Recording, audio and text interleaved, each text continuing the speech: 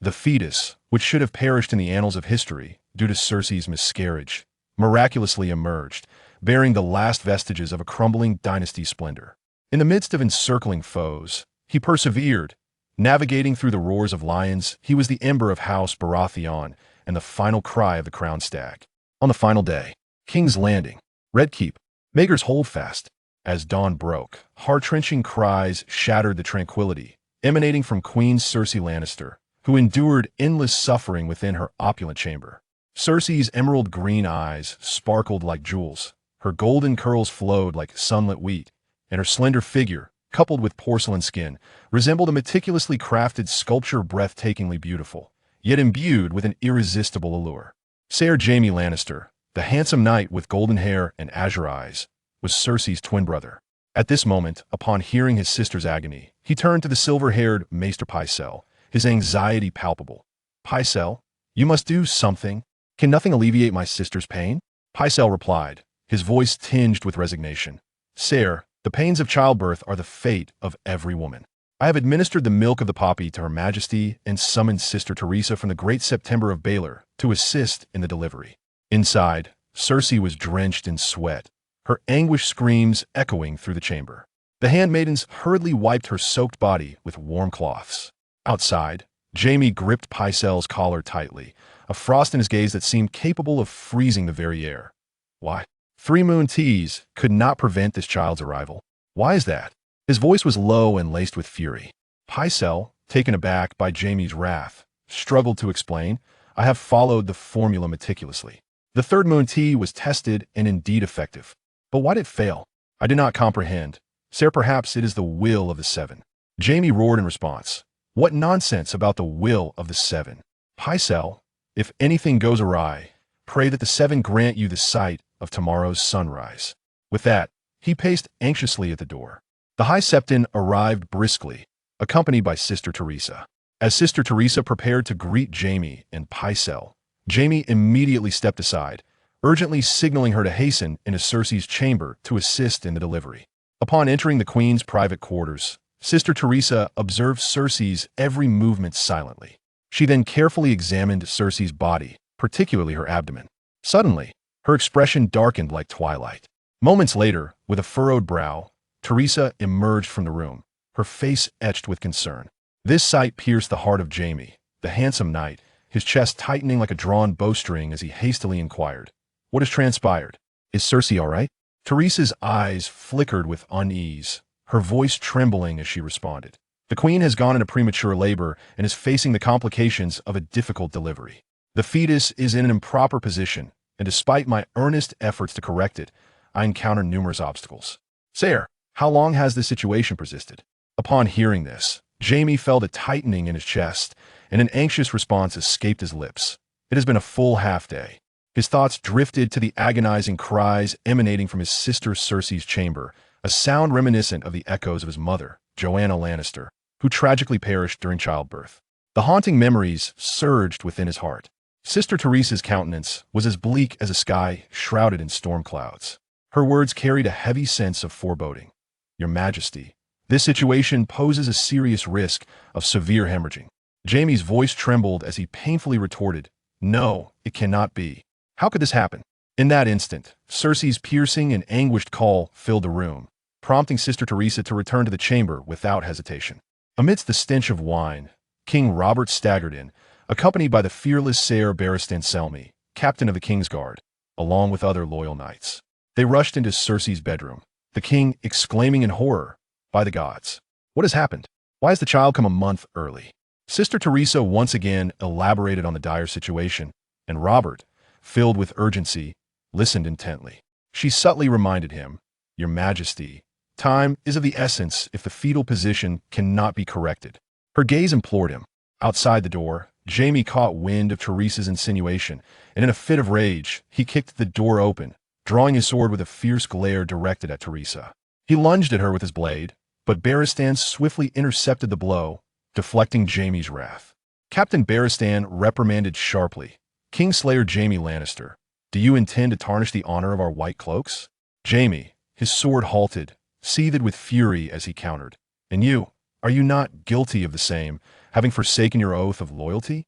Now, only we two remain of the Kingsguard from the Targaryen era. What right have you to condemn me?" Jaime Lannister's words seemed to strike a nerve within Barristan, who fell into silence, the two swords locked in a tense stalemate. Sister Teresa, frightened by Jaime's actions, paled visibly.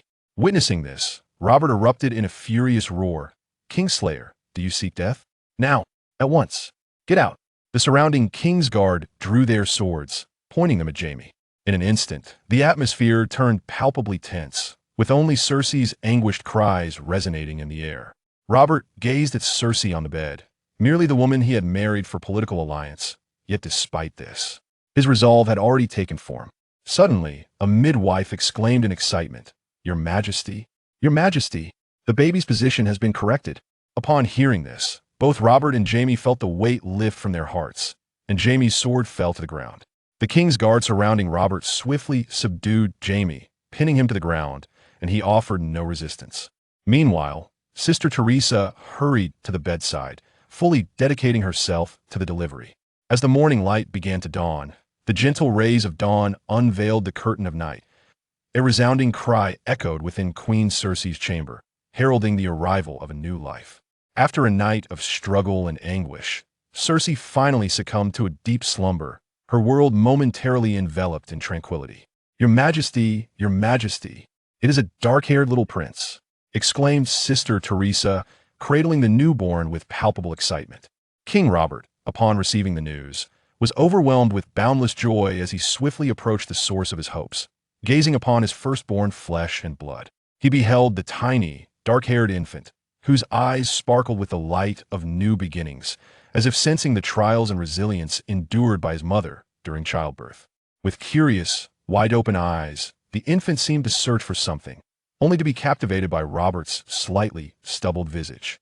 Gently, Robert took the child into his arms, smiling as his beard brushed against the infant's cheek. The child looked back at him with a mixture of confusion and wonder, momentarily forgetting the pain, simply intrigued by this unfamiliar yet affectionate man before him. "Look at this little one, he resembles me greatly," Robert declared with pride. Archbishop Sean stepped forward, his face radiating joy. At the moment of the little prince's birth, the dawn illuminated the earth. He arrives with the morning light, a blessing from the seven, Your Majesty. He shall become the harbinger of dawn, the future ruler of the seven kingdoms. A myriad of emotions surged within King Robert. He had just concluded the reign of the Targaryen dynasty, ushering in a new era of Baratheon. Now, he finally possessed a legitimate heir. Robert then turned to Sean and Maester Pycelle, inquiring about the name they should bestow upon the child. Archbishop Sean suggested the name Arthur, symbolizing nobility and valor. Maester Pycelle, however, proposed the name Lucas, derived from the god of light in Valyria. Yet, at the mention of Valyria, Robert's expression soured. He shot a glance at Pycelle and resolutely declared, "Then let it be Arthur Baratheon. This name shall bear my hopes and glory." In Sister Teresa's warm embrace, Arthur gazed up at his formidable, dark-haired father, who was engaged in hushed conversation with two elderly advisors, their words incomprehensible to Arthur, akin to a foreign tongue. He remained unaware that his name had already been decided. However, upon witnessing his father adorned with a crown, surrounded by respectful maidens and attendants, a sense of unprecedented comfort blossomed within Arthur. He realized he might be a prince, no longer burdened by the toils of his previous life. Turning his head in Sister Teresa's embrace, Arthur's gaze fell upon the slumbering Cersei's mother, eliciting a heartfelt reflection. "My mother is as beautiful as an angel. Her visage must surely reflect the kindness within her heart." After naming Arthur, Robert approached the child, repeatedly calling out his new name. Arthur watched his father with curiosity, the repeated word seeming to resonate as his own. He felt a twinge of resistance towards this father who had touched him in such an intimate manner since birth, and as fatigue washed over him, he gently closed his eyes. Robert observed Arthur drifting into slumber and chose not to disturb him. He cast a fleeting glance at Cersei, who lay unconscious from the agony of childbirth, a flicker of guilt crossing his features. He then commanded the King's guard to release Jaime Lannister, who had been subdued on the ground. Though angered by his brother-in-law's actions, Robert hesitated momentarily, ultimately warning, "This is your final warning, Jaime Lannister. Should you dare to draw your sword against me again, I shall show you no mercy. Depart now." Jaime rose, silently gazing at Cersei, who lay unharmed yet unresponsive, sheathing his sword before turning away. Robert glanced at his newborn son and wife before departing, intending to partake in the celebratory feast with his prime minister and foster father John. As he took his leave, he stationed 2 Kingsguard at the door. One was Alistair Clinton, a young and handsome knight from Griffin's Roost in the Stormlands, the second son of his family, whose sigil depicted 2 griffins. The other, Marlon Trelane, was a seasoned knight with golden hair, muscular build, and downcast eyes, hailing from the Trelane family, whose castle was known as the Gallows, bearing the emblem of a black figure hanging against a sky-blue backdrop. Archbishop's son departed with Sister Teresa, and Maester Pylar exited the chamber as well. At this moment, only 4 loyal handmaidens of the Lannister family, who had cared for Queen Cersei since her youth, remained in the room. After an indeterminate silence, Queen Cersei slowly regained consciousness amidst a haze. "Your Majesty, you have finally awakened." The anxious voices of the handmaidens chimed in her ears like the morning bird song. "Water. I require water." Cersei's voice was weak yet resolute, her body yearning for sustenance after the torment she had endured. After sipping the water offered by the handmaidens, Cersei gradually regained her senses.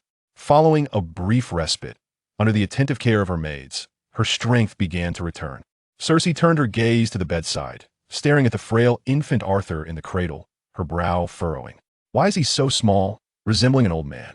The head handmaiden, Janie Farman, a beautiful noblewoman from the Isle of Tarth in the west, the second daughter of the Farman family, who had accompanied Cersei since childhood, both as her dear friend and loyal maid, replied softly, "Your Majesty, most newborns appear thus in due time. His skin will become smooth as jade. Bring my child to me. I wish to have a good look at him," Cersei commanded, gesturing for her maids to massage her weary body. Janie gently lifted Arthur. Stirring the little one from his slumber, he blinked up at her with wide, confused eyes. Janie, observing the quiet and inquisitive infant, couldn't help but smile, addressing Cersei, "Your Majesty, the little prince is truly well behaved. He shall undoubtedly grow into a handsome youth. However, he has yet to feed since his birth. I fear he will soon become hungry." Cersei closed her eyes, relishing the massage from her maid, murmuring, "This child nearly cost me my life." At her words, Janie and the surrounding handmaidens fell into silence. Fully aware of Cersei's temperament in this moment, silence was the most fitting response. Janie brought the inquisitive Arthur to Cersei's side. Arthur's gaze shifted towards his mother, filled with curiosity. Observing the boy with Robert's dark hair, Cersei inquired, "Did Robert bestow a name upon him?" Janie promptly revealed the child's name. "Arthur," Cersei murmured, her eyes glimmering with a complex array of emotions. She then questioned, "Why did this drunken fool take it upon himself to name the child without my consent?" Janie cautiously replied, "Your Grace, King Robert chose this name, signifying nobility and valor, hoping he would become a hero." Cersei shot Janie a piercing glance, an icy aura enveloping her, and coldly commanded, "Janie, you may take the other maidens and leave." Janie promptly led the maidens away, acutely aware of Cersei's ruthless nature. Reflecting on the past, Janie recalled how Cersei had once taken her and her childhood companion Myrcella to seek the sorceress in the woods near Lannisport, only for Janie to retreat in fear, leaving Cersei and Myrcella behind. Yet after that day, Myrcella vanished without a trace. Janie understood the terror that Cersei embodied. The room was now left with only Cersei and Arthur.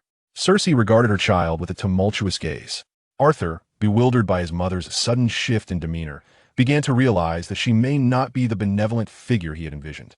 Cersei's arm suddenly reached out, gently tightening around Arthur's neck, and he felt a surge of helplessness, pondering, "Is my mother akin to a vengeful empress from another realm? Surely not. I've only just begun my new life. Must it end so soon?" Yet, as Cersei stared at her dark-haired offspring, she ultimately refrained from harming him.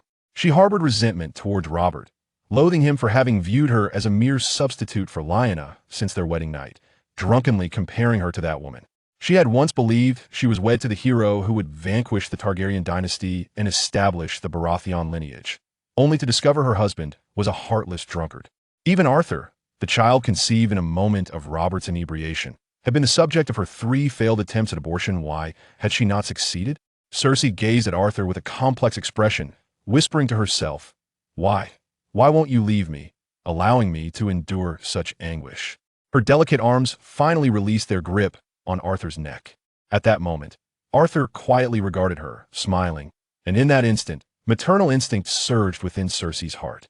Looking at Arthur in her embrace, warmth flickered in her eyes as she murmured, "This is my child, no one can take him away." Meanwhile, Arthur silently mused, "Is my mother perhaps a bit unhinged?"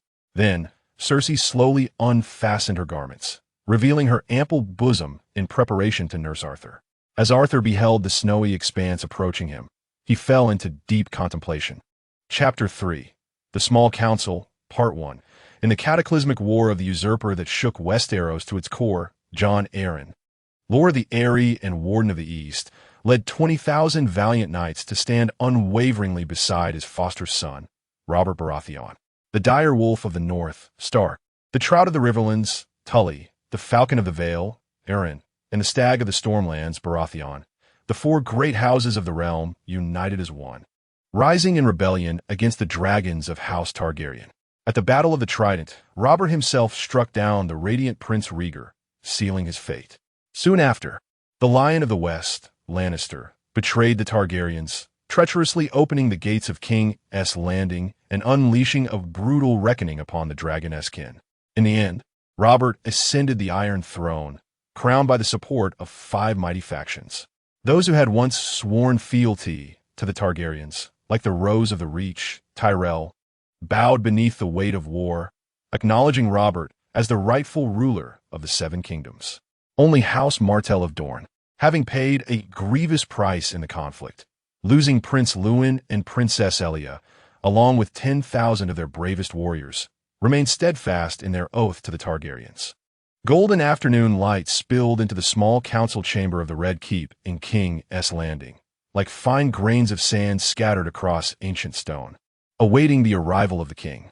The hall hummed with the weight of power and expectation.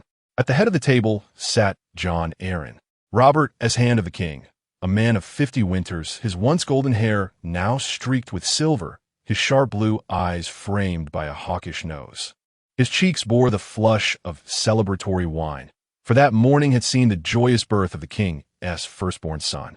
Recently, Lord Arryn had taken to wife Lisa Tully, the youngest daughter of Lord Hoster Tully, the Lord Paramount of the Riverlands, a union that entwined personal happiness with the burdens of governance. Lord Hoster Tully himself, master of laws and Lord of Riverrun, a man past 60, bore the scars of the war of the usurper upon his aging frame. His once vibrant blue eyes, like still waters, now mirrored the weariness of years. His hair a crown of silver. Varys, the enigmatic master of whisperers, a plump eunuch from the distant lands of Essos, exuded an air of perfumed mystery. Once a spymaster for the Targaryens, he had since pledged his loyalty to the Baratheon dynasty. Grand Maester Pycelle, the learned representative of the Citadel, had served under the Targaryens before bending the knee to the new regime. His balding head, adorned with wisps of white hair, whispered tales of time's relentless march. Ser Barristan Selmy, Lord Commander of the Kingsguard, known as Barristan the Bold, stood tall, his noble bearing belying the sorrow in his piercing blue eyes. A Stormlander by birth, he had fought fiercely for the Targaryens during the war, only to be swayed by Robert's mercy into serving the new king. Lord Wyman Manderly, the portly and genial master of coin, represented the interests of the North, having been appointed at the behest of Eddard Stark, Warden of the North. Absent from a chamber were King Robert himself and his brother Stannis Baratheon, master of ships, who was even now drilling the royal fleet in Blackwater Bay, preparing for the coming assault on Dragonstone, the last stronghold of the Targaryen remnants. Within the solemn confines of the small council chamber, the assembled lords and advisers held their breath, awaiting the arrival of their king. At long last, with the solemn creak of wooden doors, His Majesty the King staggered into view, his eyes alight with celebratory gleam, heralding the arrival of royal progeny. Robert offered an apologetic smile, his remorse tinged with irrepressible joy. Today, the heir to my throne enters this world. I have indulged excessively in celebration, keeping you all waiting, most unbecoming. The assembled council rose as one, their faces radiant with heartfelt felicitations. Their words flowed like a murmuring brook, converging into a chorus of praise for the sovereign blessed with an heir. Yet Jon Arryn, the sagacious and steadfast hand, furrowed his brow at Robert's words and exhaled softly. Your Grace, The affairs of state burn as fiercely as ever and brook no delay.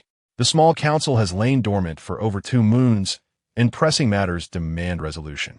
We can defer no longer. Jon regarded Robert with quiet concern. The once valiant hero now seemed more enamored with his cups and the hunt than the burdens of rule. King Robert inclined his head in weary concession. "Aye, Jon, you speak true. Let's begin." He swayed toward the throne, scarcely settling upon it before his eyelids drooped shut, as though seeking fleeting respite. The revelries of the night passed. The morning's exertions in the Queen's chambers and the subsequent wine-laden discourse with his hand had left him spent. The weight of kingship is indeed crushing. With a glance at the slumbering monarch, Jon cleared his throat and declared in measured tones, "This session of the small council is now convened." His words carried resolve, as if to rouse the king's sense of duty. Then, with the wisdom of long deliberation, Jon raised the matter that bore the kingdom's joy, the birth of his grace's firstborn, the noble Prince Arthur. At dawn's gentle light, the king in his hand had already toasted to this blessed event amidst rich vintage. Now, Jon's steady voice conveyed Robert's will. In celebration of young Prince Arthur's arrival, His Grace proposes that the nobles and small folk of the 7 kingdoms be granted a halving of this year's royal taxes, that all may share in the bounty bestowed by the 7. Turning to the Master of Coin, Lord Wyman, Jon's keen gaze held a trace of concern. "Lord Wyman, such generosity. Can our treasury bear the weight of this jubilant gesture?" The ever-prudent Lord Wyman replied with assurance, "My Lord Hand, you need not fret. Though the expenses of court and her Grace's wedding once strained our coffers, we have since reclaimed the vast wealth left by the deposed Targaryens. Near 3 million golden dragons now rest within the royal vaults.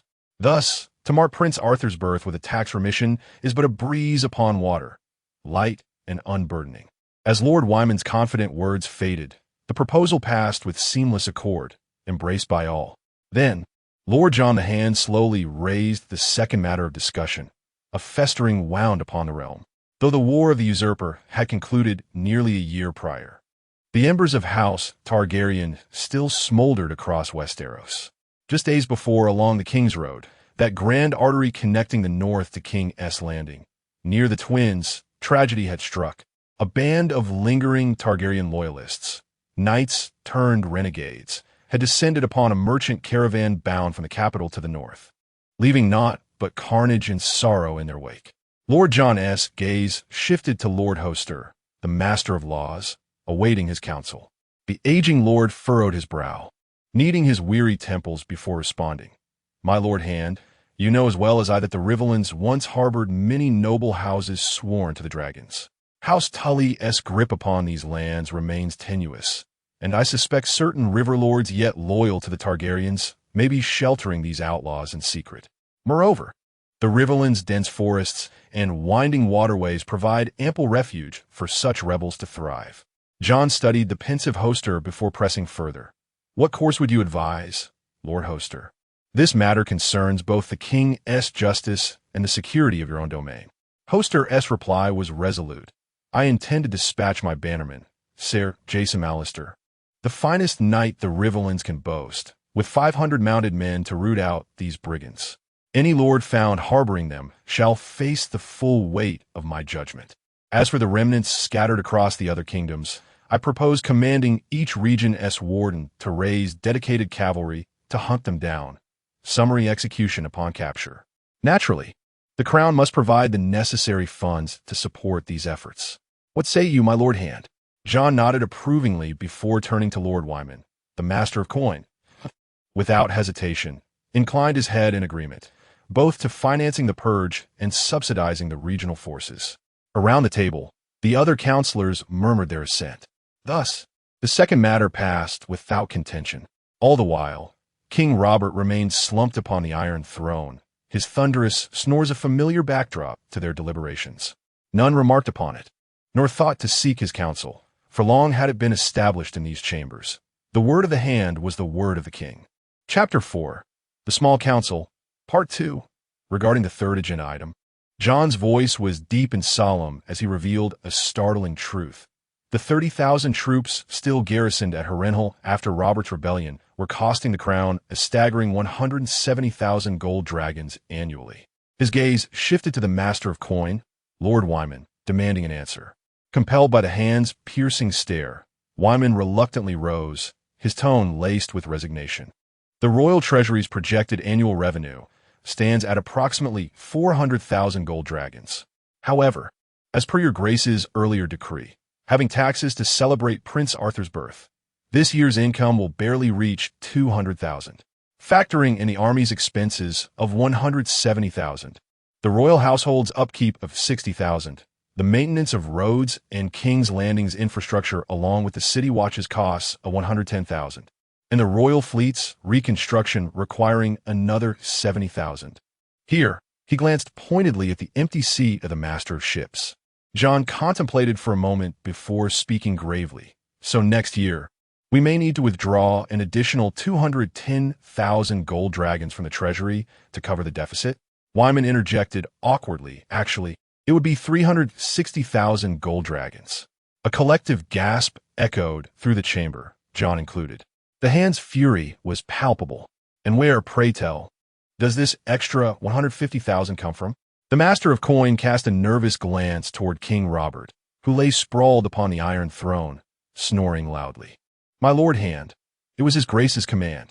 This morning, he sent word demanding a grand celebration for Prince Arthur's birth, the most extravagant in Westerosi history, costing 150,000 gold dragons. Jon staggered, pressing a hand to his temple before striding toward the slumbering king. After several attempts, Robert finally stirred, grumbling irritably, Jon, what is it? Didn't I say you could handle council matters? With restrained frustration, Jon replied, Your Grace, are you aware that your decision has plunged the realm into an additional 150,000 gold dragons of debt? Robert yawned, utterly unperturbed. A mere 150,000. Arthur is my son, the first heir of House Baratheon. Is he not worthy of such honor? Jon exhaled sharply. Your Grace, next year, we must withdraw 360,000 gold dragons from the treasury to compensate. At this, Robert sobered slightly. For tax relief and my son's celebration. No expense is too great. From 281 AC to 283 AC, 2 years of war claimed countless lives. I ended Targaryen rule and forged the Baratheon dynasty. Now, to secure our reign, such costs are necessary. Wouldn't you agree, Jon? He waved a dismissive hand. And I shall endeavor to curb such expenditures henceforth. He gazed at Jon with a radiant smile. I hope you will support my decision, Jon. Jon remained silent for a moment before responding, Robert, your perspective holds merit, but I wish you would dedicate more effort to learning the art of governance rather than dozing through every small council meeting. Robert chuckled with ease, with your counsel. I need not worry. I know my own capabilities. The assembled lords humbly demurred, and so Jon continued the discussion regarding the reduction of Harrenhal's forces. He proposed dismissing approximately 10,000 men next year, followed by gradual reductions until only a standing garrison of 10,000 remained. This proposal plunged Robert and his council into deep contemplation. Suddenly, Ser Barristan Selmy, Lord Commander of the Kingsguard, voiced his dissent. Lord Hand, if we dismiss so many warriors, including sworn knights, who, being second sons of noble houses with no inheritance, provide their own arms and steeds, pledging fealty to those who employ them, in times of peace, many such knights venture to Essos to join mercenary companies. They may become idle, stirring unrest. Moreover, over half of the 30,000 soldiers hail from the north. Before his victory at the Trident, King Robert promised these northern men they would remain in the army, drawing wages and settling in the south. How do you propose to honor that pledge? Jon met Barristan's challenge with composure. The current military size is indeed excessive. With peace upon us, downsizing is necessary. Yet you are right, it must be done gradually. After all, remnants loyal to House Targaryen still linger in Westeros. Let us dismiss 2,000 men annually, granting each 4 months' wages as compensation, and bestow upon the discharged northern soldiers the status of King's Landing citizens. What say you? Thus, the third matter passed unchallenged. In the grand chamber of the small council, King Robert, freshly roused from slumber, sat upon the iron throne, his gaze as piercing as winter's frost as it settled upon the fourth matter at hand. Yesterday, Dorne sent an envoy to King's Landing, Jon declared deliberately, bearing a demand. The surrender of Ser Gregor Clegane, the Mountain, a sworn bannerman of House Lannister, accused of murdering the innocent Princess Elia. Furthermore, Dorne requests the return of Prince Lewin and Princess Elia's remains, that their spirits may rest. In exchange, Dorne will acknowledge Robert as the rightful ruler of the Seven Kingdoms. Yet Robert's lips curled into a cold smirk, as though mocking those who dared defy his authority. Ser Gregor did well. His voice rumbled darkly through the hall. For the blood of Dragonspawn, only eradication suffices. His eyes flicked to Jon as he commanded, "Tell Dorne this. Once I have purged the last of the abominations from Dragonstone, their choice is simple: kneel or await my conquest." Prime Minister Jon was consumed by profound apprehension. Acutely aware of the brutality of war and the kingdom's unhealed wounds, Jon proposed solemnly, "This conflict has already claimed innumerable lives in Dorne. Perhaps we might consider returning the remains of the prince and princess. However, the mountain must remain in our custody. The Lannisters should compensate Dorne with 50,000 golden dragons. What say you, your grace?" After a pensive silence, King Robert gave a subtle nod. "Let be done as you suggest, Jon. Should Dorne remain unsatisfied, I shall lead the Six Kingdoms to drown their lands in crimson tides." Faced with the monarch's decisive pronouncement, not a single minister in the council chamber dared voice dissent. Thus, the fourth agenda item passed amidst this oppressive atmosphere, slipping into resolution with solemn finality. Chapter 5. Intelligence. Prime Minister Jon Arryn, like a seasoned helmsman navigating through tempestuous seas, skillfully steered the course of discussion within the council chamber. His piercing gaze swept across the assembled lords as he inquired whether any matters remained unresolved. Upon receiving a chorus of negative responses, his voice resonated like evening bells, heralding the conclusion of the meeting. Yet, just as the attendees prepared to disperse, King Robert Baratheon abruptly turned to Varys, the Master of Whispers, posing a question of paramount importance. He demanded the latest intelligence regarding the remnants of House Targaryen at Dragonstone. Varys, the mastermind behind Baratheon's intelligence network, rose gracefully and spoke in measured tones. "Your Grace, according to my sources, House Targaryen still commands a formidable naval force of 5,000 elite warriors. Their fleet, under the command of Lord Lucerys Velaryon, former master of ships from Driftmark, stands as steadfast as stone around Dragonstone, blockading Blackwater Bay and crippling King's Landing's maritime trade and supply lines." He continued, "Furthermore, the exiled Queen Rhaenor is with child. By her side stands Prince Viserys Targaryen, along with loyalists such as Ser Simon Staunton, the former Master of Laws, and Ser Willem Darry." Having delivered his report, Varys lowered his eyes humbly, awaiting the king's command. King Robert's eyes gleamed with contemplation as he nodded approvingly at Varys' words. With the meeting adjourned, Robert dismissed the council but retained Jon, while the other ministers withdrew to their duties. Once the hall stood empty, Robert regarded Jon's troubled expression and unveiled a daring plan. "I intend to dispatch Stannis to launch a surprise attack on the Targaryen royal fleet at Dragonstone. What say you, Jon?" Prime Minister Jon, taken aback, responded with cautious deliberation. "Your Grace, this appears to be a formidable undertaking. Stannis commands a fleet of merely 3,000 men, trained for only a year, while the Targaryen forces outnumber them twofold. The disparity is vast. I implore you to reconsider." A confident smile curled upon King Robert's lips. "Jon, do you recall how, when I rose against House Targaryen, I was certain of my victory? That same conviction stirs within me now. Arthur's birth has fortified my resolve. I believe triumph shall once again be ours." Jon's gaze flickered with a mixture of concern and reverence as he replied, "Your Grace, allow me to deliberate further and devise a more comprehensive strategy." With a gracious nod, King Robert dismissed Jon. Alone, Robert's thoughts burned like wildfire as he swiftly penned a secret missive. At his side stood Ser Mandon, a valiant knight of House Moore from the Vale, a proud and steadfast member of the King's Guard whose loyalty was unshakable. Robert murmured his instructions, and without hesitation, Ser Mandon departed the council chamber with a letter in hand. Outside, a chambermaid scrubbed the floors. Her eyes flickered with curiosity as she observed the knight's swift departure. Yet he swiftly immersed himself back into his duties, as though the previous moment had been but a fleeting ripple in the palace's daily rhythm. Beneath the profound velvet of night, the Blackwater Bay murmured with gentle waves while Stannis Baratheon's formidable navy of 3,000 stood silent among their tents.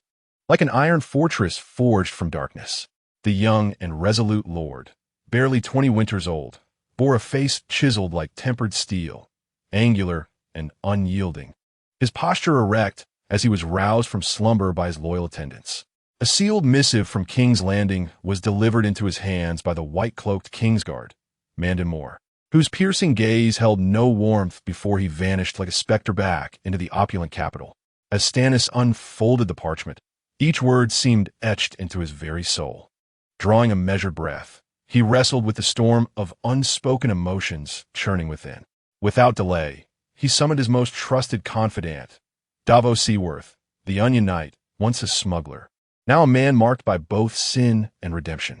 Davos, unremarkable in appearance, was a lean figure in his early 20s, his brown locks tousled by the wind. His left hand bore the price of his past, 3 fingers severed, a permanent testament to his crimes and the honor he had since earned. Upon reading King Robert's secret letter, Davos inhaled sharply, his eyes alight with unease. "My lord," he implored, his voice laced with sincerity against the might of House Targaryen's fleet at Dragonstone. Commanded by the master of ships, Lucerys Velaryon, our strength is but a whisper in the storm. To strike recklessly would court disaster. Stannis stood motionless as a statue, the letter curling into ash beneath the candle's hungry flame. His gaze hardened, his voice ringing with iron resolve. "At dawn, summon every naval commander to my pavilion. I will issue the order to take Dragonstone." Davos met his lord's eyes, his heart a tempest of conflict, yet his words were unwavering. "Your will shall be done, my lord. I will follow without fear." King's Landing, day within the shadowed recesses of the Red Keep. Raindrops tapped against the windows like hushed conspirators. Varys, his plump frame draped in silken robes that exuded a delicate perfume, had once been the master of whispers for the fallen Targaryen dynasty. Though he now served King Robert Baratheon, the spider found himself ensnared in the web of distrust woven by the new king and his hand, Jon Arryn. When word reached him that Queen Cersei had birthed a dark-haired babe, a knowing smile curled upon Varys' lips. Not even 3 moon teas could halt this life. Could it be the will of the gods? He mused. This child may yet bind the Lannisters and Baratheons tighter, securing Robert's reign. Yet the king in his hand remained wary, forcing Varys to tread with care. Perhaps, he considered, revealing certain truths about the Targaryens might ease their suspicions.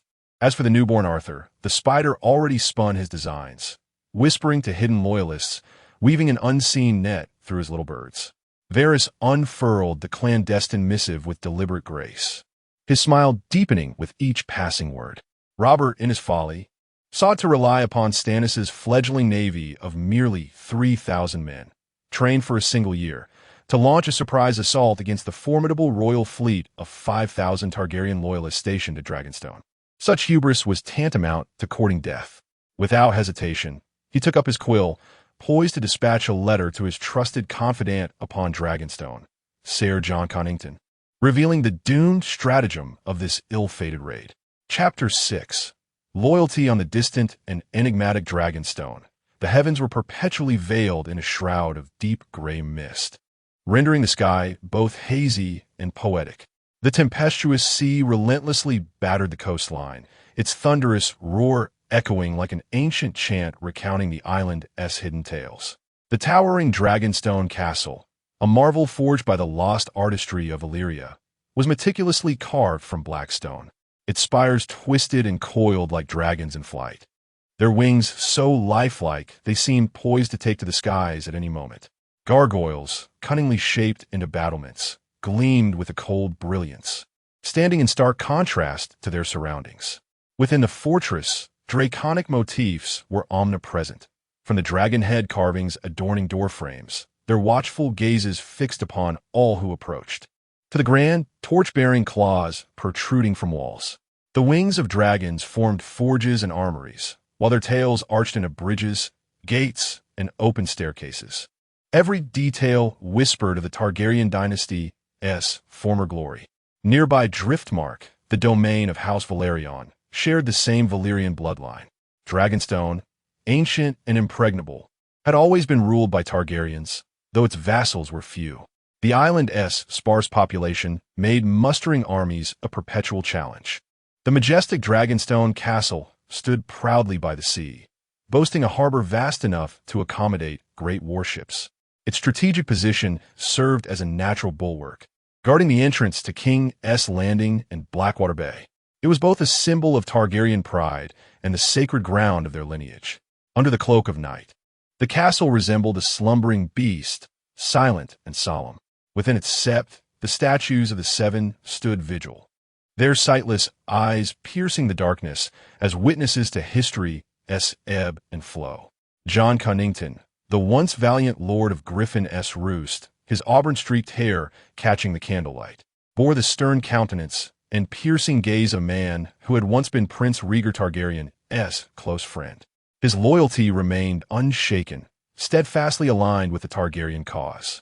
A raven's missive from King's Landing unfurled in his hands, a message from Varys, the cunning spider, who outwardly pledged fealty to House Baratheon while secretly nurturing the Targaryen restoration.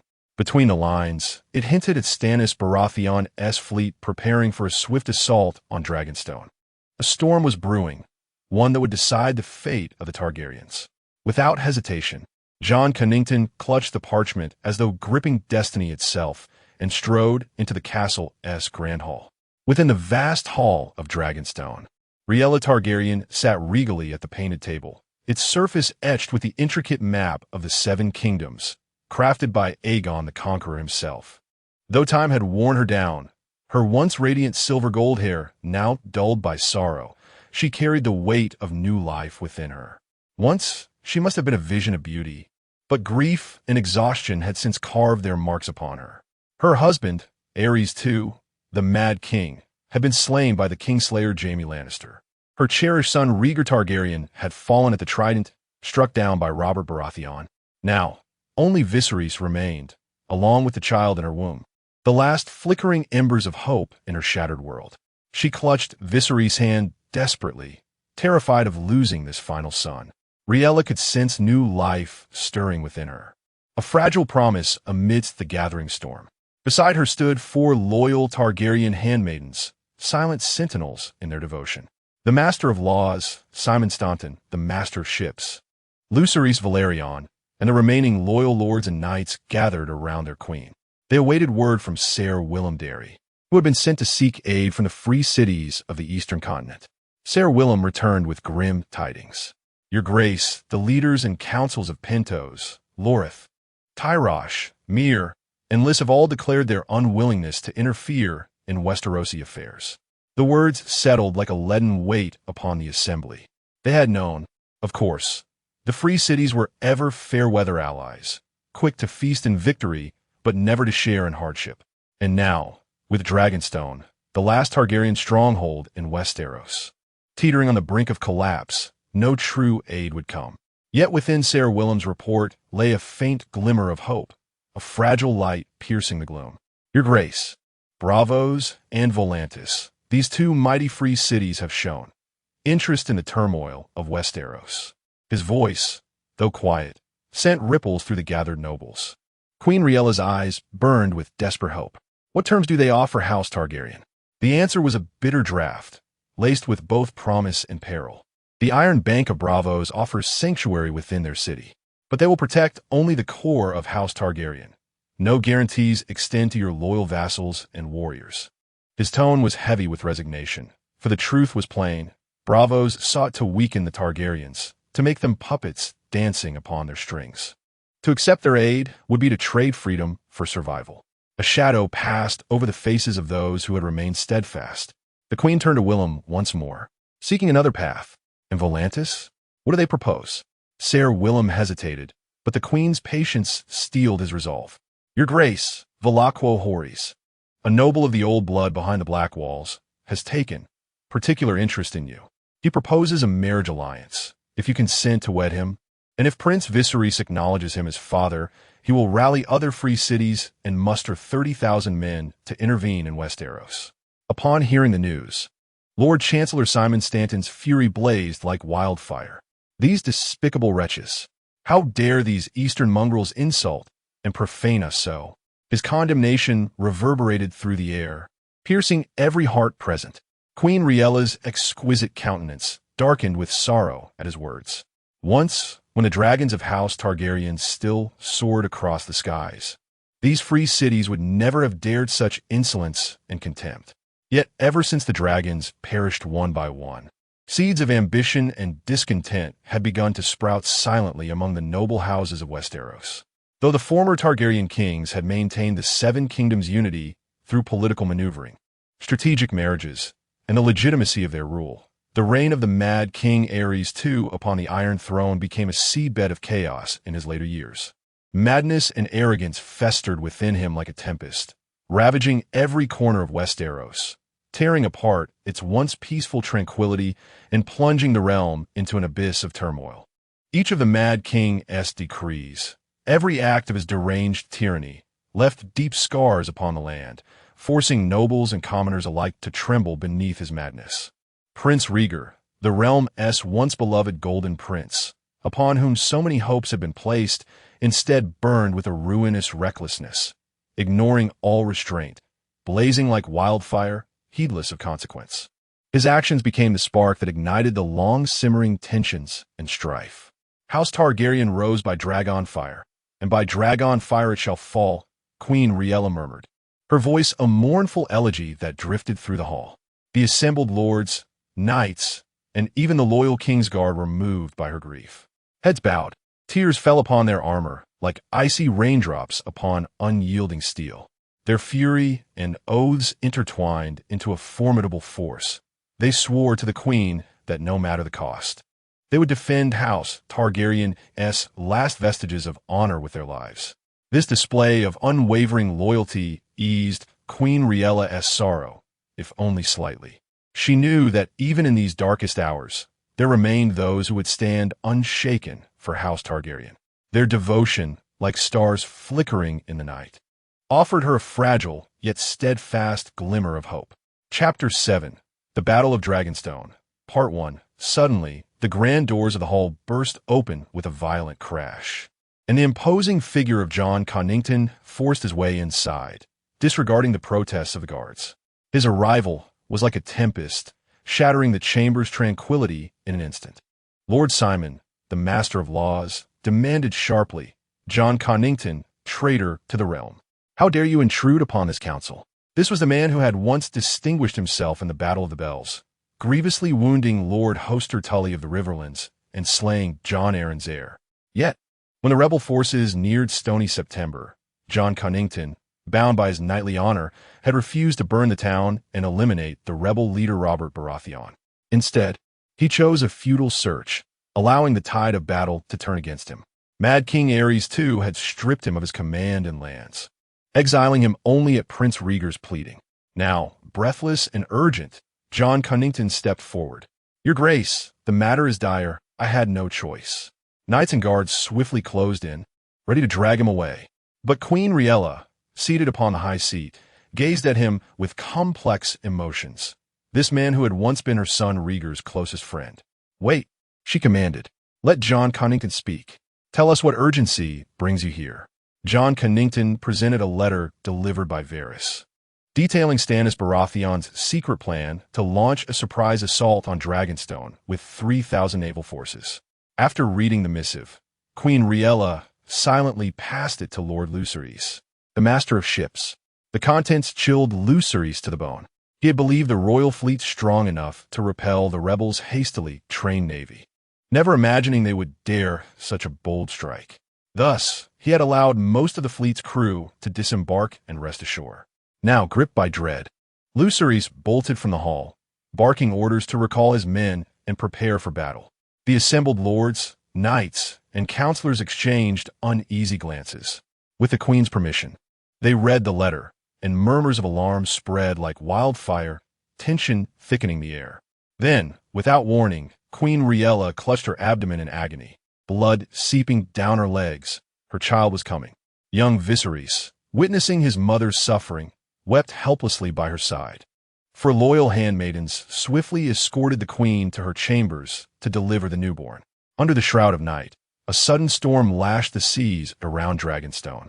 Stannis Baratheon's fleet, like dark specters, crept toward the island. The fury of the tempest seemed a herald of the coming clash, a grim omen echoing through the skies. Amid the downpour, Lord Lucerys stood upon the deck of his flagship in Dragonstone's harbor, his voice a thunderous command. Raise the battle sails. The massive black sails unfurled, emblazoned with the three-headed red dragon of House Targaryen, a defiant symbol of their dynasty's might. At the command's behest, the royal vessels unfurled their sails one after another, departing the sheltered harbor in a grand procession to meet their fateful confrontation with the Baratheon fleet. Stannis's pupils reflected a harrowing sight. The royal fleet of Dragonstone had already set sail, advancing menacingly toward his armada. Davos pleaded anxiously, urging a swift retreat or at least a rearguard action to prevent total annihilation. Yet Stannis's countenance was etched with unyielding resolve. His jaw clenched as he declared with finality that there would be no retreat, nor would any soldier be abandoned. Stannis's oath resonated like the thunderous roll of war drums, stirring the hearts of the soldiers aboard the flagship. They raised their voices in unison, swearing to follow him unto death.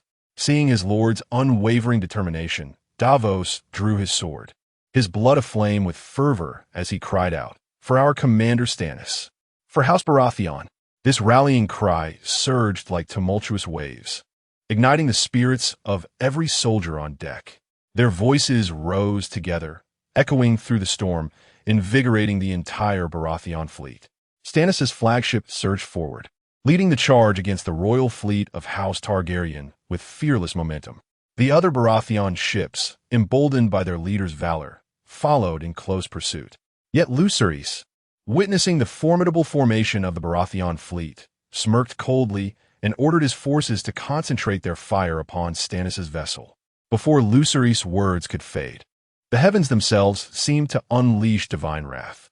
Blinding streaks of lightning, like silvered blades of the gods, tore mercilessly through the royal fleet's path, reducing once mighty warships to smoldering ruins. The searing scars of destruction marred the blackened night, casting an eerie glow upon the chaos. Fear, like a creeping plague, seized the hearts of the Targaryen soldiers. Their knees trembled as they beseeched the Seven for mercy, yet their desperate prayers were swallowed by the howling winds. Lost in the tempest's unrelenting fury, the storm raged like a monstrous beast, its gale-force wings churning the sea into a battlefield of towering waves. Each crushing swell struck the decks like the fists of an enraged titan, ensnaring the royal fleet in an inescapable nightmare.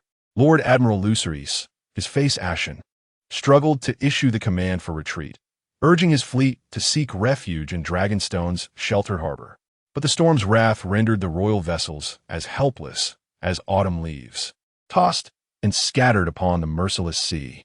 From the depths, a colossal waterspout erupted like a demon of the abyss, its writhing tendrils lashing out in frenzy, encircling the beleaguered fleet. Amidst the tempest's fury, the royal fleet flickered like fragile candlelight, teetering on the brink of extinction. Lucerys, the once proud admiral, stood upon his flagship's deck, his gaze fixed upon the lightning-split sky. The downpour drenched his cloak, yet could not extinguish the dread and despair in his eyes. His lips trembled as he silently questioned the heavens, his voice but a whisper against the thunder's roar. Have the Seven forsaken us, bestowing victory's laurels upon House Baratheon? The royal fleet struggled amidst the tempest's furious waves, some vessels mercilessly devoured by towering swells, others vanishing into the maelstrom's embrace. Targaryen soldiers wailed helplessly upon the lightning-streaked battlefield, their valor rendered fragile before nature's wrath. Meanwhile, the Baratheon fleet under Stannis' command chose strategic withdrawal, observing this apocalyptic catastrophe from afar while kindling the flames of victory in their hearts. Upon Stannis' stern countenance was etched unyielding resolve, his eyes ablaze with triumph and conviction. He knew This night would witness the crumbling of Targaryen's final dominion, and the Baratheon banners would soon flutter over Westeros' last unyielding stronghold. The royal flagship, battered by the storm's relentless fury, could not escape its doom. It was hurled mercilessly upon the jagged reefs, beginning its slow, tragic descent. Soldiers upon its deck leaped into the frigid waters, desperate to evade death's grasp. Lucerys, once the proud master of ships, knelt upon the splintered planks, watching his fleet's annihilation. Tears mingled with rain as they traced down his face. Why? Why has it come to this? He whispered, before decisively drawing a dagger across his throat, ending his life, a final, solemn note in this symphony of tragedy. When the storm subsided, the remnants of the royal fleet lay scattered across the sea like a requiem of war, silent and desolate. The winds softened, the lightning ceased its roar. Without hesitation, Stannis commanded the Baratheon fleet to advance upon Dragonstone, for he knew the island now stood defenseless, unable to withstand the iron tread of his conquering forces. Chapter 8. The Battle of Dragonstone, Part 2. Within the towering halls of Dragonstone's formidable fortress, the Queen's chamber was engulfed in anguished cries. Two handmaidens hurried through the grand doors, their footsteps echoing like a funeral knell across the cold marble floors as they prepared the birthing instruments. Outside the chamber, 8-year-old Prince Viserys knelt upon the stone tiles, hands clasped in fervent prayer to the Seven. Silent tears like scattered pearls fell upon the unyielding floor as his heart drowned in boundless terror and sorrow. Nearby stood Ser Willem and Ser Jon Connington, battle-hardened knights whose eyes mirrored the icy depths of a frozen lake, reflecting their grim foreboding. A trembling voice from within shattered the heavy silence. Your Grace, the birth is not progressing well. Suddenly, a breathless messenger staggered into the hall, his face etched with despair. Our fleet, he gasped, swept away by the merciless storm, swallowed by the sea. And now, the Baratheon ships, they approached Dragonstone. The Master of Laws, Lord Simon, was rallying the remaining forces for a desperate last stand. Ser Willem and Ser Jon exchanged glances, their expressions hardening like tempered steel as their hands tightened around their sword hilts, bracing for the inevitable. Then, with a creak, the chamber door opened. The Queen's voice, frail yet resolute, summoned them inside. The sight that greeted them was harrowing. Queen Rhaenor lay upon the bed, her lower half drenched in blood, her eyes crimson with agony, a grim omen of the Targaryen dynasty's impending fall. Prince Viserys rushed to his mother, begging the gods to spare her, even offering his own life in exchange. With immense effort, Queen Rhaenor forced herself upright, her lips bitten raw from pain. Yet her gaze remained unyielding as she commanded Viserys, Willem, Jon listen closely. Follow this handmaiden. She knows a hidden passage leading to the caverns beneath Dragonstone, where a small boat awaits. You must flee while the Baratheons attack. Take Viserys to Braavos. Seek sanctuary with the Iron Bank. Tears welled in Viserys' eyes as he clung to his mother, unable to accept their parting. But the Queen struck him sharply across the face, her voice cold as winter. No tears, Viserys. You must be strong. You are the last Targaryen. With the handmaiden's aid, she painstakingly placed her crown upon her son's head. At once, Ser Willem and Ser Jon knelt, swearing fealty to their new king. Outside, lightning split the sky, thunder roaring as Viserys III was crowned. In that final, lingering gaze between mother and son, Queen Rhaenor whispered, Go. There is no time. Though his heart shattered, Viserys knew hesitation was death. With a gentle touch to the boy's neck, Ser Jon Connington rendered him unconscious, sparing him the unbearable farewell. The three of them swiftly followed the guiding handmaiden to evacuate, while Queen Rhaenor writhed in agony, watching them depart with tears streaming down her cheeks like shattered dreams. Jon Connington cradled the unconscious Viserys, with Willem close behind, both bowing deeply to the Queen before hastening after the servant into the shadows. As their figures vanished into the dark corridor's depths, Rhaenor could no longer endure the torment of childbirth. A heart-rending wail tore from her throat, a sound like the shattering cry of her very soul. One loyal handmaiden continued assisting the delivery, while two others desperately dabbed her sweat-drenched body with towels, seeking to alleviate her suffering. within the grand and majestic halls of Dragonstone. Master of Laws Simon led the last 50 Targaryen guards clad in dragon-emblazoned armor, standing shoulder to shoulder with 20 noble knights who had sworn to fight to the death. Together, they resisted the relentless onslaught of Baratheon forces.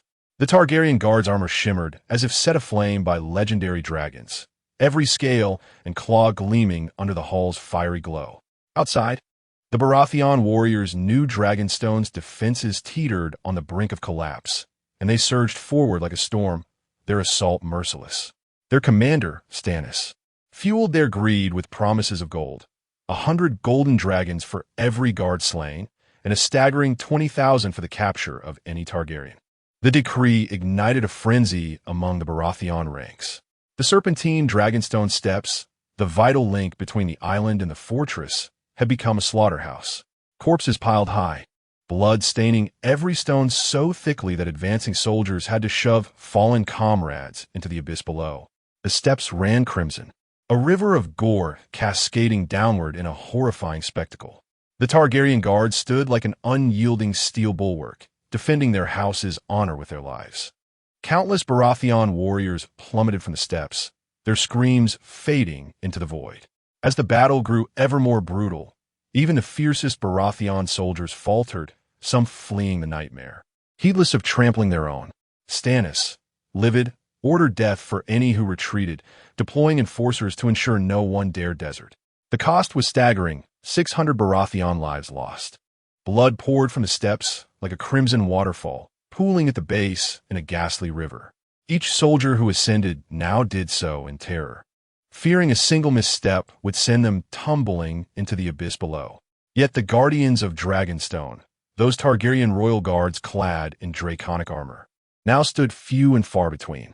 Only a handful remained steadfast upon the steps, their lives pledged as sacred oaths to defend the dignity of House Targaryen. The warriors of House Baratheon glimpsed the first light of victory shimmering upon the horizon, their fighting spirit igniting instantly as they charged forward with reckless abandon. After a night of blood-soaked battle, they finally ascended the last few steps leading to the gates of Dragonstone. In that moment, they seemed to hear the triumphant call of victory echoing upon the wind, heralding the final confrontation. Within the gates of Dragonstone, the Master of Laws, Simon, stood unyielding as bedrock, flanked by the last 20 noble knights. Their eyes burned with an unquenchable fire, blazing with the resolve of men who had embraced their fate. Simon's voice thundered through the hollow halls of Dragonstone, filled with indomitable pride. To stand beside you in defense of the final glory of House Targaryen is the brightest honor of my life. The Baratheon warriors wielded their mighty battering ram, each strike shaking the earth like the wrath of thunder. Behind the gates, Simon and his knights steadied their breaths. Their spirits coiled like springs, ready to meet their destined end. When the gates finally shattered beneath the relentless assault, a crimson storm of steel and blood swept through Dragonstone. Blades flashed, lives intertwined in the dance of death, and the toll of fallen warriors rose like a tragic symphony. Through this crucible of fire and blood, the last 20 noble knights perished to a man, their lives a testament to their unwavering loyalty to House Targaryen. Though the victorious Baratheon army bore the marks of triumph upon their faces, they could not help but regard their fallen foes with solemn reverence. 3,000 Baratheon soldiers have been bloodied by a mere 70 defenders of Dragonstone, who, through sheer tenacity and the advantage of terrain, had claimed nearly 1,000 lives before their own. Battered and broken, Simon lay at the entrance of the great hall, his breath shallow. Recognizing his station, the surviving Baratheon soldiers stayed their blades. Stannis and Davos ascended the steps of Dragonstone, their boots treading upon shattered limbs and spilled blood, each heavy step resonating in Stannis' heart. The war, he murmured, is nearly over. Entering the hall, Stannis beheld the grievously wounded Master of Laws and spoke with solemnity. Your loyalty shall be remembered by history. If you yield, I shall plead for mercy before the king. Simon, his face streaked with blood, replied weakly, Baratheon boy, kill me. Spare me your hollow mercy. I crave death, not disgrace. Boy. Understanding, Stannis nodded and drew his sword, the steel glinting coldly. The Baratheon soldiers gently lifted Simon, and in a single swift motion his head fell, his eyes in that final moment reflecting peace and release. Stannis' blade had granted him at least a shred of dignity in death. Then Stannis commanded, "Have men dig graves for these noble knights who remained loyal to the dragon. Let them rest." In the shadow-laden corridors of Dragonstone, Stannis led his guard with each step etched in unwavering resolve. They pursued the last Targaryen bloodline like hounds tracking the scent of dragons.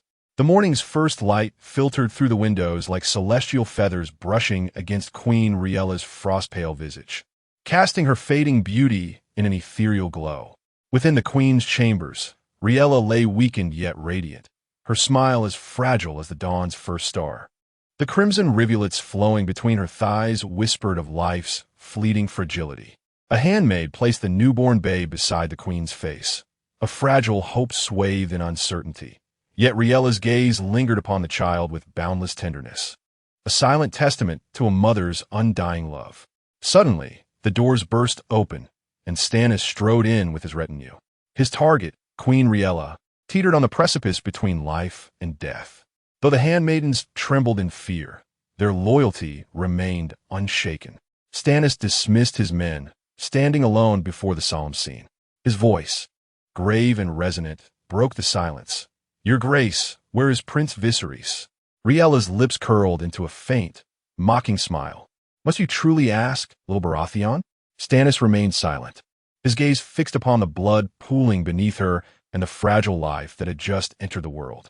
"Your Grace, has this princess been given a name?" A sorrowful smile touched Rhaenyra's lips. "Storeborn, Daenerys Targaryen." Tears slipped silently down her cheeks, for she knew she would never see her child grow. In a trembling plea, she whispered, "Do not harm her.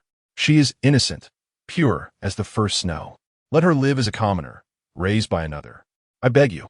For a fleeting moment, Stannis' iron will wavered. Then, cold resolve reclaimed him.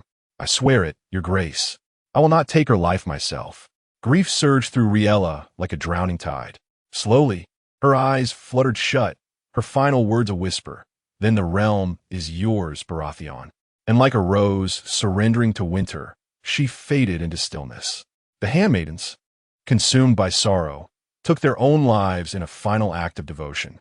Stannis stood amidst the tragedy, his heart heavy, lifting the infant Daenerys into his arms. He turned to Davos beyond the door. "Prepare the queen's pyre with the highest honor, for the Targaryens belong to the flames." Chapter 9. A Mother's Love. King's Landing. The resplendent jewel in the crown of the Seven Kingdoms stands majestically upon the eastern shores of Westeros, gazing imperiously over the tempestuous waters of Blackwater Bay. Here lies the Iron Throne, a symbol of power and dominion. Encircled by towering walls, the city is guarded by the valiant City Watch, their gilded armor earning them the moniker Gold Cloaks. Beyond these fortifications, the impoverished masses have erected their humble dwellings, forming a stark contrast to the grandeur within.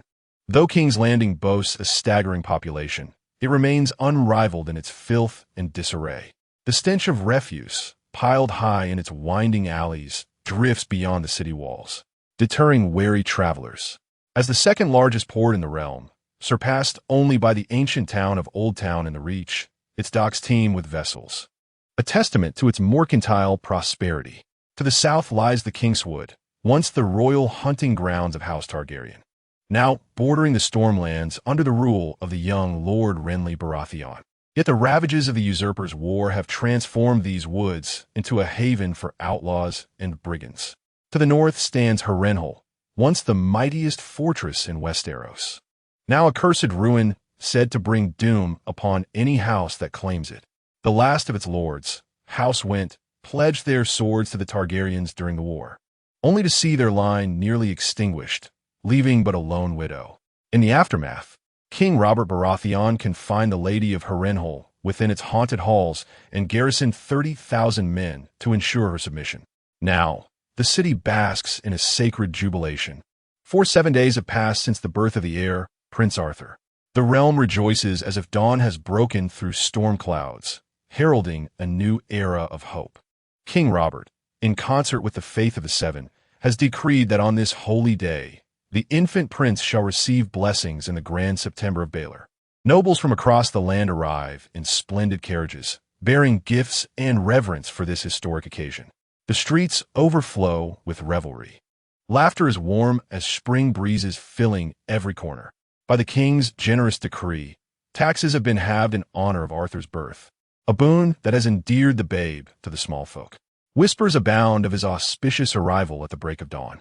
Moreover, the king has proclaimed that any soul deemed pious by the faith may enter the sept to witness the ceremony and receive 7 silver stags, a blessing as radiant as starlight in the eyes of the faithful. Thus, people affectionately refer to Arthur as the Dawn Prince or the Silver Stag Prince. The name Arthur Baratheon became a warm blessing, lingering on every commoner's lips. While the gleaming silver stag coins shimmered like royal promises in the hearts of all who sought entry into the great September, Lord Eddard Stark of the North, accompanied by over 50 retainers, was journeying from Dorne through King's Landing to return to the north. Upon hearing of the birth of Robert's firstborn, Arthur, Eddard resolved to partake in the grand celebration. Cradled in his arms was Jon, the child born to his sister Lyanna in her final moments, also the son of the late Prince Rhaegar Targaryen. Lyanna's disappearance had ignited the spark of Robert's rebellion, and Rhaegar's actions had stoked Robert's fury toward House Targaryen into an inferno. Ultimately, the once mighty Targaryen dynasty was overthrown, giving rise to the Baratheon reign. Eddard knew well that should Robert discover Jon's true lineage, an irreversible tragedy might unfold. This secret was his alone to bear. Even his most trusted retainers remained oblivious, knowing only that Lord Stark had led them to slay the Kingsguard stationed outside the Tower of Joy, among them Arthur Dayne, the legendary Sword of the Morning, the finest knight in the 7 kingdoms. 20 valiant Northmen had perished in that clash. Afterward, Eddard emerged from the tower with an infant in his arms, declaring the child his bastard. Though doubts lingered in the hearts of his men, they chose unwavering faith in their liege and obeyed his command of silence. Beneath the midday sun over King's Landing, the towering red walls of the Red Keep cast elongated shadows. The royal procession commenced with solemn grandeur. Bound for the great September of Baelor, King Robert, eschewing the comfort of the carriage, sat astride a mighty steed, his posture as unyielding as an ancient pine, leading the retinue forward. Behind him, the King's Guard followed like silver arrows, their armor glinting coldly in the sunlight. Within the carriage, Queen Cersei cradled her beloved prince, her eyes brimming with tender devotion. 7 days old, Arthur's skin had grown as delicate as freshly fallen snow, flawless and pure. His finely sculpted features bore an ethereal beauty capable of stirring any heart. To Cersei, he was her entire world. Her gaze never strayed from him. The radiant and captivating queen showed no trace of weariness from childbirth a week prior, instead exuding vitality.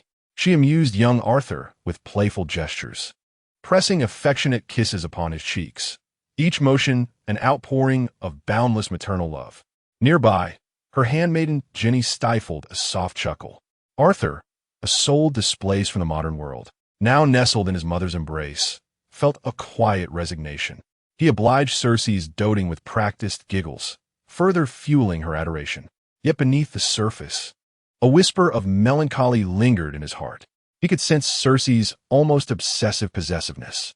Wherever she went, the queen insisted on bringing him along, as though unwilling to be separated even for a moment. Arthur gazed at her with a gentle smile playing upon his lips.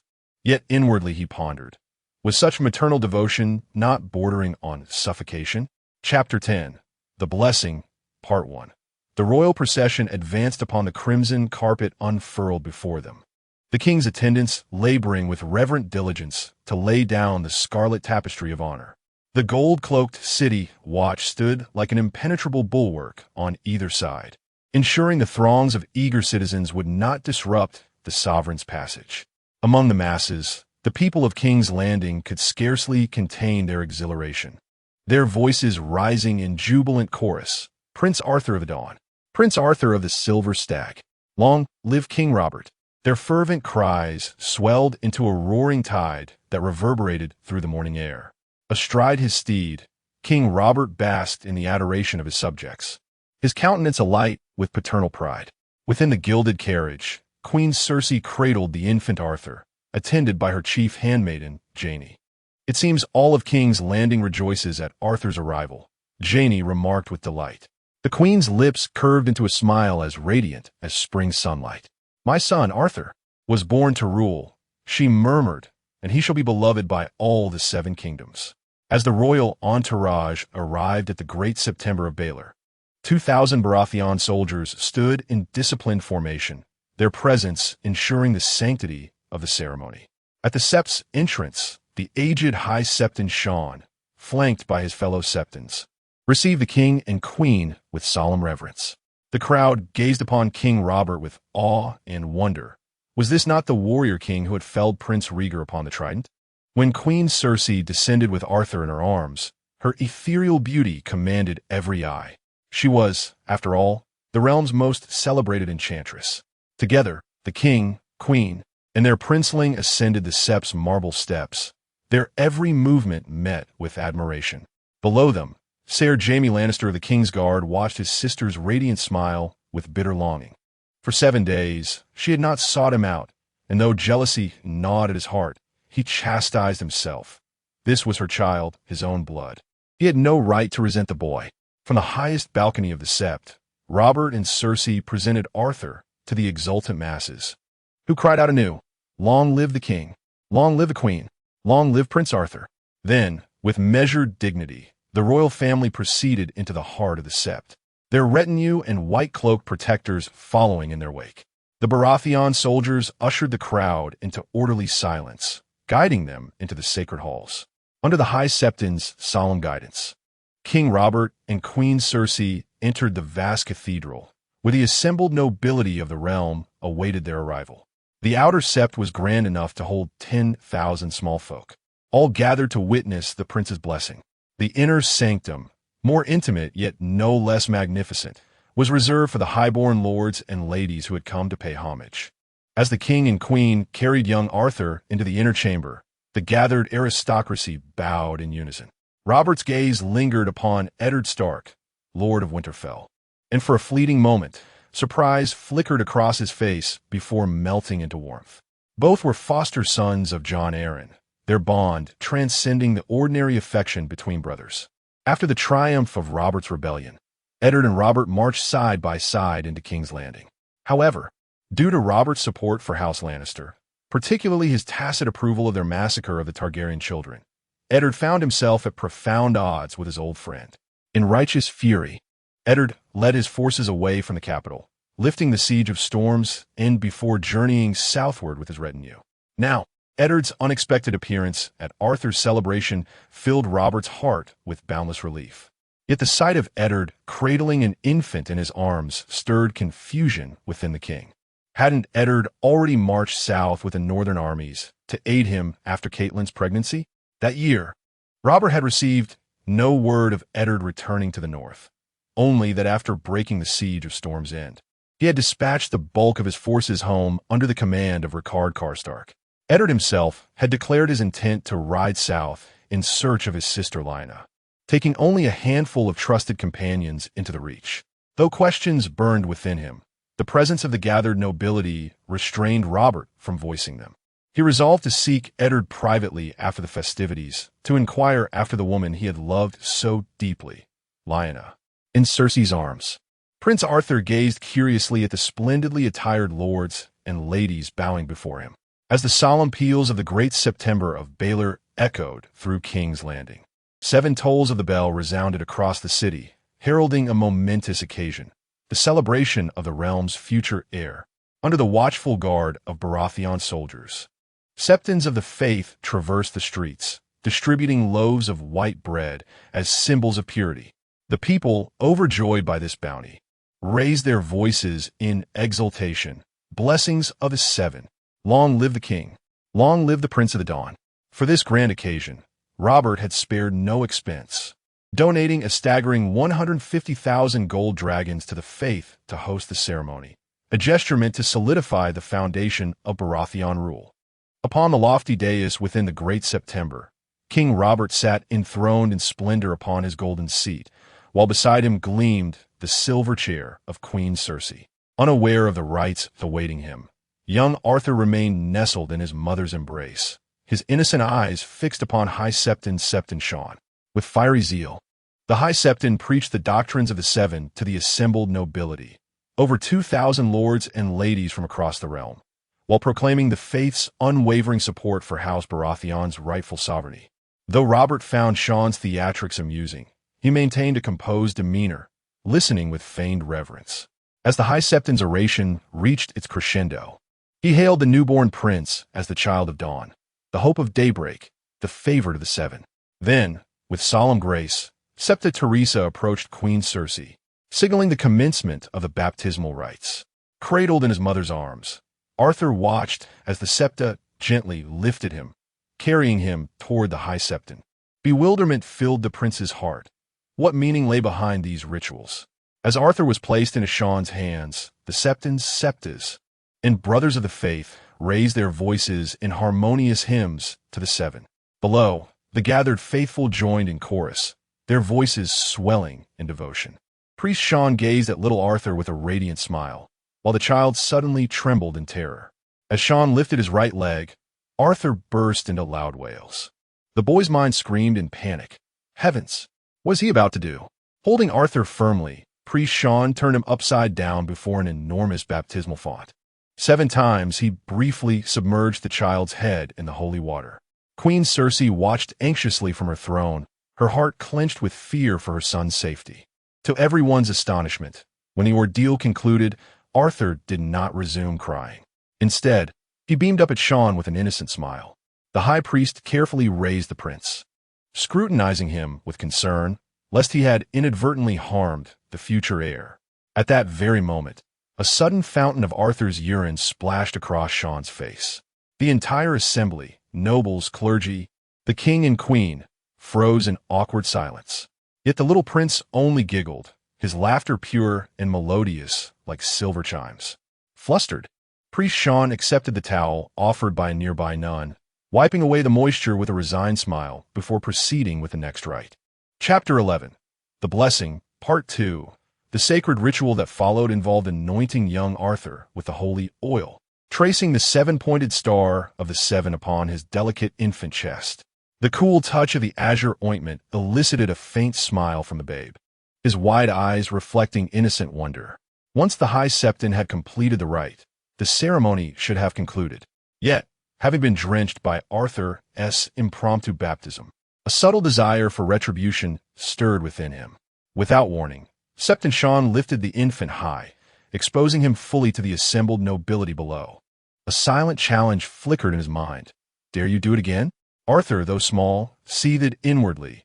This wretched cur, what a vile creature. The nobles observed with amused smiles, while ladies concealed their laughter behind delicate hands, torn between fascination and discomfort. King Robert frowned. High Septon, is this part of the ritual? Lowering Arthur gently, Septon Sean replied with practiced serenity. Your Grace, this is to demonstrate to the lords and ladies that Prince Arthur has indeed been blessed by the Seven. Moreover, the common folk outside must also bear witness, to know that the prince is favored by the gods, ensuring his future reign shall be prosperous. Queen Cersei voiced her concern. But must our son be displayed so openly? The High Septon reassured her, Fear not, Your Grace. The prince is but a babe. There is no shame in this. More importantly, the realm must see that he is the chosen of the Seven, destined to rule under their divine protection. With the king and queen's reluctant approval, Septon Sean carried Arthur toward the outer hall, where the masses awaited.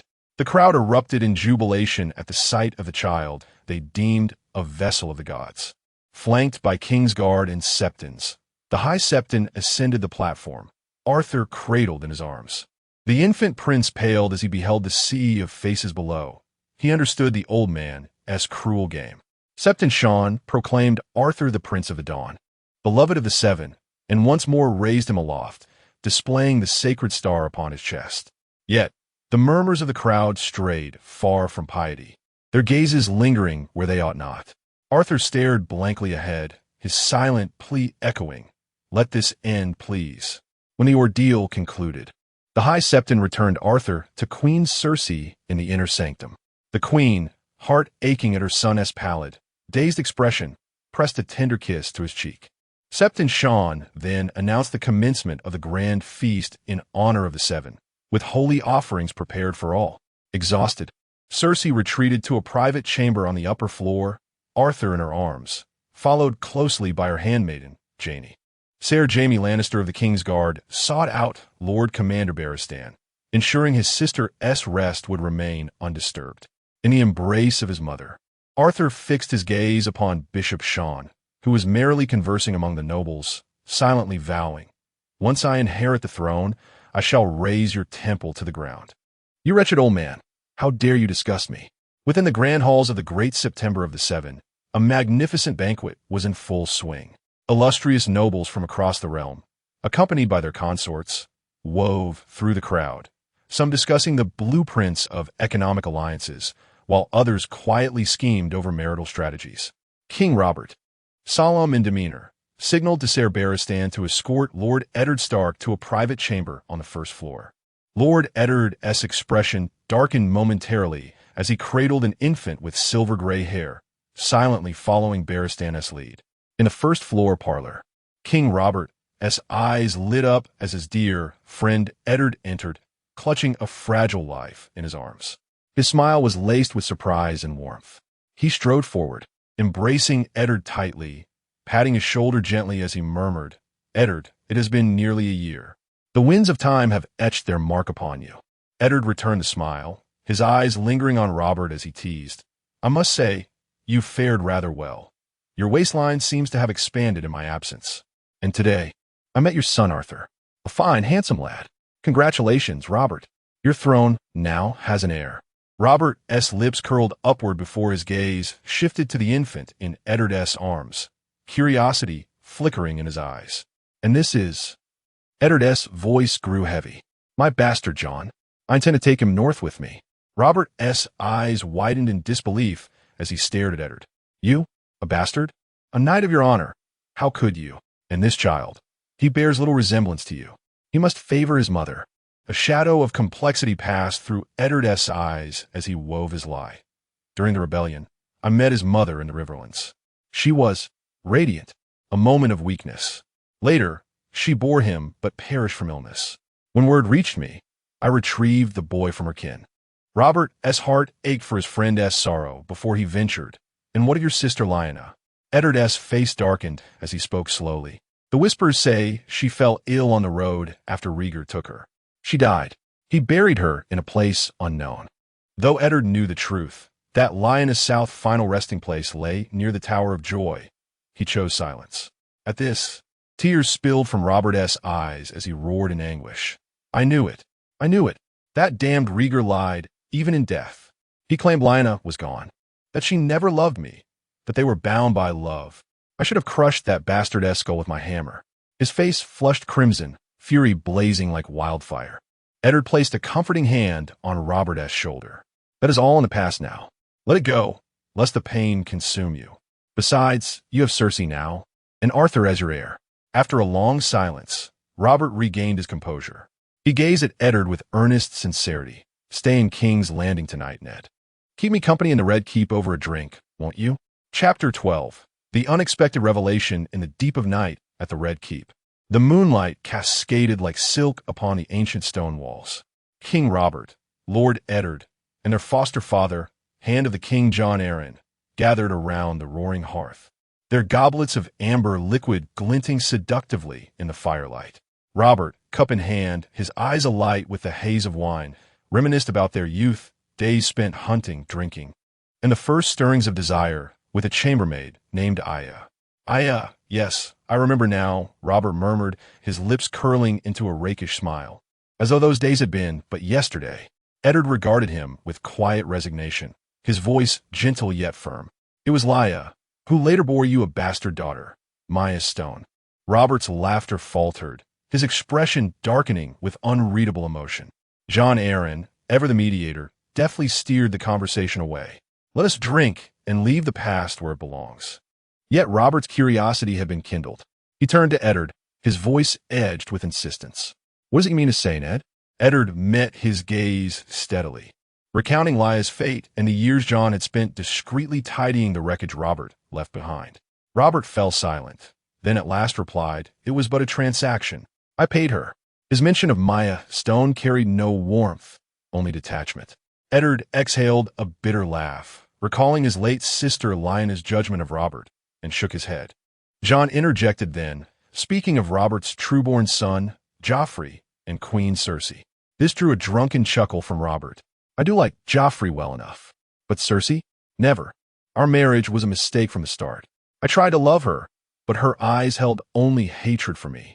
So between us." Before he could finish, Ser Mandon Moore of the King's Guard burst in, whispering urgently into Robert's ear. The king's mirth vanished, replaced by sudden sobriety, declaring an unexpected surprise. He invited Jon and Eddard to witness it shortly before striding out. Exchanging uneasy glances, Jon and Eddard watched him depart. The night in the Red kept growing heavier with unspoken tension. In the hushed silence of the throne room, King Robert sat upon the Iron Throne, cradling a slumbering infant girl. His brother Stannis stood below, head bowed, his emotions veiled.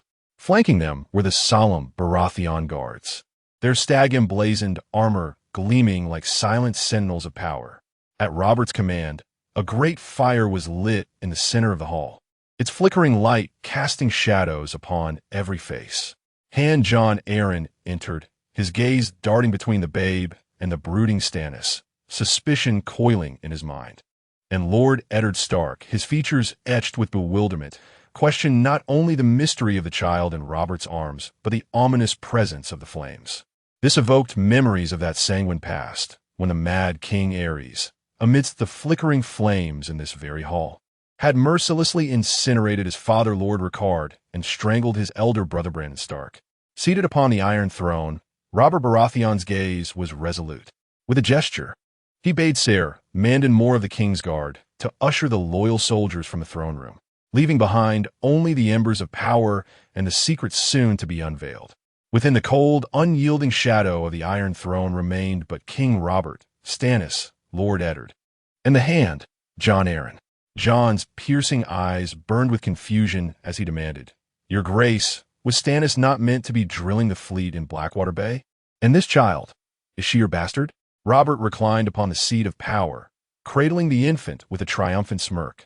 "I summoned Stannis in secret, commanding him to launch a surprise assault on Dragonstone.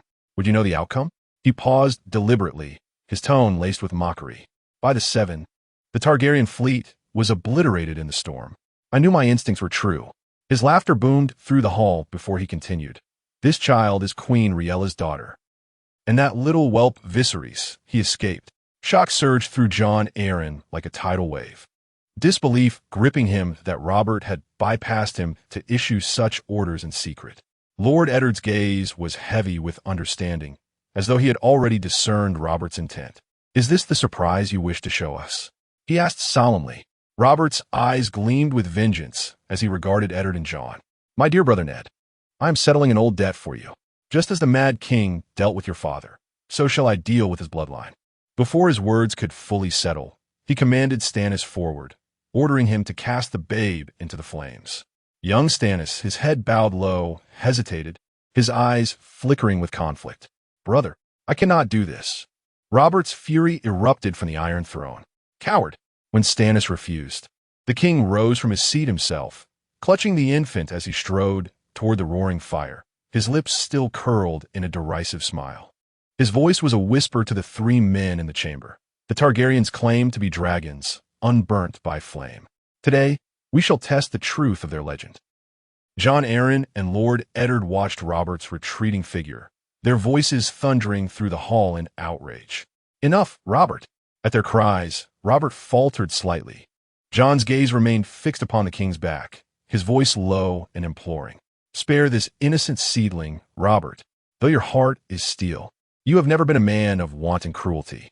Lord Eddard, ever the voice of reason, added, "Dragonstone has fallen. The last refuge of House Targaryen in Westeros is no more.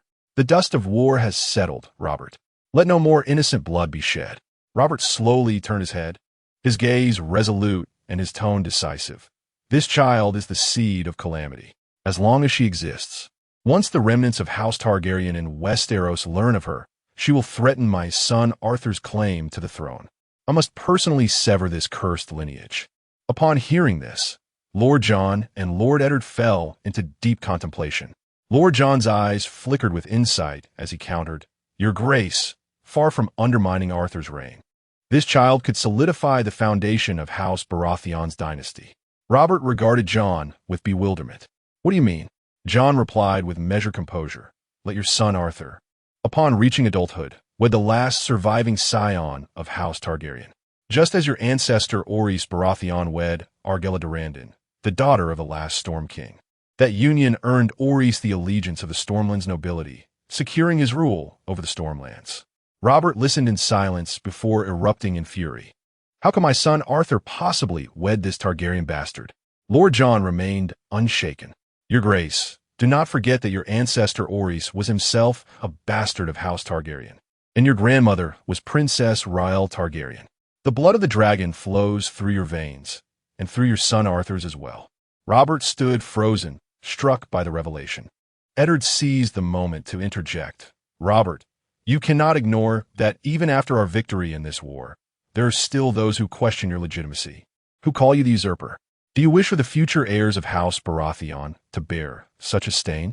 Arthur wedding this Targaryen girl would be the wisest choice. Their child would silence any noble who dares challenge the legitimacy of your dynasty." Robert pondered this before turning to Eddard. "And what of the betrothal we arranged for our children?" Eddard's eyes betrayed a flicker of guilt toward his unborn daughter and his wife Catelyn. For this meant House Stark might lose the chance to place a queen upon the throne. Yet, to save an innocent life, he deemed the sacrifice worthy. He spoke solemnly. "Arthur is not your only child. My daughter may wed your second son, or as recompense, you might pledge your future daughter to my heir, Robb." Robert was deeply moved, recognizing the magnitude of House Stark's sacrifice. "You are truly my brother, Eddard," he murmured gratefully. Then, shifting his focus, he asked, "Now what shall we do with her?" He gazed at the infant Daenerys in his arms, her silver hair and violet eyes radiating innocence. Lord John answered, "The Lannisters must never know. They have already slaughtered House Targaryen to the last.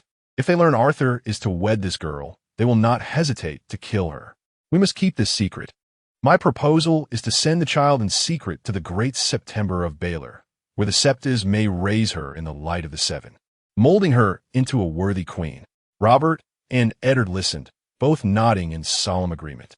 Under the cloak of night, Ser Mandon cradled the infant girl and departed the Red Keep in silence, making his way toward the great September of Baelor.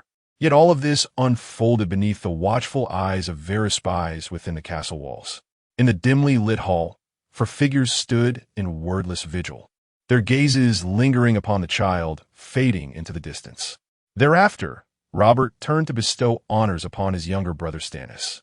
In recognition of his conquest of Dragonstone, he bestowed upon Stannis the title of Prince of Dragonstone, entrusting him with command of the future royal fleet of House Baratheon. Stannis accepted this accolade, his countenance a tapestry of conflicting emotions, though turmoil churned beneath the surface. As he turned to depart, his fists clenched so tightly that his knuckles whitened, beads of crimson blood welling from the strain, a visceral manifestation of the anguish this so-called honor wrought upon him. In the depths of his soul, a bitter question festered. Why? Why have you never regarded me as a true brother? To grant Storm's end to the youngest, Renly, while offering me naught but this hollow, princely title. Chapter 13. Ebony and gold. The Kingswood south of King's Landing. Amidst the verdant expanse of the Kingswood, the royal hunting feast unfolded in celebration of Arthur's name day. King Robert led his courtiers and nobility into the grand pavilion, where 5-year-old Arthur sat beside his mother Cersei. The boy's raven locks framed his handsome visage, while emerald eyes inherited from his mother shimmered with quiet intelligence. Cersei cradled their sleeping daughter Myrcella against her swollen belly, while the headmaid Janny held 4-year-old Joffrey Baratheon, whose golden curls contrasted sharply with his elder brother's dark mane. The slumbering 2-year-old angel Myrcella Baratheon nestled in her mother's arms, her cherubic face the very embodiment of innocence. Arthur sat motionless beside his mother, eyelids half lowered as if contemplating profound mysteries. His thoughts wandered through the annals of Westerosi history, discussed with Maester Coleman, Hand Jon, Aeron's advisor. The arcane arts of sorcerers, the might of dragons. Legends of giants and children of the forest filled him with celestial awe, though these mythical beings had faded into distant memory like stars at dawn. The noble houses of Westerol traced bloodlines stretching back millennia, most having ruled their domains for 1,000 years. The Baratheon ascendancy owed much to House Baratheon's union with Argella Durrandon, last of the Storm Kings, without which their dominion over the Stormlands might never have been. In this world of rigid, feudal hierarchy, class barriers stood impregnable. Only Aegon the Conqueror's Dragonfire had temporarily united these fractured realms 3 centuries past. Yet even draconic power couldn't permanently dismantle this system without challenging the entire Westerosi aristocracy. The Baratheon dynasty inherited Targaryen territories and taxation systems, with 3 centuries of Targaryen rule gradually centralizing power in the Crownlands, combined with Robert's formidable influence in the Stormlands. This created a concentration of authority unmatched by other great houses. Yet Arthur understood true centralization would require generations of careful cultivation against millennia of aristocratic tradition. The current regime resembled a fragile alliance of great houses: Eddard Stark's North, Jon Arryn's Vale, partial Riverland's allegiance, and Lannister ties through marriage, all balanced precariously as though treading a knife's edge. A single misstep could unravel everything. "What occupies your thoughts, Arthur?" Robert's booming voice interrupted as the king strode into the pavilion, ruffling his son's dark hair affectionately. Arthur surfaced from contemplation with a practiced smile. "Nothing of import, father. Merely feeling somewhat weary of festivities." Robert's eyes shone with longing to take his heir hunting, but one glance at Cersei's warning glare made him reconsider. Today was Arthur's celebration, and the pavilion brimmed with noble families, no place for parental discord. Thus, he turned and had his attendants assist him in donning his hunting attire, preparing to venture into the royal woods. Arthur gazed within the tent at his father, King Robert, who was being meticulously adorned by his servants in preparation for the hunt, his eyes brimming with sympathy, for he knew the shocking secret, that Joffrey, Myrcella, and even the unborn child in Cersei's womb might not be Robert's true heirs. Yet, from the moment he came into this world, his mother's malice toward him had dissipated. Cersei's care for Arthur was tender and unceasing, offering him a sense of security he had never known. But beneath this comfort lay an insatiable desire for control, one that suffocated Arthur, binding him to her side no matter where she went. When Arthur was but 3, Robert, under the pretense of fostering his social skills, had taken him to revel with the nobles of the Crownlands and the Stormlands. Under his drunken father's influence, the young Arthur tasted the intoxicating wine, his world spinning. When Cersei, like a lioness protecting her cub, snatched Arthur back in fury, a fierce quarrel erupted inevitably. Now, King Robert, fully armed for the hunt, surrounded by his retinue, grinned at Arthur and declared, "Arthur, watch as I bring down a mighty stag for you, a grand feast in your honor." Arthur smiled as he watched his father depart, while Cersei observed Robert and his entourage with a gaze laced with subtle disdain. Once Robert had gone, noble women from the great houses of the 7 kingdoms arrived in succession, stepping gracefully into Queen Cersei's pavilion to pay their respects and present carefully chosen gifts for the prince's birthday. Cersei entertained them, her eyes frequently lingering on Arthur, as though fearing he might vanish at any moment. That incident with Robert had only intensified Cersei's possessiveness over Arthur. Yet despite this, Arthur maintained a certain distance from his mother. Even at the tender age of 3, during a family gathering, he had displayed remarkable intelligence, requesting Ser Barristan Selmy, the Lord Commander of the Kingsguard, to train him in combat, asking hand of the King Jon Arryn to arrange for Maester Coleman to tutor him in learning, and insisting on a chamber of his own. Robert had readily agreed, while Cersei, preoccupied with Joffrey and Myrcella, temporarily restrained her urge to control Arthur, only occasionally demanding his company in her leisure hours. Cersei studied Arthur, his serenity and composure like a radiant star in the night sky, bringing solace to her heart. The child rarely cried, his raven-black hair gleaming like ebony, his bright emerald eyes as deep as a summer forest, his skin flawless as freshly fallen snow. Yet, the darkness of his locks left a faint trace of regret in her, as though missing a hue she had longed to see. At that moment, the 3-year-old Joffrey in Jane's arms grew restless, limbs flailing, roaring like a young lion demanding milk. Arthur watched helplessly, far preferring his quiet and gentle sister Myrcella, who remained ever serene. Months ago, when Arthur was training in martial arts under Barristan's tutelage, Joffrey audaciously intruded into his bedchamber and stole the exquisitely carved stag statue gifted by their uncle Stannis. Consumed by righteous fury, Arthur delivered a resounding slap across Joffrey's face before reclaiming the stag, declaring this physical reprimand as an indelible lesson.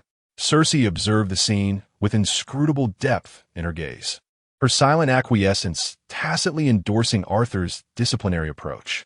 From that moment onward, Joffrey regarded his elder brother with newfound reverence mingled with fear. Chapter 14.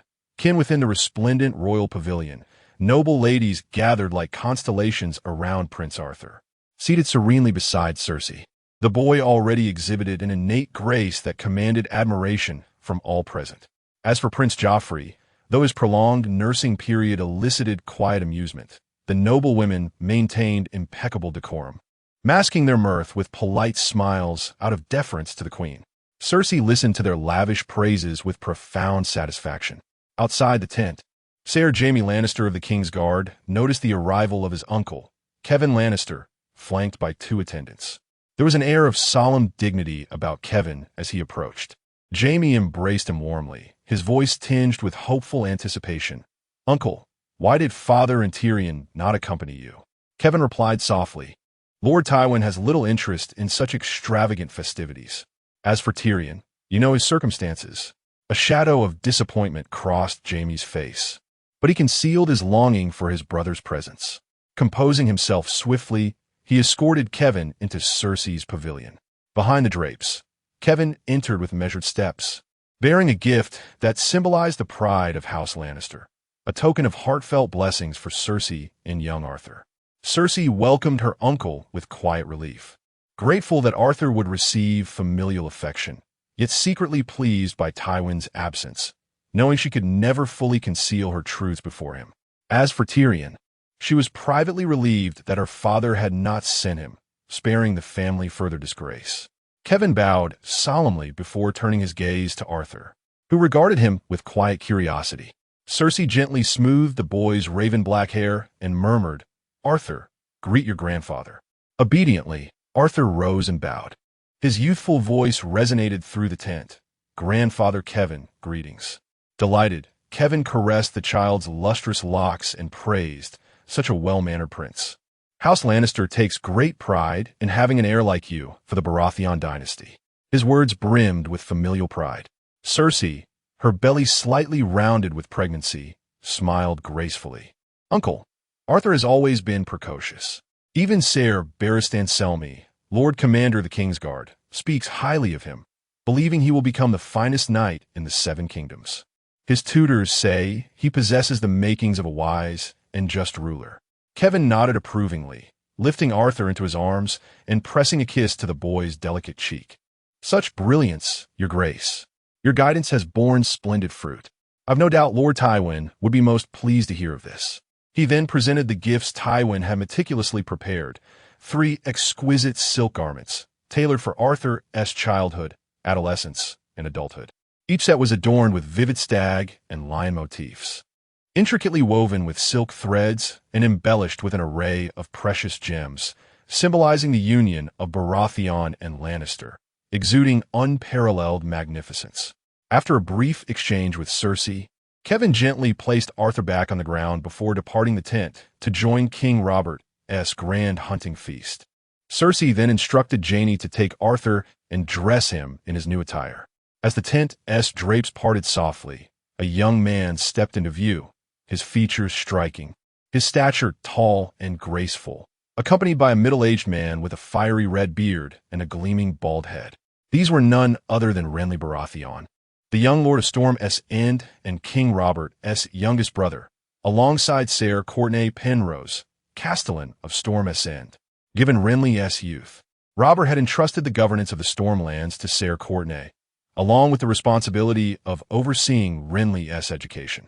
The Penrose family, sworn to House Baratheon, traced their lineage back to those who had fought alongside House Baratheon in the conquest of the Stormlands, ending the reign of House Durrandon. Their loyalty was an indelible mark of honor passed down through generations. The Penroses had never sought lands or titles for their service, remaining steadfast as loyal vassals to House Baratheon. Their sigil, two crossed white quills, symbolized a harmonious blend of wisdom and power. Legends whispered that a Penrose had once what a Targaryen, their blood perhaps carrying the fiery essence of dragons. With courtly grace, Renly bowed to Queen Cersei, his smile warm as he spoke. "Your Grace, I have prepared a small surprise for Arthur." The Queen returned his smile with equal elegance. "May I present this gift through Ser Courtenay?" A dagger, gilded in gold and studded with jewels. Though not Valyrian steel, its splendor befitted royalty. Renly's eyes gleamed with sincerity as he explained, "Your Grace, in my haste to Storm's End, I could not bring the intended gift. Thus, I offer this blade from my own possession as a token of affection for my nephew." Though taken aback by the unexpected gesture, Cersei accepted it with regal poise. Renly watched fondly as 5-year-old Arthur approached, clad in the fine new attire gifted by his grandfather, Lord Tywin. Renly embraced the boy with familial warmth. And though Arthur had long known his uncle's efforts to charm him, he returned the embrace with equal enthusiasm. Moments later, the solemn Prince Stannis Baratheon entered the tent, accompanied by his dignified wife, Celis Florent, and their delicate infant daughter, Shireen. With measured formality, he addressed the queen. "As king, our brother must prioritize the realm. These lavish feasts, held year after year, strain the treasury. Your Grace, you must counsel him at the earliest opportunity." Yet Cersei, Renly, and the others merely offered faint, dismissive smiles, none deigning to acknowledge his concerns. They held no fondness for Stannis' rigid righteousness. Even King Robert found his younger brother's obstinacy displeasing. Stannis himself harbored resentment toward Robert, the cold indifference with which he had been granted Dragonstone 5 years prior, piercing his heart like a sharpened blade. The memory of his wedding night still stung. Robert had seduced his wife's younger sister, Delena Florent, even upon their marital bed, later fathering the bastard Edric Storm. This was nothing short of a profound insult to both him and House Florent. Thus, he entrusted the boy to the care of loyal servants at Storm's End. When Stannis' gaze fell upon his nephew Arthur, the prince bowed respectfully before embracing his uncle. The sight brought him a measure of solace, though he and Celis had only conceived a daughter after years of marriage. The presence of such a promising heir as Arthur within House Baratheon was a comfort. Stannis then presented his gift, a sleek black steed from Dragonstone, meticulously chosen. Cersei accepted it graciously on Arthur's behalf. Turning next to Renly, the younger brother could not help but feel a flicker of unease beneath Stannis' stern demeanor. It had been Stannis who raised him in the absence of their parents and Robert's frequent absences from Storm's End. Finally, Stannis departed the Queen's pavilion with Renly and Courtenay, joining Robert's grand hunting revelry. Chapter 15. The noble ladies at this grand royal hunting feast. Only Dorne and the Iron Islands were absent.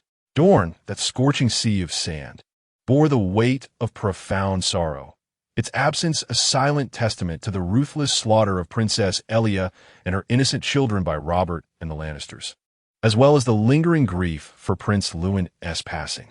Meanwhile, the distant Iron Islands had shattered their pact with the crown, reclaiming the old way and clashing violently with the authority of House Baratheon. Inside the tent, Queen Cersei cradled the sleeping Myrcella, her face radiant with maternal tenderness as she gracefully welcomed noble ladies and their children from the north, the west, the Vale, the Riverlands, and the Reach. Among them was Allery Hightower, a woman as elegant as a silver rose, who entered with her 5-year-old daughter, Marjorie Tyrell. A gentle breeze stirred, lifting Allery's silver hair as it danced in the air. Her poise was regal, her smile warm as she introduced her porcelain doll-like daughter to Queen Cersei and the young Prince Arthur. Marjorie's hair cascaded in soft brown waves, curling delicately around her neck and shoulders, shimmering with golden highlights under the sun. Her eyes sparkled like twin stars, clear and luminous, as if they could pierce the depths of one's soul. Her skin was as flawless as fine porcelain, radiant and pure. Standing there quietly, she resembled a freshly bloomed rose, her innocence and grace evident as she curtsied politely before the queen.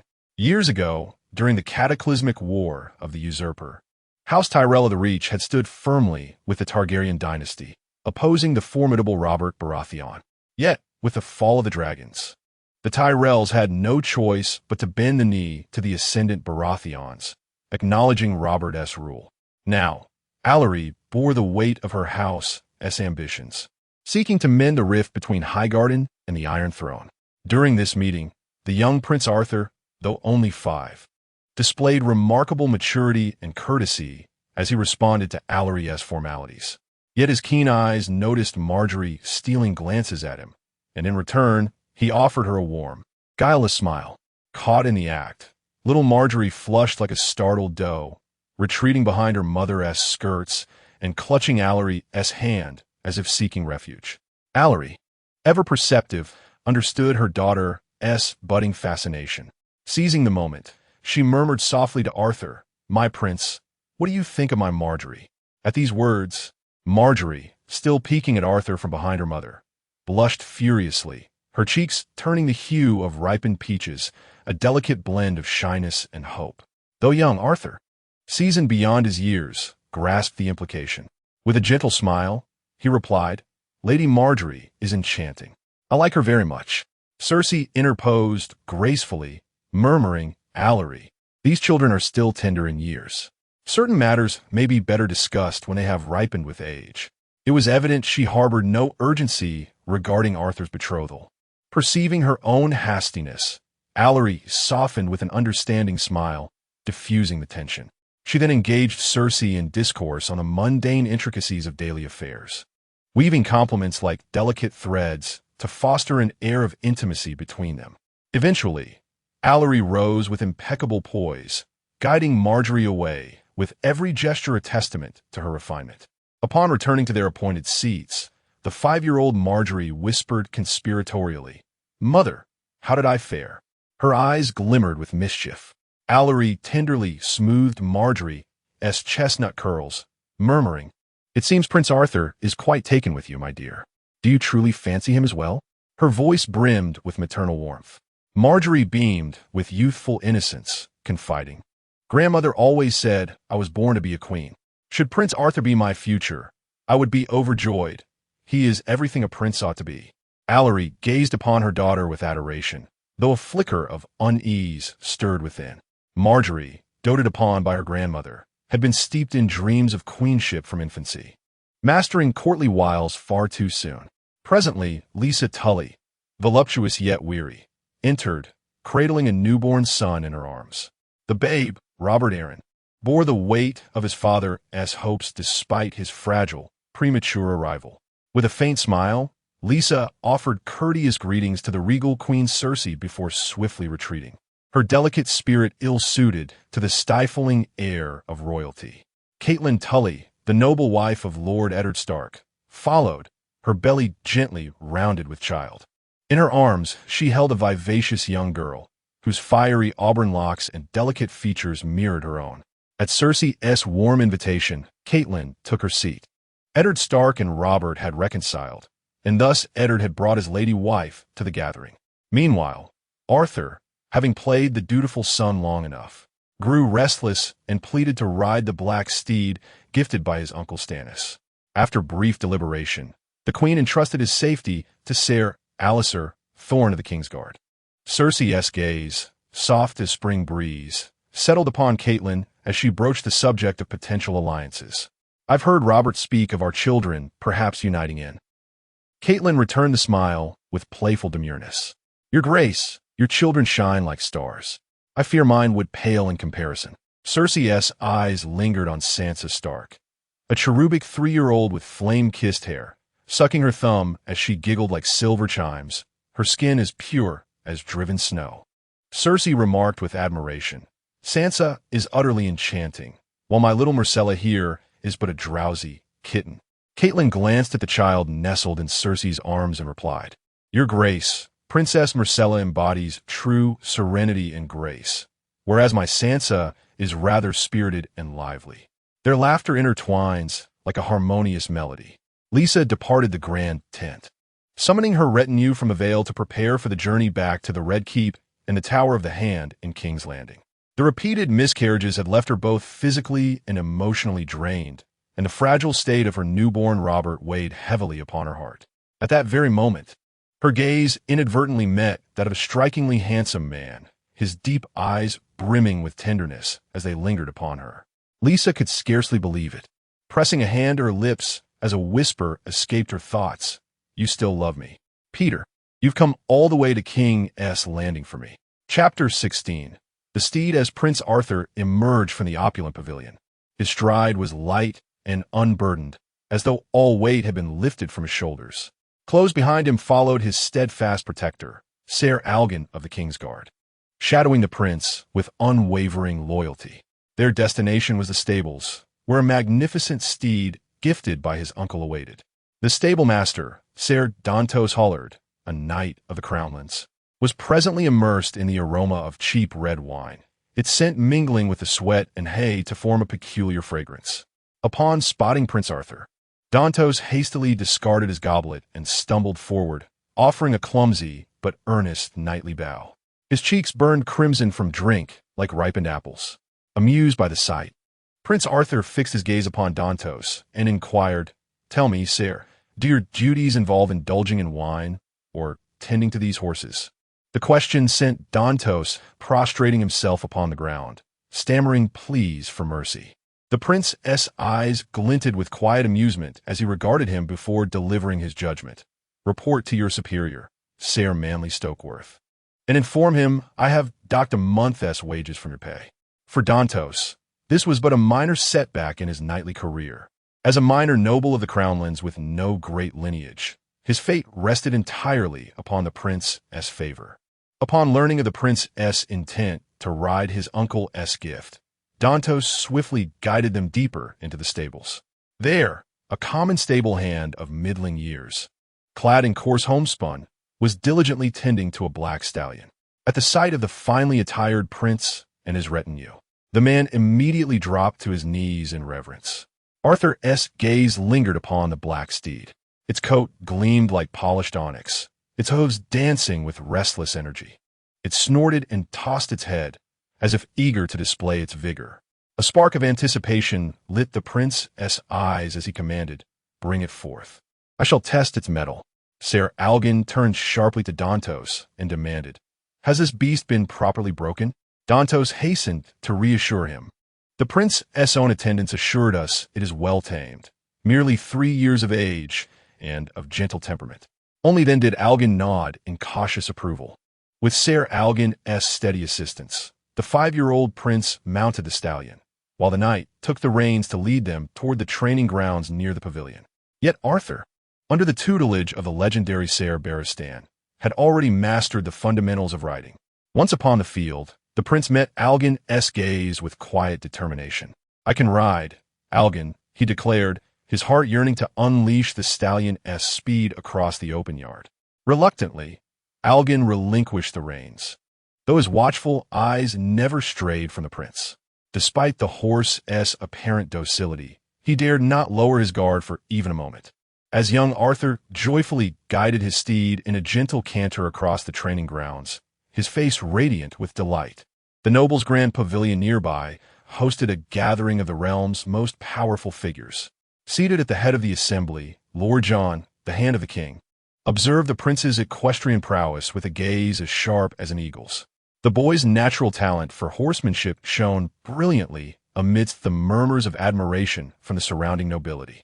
The spymaster Varys, holding a goblet of ruby-red wine, glided gracefully to John's side, accompanied by Grand Maester Pycelle, Master of Laws Howard, and Master of Coin Wyman. With a subtle curve of his lips, Varys remarked in mellifluous tones, "Prince Arthur has demonstrated remarkable wisdom since childhood." His words, sweet yet not cloying, carried the weight of careful observation. John nodded thoughtfully in agreement. "The prince possesses both kindness and refinement, embodying the ideal heir in the hearts of the people. The nobility shall pledge their allegiance willingly. Then, turning to Varys, he inquired about the latest developments concerning Viserys. Varys sipped his wine before responding with practiced diplomacy.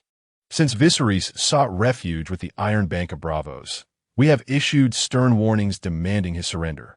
Our commercial ties have been severed, and discontent among Bravosi merchants grows daily. Soon, we shall wield trade as our bargaining tool to compel Bravos to relinquish him. Shifting his attention to Master of Coin Wyman, Jon posed a crucial question. What remains in the royal treasury? Wyman answered with grave formality. 20,000 gold dragons remain, though his grace's generosity may soon deplete even this sum. Jon regarded him with silent resignation, recognizing Wyman's dutiful nature, yet lamenting his lack of financial acumen, a representative of northern interests more than a skilled treasurer. Inwardly, Jon contemplated the need for a more capable steward to address the kingdom's mounting fiscal challenges. While Robert's open-handedness had endeared him to the nobility and solidified Baratheon rule, it had also drained the royal coffers. Despite Jon's repeated counsel, the king's extravagance continued unabated, foreshadowing dire financial straits when Arthur eventually ascended the throne. Nearby, Master of Laws Howard reclined in quiet repose, his eyes closed in contemplation. The scars of old wounds and the weight of years had persuaded him to tender his resignation at the next small council meeting, that he might return to River Run and spend his remaining days with family. Grand Maester Pycelle, ever the opportunist, suggested borrowing from the wealthy Lannisters of the West. At this proposal, Jon's brow furrowed with unease. His wariness of House Lannister, particularly the ruthless Tywin, remained undiminished. Tywin's brutal betrayal during Robert's rebellion, his merciless slaughter of Targaryen loyalists, even his former friend King Aerys, had left an indelible mark. Yet Jon found grim solace in the knowledge that at least Robert had not been the one to strike those fatal blows. However, Pycelle reminded him that as Prince Arthur was the grandson of Tywin, the Lannisters might be inclined to invest in the young prince. Jon sank into profound contemplation. Calfridi waning Pycelle's proposition. Suddenly, a commotion erupted within the tent, noble gasps coalescing into fervent prayers to the Seven. Jon turned toward the disturbance, only to witness Prince Arthur's steed bolt in a frenzy, drawing a sharp intake of breath from those nearby, while Varys stood with a veneer of concern, his eyes betraying a glimmer of satisfaction. Upon the training grounds, Prince Arthur clung desperately to the reins, struggling to tame the suddenly enraged horse. Alger and 2 gold cloaks pursued without hesitation. Alger lunged to seize the horse's head, yet the beast's wild kicks struck his armored chest with such force that he was flung backward, blood spilling from his lips as he collapsed unconscious. The frenzied stallion, bearing the prince who clung precariously to its back, thundered into the depths of the Kingswood, while the gold cloaks scrambled in vain to intercept its flight. Within Queen Cersei's pavilion, the laughter of noble ladies ceased abruptly as Jaime Lannister arrived with grim tidings. Upon hearing of her son's peril, Cersei's composure shattered, and she commanded Jaime to find Arthur at once. The ladies in waiting tensed, wary of provoking the queen's wrath. Without hesitation, Jaime rallied his guards and hastened toward the stables in pursuit of the prince. Ser Dantos, lingering near the stables, paled at the news, sensing that his fate might well be sealed by this unforeseen calamity. Chapter 17. The hunt. At this moment, King Robert Baratheon, wielding the authority and glory of the Seven Kingdoms, led a distinguished company of nobles and Baratheon soldiers deep into the verdant expanse of the royal woods. By his side, like stars surrounding the moon, stood Ser Barristan Selmy, Lord Commander of the Kingsguard, and Eddard Stark, Warden of the North, accompanied by his 5-year-old son, Robb. Also among the party were the stern Stannis Baratheon, Lord of Dragonstone, and his younger brother Renly, the jovial Lord of Storm's End. Representing the Westerlands was Ser Kevan Lannister. The noble Tyrells of Highgarden, with their illustrious lineage, added an air of refinement to the gathering, particularly 14-year-old Garland Tyrell, who had been invited by Renly to join this royal hunt. King Robert's gaze lingered with a touch of envy as he addressed Lord Eddard. "Ned, your son Robb is a natural hunter. Today, He has already claimed several cunning hairs. He sighed lightly. Yet my own Joffrey remains coddled beneath the Lannister lioness's shadow, denied even the chance to join us. The remark drew an uneasy expression from Ser Kevin. Young Robb, upon hearing the king's praise, beamed with innocent delight, his blue eyes alight and his auburn hair dancing like flames in the sunlight. Lord Eddard responded with a warm smile. Prince Joffrey bears the bearing of a king. Your Grace, you need not worry. Robert chuckled. Joffrey is too refined by half. Though Ser Barristan claims he shows promise in the ways of knighthood, destined to earn the respect of the Seven Kingdoms, I never expected a rough man like me to father such a calm and composed son. His voice brimmed with paternal pride. Then, the king's gaze shifted to Ser Kevin, his lips curling into a mocking smile. My shrewd good father. Lord Tywin, I extended a personal invitation to this hunt. Why is he absent? Ser Kevin Saif. Your Grace, Lord Tywin intended to attend, but the seas have grown treacherous. The Ironborn, led by Balon Greyjoy, have begun raiding near Lannister ports. He found it impossible to leave. At the mention of Balon, Robert's jaw clenched. That traitorous bastard. Last month, he dared send exiled septons to me, bearing the head of the High Septon of the Iron Islands, declaring the end of their fealty to the Iron Throne, swearing allegiance only to the Targaryens, not to House Baratheon. That stinking, wretched squid. Ser Kevin's expression darkened with concern. Your Grace, it seems Balon is gathering the Ironborn lords on pike. He may be preparing to crown himself. Fury burned in Robert's heart at the Iron Islands' defiance.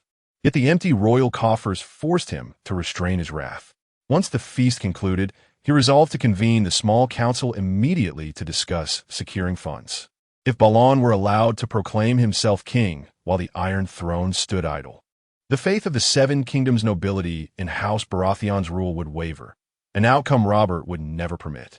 King Robert turned his gaze to his stern younger brother, Prince Stannis, inquiring, Our royal fleet, does it possess the capability to triumph over the Iron Islands amidst the tempestuous tides of war? Stannis' reply was as unyielding as cold steel, steady and resolute. The royal fleet currently numbers 5,000, yet against the Iron Fleet's 12,000 Ironborn, we remain outmatched. These Ironborn are born warriors of the sea. Only by mustering the naval forces of White Harbor in the north, alongside the fleets of Gulltown and the Vale, might we hope to stand against them. With the additional support of the Lannister fleet from Lannisport, we may yet have a fighting chance. Yet, a trace of hesitation lingered in Stannis' words. Such an endeavor would require vast sums of gold dragons, not only for military preparations, but also for compensating noble houses whose fleets might suffer losses. Robert furrowed his brow, pressing a hand to his forehead. He knew well that years of lavish feasts and tourneys had drained the royal coffers. Now, with the rebellion of the Iron Islands looming, the crown's finances were stretched thin. Suddenly, Garland Tyrell, standing beside Renly, smiled like the first breath of spring. Your Grace, House Tyrell offers the fleets of the Arbor and Old Town, and we shall bear half the cost. Robert regarded the unfamiliar face, and young Renly explained that this was Garland Tyrell, second son of Mace Tyrell, Lord of Highgarden and Warden of the South. Robert had heard tales of Garland's valor. After a moment's contemplation, Robert calculated silently the combined might of the Arbor's fleet, the strongest in the Seven Kingdoms, and the royal fleet might render the forces of the North and the Vale unnecessary. With the aid of the Lannister fleet alone, they could suppress the Iron Fleet. Yet, the specifics of strategy and the distribution of gold would require further deliberation in the small council. Garland's flattery eased Robert's mood, and the king jested, Did the fat, puffed-up fish not dare come to King's Landing himself? Sending you in his stead, what does he fear? Garland, hearing the king's jest at his father's expense, replied with grace, Your Grace, my father has long carried the weight of guilt for his actions during the siege of Storm's End. This time, he has sent me with 300,000 gold dragons in reparation for the wrongs committed against the Stormlands. His apology carried a subtle reverence for Prince Stannis. For Mace Tyrell had once nearly brought Stannis to ruin. Stannis stood by in grim silence. Robert chuckled lightly, his voice magnanimous. Let the past remain in the past. Tell your father, Mace, that I bear no grudge. But should such folly be repeated, I shall not be so forgiving. Garland's face brightened with relief as the king accepted his proposal. House Tyrell had long yearned for reconciliation with House Baratheon. Yet every overture had been met with Robert's cold indifference. Mace Tyrell had feared that Robert might seize the opportunity to strip their family of dominion over the Reach. Though the Reach was fertile and its military strength formidable, its internal strife rivaled even that of the Riverlands. Unlike the united North, Vale, Westerlands, and Dorne, some nobles of the Reach harbored discontent toward House Tyrell, their veins coursing with blood more ancient and noble than the upstart roses. While they feign obedience to Tyrell commands, clandestine schemes simmer beneath the surface. Should Robert decree the stripping of Tyrell's wardenship, these ambitious lords would undoubtedly stir like restless serpents. Garland contemplated silently, resolving to bring his father both reassurance and peaceful slumber upon their return. King Robert turned his gaze toward his youngest brother Renly, eyes brimming with steadfastness and fraternal concern. Of the 300,000 golden dragons pledged by House Tyrell, he murmured, "You may claim half. Gather our loyal Stormlanders and declare this restitution from the Reach." Renly acquiesced promptly, yet Robert remained oblivious. The Tyrell's inclusion in this royal hunt had been orchestrated entirely by his brother, who'd cultivated covert ties with the Rose Lords for years. Suddenly, the thunder of galloping steeds echoed through the Kingswood. As puzzled nobles turned, riders arrived bearing grim tidings. Prince Arthur's mount had bolted in terror, carrying the royal heir deep into the forest's heart. The king's fury erupted like summer lightning, while the assembled lords wore expressions of grave concern. Particularly ashen-faced stood Prince Stannis, for it was his own gift steed that had spirited the prince away. With urgent haste, the party wheeled toward camp, Robert already summoning the city watch to comb the shadowed woods for his missing son. Chapter 18. The predicament as twilight descended upon the royal forest. A profound silence enveloped the land. Within the embrace of dusk, the thunderous gallop of hooves gradually faded, leaving only a startled steed panting in exhaustion. Arthur, displaying remarkable courage and composure, gripped the reins tightly, soothing the frenzied creature until it finally came to a halt.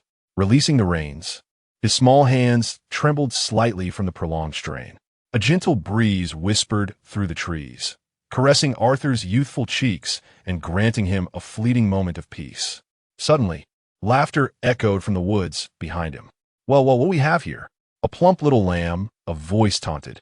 Arthur inhaled deeply, attempting to spur his weary mount into a desperate escape. Yet another voice, laced with warning, called out, "Stay still, boy. Dismount quietly, or our arrows won't hesitate to find you." The tone dripped with cruel amusement. Arthur remained eerily calm. With deliberate precision, he tore the embroidered stag emblem from his fine silk garments, his small fingers bleeding from the effort as the delicate threads sliced into his skin. Turning, he beheld 4 figures emerging from the shadows, 3 clad in worn leather armor, wielding longbows, and an elderly man draped in a scholar-esque robe, clutching a hare and pheasant. The old man's dim eyes flickered briefly at the sight of Arthur before the light vanished. Reluctantly, Arthur dismounted. The elder murmured to the leader, "Perhaps we should let the boy go. He seems lost, and his attire suggests nobility. The king and his court hunt in these woods. We'd be wise not to invite trouble." The bandit leader scoffed. "Coben, if you wish to survive here, keep your nose out of the Brotherhood's affairs. True, the boss warned us to steer clear of nobles, but when one falls into our hands, look at him, dressed like a lordling. He's worth his weight in gold." Arthur regarded them steadily as the leader demanded his valuables. Sensing their impatience, he replied coolly, "Don't touch me. I'll hand them over myself." With that, he removed a golden lion bracelet and an ornate jeweled dagger, tossing them forward. One of the men noticed the gem-studded embroidery on Arthur's clothes and alerted the leader. Arthur arched a brow. "Do you intend to strip me bare? You have what you came for. Will you let me leave?" The leader studied the lion's sigil on the bracelet, then the matching emblem on Arthur's attire. "A Lannister?" he muttered, suspicion creeping into his voice. Arthur's gaze remained icy. "I am a House Lannister. Release me, and I swear no retribution shall follow. I'll even reward you with 1,000 gold dragons." The leader's eyes gleamed with avarice. They say the Lannisters shit gold. You're worth at least 5,000. Boy, you're coming with us." His companions gaped at his audacity. Arthur said nothing more. They bound Arthur's hands as the leader instructed Coburn to prepare the bonfire and supper. Then, in hushed tones, he confided to the other two, "We won't take this child back to the Brotherhood's hideout. The ransom shall be divided among us three. I'll take 2,000 golden dragons, and each of you shall receive 500. Once the deed is done, we release him at the opportune moment. After all, he is a Lannister. If we kill him, House Lannister will hunt us down relentlessly, exacting merciless vengeance. As for Coburn, we'll deal with him later. Then, with our fortunes secured, the three of us shall vanish across the narrow sea to the eastern continent." The two underlings nodded in silent agreement. Beneath the silver glow of the moon, Coburn finished preparing the meal, and the five gathered around the roaring fire. The three outlaws of the Kingswood devoured their food ravenously. The elderly Coburn carried a portion toward the 5-year-old Arthur, who sat by the flames, and asked if he wished to eat. The boy stared blankly at the old man and shook his head. Coburn responded with a subtle wink. Moonlight draped the encampment like velvet, yet within the queen's grand pavilion, an air of inconsolable grief lingered. Cersei's heart shattered with anguish for her missing son, her mournful sobs piercing the tranquil night, rendering the nobles speechless. The camp was swallowed by an oppressive silence. King Robert's fury erupted like a volcano. He mobilized every available guard to scour the Kingswood for Arthur's trail and summoned reinforcement from the Stormlands to aid the search. Meanwhile, Ser Ares of the Kingsguard, battered and bruised, stood before the enraged royal couple, his eyes alight with worry as he explained how the prince's steed had inexplicably bolted, an unforeseen calamity. The king's command thundered forth, summoning the Gold Cloak's commander and Dantos, the master of the stables. History whispered of another crisis, when the mad King Ares II had been imprisoned at Duskendale by Lord Dennis Darklyn, who held the monarch hostage to halt the advancing royal forces. Ser Barristan the Bold had slipped through the shadows, rescuing Ares, with House Hollard playing a pivotal role. Yet, the ordeal had driven the king to madness, leading to the massacre of every soul in Duskendale, sparing neither House Darklyn nor its allies. Only through Ser Barristan's plea was Dantos Hollard, the last of his line, spared and brought to King's Landing, where he was knighted. Now, Robert's gaze burned like wildfire, boring into Dantos. The king's widened pupils caught the faint flush of shame upon the knight's cheeks as he roared, "You dare drink while on duty?" Trembling, Dantos stammered, "Your grace. I did partake, but Prince Arthur has already punished me for it." Yet the confession only stoked the king's wrath. Robert seized a goblet and hurled it at the kneeling knight. The vessel struck Dantos' forehead, and blood gushed forth instantly. "Give me an answer. What grave mismanagement plagues these stables? Who bears responsibility for the steed's care?" The king's voice drips with glacial fury, each syllable a dagger thrust into the heart. Dantos sways, blood streaming from his wounds, scanning the stable hands with desperate eyes, yet failing to identify the middle-aged man who bribed him. Mere hours before Prince Arthur's name day feast, 2 golden dragons had purchased the stranger's access to the royal stables. Queen Cersei observes with the detached cruelty of one already mourning the condemned, while noble onlookers smirk at the foolish knight's predicament. Robert turns his wrath upon Commander Manley of the Gold Cloaks, questioning his competence. The seasoned officer endures the tirade in silence, decades of service rendered meaningless by this lapse. The king's gaze sweeps the assembly like an executioner's blade as he pronounces judgment. Should the culprit remain undiscovered, every soul responsible shall answer for this negligence. Lord John Arryn and Ser Barristan intercede, attempting to quell the storm. The Hand pleads for reason. "Your grace, let cooler heads prevail. We know only that the prince is missing, likely unharmed." Yet Robert's fury burns hotter than wildfire. "My innocent child may be in mortal peril," he roars, shaking the pavilion. "These incompetents shall answer for it. Arlen, my faith in you wavers. Is this some conspiracy's genesis? Do Targaryen vipers coil in the shadows? Or does malice alone guide this hand?" Prince Stannis stands rigid, his ashen complexion belying the accusation he perceives. Though the horse came from his stables, never would he wish harm upon his nephew. Ser Arlen Connington pales further, his wounds paling beside this spiritual blow. The king's fractured trust strikes like lightning. After painstaking efforts to escape his Uncle John's shadow, to restore House Connington's honor through white cloak service. Should Prince Arthur come to harm, these labors shall crumble to dust. Chapter 19. The Maester beneath the silver glow of the moon in the depths of the royal forest. The flickering flames danced like ethereal spirits, casting their light upon 3 bound outlaws of the Kingswood. Paralyzed by potent draughts, they lay motionless, their voices stolen, their eyes fixed upon the elderly figure of Qyburn by the fire. With a sigh as deep as the tolling of a distant bell, Qyburn shook his head. "I warned you," he murmured, his voice laced with weary resignation. "Release him. Why must you drag me into your folly?" Rising, he approached young Arthur, who watched him with keen curiosity. Gently, he loosened the boy's bonds, offering a faint smile. "Your Grace, this was none of my doing. These men chose their own fate." Arthur tilted his head.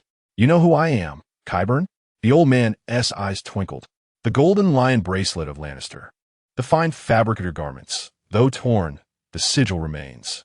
The Lannisters have no children between 5 and 8 years of age. A noble child of your bearing, dressed so richly? Only one fits. Prince Arthur, son of King Robert and Queen Cersei." Rubbing his freed wrists, Arthur asked, "You're clever. What did you give them?" Qyburn's lips curled into a weathered smile. "A trifling concoction, guiding the 5-year-old prince forward." Qyburn retrieved his stolen bracelet and the moonlit dagger gifted by Lord Renly from the leader's grasp.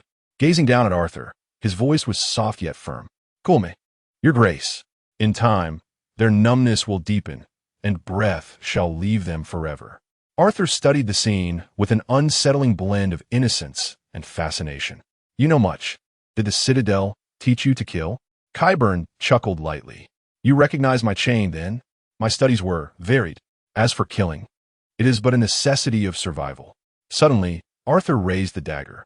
With effortless precision, the blade slipped into the leader's heart. The man gasped, his body convulsing weakly, his eyes wide with agony as blood welled forth, staining Arthur's small hand crimson. "Greed has its price," Arthur murmured, his smile radiant as he met the fading gaze. "I offered terms. You refused. I despise refusal from men like you. Given the chance, I repay it 100-fold." The thrill of his first kill did not unsettle him. Instead, it stirred something dark and exhilarating within. Standing aside, Qyburn observed the young prince, his expression a mask of quiet astonishment. Arthur retrieved a bow and arrows from the ground, turning toward the 2 remaining outlaws. With great effort, he drew back the bowstring, the arrow precisely aimed at their hearts, piercing through in an instant. Only the sound of agonized gasps could be heard as blood splattered, staining Arthur's face and garments. Corbin gazed at Arthur with a complex expression, murmuring softly, "The nobles and common folk alike praise you for your kindness and benevolence. Yet now it seems it was merely a facade." Arthur smiled in response. "Because they expected me to be such an heir, I have not disappointed them. Besides, these outlaws who disturbed the royal forests, I believe they deserve their fate." Wiping the blood from his face with a handkerchief, Arthur spoke calmly. "By royal decree, commoners have no right to settle in the royal forests. Those who obey the crown shall receive protection and dignity, while those who defy it are nothing but traitors." Corbin countered, "And what of me?" Arthur replied, "You saved me. You are exempt from such judgment." A wry smile touched Corbin's lips as he regarded the prince. "So-called royal law, is it not merely at your whim?" Arthur's emerald eyes flickered with cold amusement. "In Westeros, which ruler ever bends to the will of common folk? A lion does not concern itself with the opinions of sheep. For our royal house, the support of the nobility is the foundation of our power. To neglect their interests in favor of the commoners would only bring chaos to the realm. Westeros is governed thus. The faith holds sway over belief. The citadel hoards knowledge. The nobility commands land and people, and the crown relies on these 3 forces to maintain rule." "Corbin, what kind of man do you wish to be?" Corbin chuckled. "You are a peculiar child indeed." Then, with measured composure, he said, "My prince, the hour grows late. We should return to camp. The king and queen will surely be anxious for you." Arthur nodded, well aware of his parents' affection and unwilling to cause them distress. With Corbin's assistance, he mounted his steed once more. Bathed in silver moonlight, the forest lay in profound silence, broken only by the rhythmic cadence of hooves against the earth, a lingering echo, like a whisper on the wind, intertwining with the breaths of Arthur and Corbin to form the sole melody of the tranquil night. Corbin, the elder leading the way, gripped the reins firmly, his steps steady and resolute. His figure, cast in the pale glow of the moon, appeared both solitary and unyielding. Seated upon his horse, Arthur's thoughts raced, replaying the harrowing events of the day. His steed had suddenly turned wild, clearly an act of sabotage, the unseen hand of an enemy to House Baratheon. He was grateful he was no ordinary child, or he might have perished in this scheme. Instinctively, suspicion turned toward his uncle Stannis. Yet he knew the man's rigid honor would never permit such underhanded tactics. But speculation was futile. Vigilance and stronger defenses were his only recourse. His gaze shifted forward, settling on the old man walking ahead. A question burned within him, and, at last, he could not resist asking Corbin, as a maester, "Why did you choose to become an outlaw?" Upon hearing this, Qyburn continued, leading his horse forward toward the royal encampment without turning back, responding calmly, "I have never betrayed the ideals of a maester. I was an exiled scholar from the Citadel, cast out for delving into the forbidden arts of magic. My chain was shattered, my title stripped away. Without a name, no lord would take me in. Though my knowledge remained, none would have me. To survive, I served as a healer, or a mere menial, among the brotherhood without banners. Now, I am but an old man seeking survival, chasing dreams, unwilling to fade into obscurity." Arthur listened, his gaze profound. "Your knowledge is extraordinary.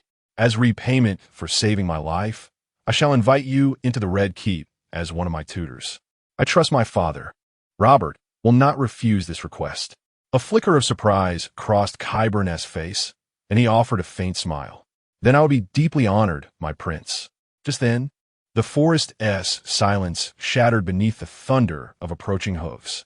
Arthur saw his long-awaited uncle, Jaime Lannister. Moonlight glinted upon Jaime's white armor, illuminating the concern in his eyes.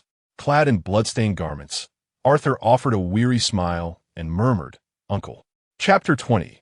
Father and son Ser Jaime Lannister, accompanied by soldiers, escorted Arthur and Qyburn back to the camp, the rhythmic clatter of hooves resonating through the tranquil woods. The journey was shrouded in silence, for Jaime remained perplexed. Why had his nephew Arthur always harbored such distant indifference toward him, his own uncle? In Jaime's heart, he had long regarded Arthur as kin, for he was Cersei's child. Upon their arrival at the royal encampment, anguished cries surged like a tide. Arthur beheld Ser Eric, wounded and humbled, kneeling upon the earth in his pristine white armor and cloak, flanked by the aged commander of the Gold Cloaks, Lord Manly. Dantos and the stable grooms, stripped bare, were bound to wooden stakes, lashed mercilessly by the Gold Cloaks. Within the grand pavilion, Queen Cersei, heedless of her own delicate condition, rushed to Arthur's side, relieved to find him unharmed. King Robert, overjoyed yet troubled by the blood staining his son's garments, finally exhaled in relief alongside his wife. The assembled nobles, witnessing the composed Prince Arthur, likewise eased their tension. None wished for harm to befall him, lest the wrath of the king and queen suffocate them all. A tumult of emotions churned within Arthur. With earnest persuasion, he implored Robert, who at length pardoned the negligent Ser Eric and Lord Manly. Yet for Dantos, the stable master, the punishment was the stripping of his knighthood, reducing him to a mere squire. Arthur then entreated his father to honor Qyburn, his savior, revealing him as a maester exiled from the Citadel, and beseeched that Qyburn remain by his side. After hesitation, Robert acquiesced to his son's plea. Helpless, Arthur found himself firmly guarded by Queen Cersei, while Robert gradually regained his composure. Surveying the gathered lords and nobles, the king decreed an early end to the hunt, commanding all to return to their lands on the morrow. Prince Stannis, obedient to Robert's will, escorted Renly back to their tents to rest. Arthur observed the lords in silence. Robert, now keenly aware that even 5 years after the fall of House Targaryen, remnants of rebellion still stirred within the realm, felt his murderous intent toward the last Targaryen heir, Viserys, blaze anew. For years, it had been Lord Jon's counsel that stayed Robert's hand, urging trade sanctions upon Bravos to surrender Viserys rather than resorting to base assassination. But now, it seemed the Dragoness loyalists had dared to strike at his son. This, Robert would not abide. He resolved to dispatch assassins in secret to rid the world of that wretched spawn. Robert turned to his master of whisperers, Varys, commanding him to intensify surveillance upon Viserys in Bravos and to plant agents near him. With a knowing smile, Varys bowed in acquiescence. Lord Jon, though understanding the king's choice, this time remained silent. Within the pavilion, King Robert dismissed the assembly with a wave, bidding all to retire. When Queen Cersei sought to lead Arthur away, the king detained his son. There were matters he wished to discuss with his 5-year-old heir. Cersei cast a glance at her son Arthur, who seemed reluctant to follow her. She shot a fierce glare at King Robert before departing with a trace of disappointment. Within the tent, only father and son remained. King Robert observed the bloodstains on Arthur's garments, yet found no wounds upon him. From the aura and gaze emanating from this son, the battle-hardened king discerned that Arthur had likely taken lives. "Have you killed Arthur?" King Robert inquired gravely. The young Arthur lifted his gaze to meet his father's. "A few greedy outlaws of the Kingswood," he replied, "with Qyburn's aid." As Arthur recounted the events, King Robert pieced together the truth, a realization that filled him with dread. He gently stroked Arthur's fair hair. "My incompetence led to this, Arthur." Arthur smiled faintly. "I do not blame you, father. As members of House Baratheon, we have too many potential enemies. Such dangers are hardly surprising." King Robert, heartened by his son's precocious wisdom, embraced him warmly. Nestled in his father's arms, Arthur murmured, "Father, I wish to have my own retinue." King Robert regarded him with surprise. "I shall arrange it for you." Arthur shook his head. "I do not need your arrangements. I have my own choices in mind. Whom do you intend to appoint?" The king asked, puzzled. Arthur hesitated before speaking. "Father, I wish for my bastard brothers to serve as my squires, and my bastard sisters as my handmaidens." At these words, King Robert's expression stiffened. "Though they are my blood, I cannot say whether they bear resentment toward House Baratheon." Arthur replied softly, "In this world, nothing is more trustworthy than blood. Father, our house now has only me, Joffrey, and Myrcella, 3 children. I need my bastard brothers by my side, and in turn, they shall receive better education and training under my care. Father, the Baratheon reign requires more kin to secure its foundation." King Robert studied Arthur's bold declaration. "You consider them your kin?" After a pause, Arthur answered calmly, "They're my brothers, all bearing Baratheon blood, only differing in station. If they prove their worth, I am willing to grant them legitimized branches of our house in the future."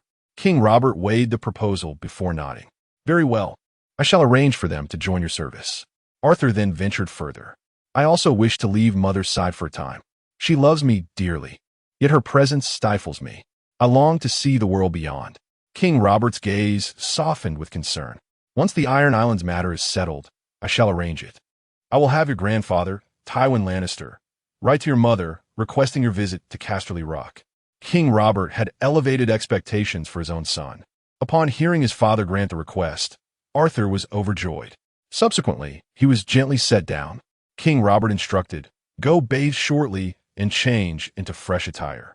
Do not let the nobility discover that at your tender age, you dare to strike with lethal intent. The aristocracy wishes for a benevolent heir, not one they perceive as an uncontrollable peril." He continued with solemn counsel, "Moreover, do not emulate me. I am well aware of the nature of my reign. Were it not for the steadfast loyalty of advisors like Lord Jon, this kingdom would have descended into utter chaos." Chapter 21. The Scheme Bravos. The palace of the Sea Lord within the shimmering halls of the Sea Lord's palace, Toromo, the trusted advisor, wore a contemplative smile as he regarded the despondent Prince Viserys. His voice was gentle yet firm as he spoke. "Noble prince, why must you persist in this obstinacy? The Sea Lord has made it clear he would not grant you an audience for trivial matters." Viserys, his silver hair framing his fair but crestfallen face, lowered his head and murmured, "I merely wish to know, has Bravos forgotten me?" Taromo hesitated briefly before offering reassurance. "Your Grace, Bravos does not so easily discard its honored guests. You need not trouble yourself." With a silent nod, Viserys departed, his spirit as fragile as a butterfly bereft of its wings, drifting away from the Sea Lord's halls. Taromo then ventured deeper into the palace, where the Sea Lord, Ferrego Antrion, sat cloaked in shadow. As Taromo approached, Ferrego inquired, "Has the young man departed?" Taromo, with a trace of confusion, posed his own question. "If we have resolved not to surrender Viserys to Westeros, why then have we ceased his stipend?" Ferrego sipped from a goblet of clear water, his voice measured. "Bravos does not bow to the Baratheons of Westeros, formidable though they may be. We are not puppets to be manipulated. Yet the merchants of Bravos grow restless. His presence hinders our trade. I concede, sheltering him was a miscalculation. But the Baratheons dare to wield commerce as a weapon to force our hand? That we shall not permit. Now, by withdrawing our support, he will leave Bravos of his own accord. Where he wanders thereafter is no longer our concern. Let fate decide his path." Taromo considered this. "Will Westeros reconsider trade with us, then?" Ferrego's gaze was as sharp as ice. "They must. Should they refuse, their merchant vessels bound for the free cities may find themselves beset by pirates in time. I shall dispatch you to negotiate with the Baratheon court to restore our trade agreements." Taromo ventured further. "It is said the royal coffers of Westeros dwindle. Might the Iron Bank extend them credit?" A sly smile curled upon Ferrego's lips. "I pray their need is great. The order of Westeros disgusts me. Only chaos serves Bravos' interests. The wealth of that continent has accumulated for too long. A prolonged war would grant us the opportunity to bleed them dry. Then they will come begging for our treaties. A pity we could not intervene in the war of the usurper. The resentful free cities watch us too closely meanwhile. Prince Viserys, shrouded in defeat, returned to the lonely refuge Bravos had granted him. He stepped into the chamber where Ser Willem Darry lay upon his sickbed.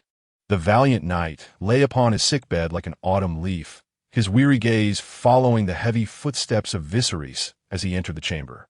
Tears shimmered in the prince's eyes, his voice thick with self-doubt. "Ser Willem, does Bravos no longer welcome us? Have I proven so utterly inept?" With great effort, Ser Willem straightened his ailing frame, yet his eyes burned with undimmed resolve. "Your Grace, you are the last ember of House Targaryen. Do not let it be extinguished. Remember, loyal followers still stand ready to brave fire and blood for your cause." A labored breath escaped his lips. "I shall send word to Ser Jon Connington. Having spent years embedded within the Golden Company, he now serves as their second-in-command. He will dispatch men to protect and provide for you." Viserys fixed the knight with a gaze that smoldered with vengeance, giving a solemn nod. "The shame of House Targaryen shall be avenged, Ser."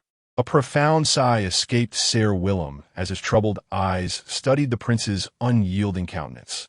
"Your Grace, hatred consumes reason like wildfire. The Baratheons now reign supreme. We must bide our time with patience, awaiting fortune's tide." Viserys' fingers trembled, his words laced with boundless solitude. "You cannot fathom the terror of being the last Targaryen in this world." He turned away, his retreating figure radiating loneliness and grim determination. Ser Willem's worried gaze followed, his heart heavy with foreboding for the exiled king's future. Within Viserys' chambers, gloom hung thick as storm clouds. The prince's piercing stare fell upon the red-robed priest Kataro, the very man who a year prior had prophesied he would awaken dragons and restore House Targaryen's glory. "You swore I would hatch dragons," Viserys demanded, his voice taut with skepticism and desperate hope. "Why then does no progress reveal itself?" Kataro smiled serenely, as though blind to the prince's gathering storm. "My prince, I came at the high priest of Volantis' command. The great priest declares the hour not yet ripe. Why force the season?" His voice took on a ceremonial cadence. "The Lord of Light himself has reshaped your destiny. That you were chosen to birth the legendary dragons is now an unalterable fate." Viserys' face contorted as he whispered to himself, "I am the last blood of House Targaryen. None understand dragon secrets better than I." Suddenly, flames kindled in Kataro's palm. "Behold, my prince," the priest murmured. Though scorn flickered in Viserys' heart, recent tribulations, Sir Willem's failing health, doubts about Sir John Cunnington's loyalty, Bravo's looming expulsion, left him no choice but to pin his hopes on these followers of Lawler, who fervently believed he could hatch dragons and restore Targaryen supremacy. As he stared into the priest's fiery palm, Viserys gasped. The flame seemed to depict a blood-red sky where a stag wrestled with a dragon. Then another vision emerged, a figure being crowned in a magnificent sept amidst cheering crowds, Targaryen banners rippling overhead. Viserys was filled with bewilderment. He turned to Kataro beside him seeking answers. Yet the red priest merely smiled and replied, "Your grace, what you have witnessed are the revelations of the Lord of Light. As I am no red priestess, I cannot interpret these prophecies for you. The answers you seek must be understood through your own contemplation." Lost in thought, Viserys found the dreamlike visions swirling ceaselessly in his mind, deep within the shadowed cellars of the Red Keep in King's Landing. The skull of Balerion the Black Dread stood in silent vigil. Since King Robert's ascension, the crowned stag had replaced the Targaryen sigil, marking the dawn of a new reign. Varys stood before the ancient relic, as though listening to its whispered history. Suddenly, a hidden door slid open without a sound, and a man cloaked in black, his belly round, stepped forth with a knowing smile. "Varys, do you long for the Targaryen dynasty, forged in fire and blood?"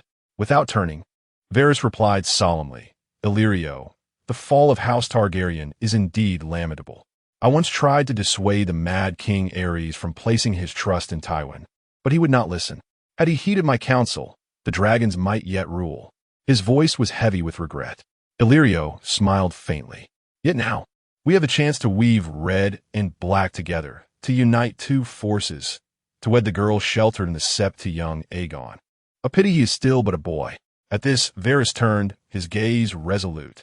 "That alone is insufficient. In truth, I take no pleasure in sowing chaos or seeing the people suffer, but necessity compels me. The realm must endure hardship. Perhaps it is a sacrifice that must be made."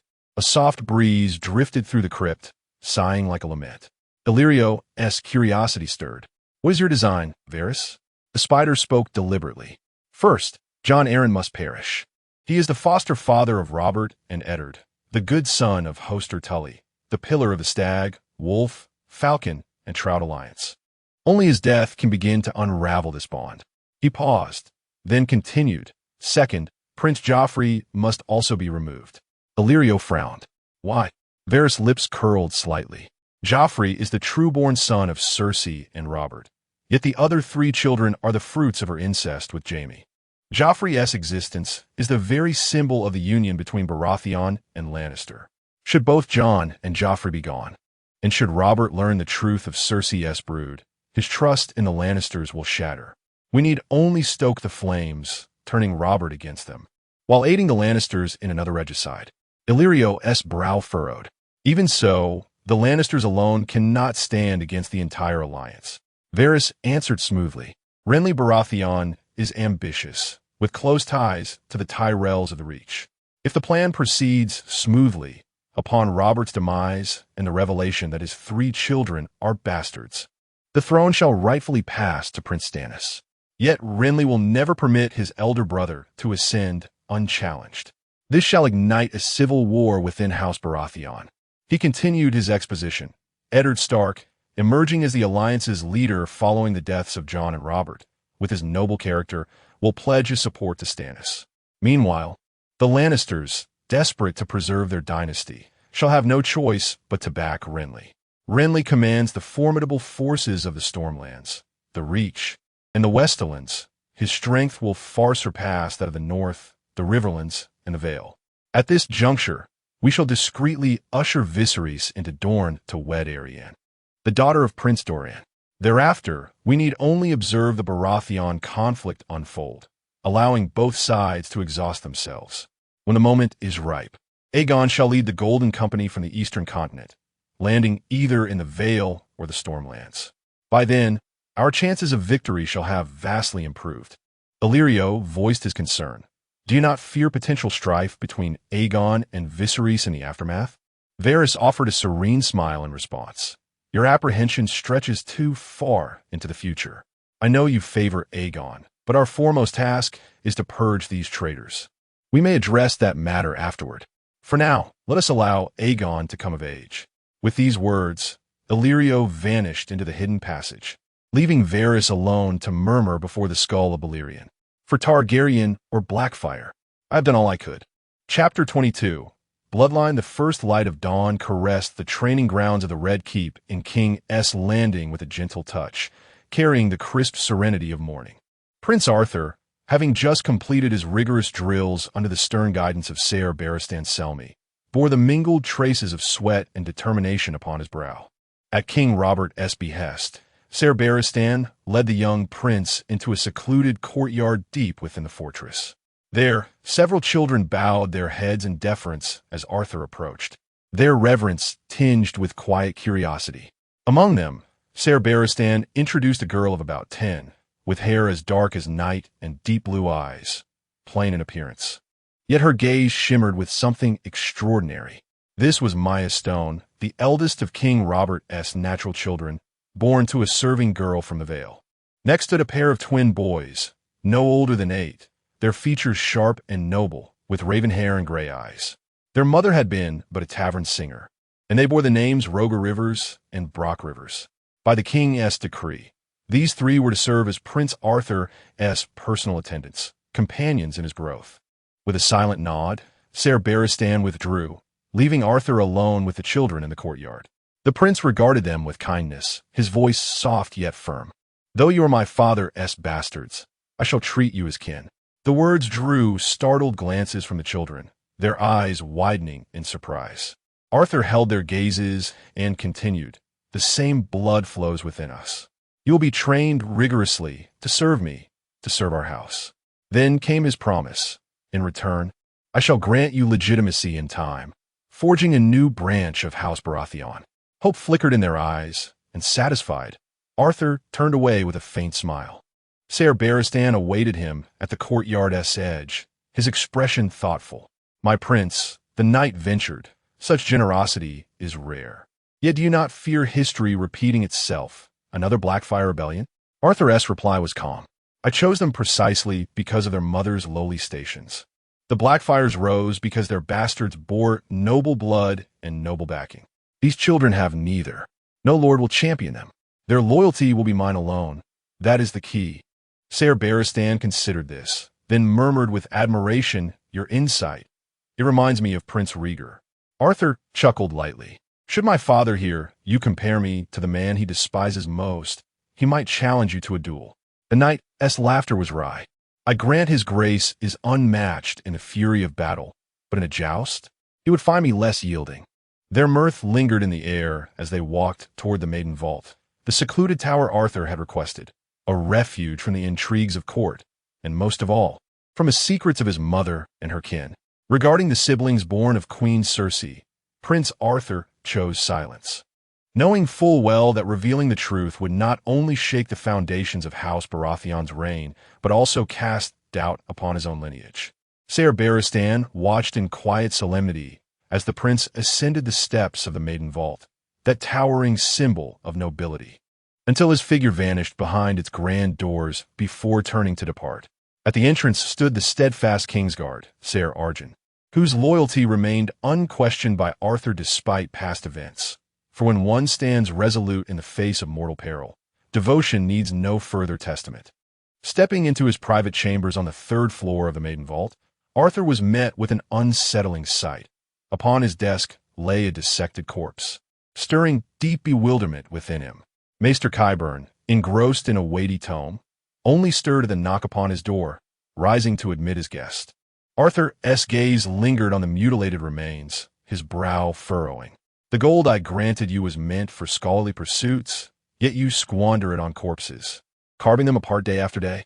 His voice carried a thread of incredulity. Qyburn hastened to clarify, "Nay, my prince, not squandered. I delve into the study of bloodlines, and this cadaver serves as but one facet of my research. Standing 2 meters tall, I suspect its forebears bore the blood of giants. Through dissection, I seek to unravel the mysteries of anatomy and lineage. Legends speak of the Valyrians wielding blood magic to remake themselves, thus taming dragons. Does such knowledge not intrigue you, my prince? After all, the blood of the Targaryens flows through your veins as well. Arthur let out a derisive chuckle. Men claimed the Targaryens were near gods, yet they lost their dragons, and their dynasty crumbled. No reign is eternal. To master the hearts of men is a far more arduous feat than mastering dragons. Qyburn's expression grew solemn. My prince, in my studies of blood and kinship, I have uncovered certain curious revelations. Arthur's eyes sharpened with interest, awaiting elaboration. The Baratheons, Qyburn continued, are a lineage of robust stock, their children all dark of hair, a trait inherited from the ancient Durandons. He met Arthur's gaze with a meaningful blink. A cold, lethal stillness settled over Arthur's features. Do you comprehend the gravity of your words? Know this. Those who traffic in too many secrets often find themselves dancing with death. Qyburn faltered, realizing Arthur might already possess this knowledge. My prince, I sought only to share the truth.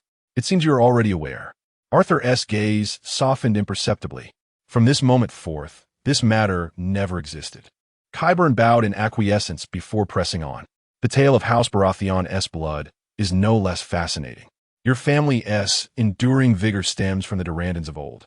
In the age of heroes, Durin, progenitor of House Durandon, was the daughter of the sea god and the goddess of the wind.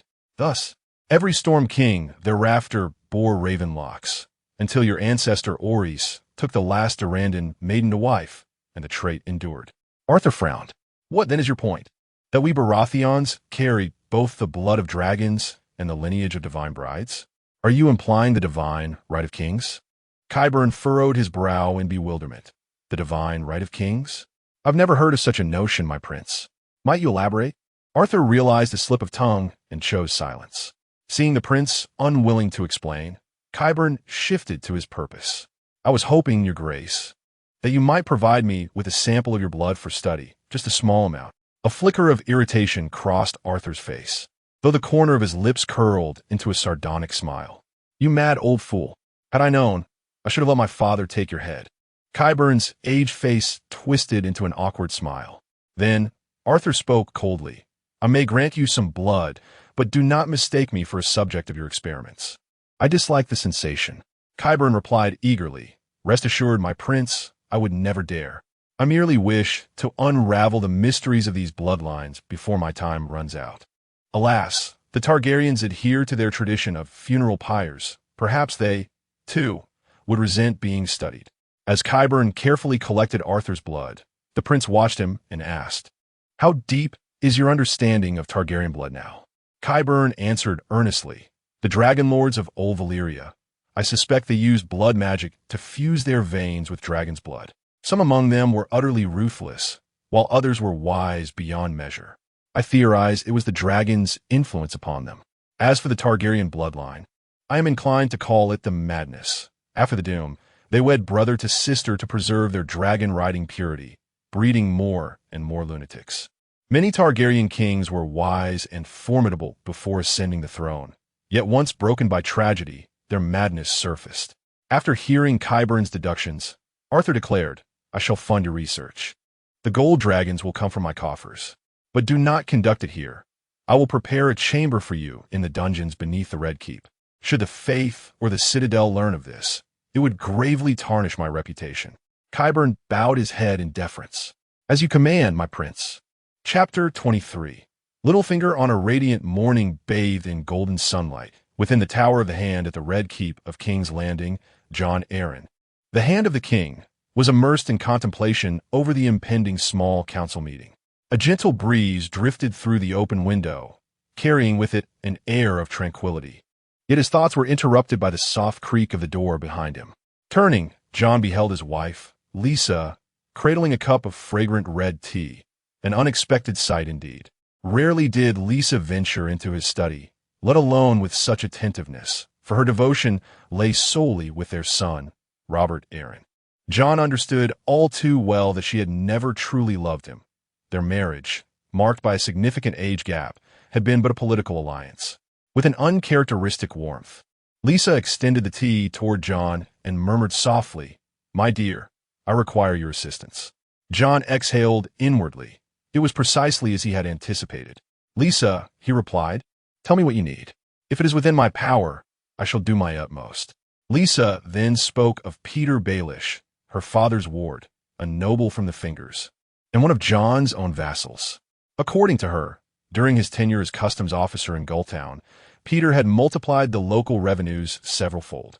She suggested that Jon consider replacing the current master of coin, Lord Wyman, with Peter. Jon had heard whispers of this man, they called Littlefinger, and of his remarkable achievements in Gulltown. With a measured nod, he conceded, "Very well, Lisa, have Peter prepare a report on the realm's finances. If he proves capable, I shall recommend him to the king." Lisa's smile bloomed like the first light of spring. She informed Jon that Peter was already waiting below the tower, and she had invited him to ascend. Sensing her eagerness, yet also glimpsing a rare joy in her eyes, Jon offered no further resistance. "Then bring him in," he said. "I shall hear his thoughts on the kingdom's treasury."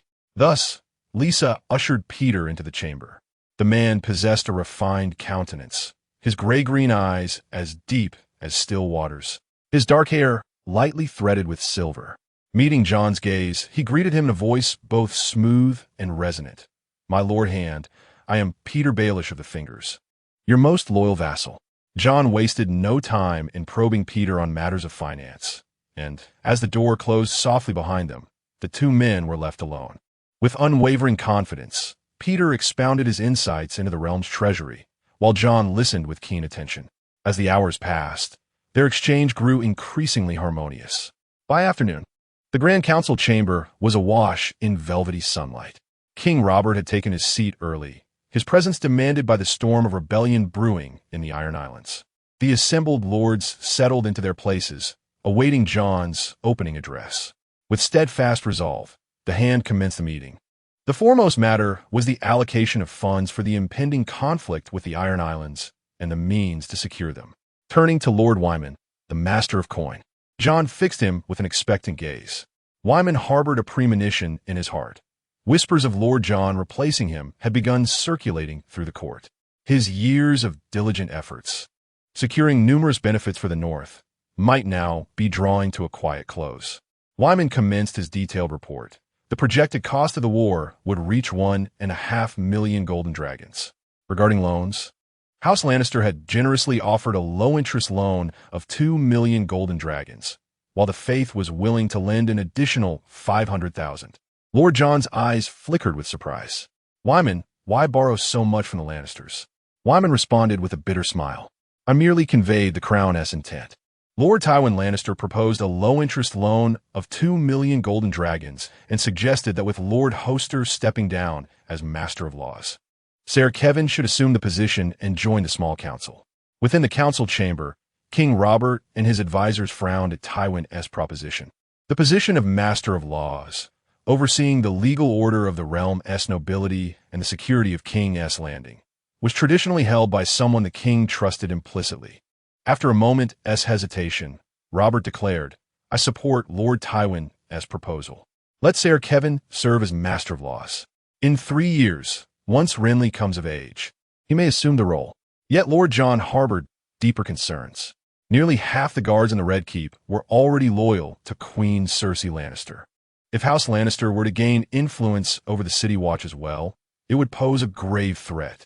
He intended to caution Robert and Master of Ships Stannis Baratheon, too, sensed the danger, preparing to persuade his brother.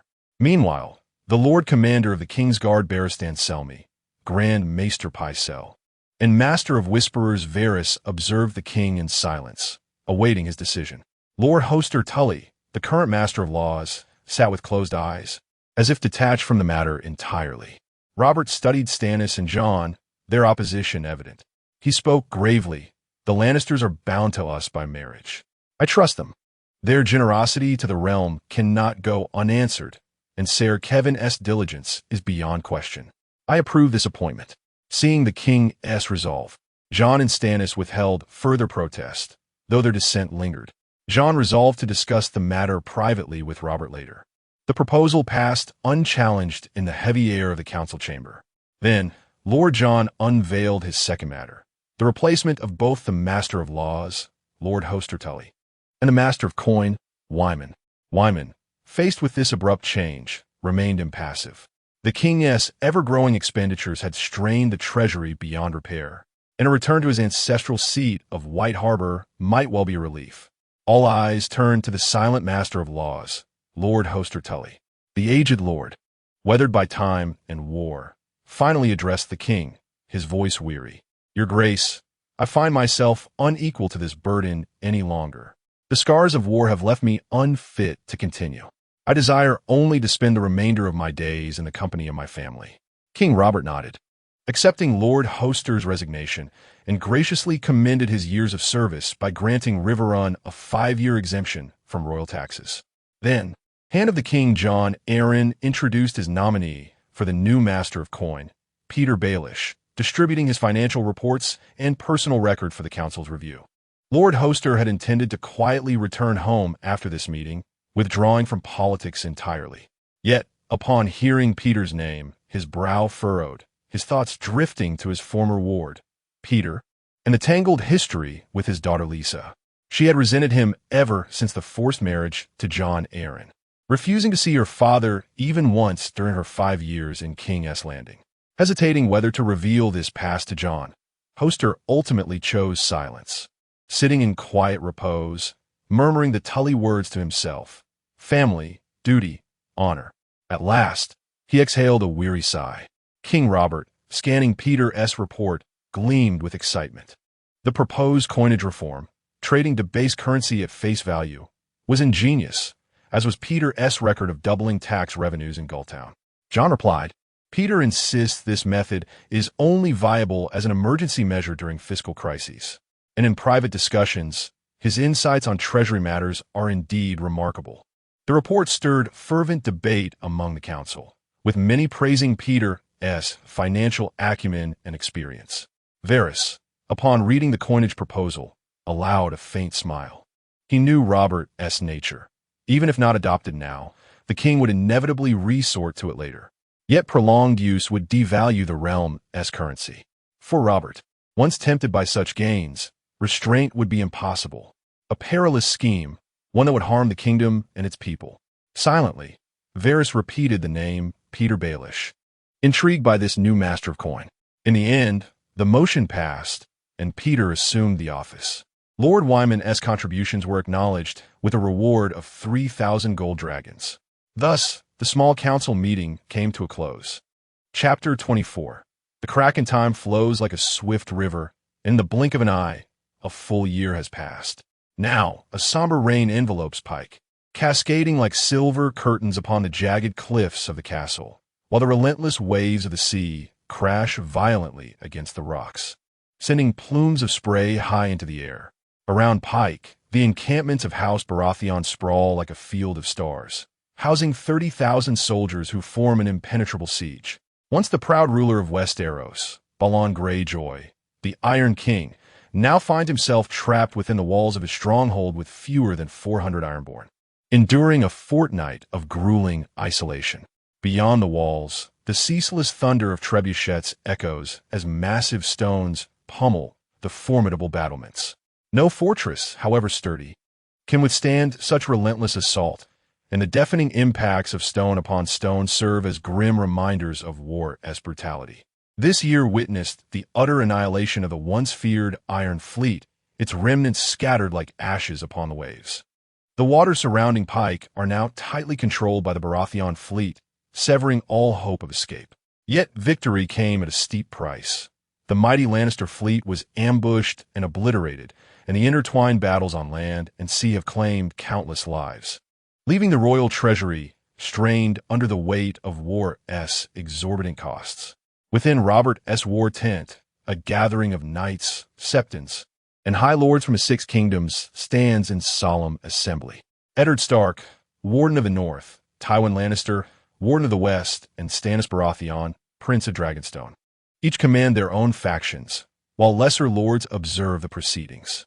Dozens of nobles from the Iron Islands now kneel upon the ground, pledging their fealty to King Robert. The king grants them a measured acknowledgement, his words courteous but his thoughts calculating. "I accept your oaths of loyalty. Tomorrow, when we storm the castle, Your men shall lead the vanguard, proof of your devotion. Then his gaze shifts to the subdued, iron-born lords, and his voice deepens with authority. Lords of the Iron Islands, today you bend the knee and acknowledge me as the rightful ruler of the Iron Throne. The islands seized and blockaded during this conflict shall be returned to you. Yet, as recompense, each house shall pay 20,000 gold dragons to atone for the realm's losses. Soon, your forces shall march at the forefront of the assault on Pike. Let it be known that rebellion is futile, and you must bear responsibility for this needless bloodshed. Let us return to where this all began. At that moment, a knight bursts into the tent, breathless. Your Grace, the gates have opened. Balon has surrendered. A cold smirk curls upon Robert's lips. The stubborn rebel has finally yielded. What was meant to be a swift campaign had been prolonged by Balon's defiance, stretching into months of grueling warfare. Now, the king burns with the desire to execute the wretched Kraken himself. Yet he had vowed to accept all who surrendered, and before so many witnesses, he cannot break his word. Inwardly, he seethes. Why couldn't he, this damned squid, have held out to the end? Already, his mind weaves schemes of humiliation, eager to exact his vengeance when the moment arrives. Lord Balon Greyjoy, the Iron King crowned with his austere circlet of black iron and clad in threadbare sable, bore a countenance as if chiseled from granite, unyielding yet etched with exhaustion. The bitter taste of defeat coiled around his heart like rusted chains, for he knew continued defiance would reduce House Greyjoy to ashes upon the pyre of war. Only by bending the knee might his lineage endure. Though the prospect of Robert's mockery cut deeper than any blade, the war had already broken the spines of the Iron Islands nobility. Only he, the Iron King, remained unbowed. Though Pike's stores could sustain them for moons, its walls trembled beneath the barrage of enemy catapults. Each fallen kinsman carved another wound upon his soul, leaving only his last surviving son and daughter as embers of hope. The icy rain needled his skin, a cruel mirror to the dread settling in his bones. Behind him trailed Theon and Asha, their youthful faces taut with terror, knowing their fates now dangled as spoils of war. Balon straightened his spine as he approached the royal pavilion, where the gathered lords of the Six Kingdoms jeered like gulls over carrion. The guards' taunts flayed his pride raw, forcing him to shed the last vestige of dignity, bare and kneeling before the scornful assembly. The nobility of the mainland reveled in his humiliation, while his own Ironborn watched with hollow eyes, witnessing the twilight of their kingdom. Balon clenched his jaw, letting the tide of derision crash over him. His fists trembled against the mud, fury smoldering like molten steel in his veins. Then Robert emerged, flanked by Lord Eddard and Lord Tywin, his gaze alight with triumph. King Balon? Robert sneered, drawing his sword to strike the iron crown from Balon's brow. I see your defiance, but this is the price of rebellion. Now, kiss my boot and swear your fealty, or watch your house and honor vanish like smoke on the wind. Balon lifted his gaze, the war within his eyes laid bare. With a shudder, he pressed his lips to Robert's boot, the laughter of the crowd a serrated edge against his soul. Satisfied, Robert turned to the children, his voice dripping with disdain. Your sons are spent, leaving only this fledgling? After a pause, he glanced at Eddard and decreed, Theon shall be Lord Stark's ward. Should you rise again, the boy's blood will answer for it. As for Asha, he scoffed, squid blood is unfit to mingle with noble stock. The lords erupted in cruel mirth, their gazes stripping Balon bare as flaying knives. Your surrender is accepted, Robert declared. Return to Pike. Half your wealth is mine. Defy me again? I welcome it. Now, take your stench of squid and get out of my sight. Robert's words fell like a glacial verdict. This was the most humiliating moment of Balon's life, his name destined to become a laughingstock among the nobility of the Seven Kingdoms.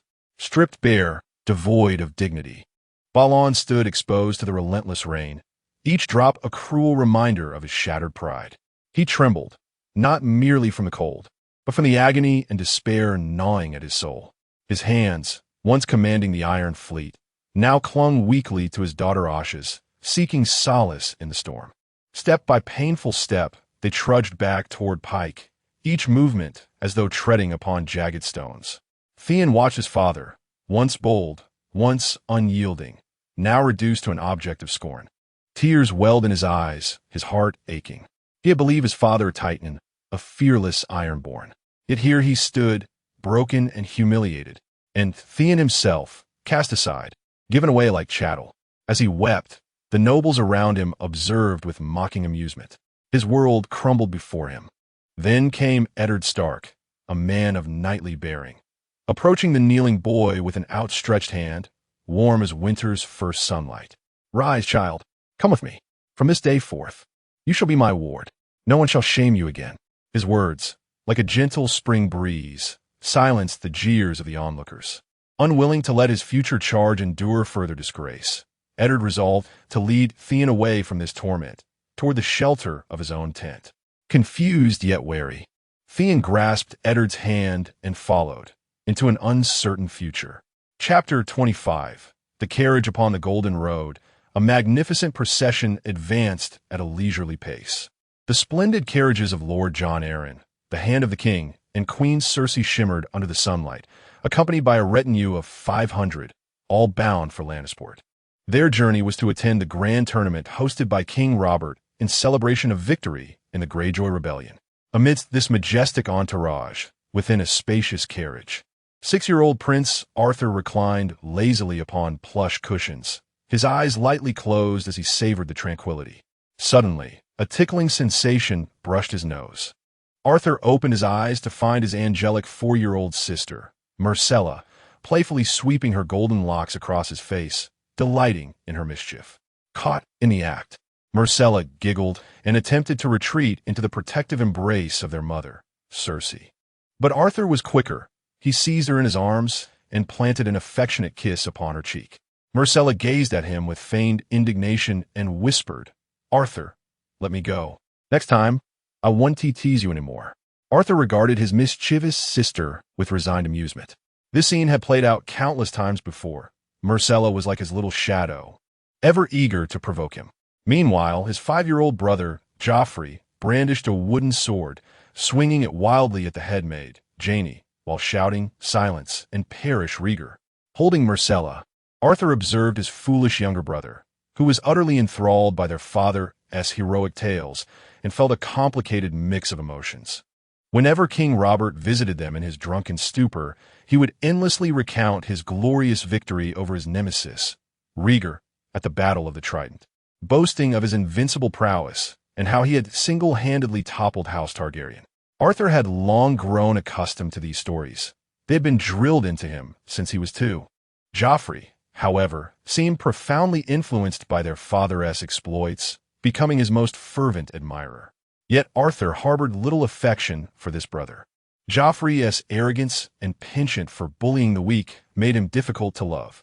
In contrast, Arthur cherished Myrcella deeply. She was gentle and well-mannered, save for her occasional willfulness toward him. As for their youngest brother, Tommen, he remained a babbling infant, his personality yet to unfold. Joffrey's antics grew increasingly unruly as he continued swinging his wooden sword at Jaime, who could only endure his tantrums with weary patience. Queen Cersei, witnessing his escalating misbehavior, finally interjected sharply, "Joffrey, cease this nonsense at once." But the young prince paid no heed. Cersei then cast a meaningful glance toward her eldest son, Arthur. Understanding his mother's silent command, Arthur gently set Myrcella down. The little princess scurried to Cersei's side, clinging to her knees as the queen tenderly stroked her golden hair, her expression softening with maternal warmth. And so, Arthur steeled himself to deal with his troublesome brother. Arthur decisively stepped forward, wrested the wooden sword from Joffrey's grasp, and snapped it in half before his eyes. With a cold tone, he inquired, still eager to play, "Joffrey, perhaps I should instruct you on the proper wielding of a blade." Tears welled in Joffrey's eyes as he beheld the ruin of his cherished toy, his voice trembling with indignation. "You've tormented me since childhood, though I am your own brother." Arthur sighed, his expression laced with weary resolve. "Precisely because you are my brother that I must discipline you. Were you another, I would not trouble myself." Unwilling to heed his words, Joffrey fled in tears to the comforting embrace of Queen Cersei. She soothed his sobs with gentle strokes through his golden locks, yet her gaze upon Arthur held silent approval. Arthur exhaled deeply. Each time Joffrey erred, their mother orchestrated this same performance, casting him as the stern elder brother while she played the doting matriarch. Moments latte. Cersei cradled the infant Tommen, barely a year old, her tender gaze lingering upon Joffrey, now lulled into slumber by his own sorrow. Nearby, Princess Myrcella peered curiously through the carriage window, enchanted by the passing scenery. Boredom gnawed at Arthur, prompting him to address the head maid, Janie. How much farther to Lannisport? With a serene smile, she replied, Not long now, my prince. We shall arrive heure nightfall. Arthur's curiosity stirred. Janie, will you return to Fair Isle to reunite with your kin this time? Her smile deepened. I have sought her grace's leave. At 24, my family has arranged a match for me. A wistful shadow crossed Arthur's features. Then our paths may seldom cross hereafter. My gratitude for your years of care, Janie. Modestly, she demurred. Merely my duty, my prince. Had you been older, such chivalry might have swayed my heart. Before Arthur could respond, Cersei interjected, her voice laced with frost. Janie, attend to Princess Myrcella's lemon cakes. Inwardly, Arthur sighed. His mother's jealousy flared at the slightest affection shown him by others. Yet soon they would reach the domain of his grandfather, Tywin Lannister, the elusive Lion of the Rock, a figure of ruthless renown whom Arthur had never met in his 6 years of life. The realm revered and feared him in equal measure. Arthur burned with curiosity to behold the man whose legend had shaped his childhood. Restless amidst the carriage's jostling, a thought struck him. Why not seek diversion in the company of the newly appointed Master of Coin, Peter Baelish? Since assuming his post, Lord Baelish had been tasked by Hand John Arryn to tutor Arthur in matters of finance, fostering an unexpected camaraderie between them. The man possessed an uncanny knack for intriguing whispers. Bidding his mother a brief farewell under the pretense of consulting Lord Baelish on fiscal matters, a request she did not oppose, Arthur made his way to the other carriage. There, he found the Master of Coin engrossed in his ledgers, the quill dancing across parchment with practiced precision. Peter noticed Prince Arthur lifting the carriage curtain and gently closed his book, a subtle smile playing upon his lips as he inquired, Your Grace, what brings you to grace us with your presence here? Arthur responded languidly. The journey grows wearisome with its endless stops and starts. Peter's voice, rich and mellifluous, lowered as he spoke, Your Grace, I've just received fresh tidings. Would you care to hear them? Arthur's curiosity piqued, and he gave a slight nod. Peter began his tale. For days past, Commander Manley of the Gold Cloaks met an unfortunate end in King's Landing. Arthur arched a brow in surprise. Has some calamity befallen the capital? Was not my great-uncle, Lord Kevin, the Master of Laws, overseeing the city? Peter replied smoothly, Merely a disturbance in Flea Bottom, Your Grace. Lord Kevin commanded Lord Manley to quell the riot, yet he perished in the fray. For the city watch fell that day, Lord Manley among them. Then, with a shift in tone, Peter added, A pity, truly, that such a loyal servant of the crown should meet his end at the hands of common rabble. Though whispers suggest, his death may not have been mere chance. Arthur fell into contemplation, as if sifting through the implications of these words. Chapter 26. Lannisport as night descended, the briny sea breeze swept over them, carrying the scent of salt and adventure. Their opulent carriage rolled along the coast, bearing the hand of the king, Jon, and Queen Cersei, alongside a retinue of noble lords and hundreds of soldiers, slowly approaching the grand gates of Lannisport. Within the carriage, Cersei gazed upon the glittering harbor lights, her thoughts drifting to childhood memories of daring escapades deep in the woods, where she once sought the fabled sorceress known as Maggie the Frog. The Crowness prophecy echoed in her mind. 3 children you shall have, the witch had croaked. Gold shall be their crowns, and gold their shrouds. Now, Cersei scoffed at the absurdity. She had borne 4 children, and the so-called prophecy seemed naught but a cunning ruse, woven to ensnare the gullible. As Ser Barristan Selmy, the venerable Lord Commander of the Kingsguard, led the welcoming party forth, the splendor of Lannisport unfolded before them. This mighty port, jewel of the Westerlands, stood as one of the busiest harbors in the 7 kingdoms, its golden domes and gilded sails shimmering beneath the sun, a testament to its wealth and prestige. Renowned for its master goldsmiths, The city's streets teemed with golden and amber-haired folk, their locks gleaming like the lion's mane upon the Lannister sigil, a mark of their noble blood. Many here were distant kin to House Lannister, their loyalty as unyielding as the gold in their veins. Thus, Lannisport remained the foremost source of Lannister soldiers, their devotion surpassing even that of other bannermen. The wheels of history have etched profound marks upon this city. Countless times, the Ironborn of the Iron Islands sought to erase its existence with fire and steel. 3 great conflagrations nearly reduced it to ashes, and over 20 plundering raids failed to break its indomitable spirit. Yet each time, Lannisport rose like a lion from the embers, unyielding and unbroken. During the infamous Dance of the Dragons in the Targaryen dynasty, House Lannister nearly faced ruin for backing the wrong faction. Yet, much like the steadfast stones of the harbor enduring the ocean's tempests, they weathered that dark and bloody era through resilience and cunning, ensuring their legacy endured. Under the veil of night, a procession of carriages slipped silently into the bustling city. Along the torchlit streets, the Lion Guard stood vigilant, their blazing brands illuminating the path, ensuring the Queen's safe arrival. The citizens of Lannisport thronged the roadside, their cheers and smiles weaving a tapestry of warmth as they welcomed Queen Cersei. Wed to King Robert, Cersei Lannister, hailed as the jewel of the West and the most radiant beauty in the Seven Kingdoms, was met with jubilant acclaim, particularly from distant golden-haired kin of House Lannister. Within her carriage, she basked in the adoration, her face alight with pleasure. Beside her, 4-year-old Princess Myrcella, cautious as a kitten, lifted a corner of the curtain to peer at the adoring crowds.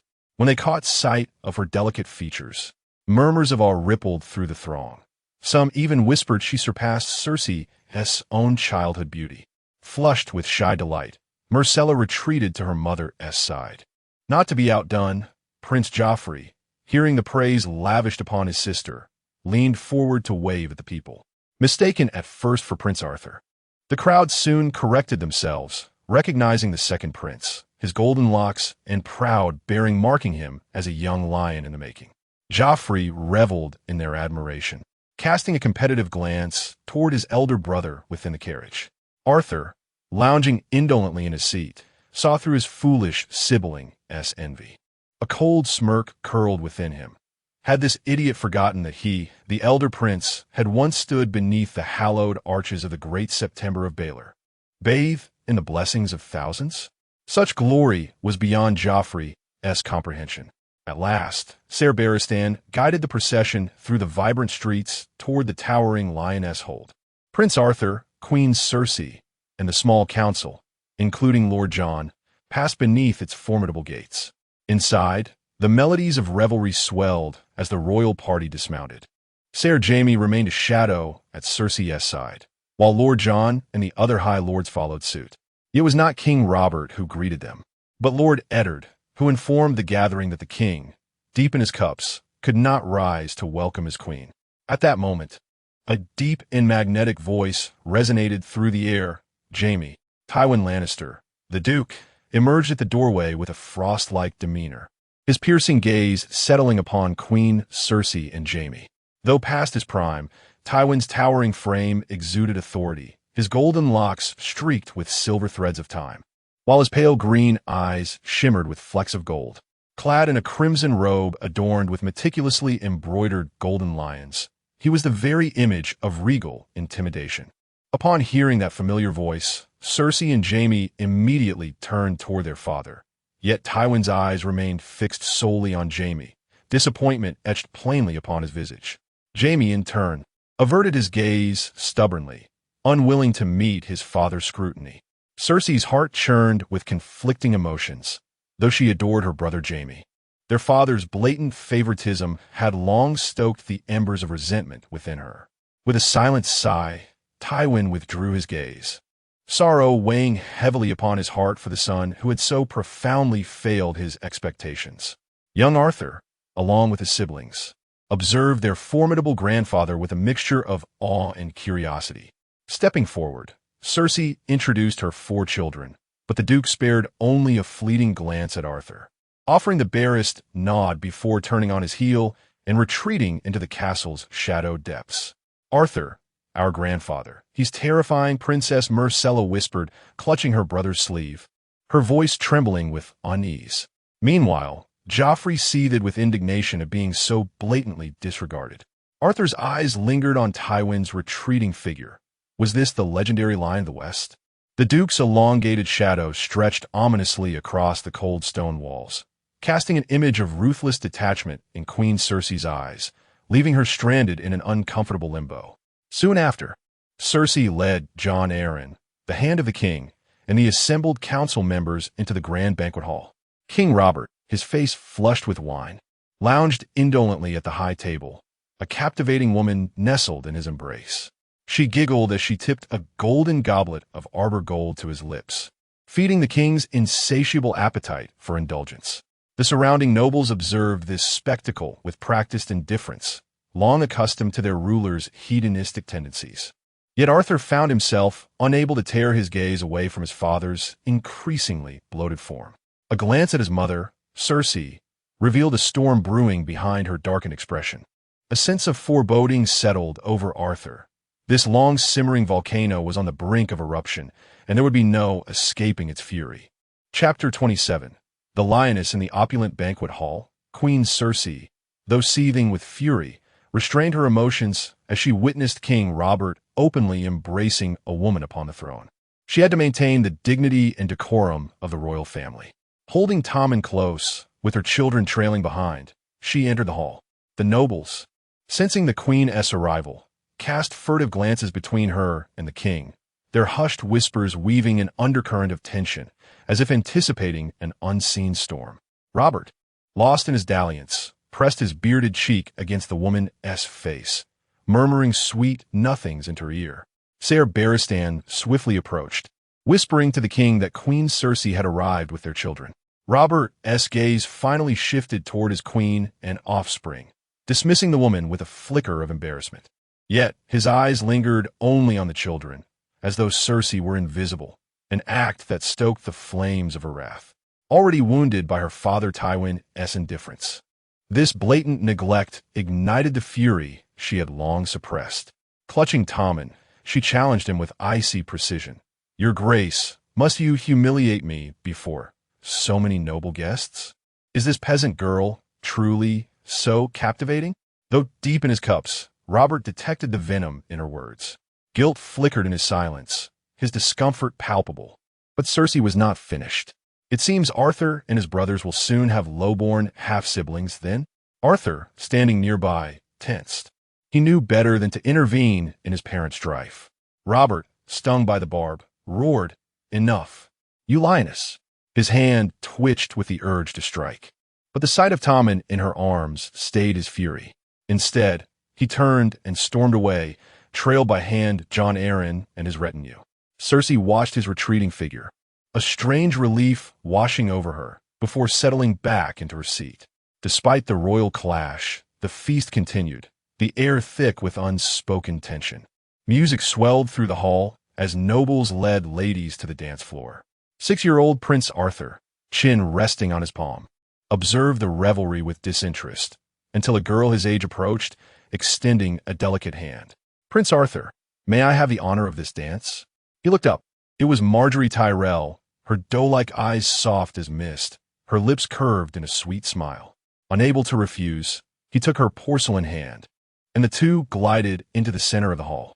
Thanks to his rigorous courtly training, Arthur moved with effortless grace. From her seat, Cersei studied the unfamiliar yet oddly familiar girl dancing with her son. Who is she? Beside her, Princess Myrcella gazed at her brother with adoration, enthralled by his elegance. Joffrey wore an expression of disdain, believing true men ought to emulate his father Robert, bold and fearless, not twirling upon dance floors. The nobility observed Prince Arthur and Margaery's graceful movements, murmuring amongst themselves. Some praised the prince's handsome elegance, while Margaery, petite and lovely, captivated with almond eyes shimmering like crystalline waters. Others marveled at House Tyrell's shrewdness, having prepared their youngest daughter well in advance. During the dance, Marjorie lightly traced her fingers against Arthur's palm, drawing his attention. Meeting his gaze, she responded with a tender smile, her cheeks faintly flushed. She repeated the gesture and whispered, "Prince Arthur, may I fancy you?" Curious, Arthur inquired, "What is it you admire in me, Marjorie?" She replied, "Everything that belongs to Prince Arthur. I adore." As the dance concluded, Arthur bowed courteously, and Marjorie reciprocated with a graceful curtsy. Softly, he murmured, "Lady Marjorie, I am grateful for your affection. I too hold you dear." Her heart swelled with joy as she returned to her family's seats, while Arthur quietly resumed his place beside Cersei. In the hush of midnight, the grand feast waned. King Robert's absence left Queen Cersei as the evening's focal figure, who solemnly declared its end. The nobles of the Red Keep, escorting their kin, departed the luminous hall, leaving behind an echoing stillness. Queen Cersei led her brother Jaime and children to the dining chamber prepared by Lord Tywin, for they had arrived in haste, foregoing supper. Young Prince Arthur's face betrayed hunger, yet despite the feast before him, he maintained impeccable decorum, awaiting his grandfather's arrival. Soon, Tywin entered, trailed by a conspicuous dwarf. Surveying his famished kin, the Lord of Casterly Rock permitted the meal to commence. Seated at the head, he observed in silence. Jaime cast concerned glances toward the dwarf, while Tyrion Lannister, known mockingly as the Imp, studied his long-absent sister, brother, and nephews. Tyrion's existence, marred by his stunted stature and grotesque features, served as fodder for noble gossip and a thorn in Tywin's pride. The patriarch's gaze flickered between his sons, sensing their fraternal bond, before coolly commanding, "Tyrion, pull me wine." Seizing the moment, Queen Cersei remarked with venomous sweetness, "Ah, my dear brother has perfected the art of cupbearing, has he?" Tyrion, smiling, filled Tywin's goblet and countered, "If I am a cupbearer, it is for my own father's service." "Sister, I hear you roared at King Robert tonight. How fitting of the Lannister lioness." Queen Cersei retorted vehemently, "Robert wronged me first. He humiliated me, so I shall make him suffer. What fault lies in that?" Lord Tywin cut her off with icy detachment. "Enough, my daughter. Your actions gave King Robert the pretext to nearly strip your Uncle Kevin of his position as Master of Laws over the matter of Lord Manly. In your public outburst at the feast, was that not humiliation enough for House Lannister and the crown in the eyes of the realm's nobility?" Surveying his troublesome offspring, Lord Tywin could only shake his head in dismay. Jaime shirking his duties, Cersei clinging to her obstinacy, and Tyrion, the shame he brought upon their house. His stern gaze then shifted to his grandchildren. Prince Joffrey and Princess Myrcella cowered under his severity, too intimidated to utter a word. Only Prince Arthur, his grandson, remained composed, his expression unreadable as he continued his meal with quiet focus, as though untouched by the turmoil around him. Chapter 28, The Tournament, Part 1. During the grand tournament held over several days in Lannisport, a magnificent temporary arena had risen upon the flatlands beyond the city walls. 6-year-old Prince Arthur, the pride of the royal family, did not cling to his parents' side, but instead chose to sit among the noble youths who had come to witness the spectacle. Their seats were positioned at the very center, exuding an air of prestige. Beside Prince Arthur sat his 12-year-old uncle, Lord Renly Baratheon, and Loras Tyrell of House Tyrell, whose beauty rivaled the blossoms of spring. The trio conversed warmly, their laughter drawing admiring glances from those around them. The noble youths, adhering to the delicate customs of courtesy, approached Arthur one by one, offering their reverence and loyalty, which the young prince accepted with a gracious smile. Yet, Arthur's gaze inadvertently drifted toward the edge of the stands, where a solitary noble boy, no older than 10, sat with eyes brimming with sorrow, like a forgotten fledgling abandoned by the world. When Prince Arthur inquired about him, Lord Renly smiled gently and explained that as Theon Greyjoy, the only son of Balon Greyjoy, after his father's defeat and surrender, King Robert arranged for him to be fostered under Lord Eddard Stark's protection. "We call him the Little Squid." Feeling the heir's gaze upon him, Theon lowered his head further. Though Lord Eddard's guardianship shielded him from outright cruelty, the veiled mockery of noble children never ceased. He feared drawing Prince Arthur's attention, dreading further torment. The prince, upon hearing his uncle's words, merely cast Theon a fleeting glance before turning away. To him, the offspring of a rebel was unworthy of his time or pity. Meanwhile, within the arena, the days of fierce jousting had reached their climax, with only the final duel remaining. Two valiant knights stood poised for battle. Ser Jaime Lannister of the Kingsguard and Jorah Mormont, Lord of Bear Island from the north. Jaime was clad in resplendent crimson armor adorned with roaring lions, a stark departure from the traditional white of the Kingsguard. Lifting his visor, his gaze fell upon Princess Myrcella, who had rushed to his side, hands clasped in prayer to the Seven for his victory. Jaime's eyes softened as he whispered, "Myrcella, watch as I claim the crown of the Queen of Love and Beauty for you." Jorah Mormont, in contrast, stood murmuring tender words to a golden-haired maiden with skin like porcelain, Lady Lynesse Hightower of Old Town, who he had met in Lannisport after the war. To win her heart, he had spent lavishly, and she had promised him her hand in marriage should he emerge victorious in the tournament. Clad in heavy black armor, Jorah mounted his steed with unwavering determination, her favor fastened to his person. As both knights readied themselves for the final clash, Prince Arthur settled in to witness the spectacle. Marguerite approached Arthur with a coy smile, playfully beseeching Lord Renly to allow her to sit beside Arthur and her brother Loras. Renly graciously yielded his seat, settling beside Loras instead. Once seated, Marguerite turned to Arthur with a demure smile and murmured, "I eagerly anticipate witnessing your highness's gallantry in the upcoming jousting tournament." Arthur returned her smile with princely grace. "Your expectations honor me, Lady Marguerite." Though he harbored no aversion toward her, he noted the subtle cunning beneath her youthful charm, a trait that promised to blossom into formidable allure. Moreover, the Tyrell's influence in the Reach rendered her a politically advantageous match, one that could fortify his future reign. He understood well that the choice of a queen would shape the destiny of House Baratheon, and he had no desire for a consort too naive in the machinations of court. Yet he remained circumspect, preferring to let alliances solidify his power in due time. The Tyrells, with their wealth and reach, were undeniably a prudent choice. From the royal pavilion, Queen Cersei observed Marguerite's proximity to her son with narrowed eyes. The Tyrells, it seemed, were everywhere. This clever girl always found a way to linger at Arthur's side. Cersei resolved to counsel her guileless son, lest he fall prey to the wiles of this budding temptress. At the center of the arena, two knights stood poised for combat. One was Jaime, resplendent in gilded armor emblazoned with the Lion of Lannister, his presence as commanding as the beast itself. Every gesture drew thunderous applause from the nobility, particularly the noble women enraptured by his striking visage, their adoration rising like a tide. Jaime, the golden hero of Casterly Rock, was the undisputed darling of the crowd. Opposite him stood Jorah, his armor dark as midnight, unadorned yet formidable. The bear of House Mormont was etched not in gold, but in the unyielding resolve of his gaze. Though lacking Jaime's dazzling beauty, his rugged countenance bore the marks of a hardened warrior. Clutched in his hand was Lynesse's handkerchief, its delicate fabric still faintly scented with her perfume. He pressed a reverent kiss to it, a silent vow of devotion.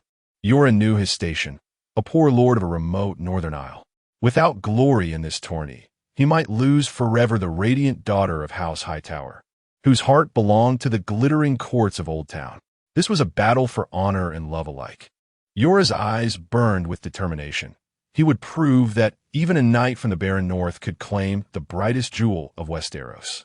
High upon the royal dais, Prince Arthur, scion of the royal blood, gradually tore his attention from Marguerite's subtle charms and fixed his gaze upon the clash below.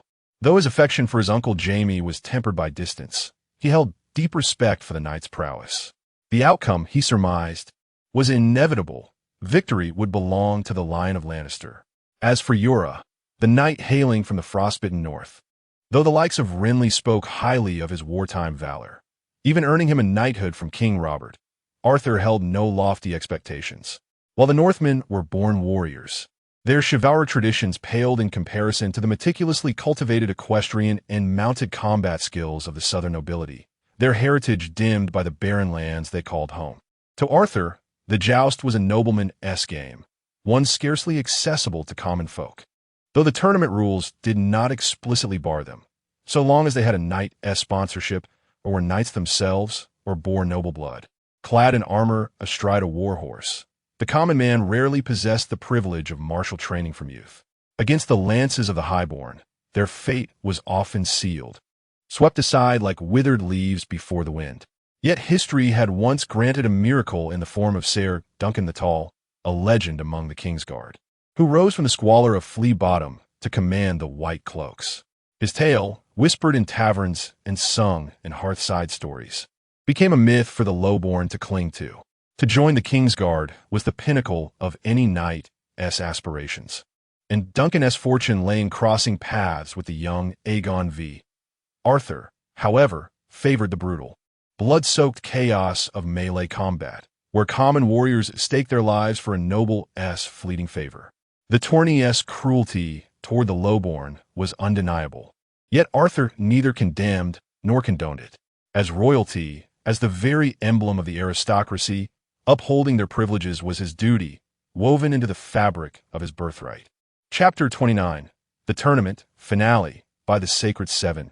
This Black Knight's resilience knows no equal.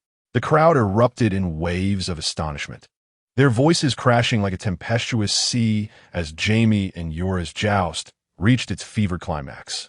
Jaime, the crimson-armored knight, had already struck Jorah 6 times with his tourney lance, each impact resonating through the field like thunder, though blunted for sport.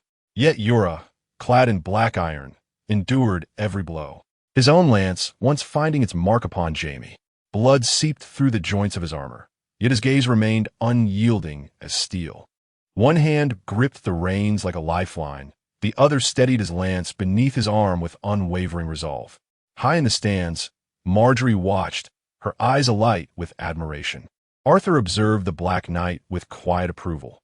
Though his horsemanship and skill paled before Jaime's, his indomitable spirit kept him charging forward, undaunted by impending defeat.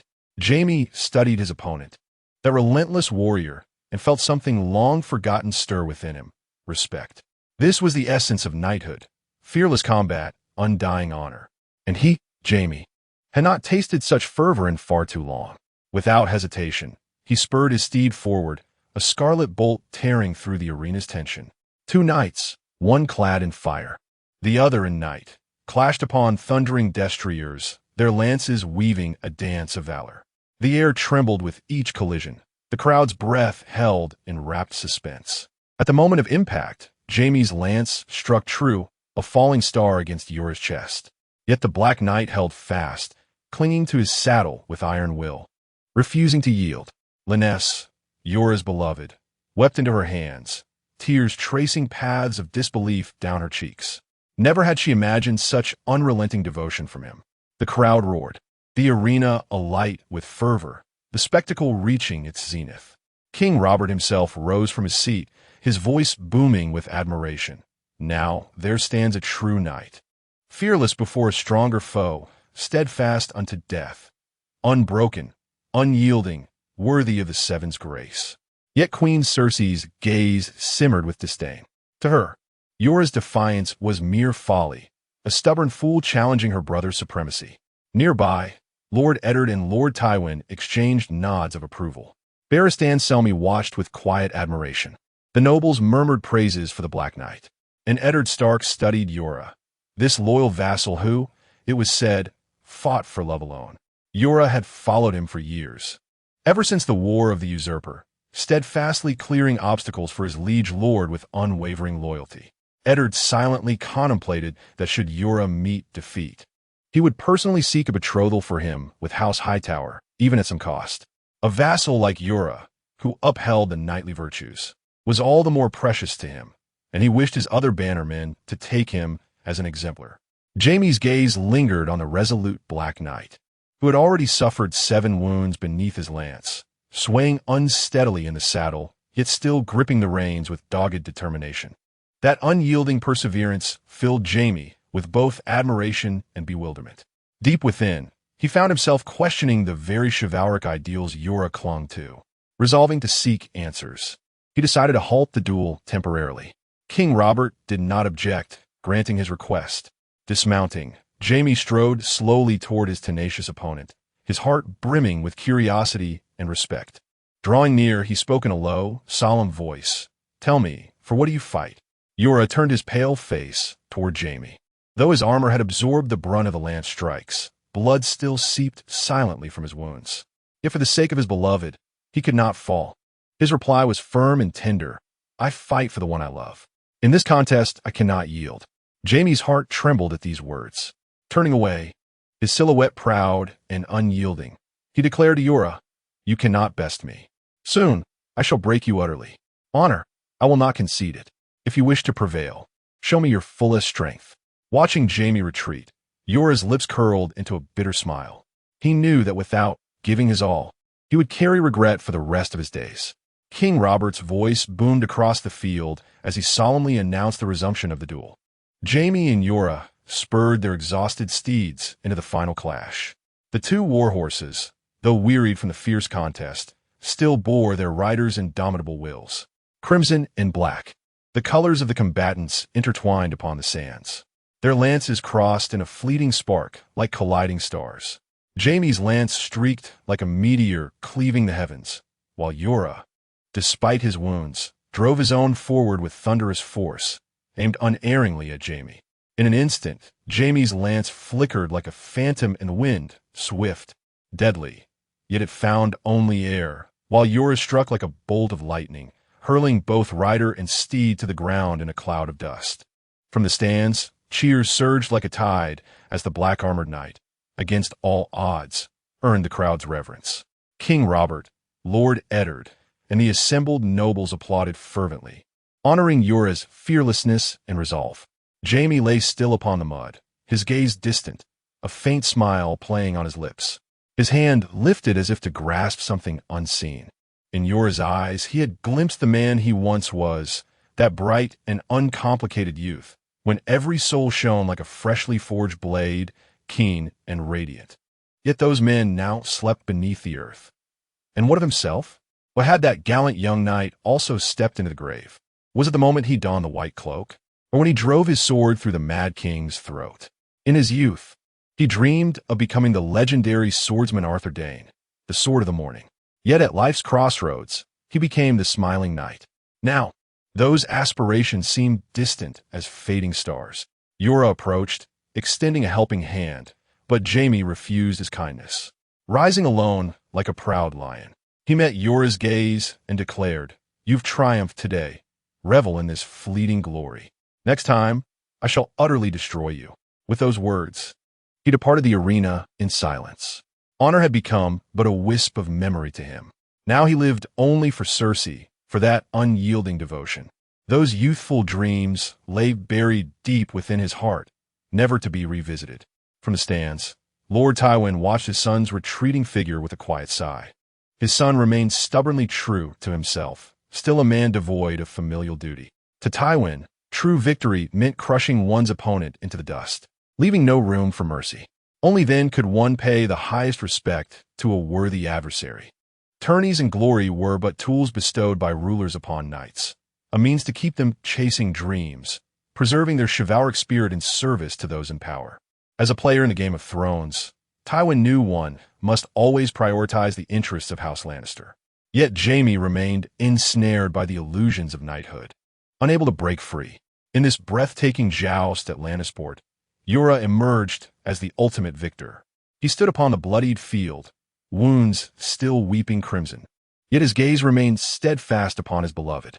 King Robert stepped forward, raising Jorah's hand and proclaiming him champion of the tourney, bestowing upon him a princely reward of 30,000 golden dragons. The gathered nobility watched with envy, yet they also applauded Jorah's perseverance and valor. Accepting the victor's crown, woven from the blossoms of the Queen of Love and Beauty, Jorah clutched the prize meant for his beloved. Though his body bore grievous wounds, he endured the pain, limping yet resolute as he approached Lyness Hightower. His eyes, deep with devotion, held nothing but tenderness for her. The ladies of the court watched breathlessly, their hearts alight with anticipation for this romantic moment. Lyness stood among them like a pearl bathed in sunlight, as Jorah gently placed the floral crown upon her radiant hair. A collective sigh swept through the crowd. The women gazed upon the scene with longing and admiration, their eyes shimmering with dreams of their own. Tears glistened in Lyness's eyes, her joy beyond words. Then, Jorah knelt before her, offering his heart in marriage. Lyness accepted, her happiness radiant as spring sunshine. Suddenly, she became the envy of every maiden present. Nearby, Prince Arthur observed with a gentle smile, his gaze thoughtful and profound. Beside him stood Marjorie, delicate as morning dew. Leaning close, she whispered, if one day the man I love were to crown me with a wreath of love and beauty, I would be overcome with emotion beyond words. Her large eyes, misty with dreams, held an unspoken yearning. Her words, like verses of a delicate poem, lingered softly between them. Chapter 30. Wine-tasting golden sunlight spilled upon the azure waves of Lannisport, like fine golden sand scattered across a pristine blue canvas. Seagulls soared through the skies, their cries blending with the gentle murmur of the waves into a serene symphony. The grandeur of the tournament had begun to fade from memory, as the opulent carriages of nobles streamed away from the bustling port, leaving behind only the whisper of the sea breeze and endless musings. King Robert and Queen Cersei's resplendent carriage, gleaming like a celestial star under the gaze of thousands, departed slowly for distant King's Landing. Arthur Baratheon, the young prince who had chosen to remain at his grandfather Tywin Lannister's side by King Robert's decree, stood resolute in his decision to stay and receive the teachings of the Lord of the West. The Lannister army flowed like a tide from the harbor, marching toward the proud stronghold of Casterly Rock. Arthur sat within an ornately decorated carriage alongside Tyrion Lannister, his sharp-witted uncle of small stature. Tyrion lounged lazily against velvet cushions, plucking translucent purple grapes from a bunch as he studied Arthur with a mix of curiosity and bemusement. "You are truly an enigma, Arthur," Tyrion remarked with a hint of amusement. "Most of Tywin's children yearn to escape his gaze, yet you choose to draw near. Why is that?" Arthur responded with a smile as gentle as a spring breeze. "I believe there is much I can learn by staying with Grandfather Tywin." Tyrion sighed softly, a flicker of melancholy passing through his eyes. "My father, your grandfather, his world revolves solely around the glory of House Lannister. I have lingered by his side for years, yet never earned his approval. He sees me, a dwarf, as nothing but a stain upon our name, forbidding me even to step beyond Casterly Rock. To the outside world, he is the just and impartial Lord Tywin, but within these walls, he is a cold, suffocating creature of politics. Jaime, Cersei, and I, we have all struggled beneath his shadow. Are you truly willing to walk this path?" His words were like the still depths of an autumn lake, calm yet profound. Tyrion studied Arthur, his gaze a blend of puzzlement and admiration. "Perhaps you and your grandfather share the same ambitions. I cannot fathom how a child of Robert, as iron-willed as he, could possess such political acumen." His tone carried both bewilderment and intrigue.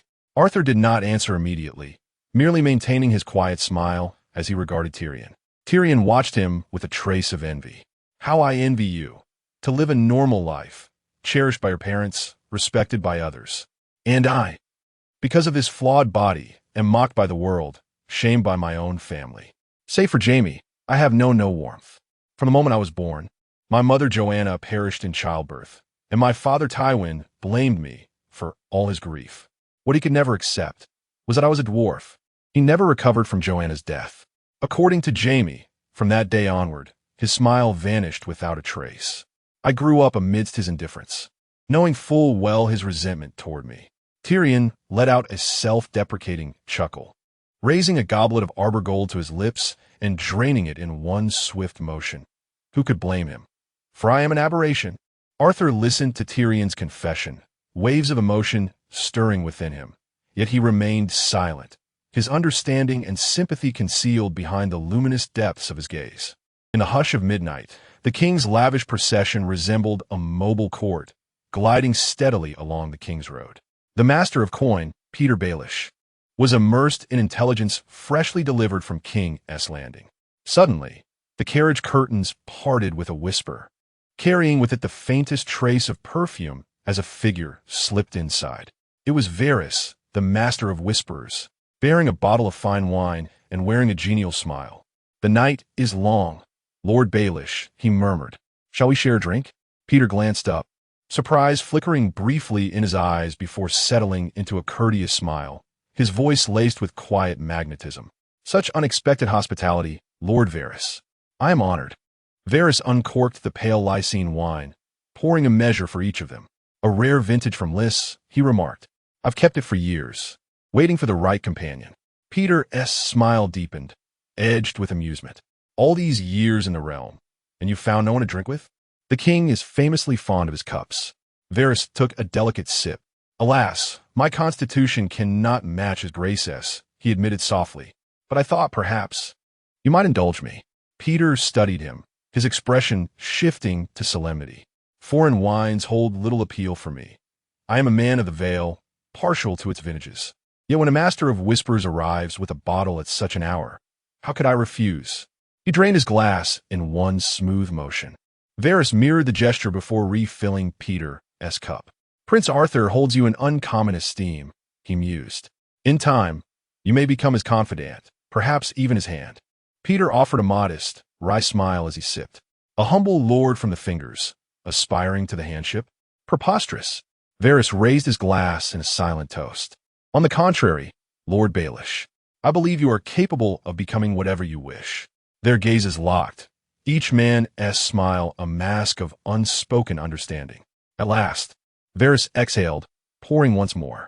"I am certain," he said lightly, "you will prove a worthy drinking companion."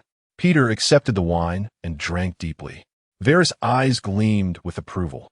Then, abruptly, Peter remarked, "Commander Manley of the City Watch was also the king's drinking partner. A pity such a loyal servant met his end at the hands of brigands." Varys' cheeks flushed slightly as he took a sip of wine, remarking, "This news has left me utterly astounded. I immediately suspected it might be a Lannister conspiracy, and I believe King Robert and Lord John are equally troubled by this matter." Littlefinger responded with a knowing smile. "While I share your suspicions, considering Prince Arthur and Queen Cersei's 3 other children remain unharmed, it seems unlikely the Lannisters would commit such folly." A tipsy smile graced Varys' countenance as he replied, "Lord Baelish, I must confess my tolerance for wine has reached its limit tonight. It has been a pleasure sharing this drink with you, and I eagerly anticipate our next meeting." With a subtle curve of his lips, Littlefinger answered, "Good drinking companions are rare indeed. The honor has been mine, Lord Varys. I shall look forward to our next convivial gathering." As Varys staggered away, his murmurs lingered in the air. "Observe Arthur and Joffrey, black and gold." Littlefinger caught these parting words, his expression first flickering with perplexity before transforming into startled amusement. Softly, he echoed the enigmatic phrase, "black and gold." Chapter 31. Casterly Rock. Beneath the radiant glow of the sun, Arthur descended from the carriage, his gaze fixed upon the magnificent Casterly Rock, bathed in golden light. Awe swelled within him at this marvel of nature, a towering mountain, 1,000 meters high, hollowed with meticulous precision to house countless inhabitants. Perched upon the western coast of Westeros, it stood as a sentinel overlooking Lannisport and the vast sunset sea, the very heart of power in the Westerlands and the formidable emblem of House Lannister. True to its name, Casterly Rock was carved from a single colossal stone, its walls and structures reinforcing its impregnability. Never conquered, it remained the largest, wealthiest, and most formidable stronghold in the Seven Kingdoms. At its zenith stood a ring fort, a vigilant watchtower surveying the surrounding lands. The sheer grandeur of this rock surpassed even the wall, or the high tower of Old Town, stretching nearly 2 leagues from east to west, its interior a labyrinth of tunnels, dungeons, cellars, barracks, halls, stables, stairways, courtyards, balconies, and gardens. Hundreds of mines delved deep into its foundations, veins of gold and red gold still gleaming after millennia of extraction. Casterly Rock also boasted a complete harbor, docks, shipyards, and dry docks nestled within a natural haven, a vast cavern carved by the sea into the western face of the rock. 9 wide, natural entrances allowed even the largest warships and merchant vessels to pass freely, loading and unloading their wares. "Are you impressed?" Uncle Tyrion asked with a knowing smile, his eyes alight with pride. "I had heard tales," Arthur replied, "but seeing it with my own eyes is another matter entirely." Tyrion gave a slight shake of his head. "Soon, you will learn the true challenge of ascending to the summit. Your grandfather, Lord Tywin, awaits you in the highest tower." Arthur frowned. "Does Casterly Rock not have a lift? Why must I climb?" A faint smirk curled Tyrion's lips. "My dear nephew," he said, "if you wish to be trained, you must conquer those countless spiraling steps alone. He has made it clear, should you choose to abandon the climb, he will not waste his time on you. You may spend a comfortable year at the base of the rock, tended to by servants." "I am his grandson," Arthur protested. Tyrion cast him a measured glance. "Such is his nature. His decisions are unyielding. If you cannot do it, there is no shame in stepping back. You're only 6, after all." Arthur fell silent, his gaze resolute as it lingered upon the towering fortress. Tyrion placed a gentle hand on his shoulder, his smile warm. "I do not doubt you, dear nephew. I only urge you to try your best, without pushing yourself beyond reason." With that, he led Arthur toward the lioness mouth, the sole grand entrance of Casterly Rock, a natural cavern 100 feet high, widened and fortified over centuries, now said to accommodate 20 horses riding abreast. At the entrance, fully armored Lannister soldiers clad in lion-crested plate stood in solemn vigilance, awaiting their arrival. Tyrion led the way, while Arthur gazed upon the magnificent gateway. Awestruck, no wonder Casterly Rock has remained unconquered for 1,000 years. Tyrion offered no reply, merely smiling. He wished for Arthur to experience this grandeur firsthand. Soon, they arrived before the colossal iron gates of Casterly Rock, massive and unyielding, requiring the combined strength of over 30 guards to activate the mechanisms that would open them. As the gates groaned apart, Tyrion pointed upward to a passage where a skeletal figure hung within a rusted cage. Arthur followed his uncle's gesture, curiosity stirring within him. "Uncle, what is the meaning of this?" Tyrion's smile deepened as he began his tale. "You speak of Casterly Rock's unbroken legacy. This withered corpse is its witness. He was Dalton Greyjoy, the man who nearly brought House Lannister to ruin."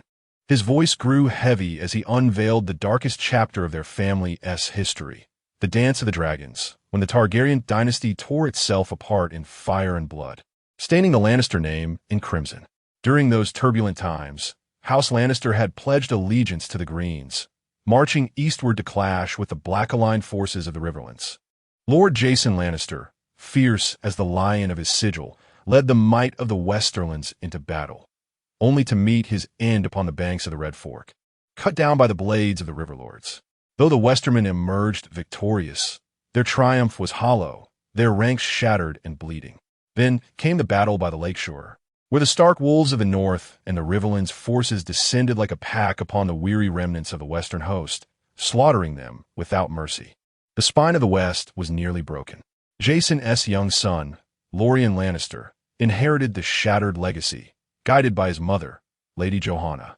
Yet the Westerlands lay in ruins. And then, Dalton Greyjoy, the Red Kraken, scenting weakness, declared for the Blacks and turned his reavers upon the vulnerable West. Lannisport burned beneath the Ironborn's torches. The coasts were ravaged, lords cowering behind their walls as the Ironborn pillaged with impunity. At last, the Kraken's grasp reached for Casterly Rock itself. 1,000 defenders held fast, enduring a year-long siege. Lady Johanna donned armor, rallying the remnants of her people in a desperate, blood-soaked resistance, until at last, reinforcement from the Reach arrived, forcing the Ironborn to retreat. The devastation left the Westerlands a wasteland, its people decimated, their fury smoldering like wildfire. The Lannisters, humbled, bent the knee to the Blacks, borrowing vast sums of gold to rebuild their strength. When the dance ended in a fragile peace of marriage, the West endured 2 decades of slow recovery. And when Dalton Greyjoy met his sudden demise, the embers of vengeance flared anew. The combined naval forces of the Western lands and the Reach launched the so-called War of Vengeance upon the Iron Islands, reducing the Ironborn fleet to ashes amidst the flames of battle. The remains of Dalton Greyjoy were retrieved and suspended within a cage, while his son Roderick Greyjoy was personally castrated by Lady Johanna, thereafter becoming the court jester for her son Lorien Lannister, a deliberate humiliation. Tyrion winked at his nephew Arthur and uttered solemnly, "A Lannister always pays his debts." Arthur listened to this legendary tale with profound contemplation gleaming in his eyes. Subsequently, Tyrion escorted Arthur deeper into the city, arriving before the spiraling ascent of Casterly Rock's endless staircase. With gentle admonition, he cautioned his nephew, "Do not strain yourself if the climb proves too arduous, Arthur," and arranged for several Lannister attendants to accompany him. Tyrion himself then stepped onto the lift, ascending steadily, leaving Arthur gazing upward at the seemingly infinite staircase. Chapter 32. Grandfather and grandson atop the towering Lion's Heart keep of the majestic Casterly Rock. Lord Tywin Lannister was immersed in the intricate governance of the Westerlands. His piercing gaze, sharp as a falcon's, flickered briefly over Tyrion as he entered the chamber before returning to the parchments before him. Tyrion's presence was but a fleeting whisper of wind, unworthy of his attention. The dwarf, small in stature yet unbroken in spirit, finally shattered the silence.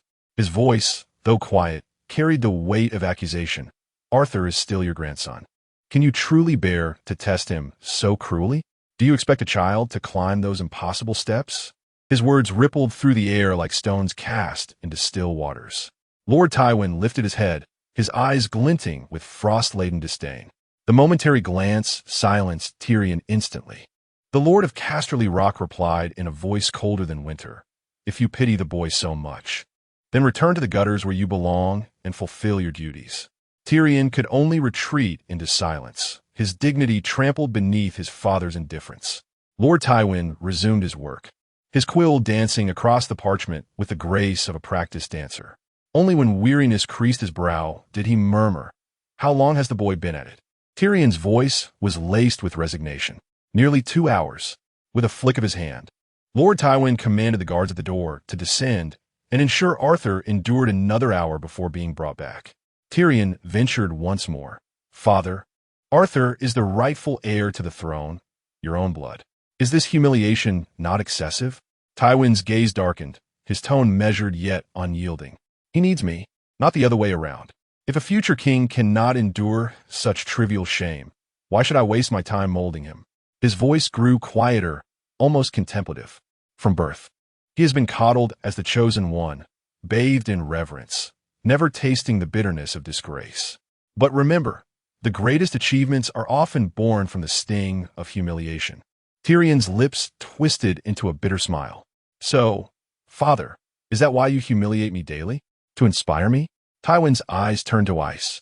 "Tyrion, I do not humiliate you. Your very existence is the stain upon our house." The word struck like a blade. Tyrion's voice trembled with fury. "I was born a dwarf. That was not my choice. Mother died, bringing me into this world. Was that my wish?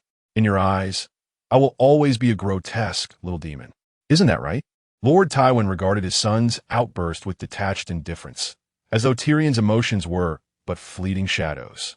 Defiant, Tyrion pressed on, "By the laws of Westeros, Jaime has taken the white cloak. That leaves me as your sole heir. The future of House Lannister, the wardenship of the West, will fall to me." For the briefest moment, a flicker of murderous intent passed through Tywin's eyes. Tyrion caught it, and fear coiled in his gut. However, Tywin swiftly regained his composure. After a prolonged silence, he spoke deliberately. "You should be grateful to your mother Joanna, Tyrion. Had she not pleaded with me on her deathbed to raise you, you would have long since plummeted from the cliffs of Casterly Rock." Upon hearing this, a wave of sorrow crashed over Tyrion, the shards of his fractured heart surging like the tide. He had always yearned for his father's approval, to prove himself a true Lannister rather than the family's disgrace. After a moment, Tywin issued a cold command, "Get out, Tyrion. Go to King's Landing." Tyrion fixed his gaze on Tywin and countered, "What business do I have in King's Landing?" Tywin replied in a measured tone, "It appears someone is scheming against our house. Kevin is in a precarious position. You will go to assist him." A sardonic smile curled at Tyrion's lips. "Father, you finally acknowledge my worth." Tywin merely responded with icy dismissal, "Get out of my sight." Humming a tune, Tyrion strode from the chamber with an almost buoyant step, as though liberated. Tywin's frigid stare followed his retreating figure. Resting his hands upon the table, he buried his face in them and exhaled a soundless sigh.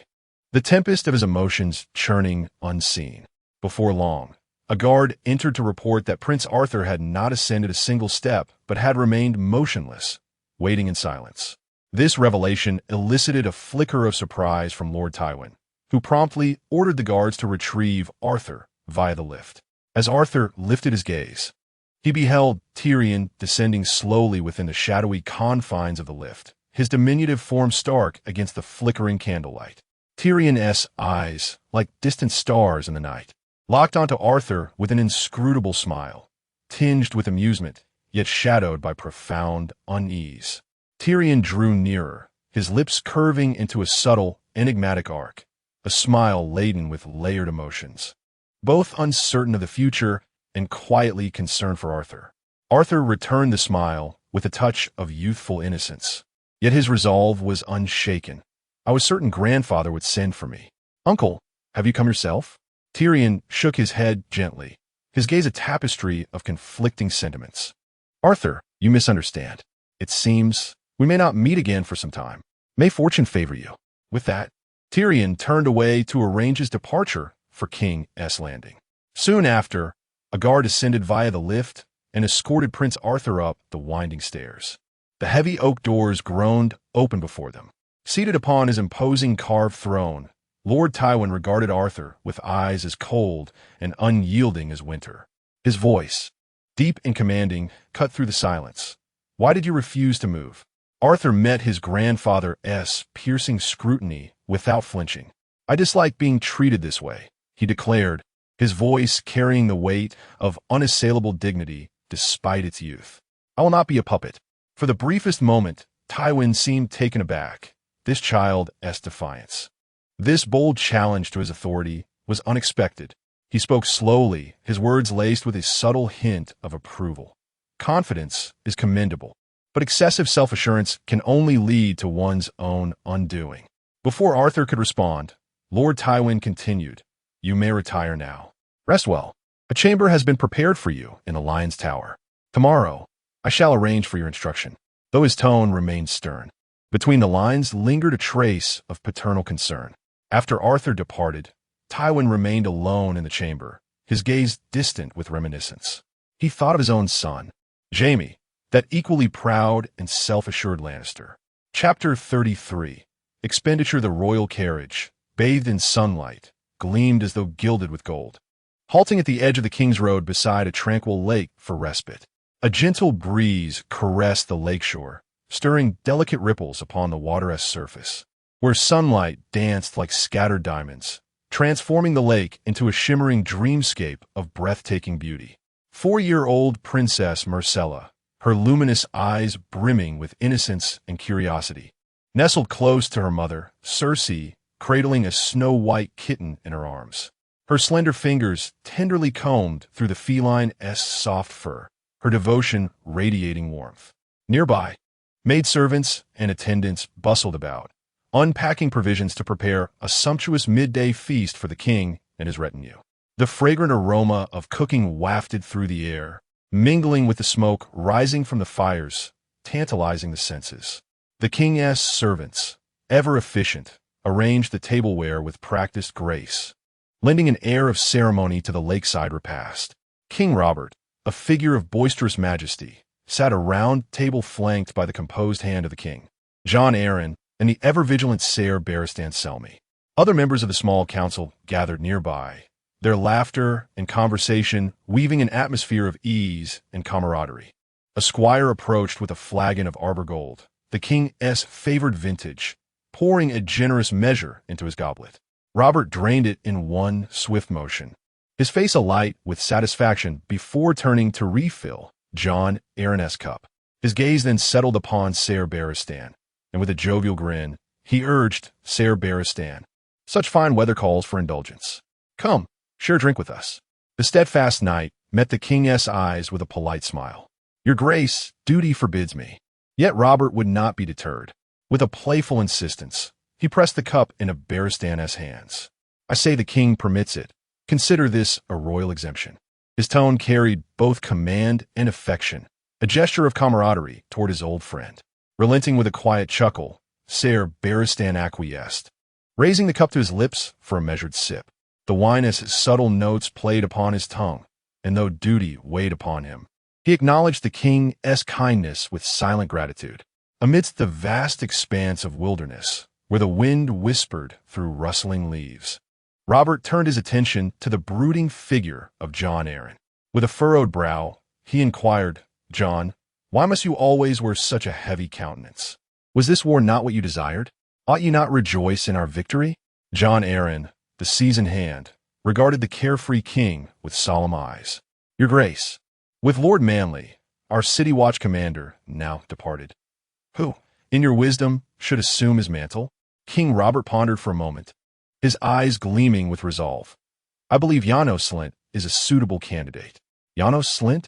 Lord Jon Arryn's expression flickered with doubt. "Your Grace, who is this man?" "He is the captain of the Iron Gate," Robert explained, his tone carrying unmistakable approval. "A man skilled in drink and conversation, though lacking noble blood. He has repeatedly pledged his loyalty to me in his cups. I trust him capable of commanding the city watch." Jon frowned slightly, his voice laced with concern. "Your Grace, is he merely your drinking companion?" A fleeting shadow of discomfort crossed the king's face before he laughed heartily. "Jon, you worry too much.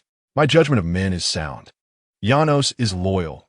I have tested him many times over wine, and his devotion is beyond question." Lord Arryn studied the king's unwavering gaze and understood that, above all else, Robert valued unshakable fealty in the commander of the Gold Cloaks. Seeing the matter settled in the king's mind, Jon chose not to press further, silently accepting the decision. After all, the Lord Commander of the City Watch must be steadfast in his loyalty to the crown. Then, Robert turned to his hand with a weighty question. "How much does our war debt amount to?" Jon motioned for the Master of Coin, Peter Baelish, to approach. With measured deference, Littlefinger replied, "Your Grace, the estimated cost of this campaign stands at approximately 1.8 million golden dragons." Both Robert and Jon stiffened in shock. How did the expenses grow so vast? Jon demanded.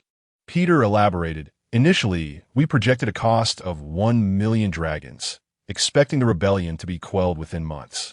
Yet the war's brutality exceeded our expectations, lasting a full year. The upkeep of 30,000 soldiers and 10,000 sailors alone consumed 700,000 dragons." Jon sighed, his gaze shifting to Robert, whose face betrayed a flicker of chagrin. Half a year prior, after crushing the Iron Fleet, the king had insisted on maintaining this massive force in the Iron Islands, an indulgence of his martial pride that had only deepened the crown's financial woes. As Jon pressed for details on the remaining expenditures, Peter continued, "Compensation for the Lord's lost equipment, replacement war horses, ship repairs, pension for the dead and their families, rewards for noble houses. All these demanded considerable sums. The cost of the tourney cannot be overlooked either. Lastly, 450,000 dragons were paid to House Lannister in recompense for their fleet, annihilated by the Ironborn in the war's opening days." Robert's fury erupted like a storm. That was the Lannister fleet, useless fools destroyed in their own harbor by the Ironborn, and they dared demand restitution from me. The king's roar sent servants and attendants trembling, the air thick with tension. Not far away, Queen Cersei heard Robert's furious roars. At first she was perplexed, but as the words became clearer, she realized he was denouncing her Lannister lineage. The queen's countenance darkened instantly, her eyes glaring daggers at Robert. Sensing the tension, Lord Jon swiftly intervened to placate the king's temper. Peter cautiously added, "Lord Tywin has consented to have the reparations sum, half to be borne by House Lannister, the other half by the royal treasury." King Robert nodded wearily, muttering, "Let it be reimbursed then, let it be done." Peter then delivered heartening tidings. "Your Grace, more favorable news. The war indemnities paid by the Iron Islands nobility, combined with half the confiscated wealth from House Greyjoy, totals 700,000 golden dragons. Thus our actual war expenditures are reduced to 1,100,000. This revelation lifted some gloom from both Robert and Lord Jon's spirits.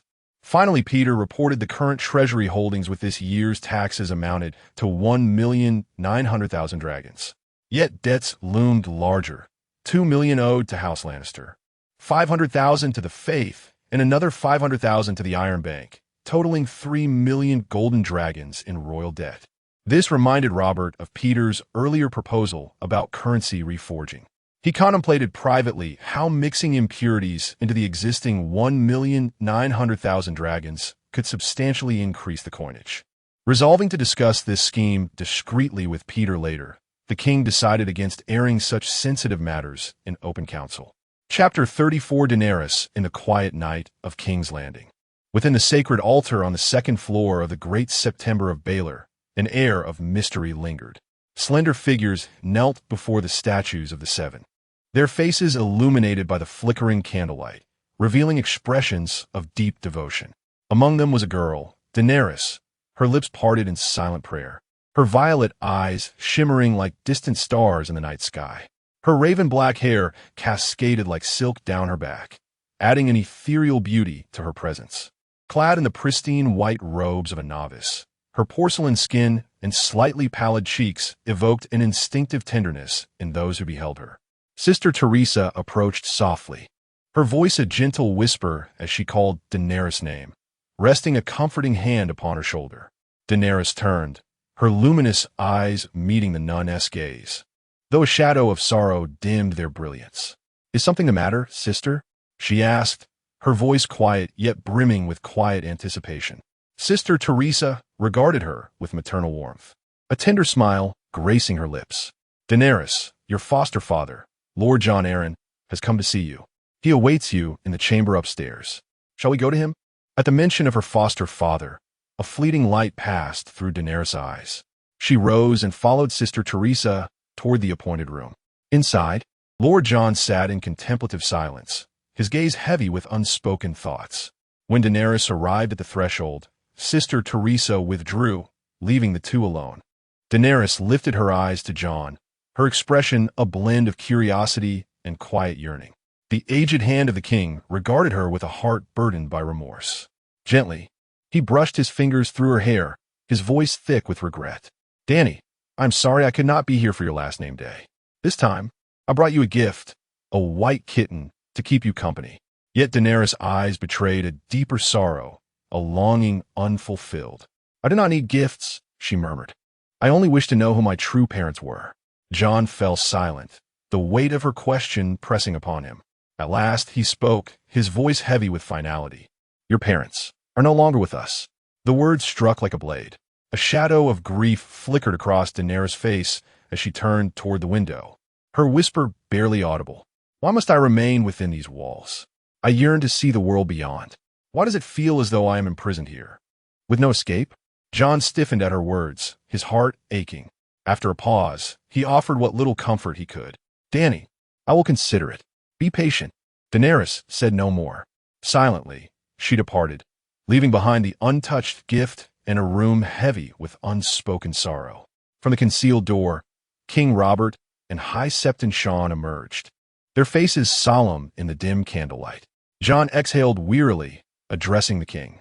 "Your Grace, it seems Daenerys has grown weary of these walls. She longs for the world outside." Robert's gaze shifted to the High Septon. "Does she suffer in solitude?" Septon Sean inclined his head. "I have chosen virtuous maidens to attend her. Yet perhaps prolonged seclusion has left her restless." Robert pondered for a moment before decreeing. "Then we shall wait until they both turn 7, and arrange a secret betrothal under the watchful eyes of the 7. Thereafter, loyal guardians shall be appointed to protect her while permitting her free movement within King's Landing." Turning to Septon Sean, Robert inquired about Daenerys' education and faith. The High Septon responded resolutely, "Your Grace, Daenerys has been entrusted to capable tutors. Whether in scholarship, courtly graces, or devotion to the 7, she has excelled in every aspect." With a troubled gaze, Robert looked to Jon. "And what of this child's future? How shall we arrange it?" Jon contemplated briefly before proposing. "First, grant her a noble house name. Upon her coming of age, she shall wed Arthur. Once they bear heirs, her true lineage may then be revealed. Does this meet with your approval, Your Grace?" Robert chuckled ruefully. Cersei would roar like a lioness were she to learn of this. Jon affirmed steadfastly, "It is necessary, Your Grace." Robert then sought confirmation from Septon Sean, her identity remains concealed? The Septon assured, only Sister Teresa and I are privy to Daenerys's true heritage. Every precaution has been taken. Her silver locks have been discreetly altered by Sister Teresa. You need not trouble yourself. Your Grace. With a faint nod, Robert departed alongside Jon, their steps carrying them back toward the Red Keep. Meanwhile, Daenerys was led by Sister Teresa to the Sept, where she knelt alone before the effigies of the Seven, whispering prayers. Soon, another young girl, clad in a novice's habit, slipped silently beside her and knelt in quiet devotion. Beneath the solemn gaze of the Seven, Daenerys murmured, "He visited again. I spoke of my hopes. He said he would consider." After a hesitant pause, she added, "Tell the Shadowed One. I require more knowledge of my last kin." The girl listened, then rose without a word and departed. Ever since the enigmatic messenger had sought her out a year prior, Daenerys had begun uncovering fragments of her lineage and the enemies who had shattered it. Now, as she knelt before the Seven, her whispered pleas for her sole surviving kin burned with quiet tenacity, like the flicker of candlelight, frail yet unyielding. Meanwhile, within his chambers, Arthur savored the delicate apple tart crafted by Lady Jenna Lannister, while the rich aroma of seared steak lingered in the air. Though time had traced its passage upon Lady Jenna's brow, it could not obscure the remnants of her youthful allure. Beside her stood her husband, Emmon Frye, a balding, timorous man, the second son of Lord Walder Frye of the twins. Emmon's meek bearing stood in stark contrast to his noble title, while Lady Jenna remained sister to the formidable Tywin Lannister. Years ago, her father, the laughing lion Tydos Lannister, had yielded to Lord Walder's persistent flattery during a feast and betrothed Jenna to Emmon. Whispers claimed Tywin had been so enraged that he struck his own father in fury. Upon Tywin's ascension as Lord of the Westerlands, he summoned House Frye to bring his sister Jenna and her children to Casterly Rock, seeking to atone for their father's past mistreatment of her. After finishing his meal, Arthur gazed at Lady Jenna with sincere admiration and remarked, "My lady, your culinary artistry is truly extraordinary. Never in the Red Keep have I tasted such exquisite fare." Lady Jenna accepted the praise with a gracious smile and replied, "Your Grace, henceforth, I would be honored to personally prepare every supper for you, ensuring your stay at Casterly Rock is nothing short of delightful." Deeply moved, Arthur responded, "My lady, your generosity humbles me." At this, Lady Jenna softly clapped her hands, and three young men entered the chamber. She introduced them to Arthur, saying, "Your Grace, these are the three young kinsmen your grandsire Tywin has chosen to serve as your squires. They shall guard and attend to you throughout your time here. The golden-haired twins are the sons of Master of Laws Kevin, Martin, and Willem Lannister. And this," she gestured to the third, "is my youngest son, Tywin Frye." Arthur engaged the new squires in warm conversation, filling the room with an air of camaraderie. Meanwhile, Lady Jenna escorted the timid Emmon from the chamber. Once the door closed, she sighed in exasperation at her husband's timidity. "Did I not instruct you to ingratiate yourself with his grace? Yet you stood there mute as a stone." Emmon offered an awkward chuckle and murmured, I was too nervous to speak." Jenna studied him, then exhaled heavily. "To think I married you." Emmon attempted consolation. "I know I am unworthy of you. All I can do is strive to bring you joy, if only to ease my own shame." Jenna's tone sharpened. "Winning the prince's favor is vital. He is the future king. My brother Tywin also wishes our children to secure the twins. With royal backing and the weight of the Warden of the West behind us, that weasel Walder Frye will have no choice but to name you heir." Emmon hesitated, his face clouded with unease. "I cannot challenge my elder brother Steverin for succession." At this, Jenna struck him across the cheek. "Our lives matter little," she hissed. "But what of our 4 children? For now, my brother shelters us in Casterly Rock. But what of their future? If they inherit nothing, their descendants will be reduced to commoners." The words seemed to steel Emmon's resolve. "My lady, I shall heed you, for our children's sake." Watching his cautious demeanor, Jenna resolved to seek a private audience with Tywin at the earliest opportunity. Chapter 35. The Lion at the Break of Dawn. Casterly Rock was veiled in a delicate mist, exuding an air of mystery and solemnity. Arthur, guided by the twin sons of Lord Kevin Lannister, Martin and Willem, ventured deeper into the labyrinthine passages beneath the formidable fortress. With a genial smile, Martin explained that this was the final destination of their tour, a place forbidden to outsiders save for those who bore Lannister blood. They arrived at the Hall of Heroes, where 8 guards stood sentinel at the entrance, while Tywin lingered awkwardly outside. This hall was not merely a testament to the glory of House Lannister, but also the final resting place of its ancestors. The subterranean chamber resonated with a thunderous roar, the relentless crashing of waves against the cliffs. Within, hundreds of exquisitely crafted suits of armor, each bearing the likeness of a lion, adorned the walls, gleaming as though meticulously tended. Martin revealed that these were the battle-worn armors of past Lannisters, some even taken from fallen foes. Arthur marveled at the sheer opulence. Such treasures would be revered as heirlooms in lesser houses. Yet here, they were mere funerary ornaments. Your Grace, the tour concludes here. Lord Tywin has arranged an instructor for you, Martin announced cheerfully. As the morning sun dispelled the mist, Arthur followed Martin and Willem to the training grounds atop Casterly Rock. There, a man clad in armor, his face half-scarred by fire, sat upon a boulder, his gaze unwavering as it settled upon Arthur. Martin introduced him as Sandor Clegane, known as the Hound, a sworn sword of House Lannister. Is he kin to Gregor Clegane, the Mountain? Arthur inquired. At the mention of the name, Sandor's eyes darkened with restrained fury. He is my brother, the Hound growled, and a beast. Do not speak his name again, Your Grace. The attendants shifted uncomfortably. Martin whispered an explanation. The scars upon Sandor's face were the result of a childhood altercation with Gregor, who had pressed his face into a brazier. Their enmity was such that even Lord Tywin avoided placing them in the same room. Arthur offered an apologetic smile. Se sando, y me no offensa. I am no knight. The Hound replied coldly. I hold no titles, nor do I wish for them. I despise the hollow codes of chivalry. Call me the Hound, Your Grace. Lord Tywin has commanded me to train and protect you. Now let us see what you know. Arthur demonstrated the swordsmanship and combat techniques taught to him by House Baratheon in King's Landing. The Hound observed in silence before remarking, Your foundations are sound, Your Grace, but they are the rehearsed movements of knights. Now let us spar. On the training grounds, Arthur lunged forward, his blade aimed at the Hound. The Hound effortlessly parried the attack, visibly surprised that Arthur's sword remained firmly in his grasp. Too slow, Your Grace, he remarked with a measured tone. You must be quicker. Undeterred, Arthur thrust again, this time with greater speed, yet still insufficient in the Hound's seasoned eyes. This time, the Hound did not immediately deflect the blade. Instead, he waited until the last possible moment before sweeping it aside, then pressed the cold edge of his dagger against Arthur's throat in one fluid motion. A chill of dread ran down the prince's spine as the surrounding guards tensed, hands gripping their weapons. Withdrawing the blade, the Hound spoke calmly. Your training follows the code of knighthood, Your Grace. Your foundations are strong, but on the battlefield, anything, no matter how dishonorable, can become a lethal tool. Unscrupulous, yet effective.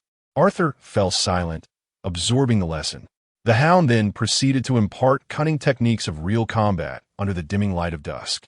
Beneath the silver veil of moonlight, the towering spires of Lionheart Keep stood draped in an ethereal glow.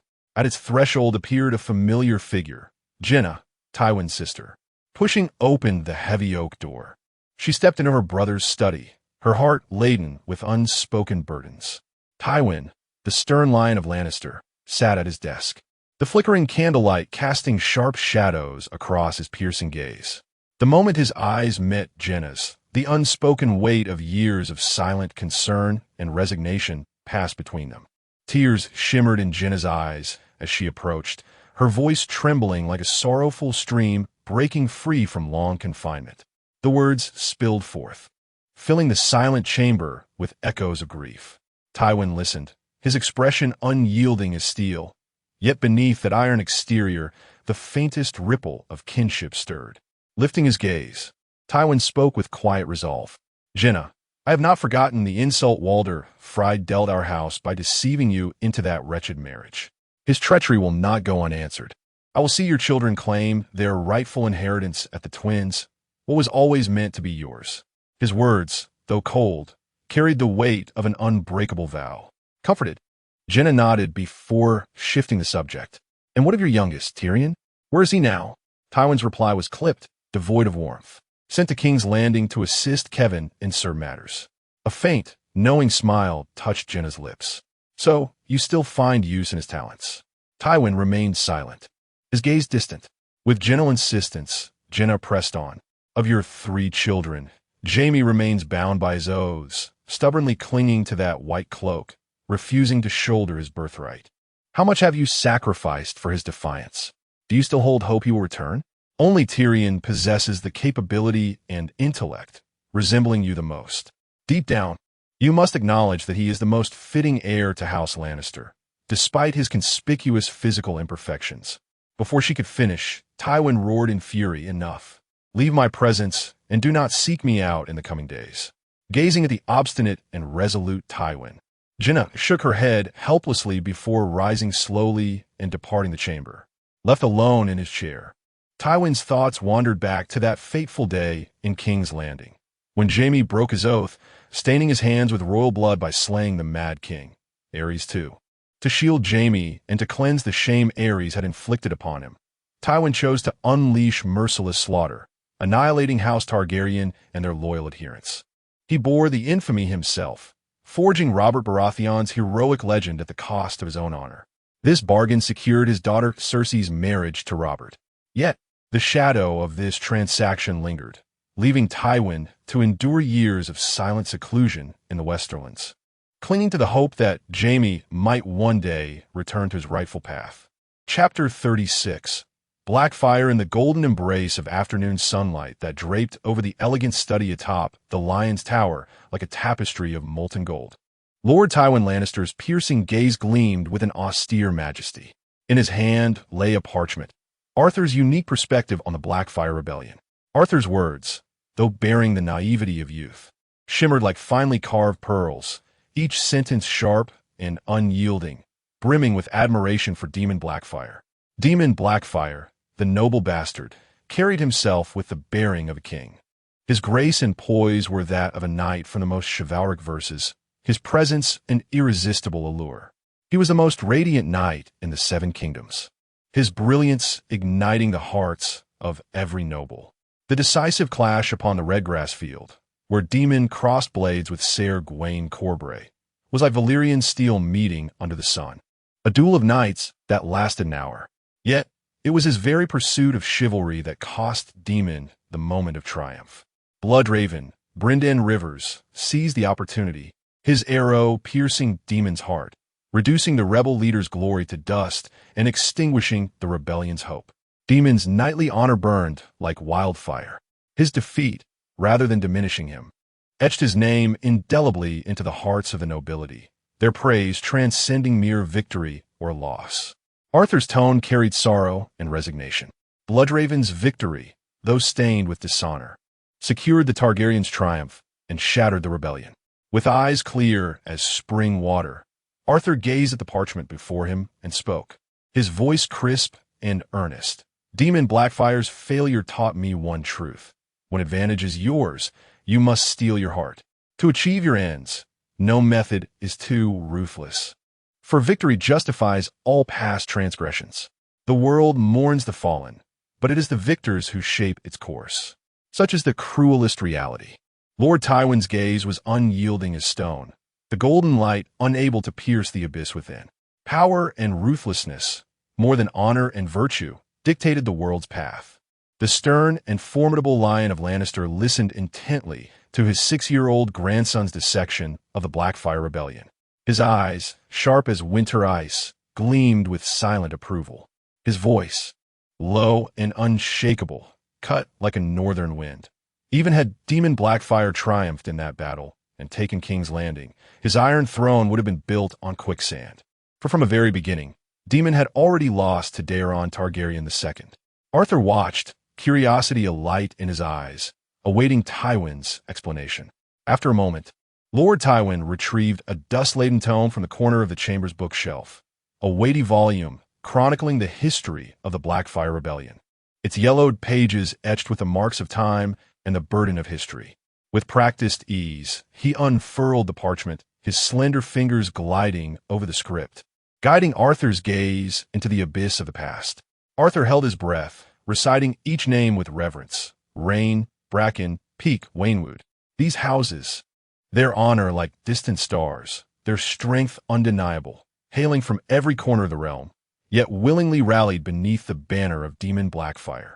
Arthur's attention then turned to the houses loyal to the crown, the Tyrells of the Reach, the Lannisters of the West, the Arryns of the Vale, the Martells of Dorne, the Tullys of the Riverlands, and finally, the Baratheons of the Stormlands and the Starks of the North, who remained neutral in the conflict. As Arthur scrutinized each house, a tide of awe surged within him. The unwavering support of the great lords revealed the fundamental truth. The scales of power had always been tilted in favor of House Targaryen from the very beginning. Slowly, Arthur grasped the depth of Lord Tywin's contemplation, understanding why his grandfather believed that even if Demon Blackfire had triumphed, he could never have held the Iron Throne. With solemn comprehension, Arthur nodded deeply to Lord Tywin. Tywin Lannister, the Lion of the Rock with a heart of stone, studied his grandson Arthur, a boy of sharp intellect and keen perception, like an uncut gem that needed only the slightest polish to gleam brilliantly. Seeing Arthur's hunger for power and his capacity for insight, a profound satisfaction welled within Tywin.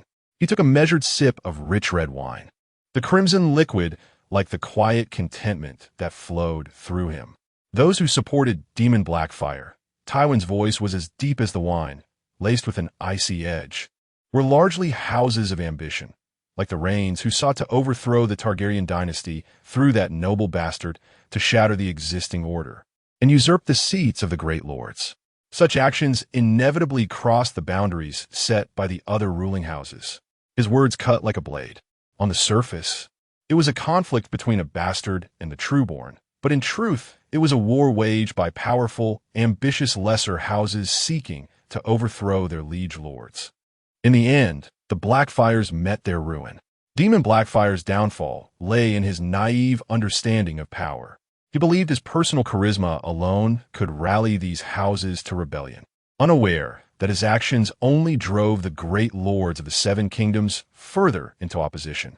Arthur listened, sinking into deep contemplation. Tywin remained silent, observing him, waiting for the boy to draw further wisdom from the lesson. At last, Tywin gave a slight nod, signaling that the day's instruction had concluded, and dismissed Arthur to his rest. Arthur slowly approached the doorway, yet at the very moment of departure, his footsteps abruptly halted. Turning back, his gaze met that of his grandfather Tywin, seated behind the desk. The air between them seemed to thrum with silent anticipation. Drawing a deep breath, he finally voiced the question that had long haunted him. What truly constitutes the essence of power? The inquiry fell like a pebble, disturbing the glassy surface of a lake, sending ripples reverberating outward. Upon hearing this, a flicker of intricate emotion passed through Tywin's eyes. After a measured pause, he responded in a voice scarcely above a whisper, laden with ineffable gravity and profundity. Violence. Chapter 37. Familial bonds. The golden hues of the setting sun intertwined with the cool evening breeze as Sir Jaime Lannister of the Kingsguard gently pushed open a door within the opulent gardens of King S. Landing. The scene before him was both poetic and absurd. There upon the bed, the diminutive figure of Tyrion Lannister was entangled in playful dalliance with three breathtakingly beautiful women, their laughter and tender murmurs weaving through the air. Noticing Jaime's arrival, Tyrion's lips curled into a mischievous grin as he quipped, "Jaime, why not join our revelry?" With a faint shake of his head and a wry smile, Jaime declined with a gesture. "Tyrion, I hadn't expected father to release you." At this, Tyrion dismissed the women with a wave of his hand. They slipped away like flowing water, vanishing into the fading sunlight. Clapping his hands as if dispelling the lingering traces of indulgence, he turned to Jaime, his eyes alight with a mixture of amusement and longing. Once alone, Tyrion offered his brother a sardonic smile. "I angered father, so he banished me to King S. Landing to assist Uncle Kevin." Then, with a probing gaze, he asked, "Have you ever considered it?" Jaime appeared momentarily taken aback. "Considered what?" Tyrion's tone grew solemn. "Father has always wished for you to return to Casterly Rock, to take your place as heir. A heavy silence settled between them before Jaime finally spoke, resolute. "I will not go back." Tyrion pressed further. "Then what purpose does your white cloak serve? To endure the world's mockery as the Kingslayer? It is my choice, Tyrion." Jaime replied firmly. "No more questions." With a chuckle, Tyrion mused, "Lord Tywin must despair of us, a dwarf and a Kingslayer. The Lannister name is surely in tatters." His grin widened.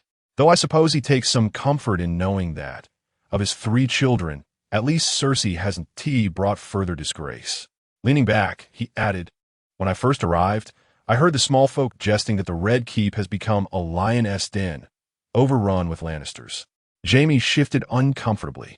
"Cersei has replaced many of the Baratheon loyalists with our own." Tyrion arched a brow. "And the king permits this?" "Robert and Cersei have grown distant," Jaime explained. "Since the Greyjoy rebellion, he has left governance to Jon Arryn, drowning himself in feasts and hunts, rarely returning to the capital." Tyrion sighed. "Poor Arthur. What a father he has been saddled with. And poor Jon Arryn." Jaime offered quietly, "Will you not visit Cersei in the Red Keep?" Tyrion rolled his eyes. "Come now, Jaime. You know how much Cersei despises me. My presence would only exacerbate the situation." He looked up at Jaime with a smirk. "I've finally found my own happiness and freedom in King's Landing. Don't ruin it for me." Jaime observed the lively and contented expression on Tyrion's face and smiled faintly before reminding him, "Tyrion, enjoy yourself, but don't forget the tasks Father assigned you. I'd rather not see you summoned back again. It's rare enough for us brothers to be together."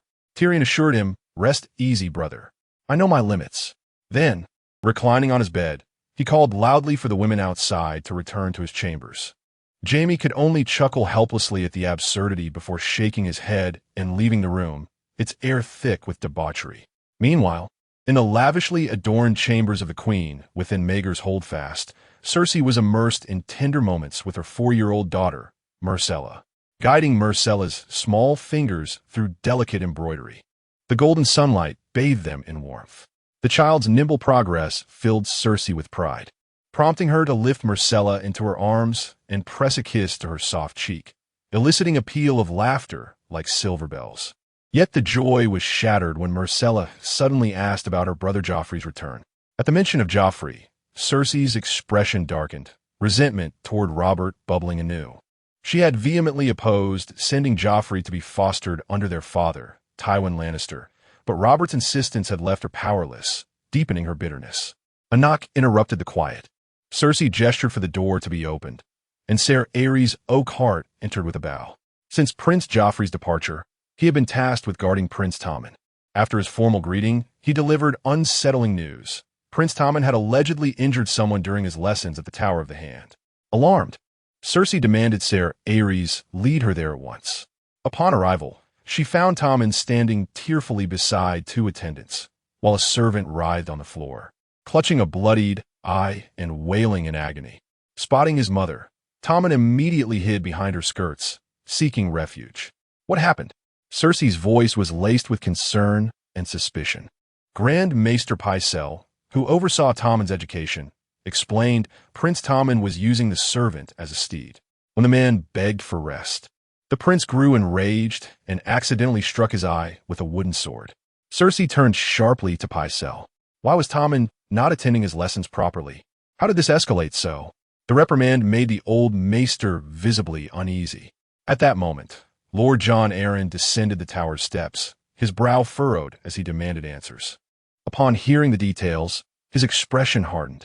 "Your Grace," he declared sternly, "Prince Tommen must face consequences for this behavior." Joffrey clutched desperately at Cersei's skirts upon hearing Lord Jon's intention to punish him. Sensing her son's terror, Cersei soothed him, declaring she would compensate the servant with 50 golden dragons. Yet Lord Jon remained unsatisfied with this resolution, insisting young Joffrey must face consequences lest greater tragedies unfold in the future. Confronted by Jon's steadfastness, Cersei responded with icy detachment. "The boy is young, and his discipline falls under my purview, not yours." With that, she grasped Joffrey's hand and departed resolutely, leaving Lord Jon to watch their retreating figures with troubled eyes, his heart heavy with unspoken misgivings. Chapter 38. The The gold mine time flowed like a river, and under Tywin's meticulous tutelage, Arthur had spent a full year in the West. Now, on the eve of his return to King's Landing, he made a bold request to his grandfather to visit the legendary gold mines beneath Casterly Rock. After a moment of silence, Lord Tywin granted his permission. Standing at the mine's entrance, Arthur held a gleaming golden dragon coin in his hand and inquired with curiosity. Once the gold ore is extracted, how is it processed? The attendant Martin offered a courteous explanation. The Lannister gold is sent to the Royal Mint in King's Landing, where it is forged into golden dragons. The Crown claims 30% as a coinage tax, contributing to the realm's treasury. Arthur's bright eyes gleamed with understanding as he pressed further. And where do these golden dragons ultimately flow? Martin answered cautiously, though the Westerlands are prosperous. Our rugged terrain supports fewer people compared to the fertile riverlands in reach. Thus, our wealth must sustain a formidable army to deter ambitious neighbors. The Lannister forces are well equipped. Even common soldiers wear armor. Moreover, when winter descends and harvests fail, we must stockpile grain to weather the storms. The remaining gold is kept as a reserve for unforeseen needs. Arthur absorbed this insight, gaining clarity on the Lannisters' intricate governance. Despite warnings from Martin, William, and Tywin about the dangers within the mines, Arthur remained undeterred. With a serene smile, he assured them, "I merely wish to observe the upper levels. Have you forgotten that my grandfather granted me this privilege?" Hearing this, the attendants relented. As they ventured deeper, the clamor of labor reached their ears. Lannister guards scrutinized the miners' hall with ruthless efficiency. One guard lashed a cowering miner with a leather whip, snarling, "Worthless swine. If you fail your quota today, you'll be thrown from the cliffs to feed the fish below." When the miner dared not beg for mercy, the guard's fury intensified. Another strike landed as he spat, filth that refuses to break. Only when the miner's agonized cries filled the air did the guard relent, satisfied. Witnessing this, Arthur did not intervene. Instead, he turned to Martin, his voice calm, yet laced with quiet reproach. "Martin, what is the meaning of this?" Martin hesitated for a moment, as if weighing his response, before speaking slowly. "Your Grace, the nobles of the western lands possess abundant mineral resources, hence their demands for agricultural taxes are not high. This has led to few western farmers willing to take up the profession of mining. As a result, we had no choice but to bring in displaced people from the riverlands to labor in the mines. These displaced folk, fleeing the tax laws of their own lords, often hide in the forests to cultivate land illegally. Once captured and charged by their lords, we purchase them with gold dragons, along with their families, to work in our mines." Arthur's gaze was as clear and penetrating as autumn water as he fixed it upon Martin, questioning, "Is this not a form of enslavement in disguise?" His voice carried profound skepticism. Martin's responding smile held a trace of bitterness. "No, my prince. This is merely their path to atonement. Lord Tywin, in his wisdom, decreed that after 3 years of labor in the mines, they may redeem their freedom and return to the light," he explained. "We also arranged for their kin to till the lands of Lannister estates. They earn approximately 15 silver stags monthly, a more prosperous living than their previous agrarian toil, and are granted 2 days of rest each moon," Martin added. Upon hearing this, Arthur's lips curled into a wry smile. "My grandfather is indeed shrewd, dangling them between life and death, yet offering a glimmer of hope. So tell me, how many miners remain in Casterly Rock at present?" he pressed. Martin chuckled awkwardly before replying. "My prince, ever since Lord Tywin quelled the rebellions of Houses Rhaenor and Tarbeck, stripped them of their lands, and absorbed them into Lannister dominion, the miners of Casterly Rock have been dispatched to work those gold mines. Currently, only 100 or so miners remain to maintain the tunnels here," he reported truthfully. In the distance, the sentinels spotted Arthur's party and recognized the sigil of the Golden Lion. Their leader hurried forth to pay his respects. Arthur's gaze drifted toward the weary, hollow-eyed miners in the distance. Noticing this, Martin ordered the guard captain, "Grant all miners a day's rest today." With Martin's permission, the captain began relaying the command. Arthur then approached the guard's table and picked up a gleaming nugget of gold ore. Though untrained in assessing its quality, the pure luster alone spoke volumes of the mine's rich yield. Suddenly, voices of gratitude arose around them as the exploited miners expressed thanks for the noble's mercy. Arthur remained impassive.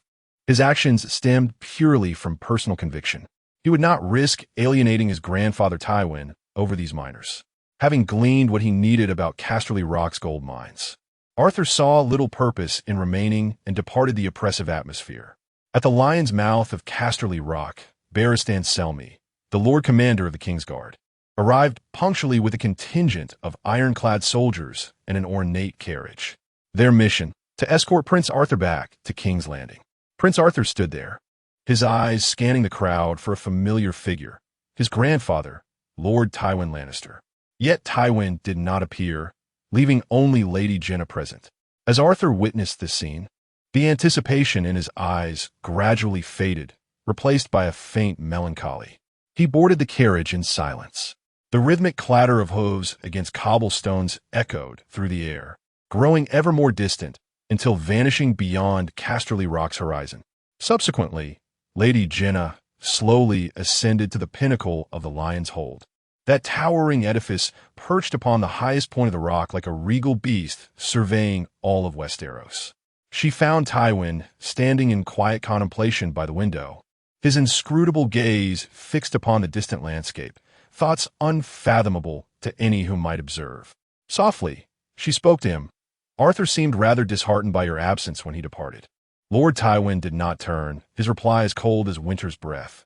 He remains a stag, and stags have no need of a lion's protection. Chapter 39.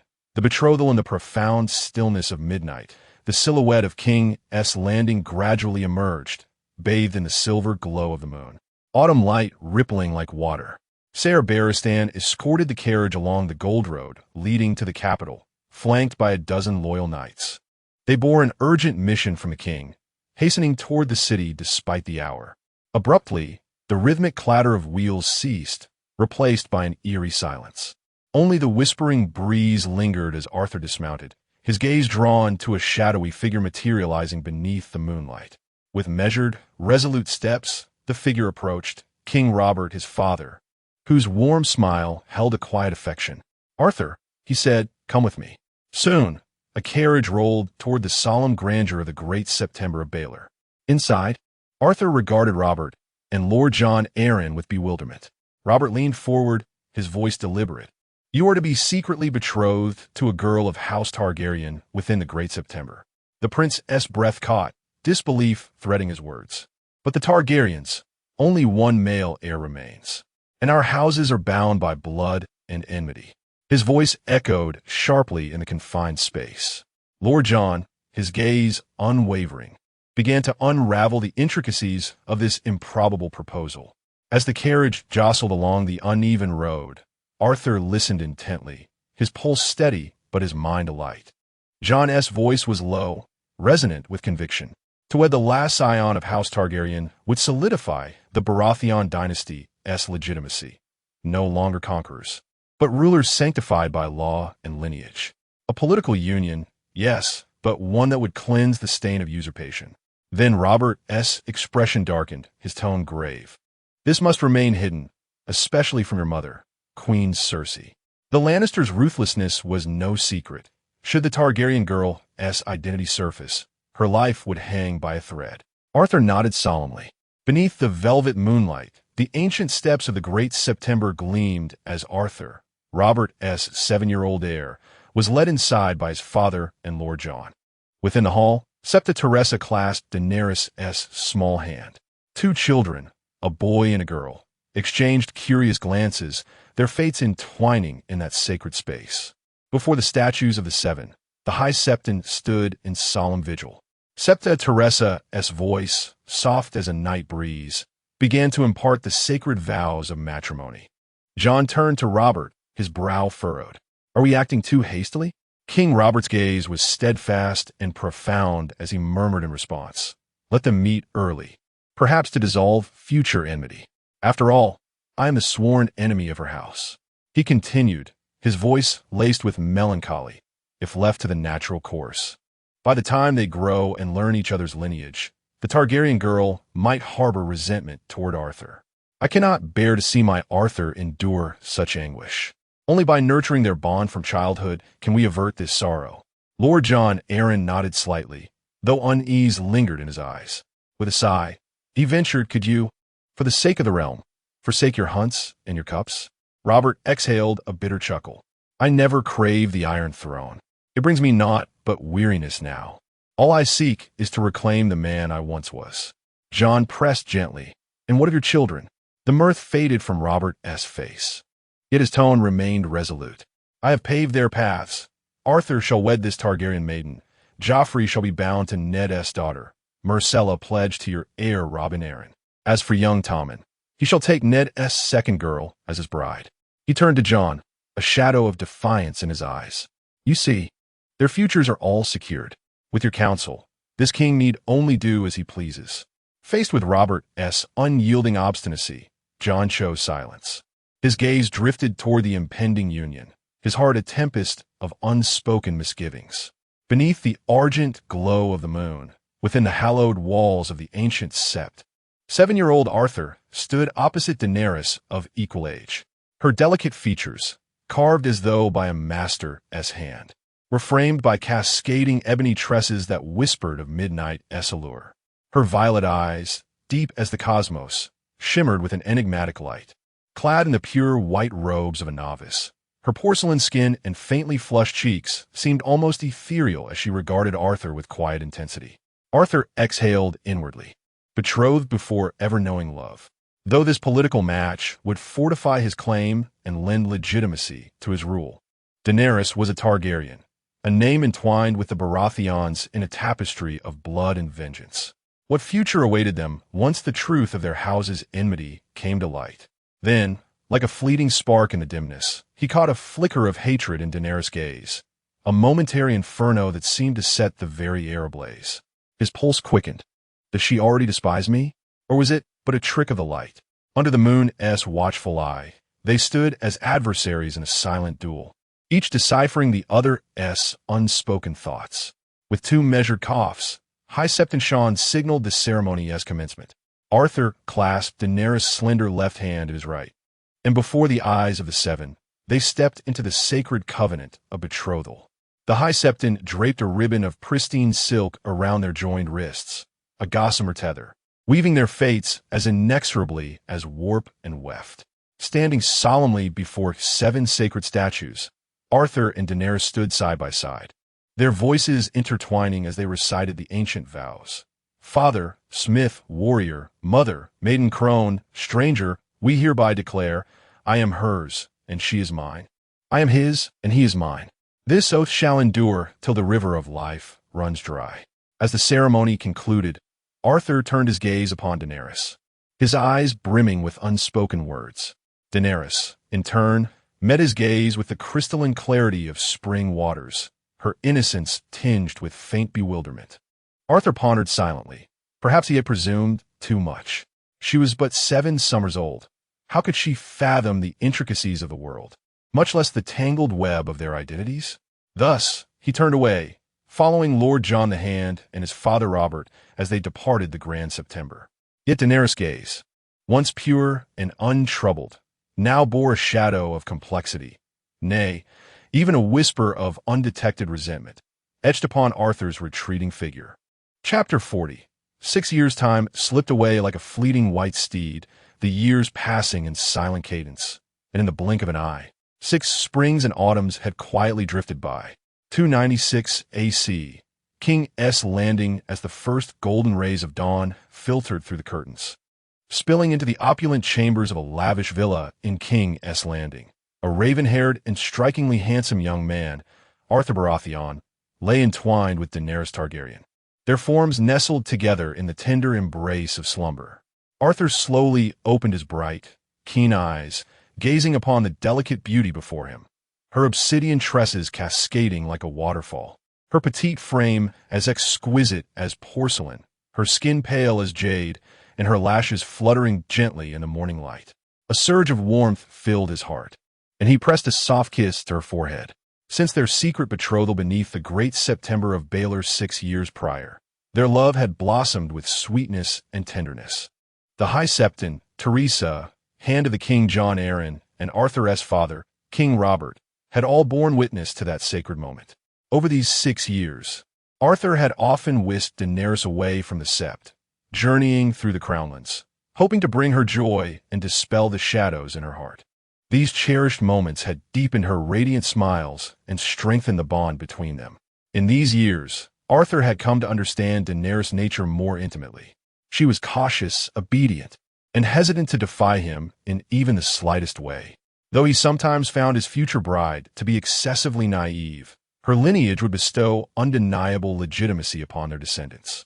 Thus, he treasured her dearly, regarding her as an irreplaceable presence in his life. In the quiet recesses of his mind, Arthur envisioned their most unbreakable bond, a child of their own. With such a tie, even if Daenerys were to uncover the full truth one day, the love for their child would ensure she posed no threat to him. Yet, for the sake of propriety and the dignity of the crown, he could not allow her to bear a child before their marriage. As the morning light draped the room in a silken glow, Daenerys slowly opened her amethyst eyes. Deep as twilight, meeting Arthur's emerald gaze. With a tender touch, he traced the delicate curve of her nose and murmured, "When my name day celebration arrives, King's Landing shall host a grand tournament. And afterward, before the eyes of the realm's nobility in the great September of Baelor, we shall proclaim our union. Do you remember every word I told you, Dany?" Daenerys tilted her chin slightly, her voice as soft as spun silk. "I, Daenerys Selmy of Harvest Hall in the Stormlands, beloved daughter of Lord Arstan Selmy." Arthur's smile bloomed like the warmth of spring, and he pressed another kiss to her forehead, vowing, in the days to come, "You shall be my queen." Then, Arthur rose, his silhouette growing ever more imposing in Daenerys' eyes as she watched him depart, her heart awash with complex emotions. Turning to the nearby Kingsguard, Ser Alger, Arthur offered an apologetic smile, grateful for his unwavering vigil through the night. Ser Alger bowed in acknowledgement, well aware of the prince's relationship with Daenerys. "This is the prince's private affair.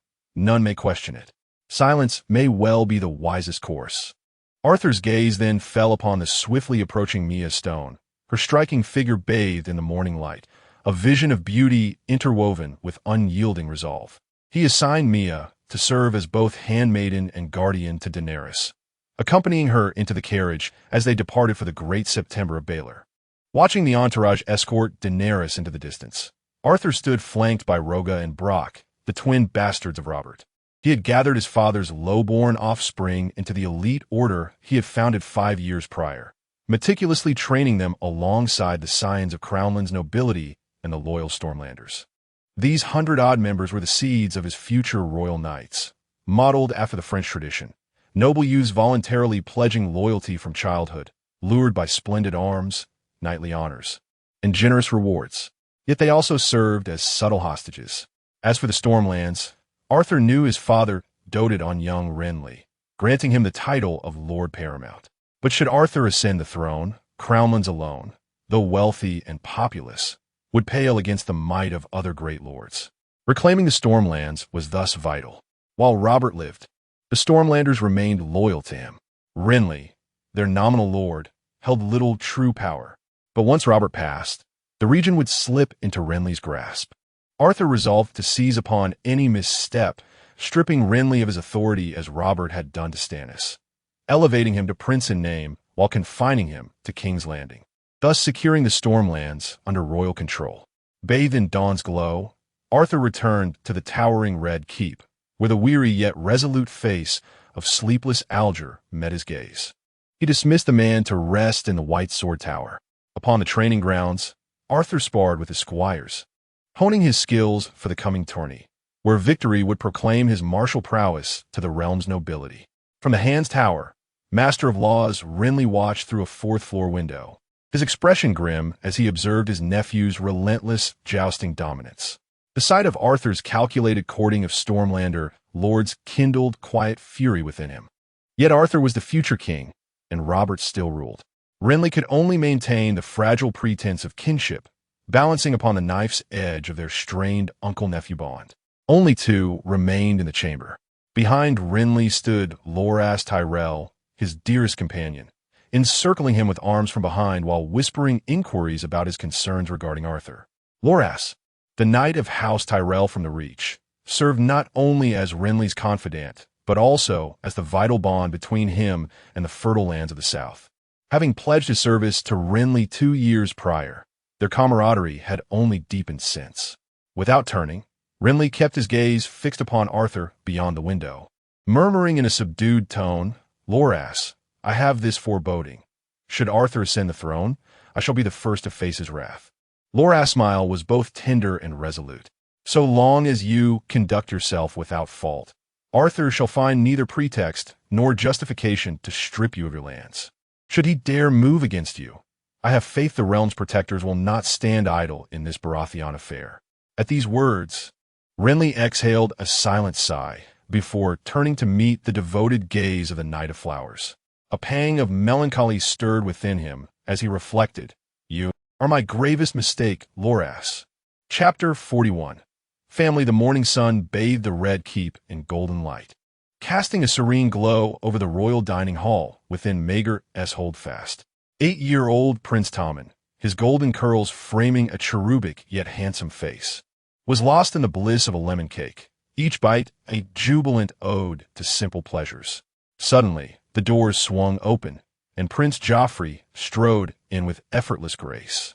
He poured himself a goblet of deep red wine, took a measured sip, then turned his gaze to Tommen, a mocking smirk playing on his lips.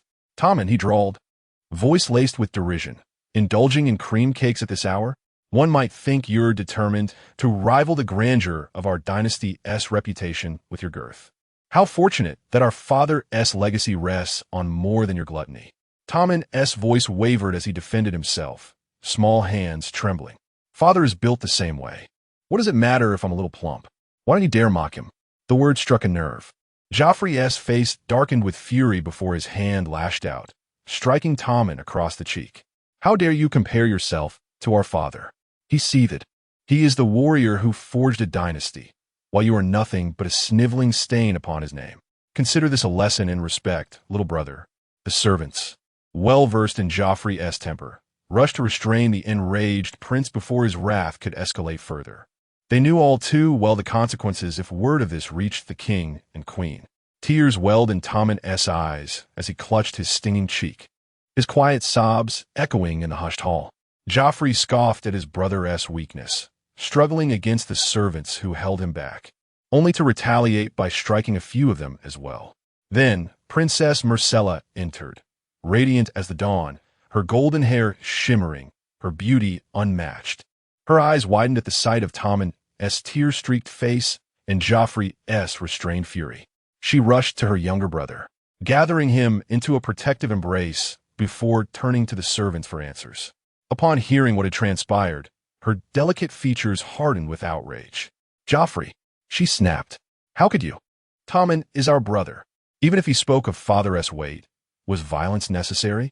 Joffrey's temper cooled slightly at her presence, though his tone remained icy. "This doesn't concern you, Myrcella. I was merely disciplining him." Her grip on Tommen tightened as she stared at Joffrey in disbelief. "Am I not family to you?"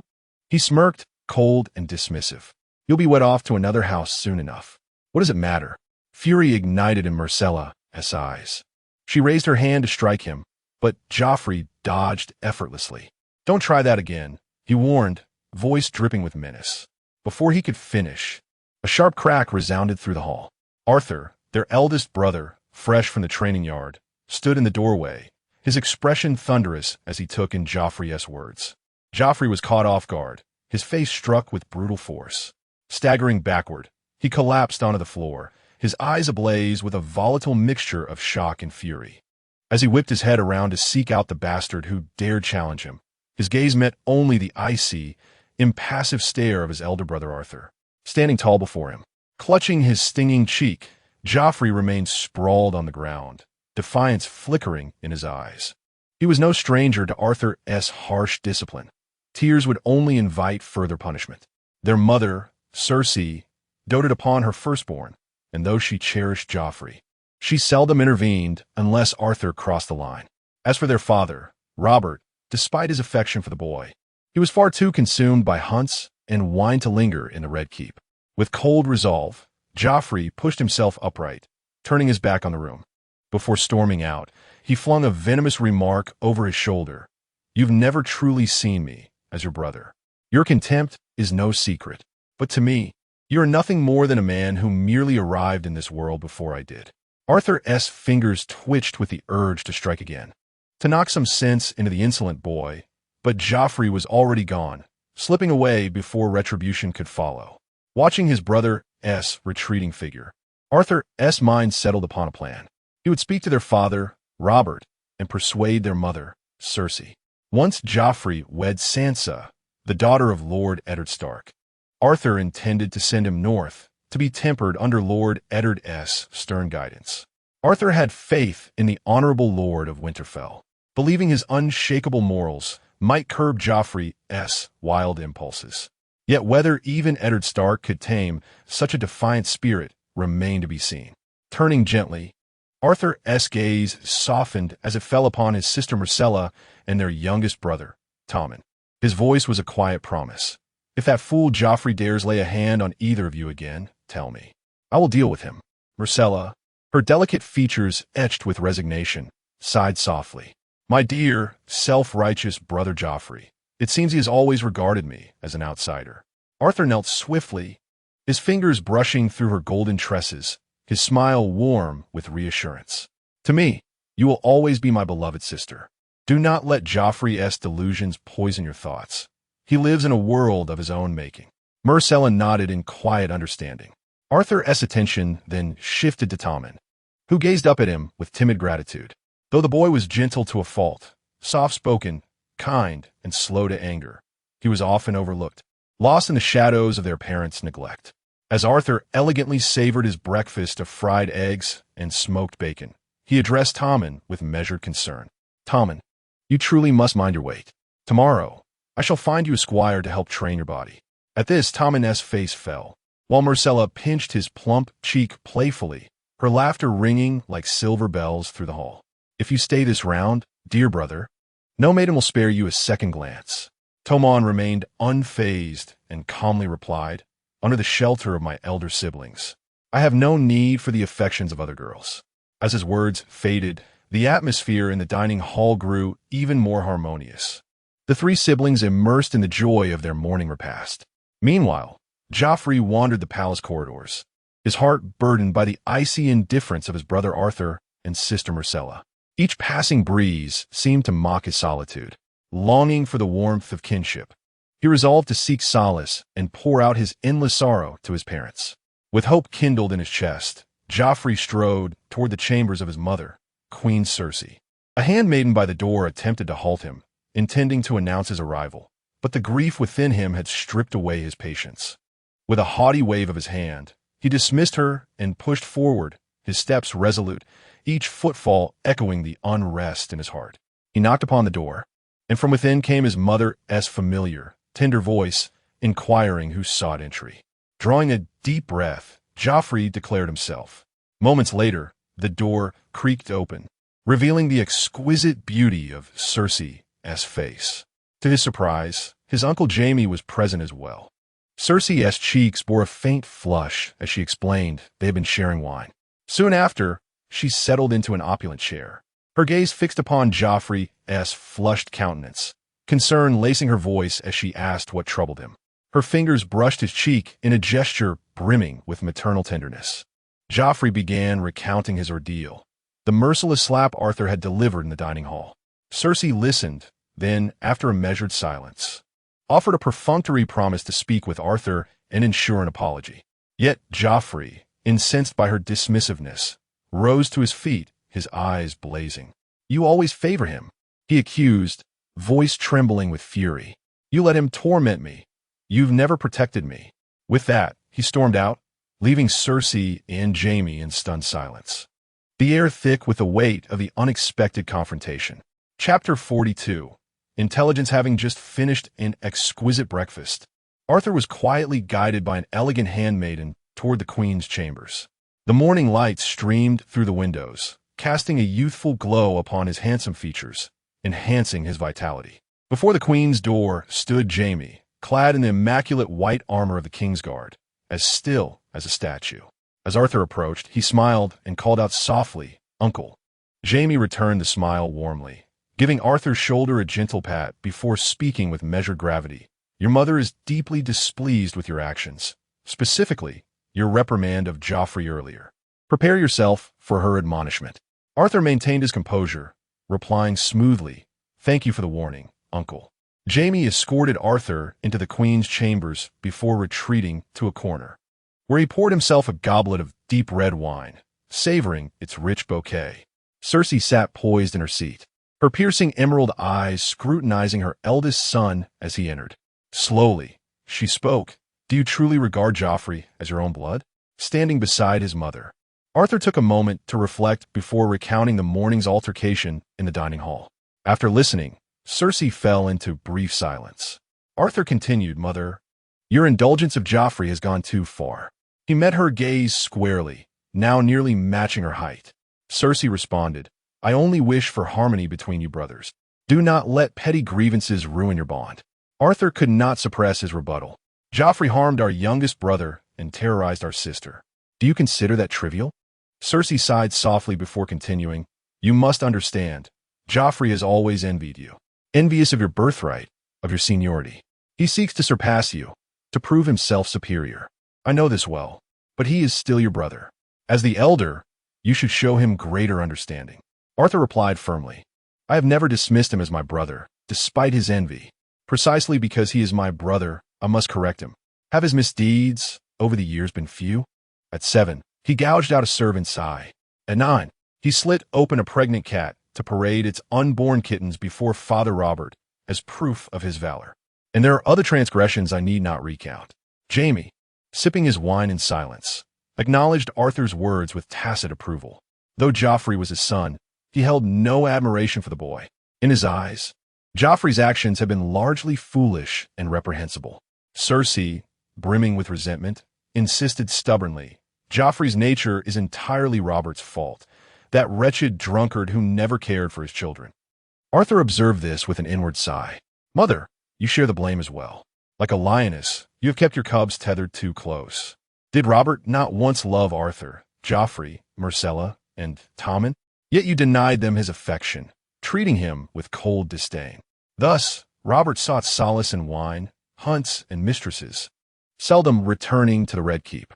Certainly, Robert's predicament was equally grave." The three lingered in silence for a moment before Cersei turned to Arthur and instructed, "You may retire now." Upon hearing this, Arthur withdrew from the chamber without a word, leaving only Cersei and Jaime enveloped in an atmosphere thick with unspoken tension. "I fear the day may come when they turn against each other," Cersei murmured to Jaime, her brow furrowed with profound concern. Jaime regarded her with gentle resolve. "Sometimes, the more you dwell upon a matter, the worse it becomes. Besides, Arthur's devotion to family runs deep. Your worries may be unfounded." Cersei nodded pensively, her gaze clouded with uncertainty about what the future might hold. In the tranquil solitude of the Tower of the Hand at dawn, the private study of the Master of Coin, Peter Baelish, was bathed in the soft glow of morning light filtering through half-drawn curtains, casting delicate patterns upon the polished oak table. Peter, ever the shrewd and calculating statesman, reclined in his plush chair, a sly smile playing upon his lips as he regarded Prince Arthur seated across from him. "Your Grace, your charm is such that the maidens of King's Landing whisper that even a single night, nay, a mere dream, in your company would be the honor of a lifetime," Peter remarked, his tone laced with playful mockery. Prince Arthur, his deep-set eyes alight with quiet amusement, offered a modest smile in return. "You flatter me, Lord Baelish. Your ladies burn with a passion fiercer than wildfire. I fear I am but a humble man, unworthy of such fervor." As the morning sun climbed higher, its golden rays illuminated the Prince's raven locks where he sat in Peter's study. The Master of Coin, ever the wit, leaned back with a chuckle. "Your presence alone, my prince, could tempt even the most virtuous maidens to trade virtue for a fleeting moment of your favor." Arthur's response was light, yet dignified. "Your ladies, my lord, possess a ferocity that would humble even lions. I fear my shoulders are too frail to bear such ardor." Then, the conversation shifted abruptly to graver matters. What are your thoughts on my Uncle Renly? Arthur inquired. Peter's smile turned enigmatic. Your Grace. Various little birds whisper secrets from every corner of the Seven Kingdoms. He might furnish you with more detailed insights. Arthur shook his head slightly, his distrust evident. Varys and I are not yet well acquainted. Peter's lips curled knowingly. Then, my prince, do you trust me? Arthur's reply was cool and unwavering. I trust only my own judgment. Peter's amusement deepened. Have you already deemed Renly your greatest obstacle? With measured calm, Arthur assessed. Renly poses the most immediate threat. The Starks of the North, the Tullys of the Riverlands, the Arryns of the Vale. They will all bend the knee once I ascend the throne. The Lannisters of the West are my maternal kin. The Tyrells of the Reach remain ambiguous in their allegiance, while the Martells of Dorne have long maintained their silence. Yet the Stormlands, this is the pivotal territory I must secure upon my ascension. But in doing so, I shall place Renly squarely in opposition. Upon hearing this, Peter's smile broadened, radiant as the dawn. Regarding Renly, he murmured, there's a secret he guards most jealously. His heart does not incline toward women. A subtle, knowing smile curved Arthur's lips. Here was an opportunity. He could wield the moral censure of the faith of the Seven against Renly, condemning him with righteous judgment, and thus strip him of his claim to the Stormlands under the guise of lawful justice. Rising from his seat, Arthur bestowed upon Peter a rare compliment. Peter, you are exceptional, truly. In my eyes, your talents far surpass the humble station of Master of Coin. With that, he departed, his steps light yet purposeful. Yet his thoughts grew ever sharper. A future king must recognize the paramount importance of intelligence. To rely solely on the eyes and ears of his subjects would render his reign as fragile as thin ice. But the question of whom to trust weighed heavily upon his mind. Peter watched Arthur's retreating figure, his lips curling into a smile laden with unspoken meaning. Softly, to himself, he whispered, your favor humbles me, my prince. Yet what I desire, none of you can grant. And so, I must seize it for myself. Though his voice was but a breath, it carried the weight of iron resolve and boundless ambition. Chapter 43. Prophecy deep within the third level of the Red Keep's dungeons. Arthur found himself in Qyburn's meticulously crafted prison, with a thick scent of blood hung heavily in the air, unsettling the senses. His gaze fixed upon Qyburn's latest scientific marvel, a middle-aged man standing like a soulless husk, devoid of all vitality. Qyburn explained to Arthur, his voice tinged with fervor. Through a fusion of cerebral modification and arcane materials, those on the brink of death can be revived, bound absolutely to your will. They are akin to enhanced unsullied, yet far more formidable, impervious to pain, and unyielding save for fatal wounds. Arthur's eyes flickered with astonishment. Even the dead can be resurrected? No, my prince. They must be near death or still breathing. True corpses cannot be roused. Qyburn corrected, his gaze gleaming with cunning. Arthur studied the hollow vessel before him, musing silently. Was this not akin to a living corpse? He then inquired, can the stench be remedied? Qyburn frowned. The foul odor requires further research. Funding remains an obstacle. His eyes lingered on Arthur, awaiting an answer. Without hesitation, Arthur pledged, I shall provide the funds. Then he pressed further, what is the cost per subject? Qyburn offered an uneasy smile, including the rare arcane materials imported from Ass-High. Approximately 1,000 gold dragons. Arthur exhaled softly. Too costly. After a moment's contemplation, he continued, I shall grant you 15,000 gold dragons. Eliminate the stench and produce 10 such servants for me. Qyburn bowed in acquiescence. As you command, my prince. Though, where shall we procure the subjects? I shall supply you with robust criminals, Arthur replied. Qyburn nodded in understanding. Arthur turned to him once more, his voice low. No others are privy to this experiment? Qyburn assured him, rest assured, my prince. The knowledge resides solely with me. Then, carefully, he added, now, I require a sample of your blood. Once infused into these modified vessels, they shall obey none but you. Arthur gave a slight nod as Qyburn began the delicate extraction. Silently, Arthur calculated 10 such loyal enforcers could prove invaluable in dire times. He trusted few among his retinue of bastard attendants, save for Ser Algan. Those untested by life and death could never earn his full faith. Since the riding accident of his youth, Arthur had harbored suspicions, whether remnants of House Targaryen or his uncle Renly conspired against him. As for his other uncle, Stannis, Arthur knew his nature well. Though resentful toward Robert, Stannis was a man of iron resolve, unyielding in his convictions. And young Renly? Years spent whispering with the Tyrells of the Reach and the Prince of Dorne. What schemes did he nurture? Though the intelligence came from Peter, Arthur had confirmed secret dealings between House Tyrell and Renly. Open alliances might have been dismissed, but clandestine pacts always bore hidden intent. Deep within the governor's manse of Illyrio, Mopatis, and Pentos, amidst the eastern continent's sprawling estates, a young man in his 20s, Viserys, stood transfixed by the roaring flames in the courtyard. Once a prince who scoffed at the Lord of Light, he now gazed into the fire with an almost rapturous intensity, as if the flickering tongues concealed some profound prophecy. His eyes, alight with obsession, seemed to pierce through the blaze, deciphering its cryptic visions. Within the flames, a stag writhed in its death throes upon the Iron Throne, while at its base lay the stiff, lifeless form of a dire wolf. Inside the great hall, lions stirred restlessly, poised to feast upon the fallen, yet amidst their ranks, a lone fawn moved unseen. Viserys, his eyes gleaming with anticipation, bore witness to this ominous tableau, his heart heavy with the weight of its hidden meaning. Behind him stood the Red Priest, Kataro, his presence as silent and warm as sunlight. His gaze rested gently upon Viserys, who at last tore his eyes from the fire and turned to him, irritation flashing across his face. "You speak of dragons," Viserys hissed, his voice low and edged with frustration. "Yet where are they? For years, you have kept this secret from me, withholding the truth." His gaze flickered to the 3 dragon eggs cradled in the arms of the Red Priest behind Kataro. Eggs he had procured from Illyrio, eggs that, according to the priests, would hatch into living, breathing dragons. Kataro smiled, his voice flowing like a tranquil stream. "Your Grace, the High Priest of the Lord of Light, Rhaenor, journeys even now to Pentos.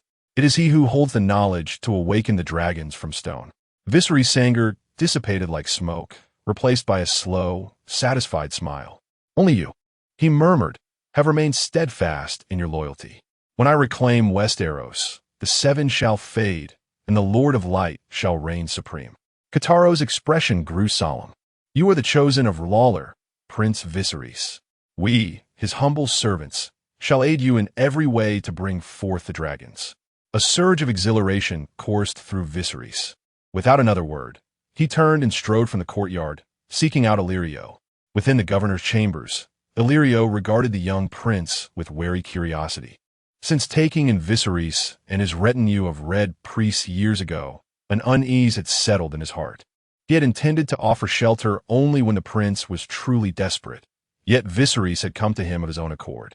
When Viserys had demanded the 3 petrified dragon eggs, Illyrio, though puzzled, had handed them over without hesitation. But the prince's growing obsession with fire and the Lord of Light had unsettled him. To uncover the truth, Illyrio had set spies to watch Viserys closely. Then Kataro had come to him, declaring that Viserys was the Lord of Light's chosen, destined to awaken dragons from stone. The revelation only deepened Illyrio's wariness. In the chamber, Illyrio spoke with deference. "Your Grace, Prince Doran of Dorne shall soon dispatch an envoy to discuss the matter of marriage alliance with you." Viserys responded with a faint smile. "I have no objections to the union." Illyrio then offered a flattering smile. "I have heard the Red Priest proclaim that your Grace shall soon hatch dragons, restoring House Targaryen to its former glory." With unwavering confidence, Viserys declared, "None understand dragons better than I. I shall follow in the footsteps of Aegon the Conqueror and once again bring fire and blood to Westeros." Chapter 44. Highgarden, the Castle of Highgarden, sculpted from pristine white marble, is hailed as the most resplendent fortress in all of Westeros. Like a radiant jewel, it is set upon the vast expanse of the Reach, gleaming with undeniable brilliance.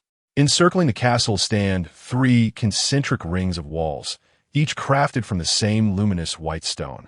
Stepping within these walls is akin to entering an emerald paradise. Here, flowers bloom in unrestrained splendor, their vibrant hues breathing life into the land. Gardens, pools, and cascading waterfalls are artfully arranged, composing scenes of poetic beauty. Within the castle, stone carvings, fountains, and marble pillars stand in harmonious elegance, embodying an ancient and refined architectural grace.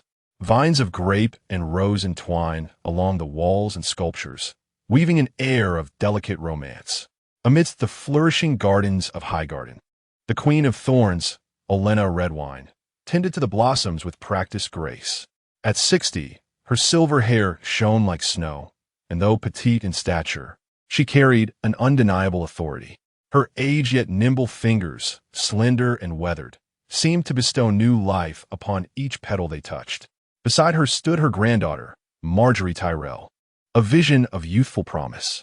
Margaery possessed delicate cheeks, alluring chestnut curls, and deep brown eyes like tranquil lakes.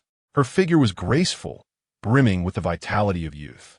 As she pruned the flowers, Lady Olenna murmured softly, "My foolish son believes himself as close to Renly as a father, blind to the ruin he courts. Our house thrives like the rose. Why invite the peril of fire?" Margaery gently took her grandmother's arm, offering a quiet defense.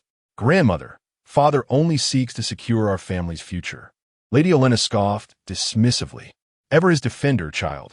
Had I known he'd grow so witless, I'd have had my husband, Lionel, dash him against the walls like refuse." Margaery offered an awkward smile, falling silent. Turning to her granddaughter, Lady Olenna's stern expression softened with affection as she gazed upon Margaery's innocent yet captivating face. "I do not blame you, child. Your generation is full of promise, yet burdened by such a feckless father. There were better paths. Had you wed Prince Arthur, you could have been queen." She shook her head in disdain. "Yet he heeds Renly's folly, believing you might sit beside Robert? Absurd." Her fingers brushed through Margaery's hair, as if recalling her own youth. "I know your heart favors Prince Arthur. I shall see your wish fulfilled." Margaery's misty eyes shimmered with gratitude and resolve as she met her grandmother's gaze. Just then, a middle-aged man approached through the garden. Though his frame had softened with time, traces of his former handsomeness remained. His curly brown hair was streaked with silver, and his beard bore the marks of age. He was Lord Mace Tyrell, accompanied by his graceful wife Allery Hightower, come to pay respects to his mother, Olenna. The Queen of Thorns commanded her granddaughter Margaery to withdraw, for she intended to chastise this disappointing oaf who had so thoroughly failed her expectations. Lady Olenna, that formidable presence veiled behind a smile, beckoned her son forward with an elegant gesture. Though apprehension gnawed at him, Mace could not refuse his mother-esque summons and approached with measured steps. Her delicate hands seized his increasingly plump cheeks, her lips curling with derision. "I have relinquished my hold. The power is yours now. I had hoped that my clever grandsons, Willis and Garland, might guide you, lest the family crumble beneath your stupidity and ignorance. Yet your folly surpasses even my gravest fears, aligning yourself so closely with Renly."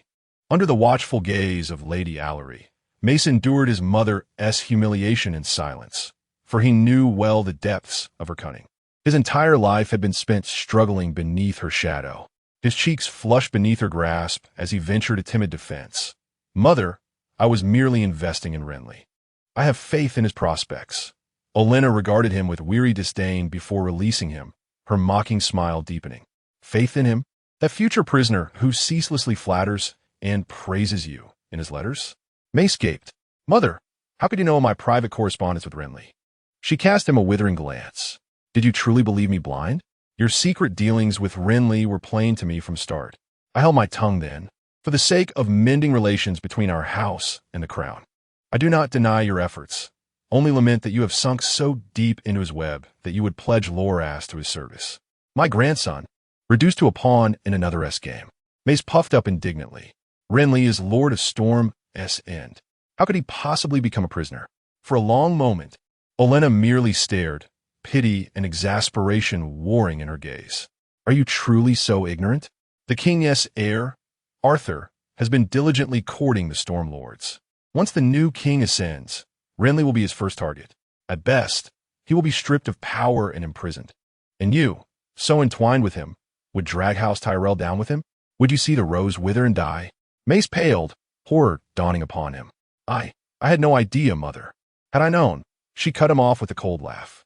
Had you known, you would not be called the oaf of Highgarden. Allery stepped forward in defense of her husband. Mother, Mace acted with the family's interests at heart. He may have erred in this, but in all other matters, he has labored tirelessly. Surely you recognize his dedication these past years. Olenna silenced her with an icy glare. Hold your tongue, Allery. Do not address me in that tone. And do not call me mother, unless you believe I birthed you myself.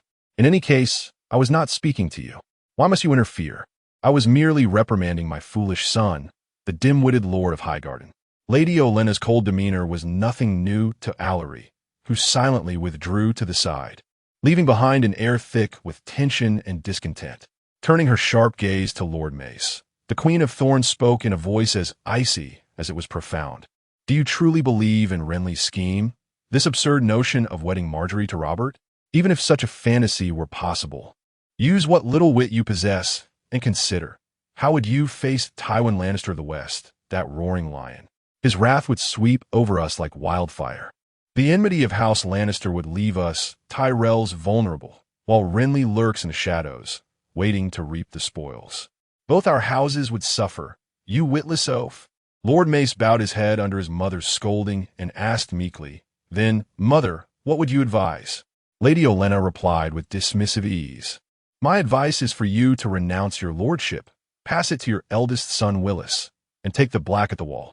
Though a man groaned, Lord Mace's eyes shimmered with unshed tears. Mother, if that is your wish, I shall obey. The Queen of Thorns sighed, gazing at her aggrieved son, her own flesh and blood. After all, for now, remain in your chambers. I shall handle the affairs of our house. We must sever ties with Renly. Mace ventured weakly, and what of Loras? Unfazed, Lady Olenna answered, Now, have my carriage prepared. I ride for the Westerlands to speak with that lion Tywin myself, about a marriage between my granddaughter Margaery and his grandson Joffrey. Lord Mace frowned in confusion. Why not go to King Robert? The elderly woman took a sip of wine to soothe her dry throat before replying. Robert may favor a match between Joffrey and Sansa Stark, Eddard's daughter from the north. So I shall first approach the boy's maternal kin, the Lannisters, his grandfather Tywin, and have them pressure the king. The Lions will not wish to see the future king forever bound to an alliance of stag, falcon, wolf, and trout. Then, we shall approach the king with our own proposal. As incentive, we shall offer 2 million gold dragons as Margaery's dowry, with the crown's debts already at 4 million. I suspect he will accept. Mace winced. 2 million? That is excessive. Highgarden's yearly taxes yield but 250,000. Lady Olenna fixed her miserly son with a stern look. We can afford it. If it secures our family's influence, it is worth the price. House Tyrell has lingered too long on the fringes of power. The ambitious lords of the Reach grow restless beneath us. We must claim our place in this new Baratheon dynasty. And now, Margaery's marriage to Prince Joffrey is our best path forward. She continued, if Loras follows Renly's rebellion, we can pay a certain price to redeem his transgressions. Lord Mace pondered his mother's suggestion. Lady Olenna coughed lightly and instructed her good daughter Allery, summon some handmaidens. I wish to retire. With that, Lady Olenna, supported by her attendants, withdrew to her chambers to rest. Chapter 45. Wrath within the opulent villa of King's Landing. Arthur stepped into the private sanctum of Tyrion, where his dashing dwarf uncle currently resided. Arthur's gaze lingered with mild astonishment upon Tyrion and a ravishingly beautiful woman, who seemed to have just emerged from a passionate encounter, still entwined upon the bed, whispering sweet nothings. Clearing his throat softly, Arthur drew Tyrion's attention. With a subtle gesture, Tyrion patted the woman's voluptuous hip, signaling her departure. Gracefully rising, she draped herself in an amethyst silk gown, casting a sultry glance toward the gallant Arthur before gliding away. Amused, Arthur observed Tyrion's unabashed sprawl upon the bed, arching a brow with playful mockery. It appears, dear uncle, your secret weapon is rather impressive. Tyrion, unfazed, leisurely drew the covers over himself and mused, the 7 in their mercy, though they cursed me with stature, were generous in other endowments. dressing with deliberate ease.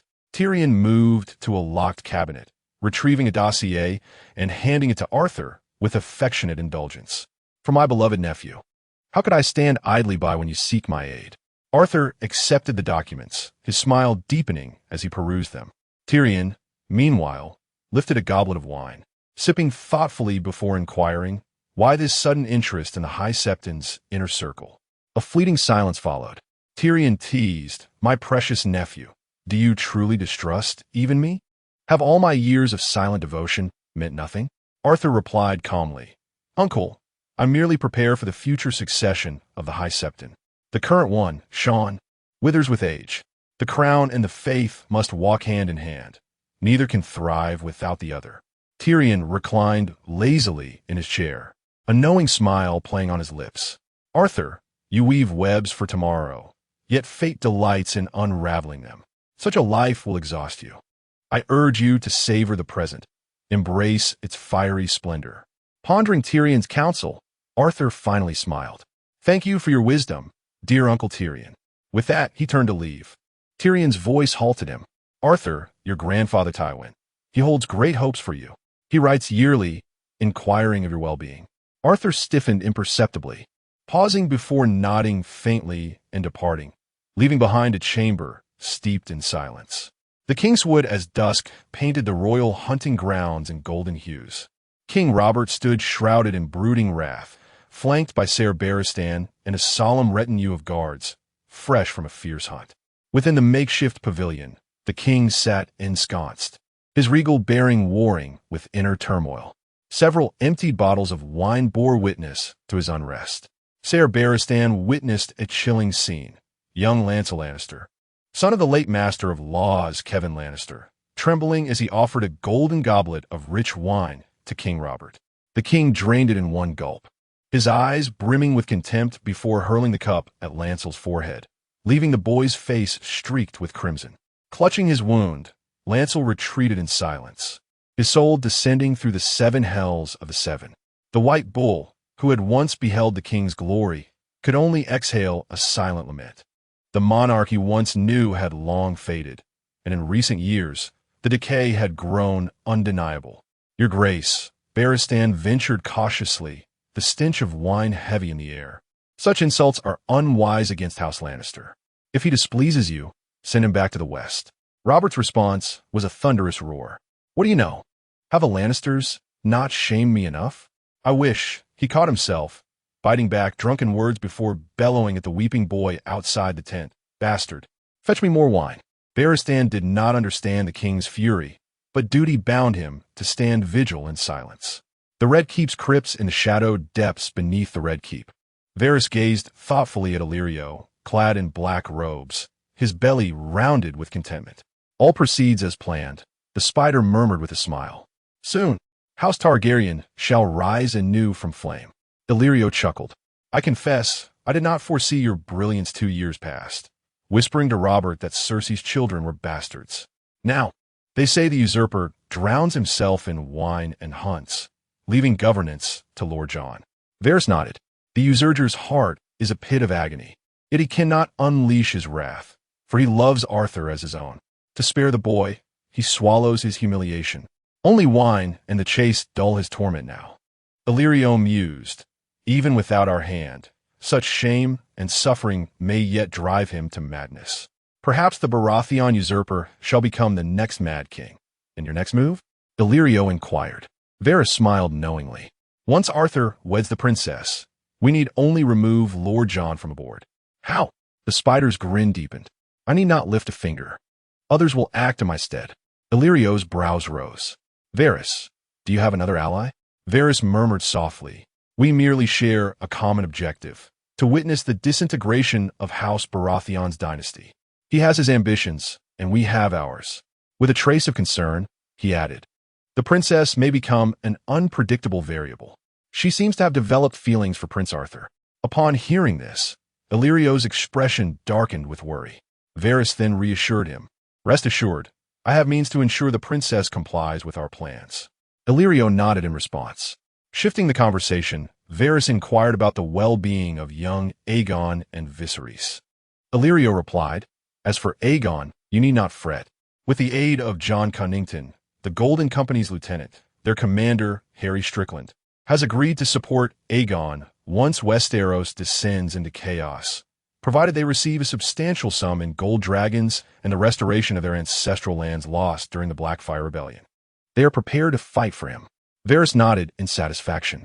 When Illyrio turned to Viserys, however, his words faltered.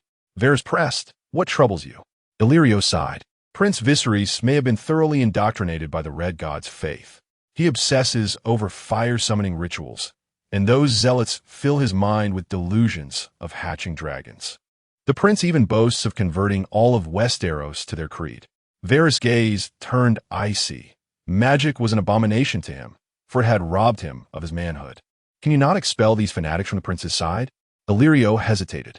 I have been threatened by those fervent worshippers. They warned that interfering with their rites would cost me my life. These devotees hail from Volantis, where the grandest red temple stands. Their high priest, Benero, is said to be en route to Pentos. After a moment of contemplation, Varys conceded, if they are willing to aid Viserys, we shall refrain from intervention for now, lest we invite further complications. Our priority remains the collapse of House Baratheon. As for these red priests, we shall deal with them in due time.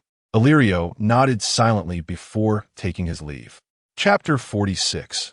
Family Matters at noon in King's Landing. Golden threads of sunlight pierced through the clouds, bathing the majestic castle in radiant warmth. King Robert, accompanied by the loyal Ser Barristan Selmy, several Kingsguard, and a retinue of attendants, returned to the Red Keep. The soldiers, servants, and even the graceful handmaidens, upon seeing the stormy expression on their king's face, bowed their heads in reverence as their sovereign strode past. Robert entered Maegor's holdfast, his deep-set eyes heavy with unspoken emotions.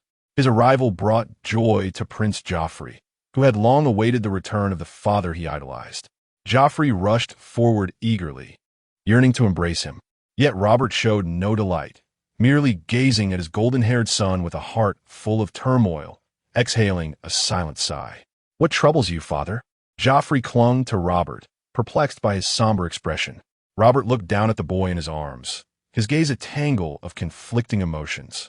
At last, he forced a faint smile and spoke gently. "Joffrey, no matter what the future holds, you will always be my child." Joffrey listened, bewildered, unable to grasp the weight behind his father's words. Robert took his hand and led him toward the dining hall. Inside, Princess Myrcella beamed at the sight of her father and brother. She ran forward, wrapping Robert in a warm embrace, which eased his heart, if only slightly. Despite the storm within, he mustered a semblance of cheer. Young Tommen stood quietly nearby, watching his father in silence. "Father, I missed you so much," Myrcella said brightly. Robert gazed at her, the bitterness in his heart momentarily melting away. He tenderly stroked her golden locks, a silent resolution forming within him. For Cersei and Jaime Lannister, who had brought him shame, he would deal with them discreetly, both to prevent scandal and to safeguard his eldest son Arthur's position. As for Joffrey, Myrcella, and Tommen, children not of his blood, years of affection had bound them to his heart. He could not bring himself to cast them aside. So long as they posed no threat to Arthur, he would accept them. Myrcella tugged at his sleeve, pleading, "Father, won't you stay with us longer this time? Don't leave again so soon." Robert wrestled with his emotions before smiling faintly. "I will. I promise." Just then, Arthur entered the hall, seeing his father after so long. His face lit with joy. The sight of Arthur's raven-black hair lifted Robert's spirits. "It's been too long," Robert said, clapping Arthur on the shoulder. "Seeing how well you've all grown, it gladdens my heart." Arthur met his father's gaze earnestly. "You should turn your attention from wine and hunting, father. The weight of the realm rests too heavily on Lord Jon's shoulders now. The last time I saw him, he was already emaciated and haggard from the burdens of governance." Upon hearing this, Robert felt a pang of guilt and vowed, "Rest assured, I shall take the affairs of the realm to heart and spare Jon such toil." Yet, Arthur did not wholly trust his father's promise. He knew well Robert's aversion to governance. For 2 years, since being dispatched in his father's stead to attend the monthly small council meetings, Arthur had witnessed the vast chasms Robert's negligence had torn in the kingdom's coffers. Robert was ensnared by tourneys, drowned in wine, and lost in the thrill of the hunt, not to mention the dozen or more bastards he had sired, each a thorn in Arthur's side. 2 years prior, Robert had suddenly taken an interest in these illegitimate offspring, commanding the master of coin, Peter, to pay each underage bastard 100 golden dragons annually, and a lump sum of 1,000 upon their majority, with no further disbursements thereafter. Arthur could not help but wonder, did his father intend to emulate Aegon, the unworthy of House Targaryen, and legitimize them? Such a move would undoubtedly spell trouble, for some of these bastards were born of noble mothers. Perhaps, though, it was merely Robert's belated remorse that drove him to offer recompense. Regardless, the annual disbursements were no trifling expense. Amid the tranquil silence of the dining hall, the sudden cadence of elegant footsteps shattered the stillness. It was Queen Cersei, her arrival like a winter sun, dazzling and impossible to ignore. Hearing of the king's return, she had emerged from the depths of the palace, her emerald eyes glinting beneath golden tresses, shimmering like ripples upon a summer lake. King Robert's gaze settled upon her. Those green eyes and golden locks reminded him of the truth he now held as irrefutable. His 3 children were not of his blood. Shame and fury surged within him like a tide, and for an instant, murderous intent flickered in his eyes. His fingers twitched, as though yearning to wrap around the throat of this woman who had once been his wife and now bore the title of queen. Yet he knew such rage could not be unleashed openly. To do so would invite the scorn and doubt of the 7 kingdoms, spreading like a plague. Even his eldest, Arthur, would be tainted by the nobles' whispers, and the foundations of House Baratheon would tremble. He was certain Arthur was his own, especially with that raven hair, matching the description in the mysterious letter from 2 years prior, which spoke of the seed's strength. Every other bastard mentioned in that letter bore the same dark locks. As for Cersei, she would have to be dealt with discreetly. Queen Cersei, sharp as ever, caught the fleeting murder in Robert's gaze. A chill ran down her spine. Never before had Robert looked upon her thus, even in his angriest moments. Unease stirred within her, and her mind began to weave its intricate calculations. In the dining hall, the figures of king and queen stood starkly silent beneath the sunlight, sharing a meal without words. Their children, Arthur, Joffrey, Myrcella, and Tommen, chattered merrily at the table, their laughter ringing like silver bells. The golden hues of the setting sun gradually faded, replaced by the delicate twilight that painted the horizon. Within the confines of the Virgin Tower, Prince Arthur's chamber was steeped in silence as he gazed upon his half-sister Mia, who knelt before him with a report delivered in hushed, urgent tones, laced with an unspoken unease. "Your Highness," Mia murmured, her voice low yet tinged with tension. There was a young woman lingering near the Grand Cathedral, in close proximity to her grace, Princess Daenerys. She hesitated, her words carrying the weight of regret. I pursued her discreetly, but alas, my presence was detected. A trace of frustration and helplessness colored her voice as she continued. I had no choice but to attempt her capture, yet at the critical moment, she tore apart the letter in her possession and swallowed its fragments. Her tone grew somber, barely concealing her distress. Then, it seemed she carried poison within her mouth. She succumbed swiftly to its effects. Arthur absorbed Mia's account in silence, his emerald eyes alight with a complex, unreadable gleam. Lost in contemplation, the echoes of her words reverberated through his thoughts. Chapter 47. The dragon pit beneath the silver glow of the moon. The great September of Baelor stood solemn and enigmatic in the depths of night. Within a quiet chamber on its first floor, the young Prince Aether stood with an icy gaze, scrutinizing the trembling figure of Bishop Kenny, who knelt at his feet. Kenny's face was etched with fear as he pleaded desperately for mercy, terrified that the prince might expose his secrets before the High Septon. Aether observed him with detached amusement. This man, whose origins in the humble town of Duskendale had been uncovered through Tyrion's intelligence, had risen through the ranks by merit, only to later father bastards in King's Landing and embezzle the Faith's golden dragons. With a voice as cool as the night breeze whispering over stone, Aether spoke. "Bishop Kenny, life is but the pursuit of desire. I respect your devotion to the Seven, and I expect your greater support within the faith." Kenny nodded fervently. his obedience as swift as his fear. Satisfied, Ether offered a faint smile before turning and exiting the chamber. In the prince's mind, history whispered of the faith's submission centuries ago, when the Targaryens had crushed its military orders. Yet the crown had conceded in turn, decreeing that every king must be anointed in the Great September, blessed by the faith. Though the crown still held sway over the faith now, the future remained uncertain. Control had to be tightened, and eyes within the faith were indispensable. Ascending to the second floor, Ether found Daenerys awaiting him, her mood bright, accompanied by Mia, who wore a nun's robe over hidden leather armor. Daenerys was draped in a black hooded cloak, its pristine white hem framing her cascading dark hair. Her delicate face, illuminated by the glow of her violet eyes, shimmered with quiet delight at the sight of Ether. He pressed a kiss to her forehead before guiding her out of the sept and into the moonlit streets of King's Landing. The city lay in hushed serenity under the silver light, its silence broken only by the occasional patrol of gold cloaks weaving through shadowed alleys.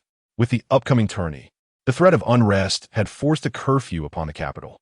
A carriage, flanked by 12 knights clad in black armor emblazoned with the crowned stag of House Baratheon, rolled steadily forward. At its head rode Ser Alger of the Kingsguard, his white plate gleaming beneath the moon.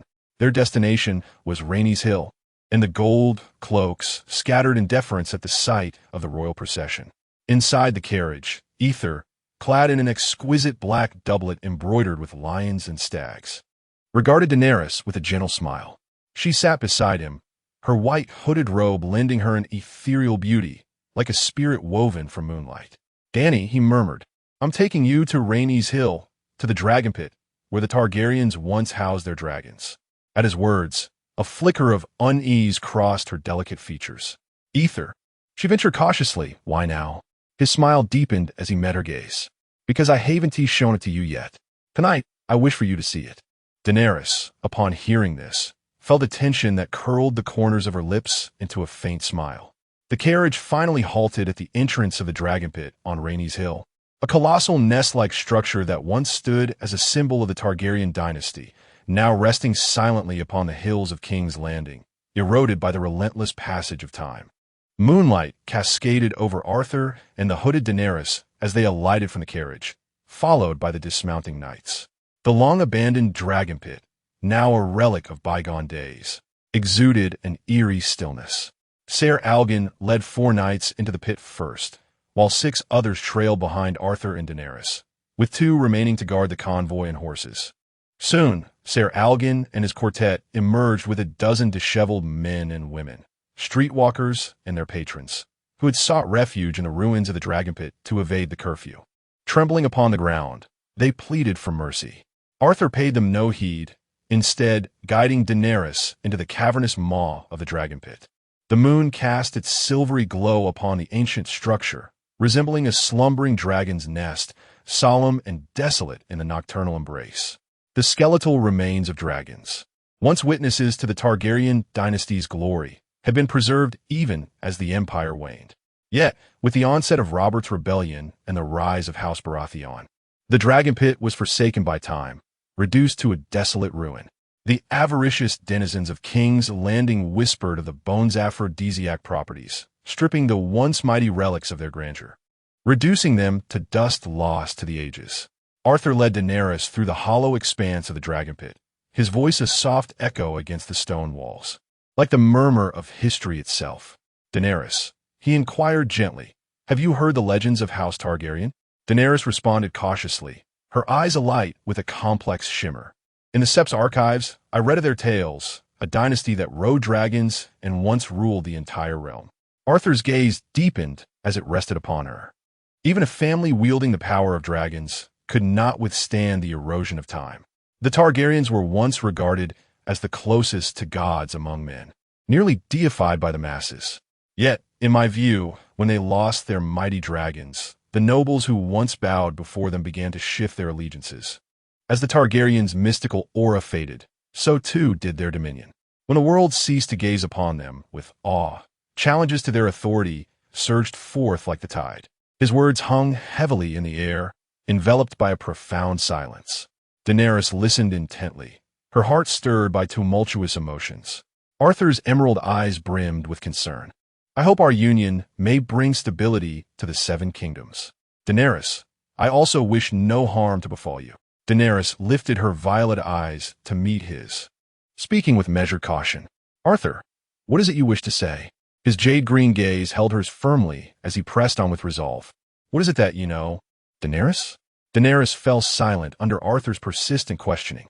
After a moment, her violet eyes shimmering, she spoke softly. I know nothing. But one thing I am certain of, I care for you, Arthur. This dragon pit is too cold. I shall return to the carriage now. Mia followed closely behind as she departed the frigid ruins. Arthur watched Daenerys' retreating figure with a complicated gaze, now convinced she was concealing something. Beneath the silvery moonlight, his countenance appeared particularly somber. He commanded all guard to escort Daenerys' carriage back to the great cathedral with 4 knights in tow. Rogo, his loyal bastard brother clad in black armor, observed Arthur's silhouette and inquired how to deal with the streetwalkers and the man. Without turning, Arthur replied in a voice laced with indescribable despondency and detachment. Let them vanish into the darkness. Chapter 48. Military affairs within the Grand Council chamber of the Red Keep. The brooding sky seemed to pour its melancholy into the hall, making King Robert's presence all the more striking. During this small council meeting, each proposal put forth by hand of the King Jon Arryn was methodically approved by the king. Prince Arthur stood silently beside his father, his attentive gaze like distant stars, observing every subtle shift in the kingdom's affairs.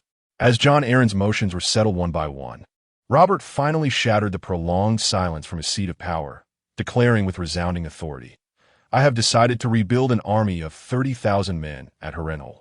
The proclamation struck like thunder, sending ripples of shock through the assembled lords.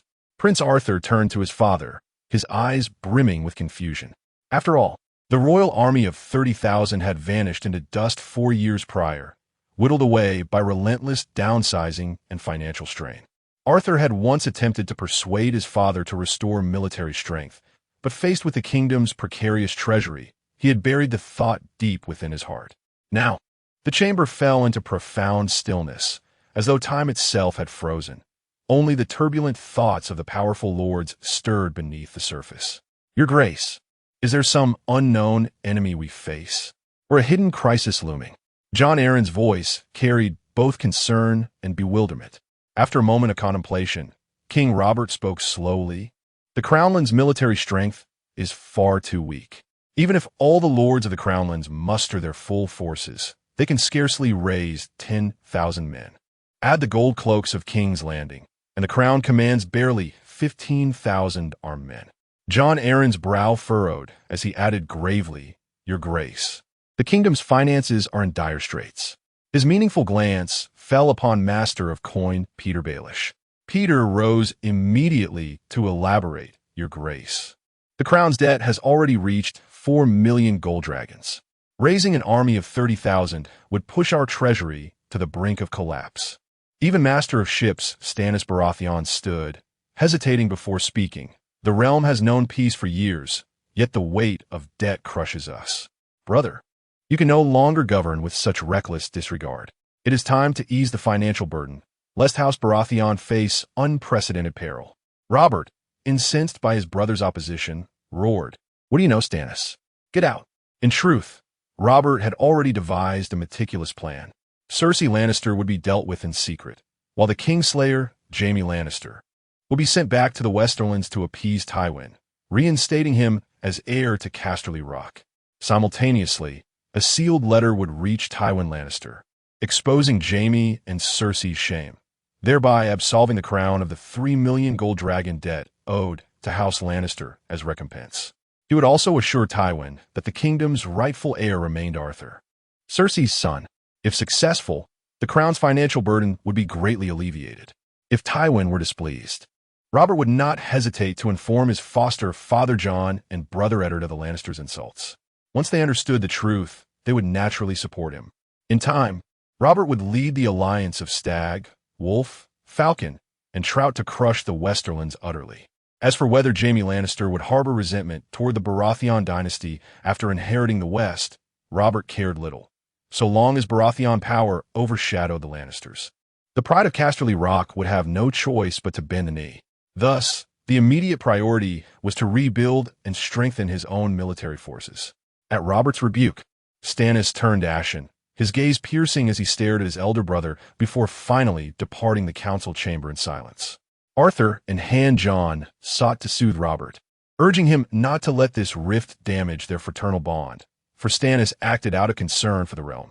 Meanwhile, Master of Laws Renly watched with barely concealed delight as the quarrel between his brothers escalated until Stannis stormed away.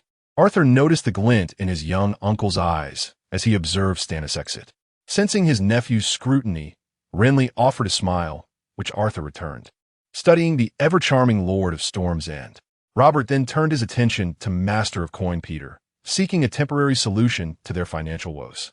With a practiced, amiable smile, Peter replied, "Your Grace, for rebuilding the army, we might seek aid from the Iron Bank or the Faith. Currently, the Crown owes 4 million gold dragons, 2 million to House Lannister, 1 million to the Iron Bank, and 500,000 to the Faith." After a moment's contemplation, Robert proposed, "Could we borrow another 1.5 million from the Lannisters?" Peter shook his head gently. "Unlikely, Your Grace. They have already lent 2.5 million. Another request may go unanswered."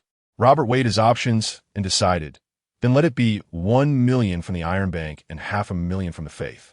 John Arryn interjected with concern, "Your Grace, that would raise the Crown's debt to 6 million gold dragons." Robert offered a reassuring smile. "I have a plan, John. Trust me, these loans will not be squandered." Still uneasy, John suggested, "If we reduce the new army size by half, to 15,000, the financial strain would ease somewhat." Relenting to John's counsel, Robert agreed. As the small council disbanded, only Robert and his son Arthur remained. "Arthur," Robert confessed, "I have neglected the realm for years. Now, I fear I may leave you with a legacy of troubles." Arthur comforted him. "Father, I have never blamed you. I only wish you would drink and hunt less." Robert made a vow then. "Arthur, I swear to you, no more wine or idle hunts. I will clear every threat from your path. For now, leave the governance to you and John. My focus must be on the armies." Having spoken, Robert departed the council chamber, leaving Arthur gazing perplexedly at his father's retreating figure, unable to comprehend such a dramatic transformation in Lord Robert.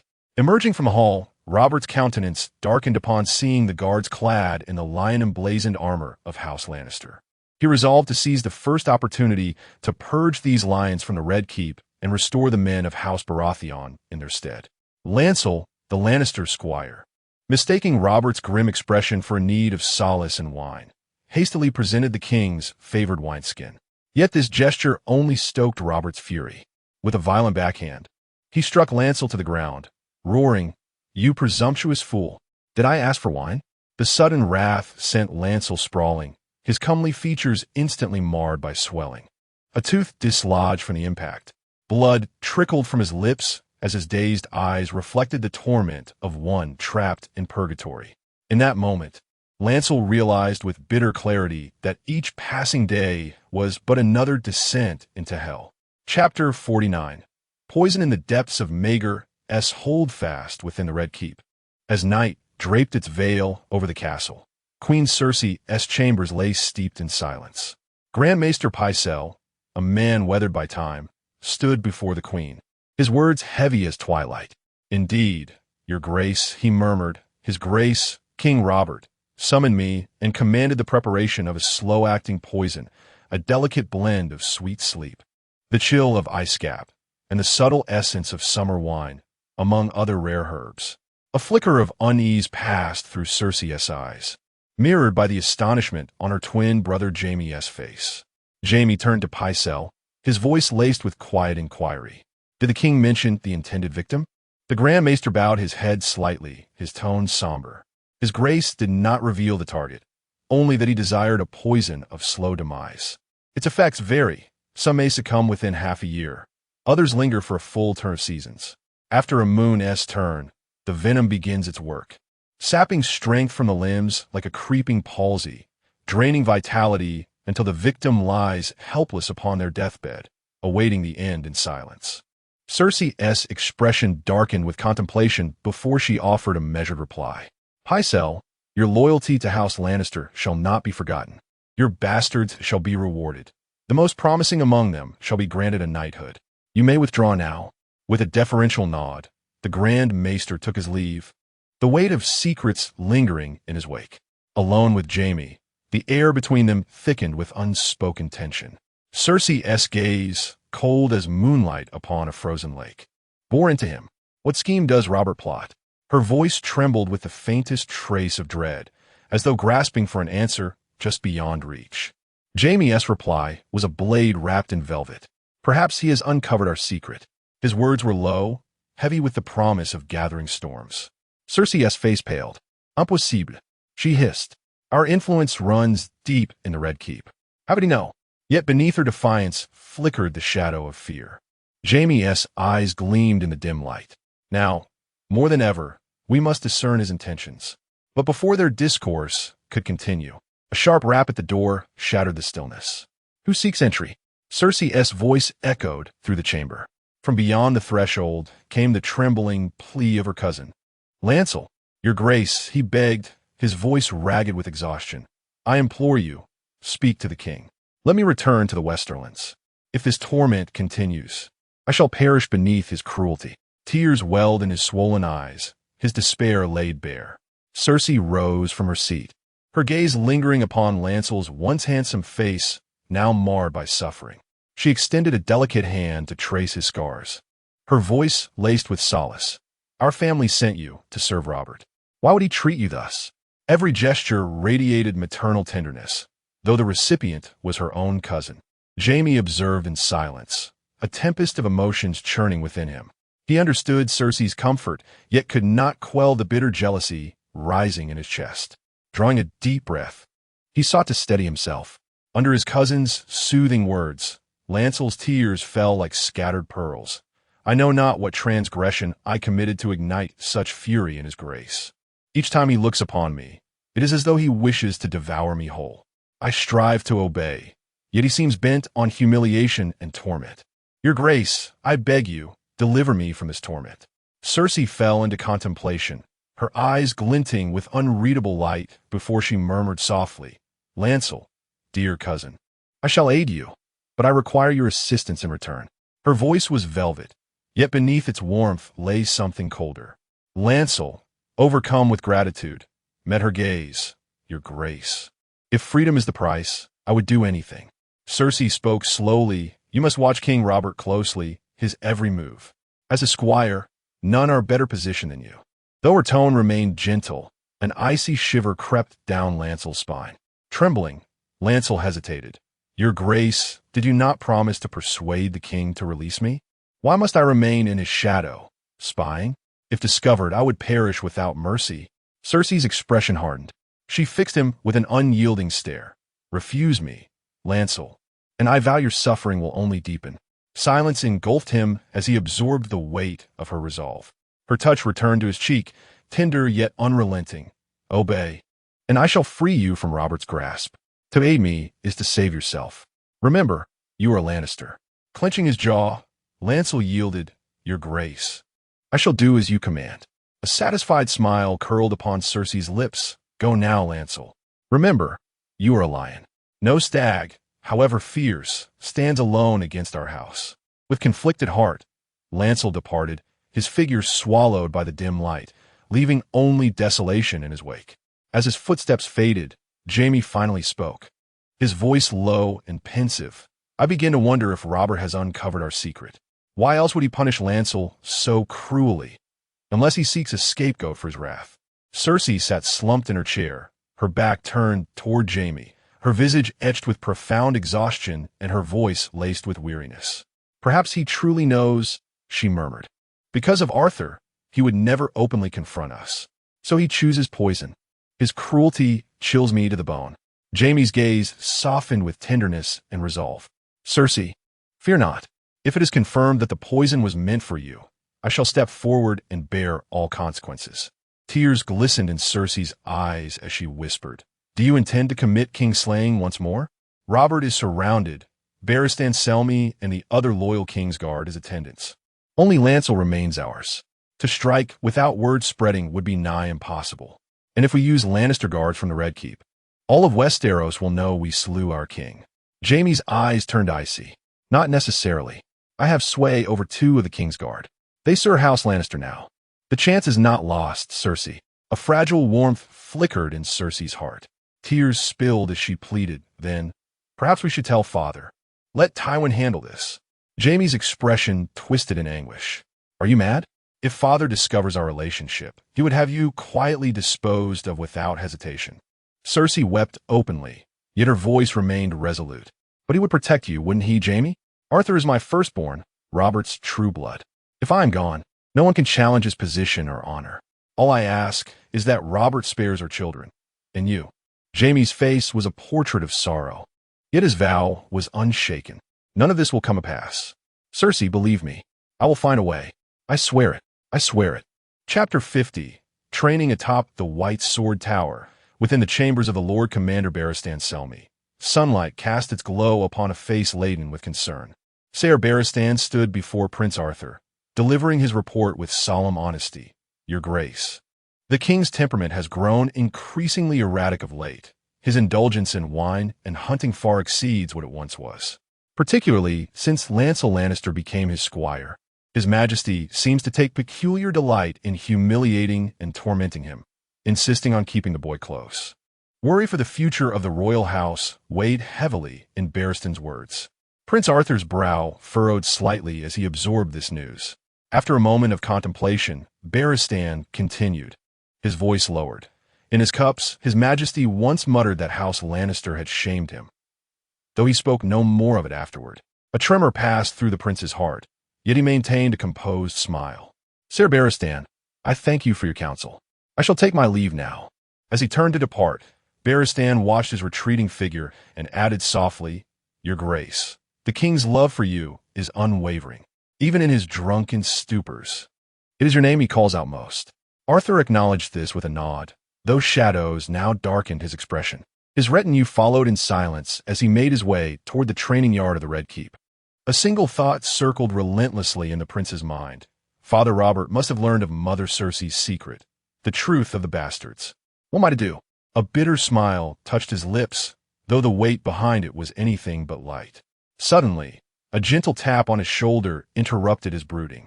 Princess Myrcella stood beside him, her smile radiant. Brother, what troubles you so? You look as though the world weighs upon your shoulders. She stood at the edge of the training grounds, flanked by 2 handmaidens. Her presence was like a splash of color in the gloom, lifting the oppressive air. Arthur forced a brighter expression. Myrcella, what brings you here? She laughed, mischief in her eyes. Life in the Red Keep grows dull. With the tourney approaching, I wish to cheer you on, to watch you train. Arthur studied his younger sister, well aware of the girlish thoughts that danced behind her gaze. Are you certain it isn't someone else you've come to see? He teased, knowing well that Myrcella had reached that tender age where hearts first stir. A delicate flush rose to her cheeks. Brother, if you speak so, I shall ignore you entirely. Arthur's thoughts turned to how Myrcella had spent years confined within the Red Keep, like a gilded songbird in a cage. Softening, he offered, once my training is done, I shall take you through the streets of King's Landing. Would you like that? Her eyes sparkled with delight. You promise? No taking it back. With an amused nod, Arthur watched as Myrcella eagerly led her attendants to the stands, settling in to observe his practice. On the training field, Arthur moved with effortless grace, drawing admiration from the gathered nobles. Even his bastard brothers regarded him with reverence, the crowd encircling him like stars around the moon. Nearby, Prince Joffrey observed the scene, envy coiling in his chest. Arthur, merely by virtue of being born first, he receives everything our parents deny me. Isn't that so, Hound? He turned to the towering figure of Sandor Clegane, the Hound, who gave a reluctant nod in agreement. The Hound had just been dispatched to King's Landing by Lord Tywin, becoming an underling of Queen Cersei. Yet before long, Joffrey took a liking to him and demanded him from his mother, thus making the Hound his personal guard. With a glint of eagerness in his eyes, Joffrey asked, Hound, you trained Arthur at Casterly Rock for a year. Between him and me, who do you think has greater martial prowess? The Hound watched Joffrey's back, shaking his head inwardly, yet replied, "Prince Arthur has trained since childhood. You, Prince Joffrey, though only 2 years into your training, possess undeniable talent." Joffrey pressed on, his gaze resolute. "Hound, will I surpass him one day?" The Hound answered coolly, "Comparison breeds misfortune. My prince, mastery of oneself is what truly matters." At these words, Joffrey's expression darkened instantly. He turned and glared at the Hound. "Even a dog like you looks down on me? You all think I'm inferior to Arthur?" Rage simmered within him as he swung his sword at the Hound. The Hound dodged nimbly and said calmly, "You are not the king, my prince, and I am a sworn man of Lord Tywin, not yours. Should you seek to torment me, I shall regretfully take my leave. The queen sent me to protect and train you, not to endure your insults." Joffrey's face twisted in displeasure. Just then, he heard his sister Myrcella cheering for Arthur from the training ground stands. He muttered under his breath, "You all despise me. I will prove myself. I will." Under the golden sunlight, Arthur stood clad in magnificent black and red armor, adorned with the proud sigil of the lion. The helm he donned bore the intricate likeness of a stag, a masterpiece commissioned by Lord Tywin the previous year, crafted by the finest smiths of Casterly Rock and gifted to Arthur by Tyrion. Arthur prepared to spar with Ser Alger, Brock, and Roga, all three already armored and ready. The traditional jousting tournaments had long lost their luster for him. Only the raw clash of steel in close combat could ignite his warrior spirit. The training grounds were encircled by noble youths and bastards alike, all holding their breath in anticipation of the fierce duel. Arthur wielded his sword with both hands, tracing elegant arcs through the air. His gaze locked onto his 3 opponents, Ser Alger, Brock, and Roga. As his strikes accelerated, his assault became a tempest of steel, each swing precise and devastating, drawing gasps of awe from the onlookers. Ser Alger braced behind his knightly shield, countering where he could. He knew Arthur's skill well. He was no longer a match for him. Few could rival Arthur now, say perhaps his uncle Jaime Lannister or the Lord Commander of the Kingsguard, Barristan Selmy. Under Arthur's relentless onslaught, Ser Alger faltered. Roga and Brock joined the fray, launching sharp attacks from either flank. With astonishing reflexes and formidable strength, Arthur countered, his left blade parrying Algar's lethal strike while his left foot delivered a crushing kick that sent Brock sprawling to the ground. His right sword swept downward in a fluid motion, deflecting Rogue's weapon before his elbow connected sharply with Rogue's jaw, rendering him motionless. Recognizing the trio's coordination had shattered, Arthur swiftly concluded the duel. He feigned a thrust toward the vulnerable gap in Rogue's neck armor, signaling his demise. Rogue acknowledged defeat with a bitter smile. Turning to Brock, who had barely risen, Arthur delivered another devastating elbow strike, sending him crashing down once more. His blades then pivoted toward Algar, who charged again with unyielding resolve. Yet Arthur remained composed, his twin swords flashing like lightning, disarming Algar and leaving his palm bloodied. The next strike descended like thunder, nearly tearing the shield from Algar's grasp.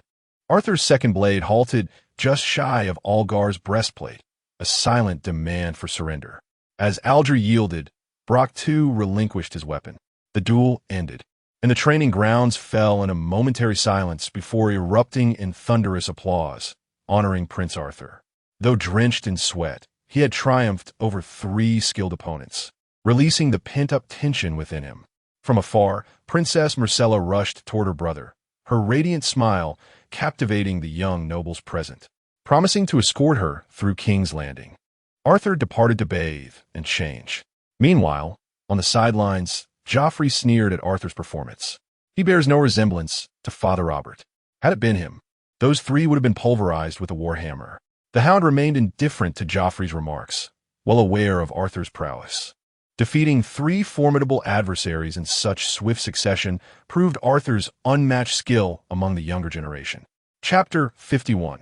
The Dragon as Dusk Draped Over the City of Pentos. The courtyard of Illyrio S. Manse flickered with firelight, like restless spirits yearning for freedom. Prince Viserys, the last scion of House Targaryen, stood beside the flames, his eyes alight with a tempest of emotions, hope and dread entwined, as though the future had already unfurled its enigmatic wings in the night. "Are you certain this method will awaken dragons?" Viserys' voice was low, strained, his words sharp as the biting wind. From the shadows emerged Ben Nero, the high priest of Rhaenor, who had journeyed from Volantis. His gaze was unwavering, his conviction unshaken. Only one with the blood of dragons can rouse the slumbering beasts, my prince, Ben Nero declared. Each syllable weighted with an undeniable force. Viserys hesitated, doubt flickering in his eyes like the flames before him. Noting his hesitation, Ben Nero offered a knowing smile. His tone smooth yet persuasive. No great power comes without sacrifice, my prince. No reward without cost. The Lord of Light is just. The words struck Viserys like a hammer. His expression darkened, and in the fire's glow, a grim resolve settled upon his features. If it means restoring House Targaryen, any price is worth paying. Ben Nero clapped his hands in satisfaction. From the shadows stepped a graceful maiden with silver hair, her movements light as a whisper. This woman, Ben Nero explained, was raised as a devoted servant of the Lord of Light. Her lineage traces back to Princess Sarah Targaryen, daughter of King Jaehaerys I. Viserys' face twisted in displeasure. The bloodline of that whore, who tarnished our name? Ben Nero remained unshaken, his smile unbroken. Trust in our purpose, my prince. You are the chosen of Rhaenor. The long night approaches, and we need you. Something in those words resonated within Viserys. He studied Ben Nero a long moment before speaking again, his voice heavy. Ben Nero, I trust your word. Do not fail me. The priest merely nodded, his silence more telling than any vow. With that, Viserys led the silver-haired maiden into the depths of the manse. Deep into the night, Pentos lay cloaked in silence. Moonlight spilled through the windows of Illyrio's chambers, casting a pensive glow upon the Magister's face as he sat behind his oaken desk, a goblet of amber wine in hand. His gaze sharpened as Ben Nero entered, the high priest's crimson robes like a flickering flame in the dark. Honored high priest of Rhaenor, Illyrio murmured, your presence in Pentos is a blessing indeed. Illyrio's voice resonated with a deep, magnetic timbre, suffused with ineffable complexity. Ben Nero's responding smile was like moonlight upon glacial rivers, chilling yet luminous, his words laced with subtle mockery. Black and red, Lord Illyrio. Your schemes are as numerous as the stars. Yet beneath the light of the Lord, they amount to little. A bead of cold sweat traced Illyrio's brow as he suppressed the unease coiling within him, his gaze sharpening instantly. Tell me, what does your Lord of Light seek? Ben Nero's eyes shimmered with fathomless depth. He extended his palm, where a flickering flame danced like the spark of life itself. A vision of what is to come, my lord. Observe closely. His voice was a whisper upon the night wind, woven with enchantment. Though suspicion gnawed at him, Illyrio found himself ensnared by the flame's allure. His focus locked upon its delicate dance, until in an instant, a grand tableau unfurled before him. Young Aegon, crowned in a hallowed sept, the black and red banner of House Targaryen billowing triumphantly overhead. As the vision dissolved, shock and bewilderment etched themselves upon Illyrio's face. Ben Nero, what game do you play? The priest's enigmatic smile remained, as though privy to all secrets. We are not opposing forces, Lord Illyrio. Our ambitions align. A pensive silence settled over Illyrio before he ventured cautiously. And what of Prince Viserys? His eyes betrayed both hope and dread for the future. Ben Nero's expression softened with a trace of sorrow. Prince Viserys yearns to restore Targaryen glory. We shall aid him, but all boons bear their price. Illyrio weighed the words, his thoughts a tempest. Then Ben Nero spoke again, his voice steeped in ancient resonance. Black or red, a dragon is still a dragon, is it not? The words struck like a verse from forgotten lore, stirring something profound within Illyrio. His eyes kindled with revelation. Atop the lioness tower of Casterly Rock, Lord Tywin Lannister received a visitor of formidable grace, the Thorn Queen of Highgarden, Lady Olenna Tyrell. My apologies, Lady Olenna, Tywin offered with measured courtesy. Had I known the Reach would send so esteemed a delegate, I would have greeted you at the gates myself. Though age had silvered her, Olenna's poise remained regal. Your courtesy is noted, Lord Tywin. These old bones yet serve. I come only for my family's future. Tywin inclined his head.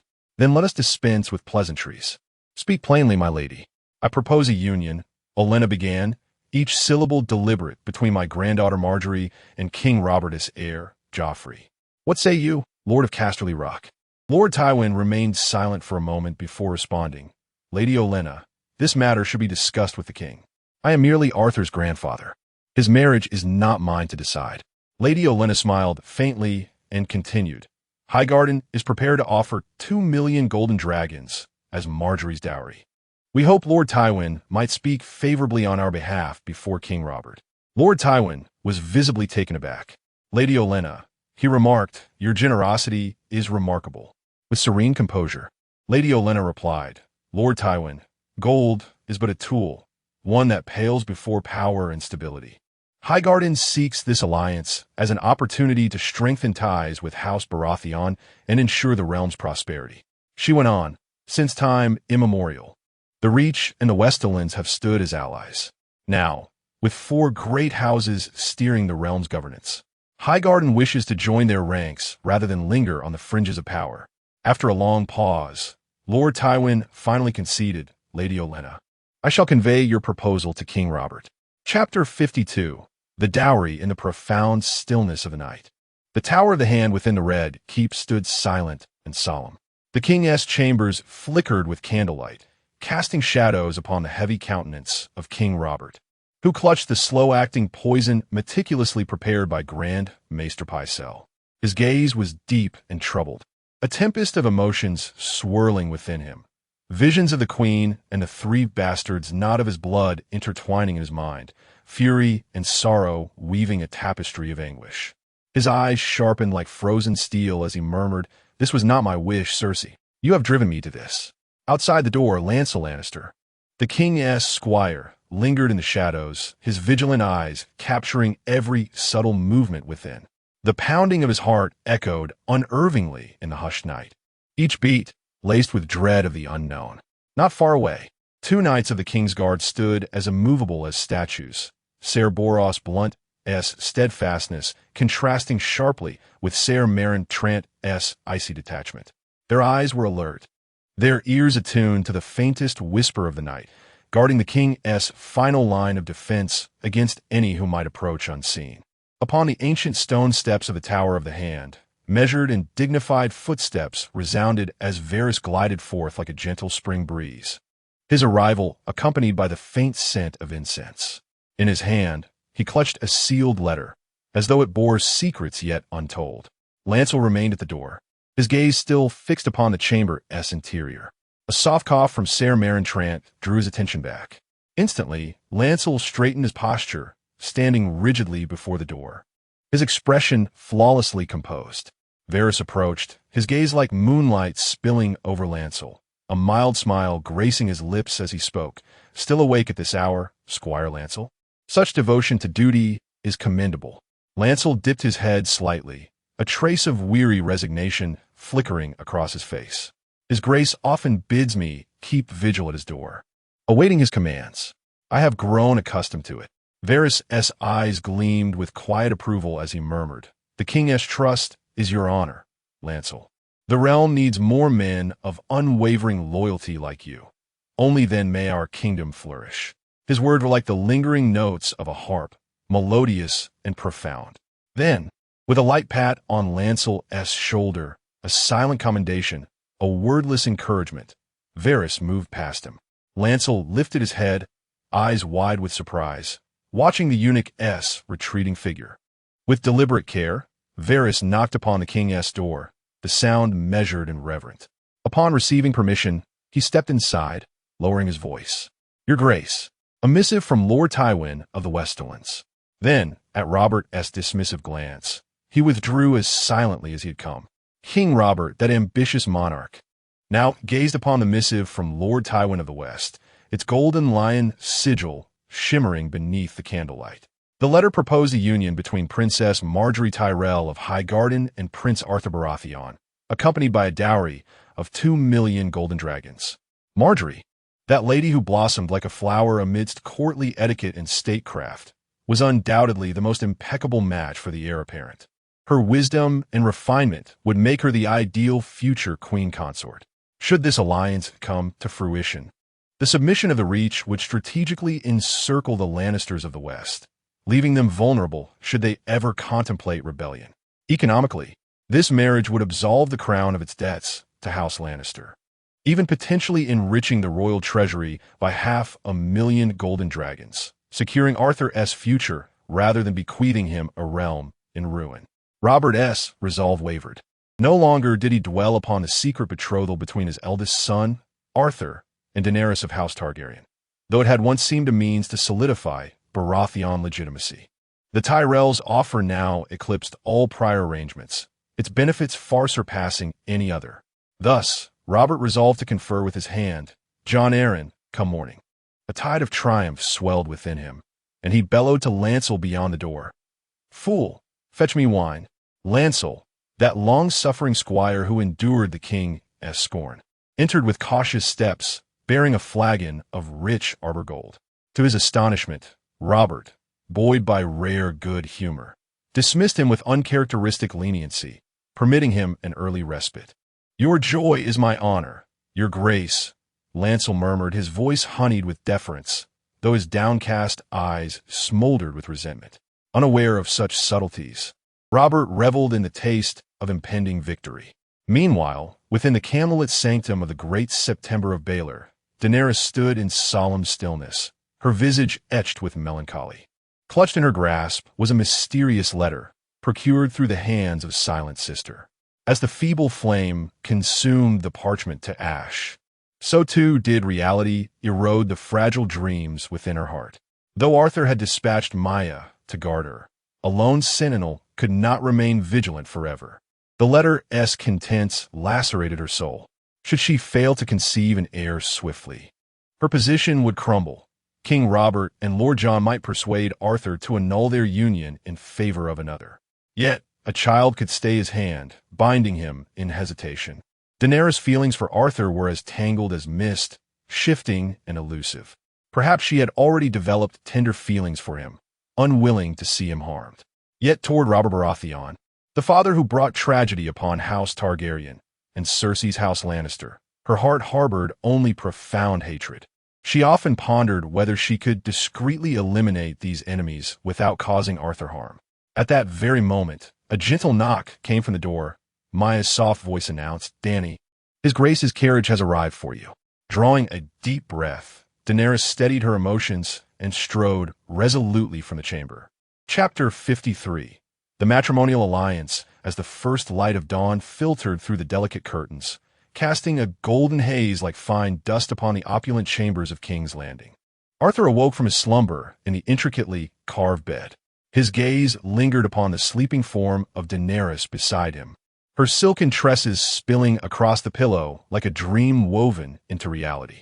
Reluctant to disturb the serenity, Arthur quietly savored the memory of Daenerys' boldness the previous night, a passion so fervent it had caught him off guard, unexpected before their vows were exchanged.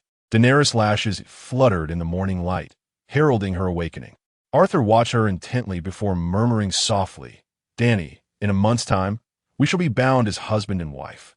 She nestled closer, her voice tinged with unease. Will you ever leave me? Arthur's brow furrowed slightly. Why would you think such a thing? A flicker of vulnerability passed through her eyes as she whispered, I dreamed you abandoned me. Studying the way her small hand clutched his, Arthur felt a growing unease. Firmly, he reassured her, we pledged our troth before the seven. Dany, I care deeply for you, but I will not have secrets between us. Daenerys averted her gaze, her voice barely audible. I know not what you speak of, but I love you, Arthur. I need you to know that. Her evasion drew a quiet sigh from him. He wondered if the High Septon or Sister Teresa had revealed her true identity to her, deepening his concern. Relying solely on Mia for her protection was insufficient. He resolved to assign 2 more trusted handmaidens to attend her. Finally, Arthur pressed a tender kiss to her forehead, his voice as gentle as the morning breeze. You may linger here a while longer. I will ensure you are guarded. Yet as he made to rise, her fingers tightened around his, her pleading gaze holding him fast. With an affectionate smile, Arthur yielded, drawing her back into his embrace. I shall stay with you this morning. By afternoon, the streets of King's Landing bustled with activity. After ensuring Daenerys' safe return to the Great September under Mia's escort, Arthur and his retinue made their way back to the Red Keep. Upon arrival, Ser Barristan stood atop the battlements, surveying the surroundings. Spotting Arthur, he descended swiftly to greet him. "Your Grace, you've led us on quite the search," Barristan remarked. "The entire Red Keep was scoured for you. His Majesty and the Hand await your presence. Urgent matters require counsel. I surmised you might be in the city and chose to wait here." Learning that King Robert and Lord Jon sought him, Arthur offered no explanation and followed Barristan to the Tower of the Hand. Within the Hand's solar, Arthur entered silently. There, King Robert and Lord Jon were engrossed in weighty discourse, their voices low with the gravity of state affairs. When Robert's gaze fell upon Arthur, his brow furrowed slightly as he inquired, "You did not return to the Red Keep last night. Where were you?" Faced with this abrupt question, Arthur remained silent, offering no reply. Seeing Arthur's reticence, Robert abruptly shifted the topic, his voice tinged with resignation. "This matter between you and that Targaryen woman, let end here." Arthur's eyes flashed with shock, and he countered urgently, "Do we not pledge our vows before the eyes of the Seven? Father, would you truly have me become an oathbreaker?" The question left Robert momentarily speechless. Then Lord Jon Arryn, his voice weathered with age, interjected, "Your Grace, honor is not a trivial matter. Personally, I believe an oath sworn before the gods should not be so lightly discarded." Yet Robert's gaze remained fixed on Arthur as he declared sternly, "Now, a better choice lies before you." Arthur regarded his father with confusion. Robert continued, "Margaery of House Tyrell, what say you of her? For this union, House Tyrell is willing to pay 2 million gold dragons." At the mention of the name, Arthur's thoughts drifted to childhood. The image of the cunning girl Margaery surfaced in his mind. He asked, mildly surprised, "Her?" Robert nodded, explaining, "An alliance with House Tyrell will secure your future claim to the throne more firmly. I promise you this, Arthur."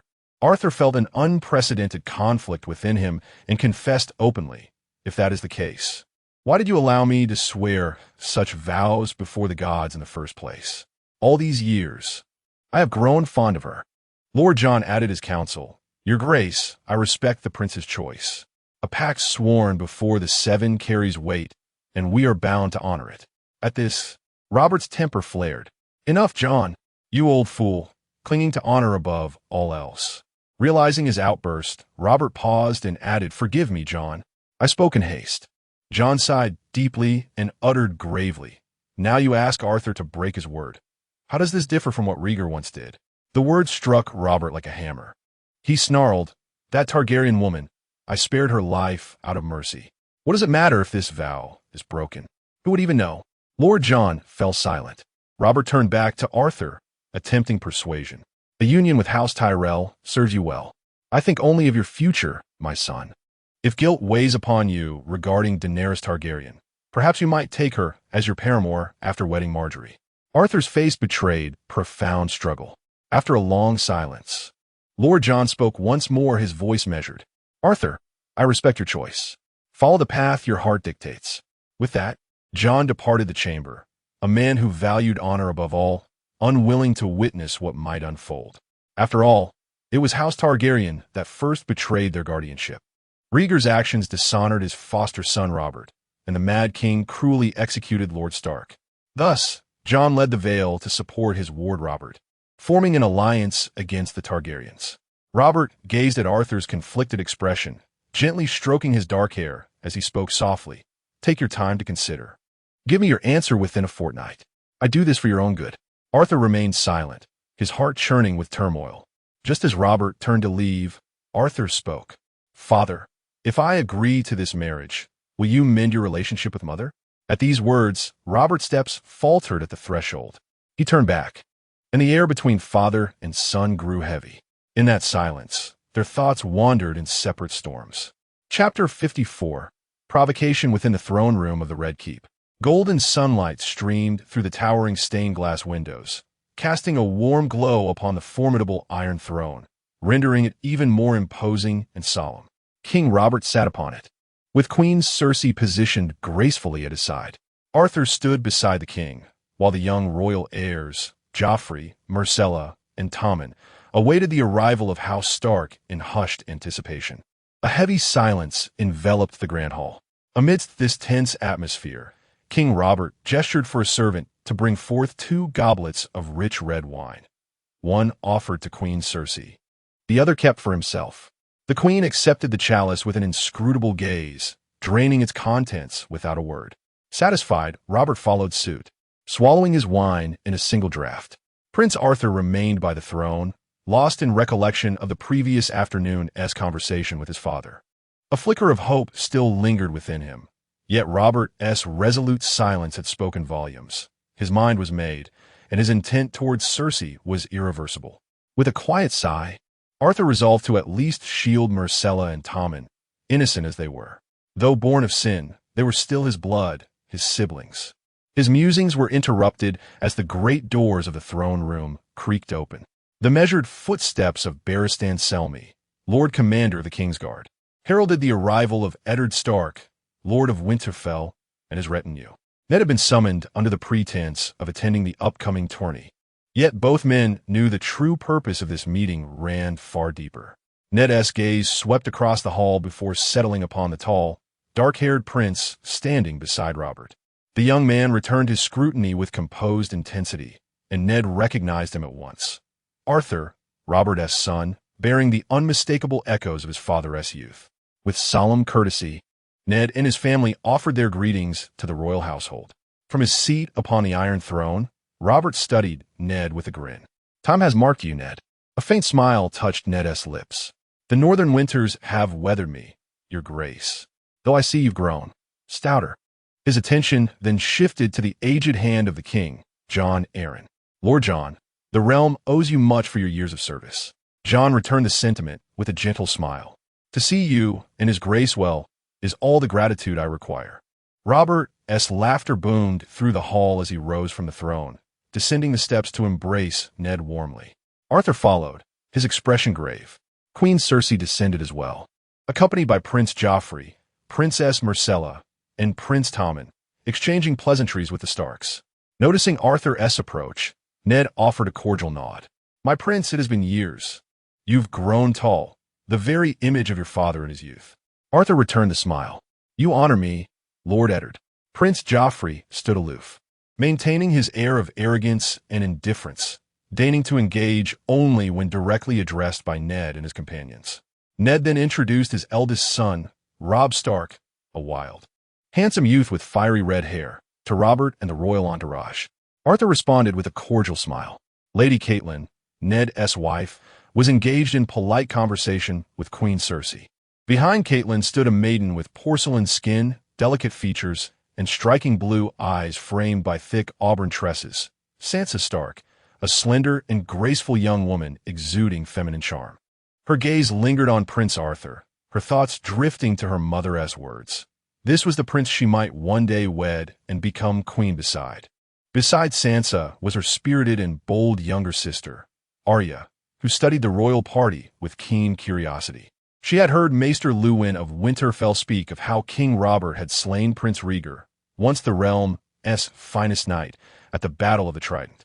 Yet now, to Arya's disappointment, the king appeared as little more than a portly figure, far removed from the warrior of legend. Amidst the gathering, Robb Stark's attention was inadvertently drawn to Princess Myrcella, whose gentle, moonlit gaze met his own.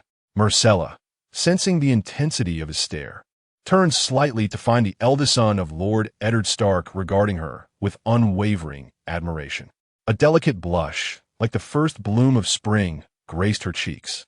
In the original text, it was noted that Robb and Myrcella had once shared a mutual fondness, even holding hands. King Robert, regal yet affable, was deep in lively conversation with Ned, their laughter rolling like waves upon the shore. Yet the king's sharp eyes soon caught Robb's lingering attention toward Myrcella. With a teasing grin, he remarked to Lord Eddard, "It seems my Myrcella has quite captivated your son." Robb lowered his head slightly, a flicker of embarrassment crossing his features. Ned replied with a mild smile, "You flatter us, your grace. It is your daughter who possesses the queenly charm that even my son cannot resist." At this, the king's expression darkened briefly before his booming laughter dispelled the tension. The feast awaits. Tonight, we shall drink and revel in good company. In the grand hall, the voices of King Robert, Lord Eddard, and Lord John Arryn mingled like aged wine, rich and warm. Meanwhile, Queen Cersei and Lady Catelyn conversed with the refined elegance of a velvet melody. Arthur sat quietly, his gaze drawn to Rob's unwavering attention toward his sister. The fervor in the young Stark's eyes deepened Myrcella's blush, stirring within Arthur a subtle, yet unmistakable displeasure. Prince Arthur smiled at Robb, his eyes glinting with a spark of challenge. Robb, I've heard you're unmatched among the younger generation in the North. Would you care to join me in the training yard after the banquet for a friendly duel? Robb met his gaze with unwavering determination, accepting the proposal with quiet confidence. Your Highness, I look forward to our contest. King Robert and Lord Eddard, overhearing their exchange, watched with pride shining in their eyes. The duel between these two promising young warriors will be the finest testament to their father's legacies. As the banquet drew to its conclusion, the true competition between these youths appeared to be just beginning. Chapter 55. Glory. The training grounds of the Red Keep were bathed in golden sunlight. Theon Greyjoy, a young man of complicated origins, stood alone before the archery targets, his bowstring taut. Each arrow he loosed carried the weight of his simmering resentment and unyielding pride. For the shadows of his lineage barred him from accompanying Lord Eddard into the king's presence. His archery was as fierce and precise as a tempest, honed to perfection, his silent vow to prove his worth in the grand tournament of the realm. Suddenly, Theon noticed Robb Stark leading his northern retinue. While Prince Arthur approached with his own entourage, Princess Myrcella, Joffrey, and Tommen followed in their elder brother's wake, accompanied by Robb's sisters, Sansa and Arya. At the same time, King Robert and Lord Eddard arrived to oversee the spectacle. Upon the high dais, the king boasted to Eddard of his son Arthur, a warrior forged in the crucible of steel since childhood. With unwavering confidence, Robert declared, Robb stands little chance against my Arthur. Lord Eddard merely offered a faint, dignified smile in response. Joffrey, the arrogant young prince, cast a disdainful glance at Sansa and Arya. Robb is no match for Arthur, he sneered, though resentment for Arthur festered within him. When it came to upholding royal prestige, he would stand by his brother. Arya, the fierce northern girl, refused to back down. The outcome is yet uncertain, she retorted. We northerners carry a fire in our blood that far outshines you southerners. Joffrey's lips curled into a cold smirk. Wild northern brats, all bark and no bite.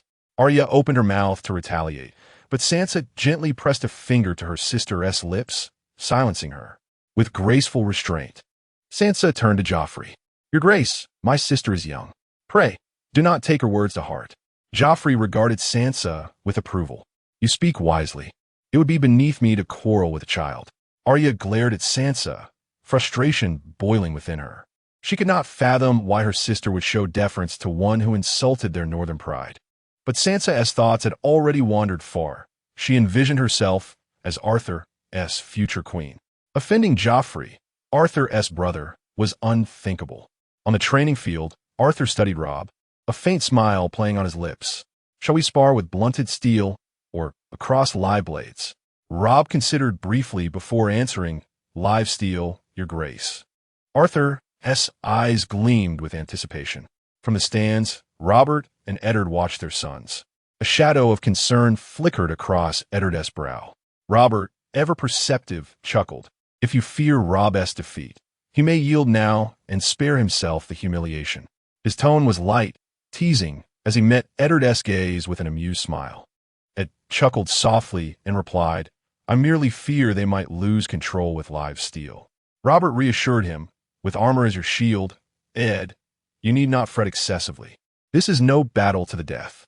Soon after, with the aid of their squires, the two young men donned their heavy armor.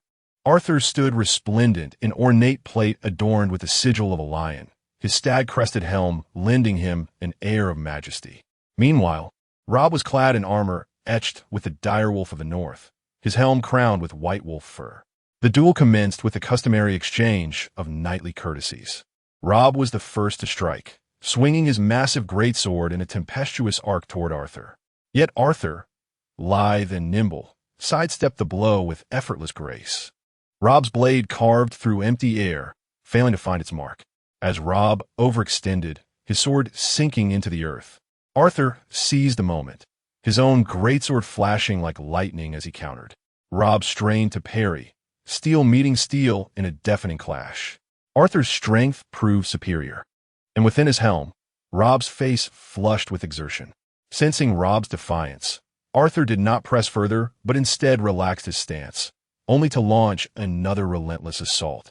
Denying his opponent any respite, Robb mustered all his strength to block, yet Arthur's strike sent his greatsword clattering to the ground. Arthur, seeing Robb disarmed, lowered his blade and ceased his advance. Bewilderment flickered in Robb's gaze. He had not anticipated defeat so swiftly. Arthur stepped closer and murmured, "I dislike the way you look upon my sister. If you truly care for her, then prove yourself worthy in my eyes." From the training yard stands, Robert, Eddard, and their retinue erupted in thunderous applause, marking the end of the fierce contest. Deep within the Red Keep, beneath the veil of night, Eddard Stark lingered in an opulent guest chamber, his gaze fixed upon Catelyn as she combed her long, auburn tresses before the mirror. Moonlight spilled through the window, setting her hair aglow like stars scattered across the night sky. A silent struggle waged within Eddard. He had long known of the altered betrothal concerning Sansa, yet he had withheld the truth from Catelyn. Finishing her ritual, Catelyn turned and caught the weight in his eyes. "Eddard," she inquired, her voice laced with concern, "what troubles you? Your gaze is heavy with hesitation." His heart clenched. The secret could no longer remain unspoken. Drawing a steadying breath, he spoke slowly. "Catelyn, regarding Sansa's betrothal, matters are not as we believed." Her eyes flashed with alarm. What do you mean?" Eddard forced out the truth. "Sansa, she is to wed Joffrey." Shock etched itself upon Catelyn's face. "But we had an agreement with Robert. How could this have changed?" Ed's throat seemed constricted by an invisible weight, and it took him an eternity to respond. "It was I who called it off." Catelyn fell into a prolonged silence upon hearing this, her voice trembling with disbelief. "Our daughter was meant to be a queen, noble and revered. Why would you break this betrothal?" A shadow of anguish flickered across Eddard's face, his words caught in his throat. Tears traced delicate paths down Catelyn's cheeks, as if she had already discerned the truth. Her voice sharpened with accusation. "You always prioritize your so-called honor over our children's well-being. Have you sacrificed her future for the sake of hollow glory?" Eddard gave a solemn nod, the weight of his decision pressing upon him. Catelyn's gaze remained fixed upon him, her tears glistening like fragile stars in the candlelight. Her voice was laced with heartbreak as she lamented, "You raised the banner of honor so high, yet fail to consider our children's happiness. Are their futures truly worth less than your pride?" Eddard could only bow his head beneath her piercing questions, consumed by remorse and torment, his silence speaking volumes of the guilt that gnawed at his soul. Chapter 56. The Nightly Order at the Break of Dawn. A delicate drizzle fell like threads of silk, and a veil of mist lingered around the spires of the Red Keep's Tower of the Hand, shrouding the grand structure in an air of mystique. Arthur, clad in armor, strode with measured steps into the private chambers of the Master of Laws, Renly. Renly was sharing light-hearted laughter with Ser Loras, their conversation flowing like a gentle brook through the morning's tranquility. Upon seeing Arthur, Renly's face brightened with paternal warmth, and he rose immediately to embrace his nephew with deep affection. The corners of Prince Arthur's lips curved into a refined smile as he held King Robert's decree in hand. Calmly, he addressed Renly. "Uncle, I have expressed my wishes to His Grace. I intend to assume command of the City Watch and oversee the defense of King's Landing." Renly smiled, though a trace of hesitation flickered beneath his composure. "You are not only the future of our realm, but our blood binds us closely.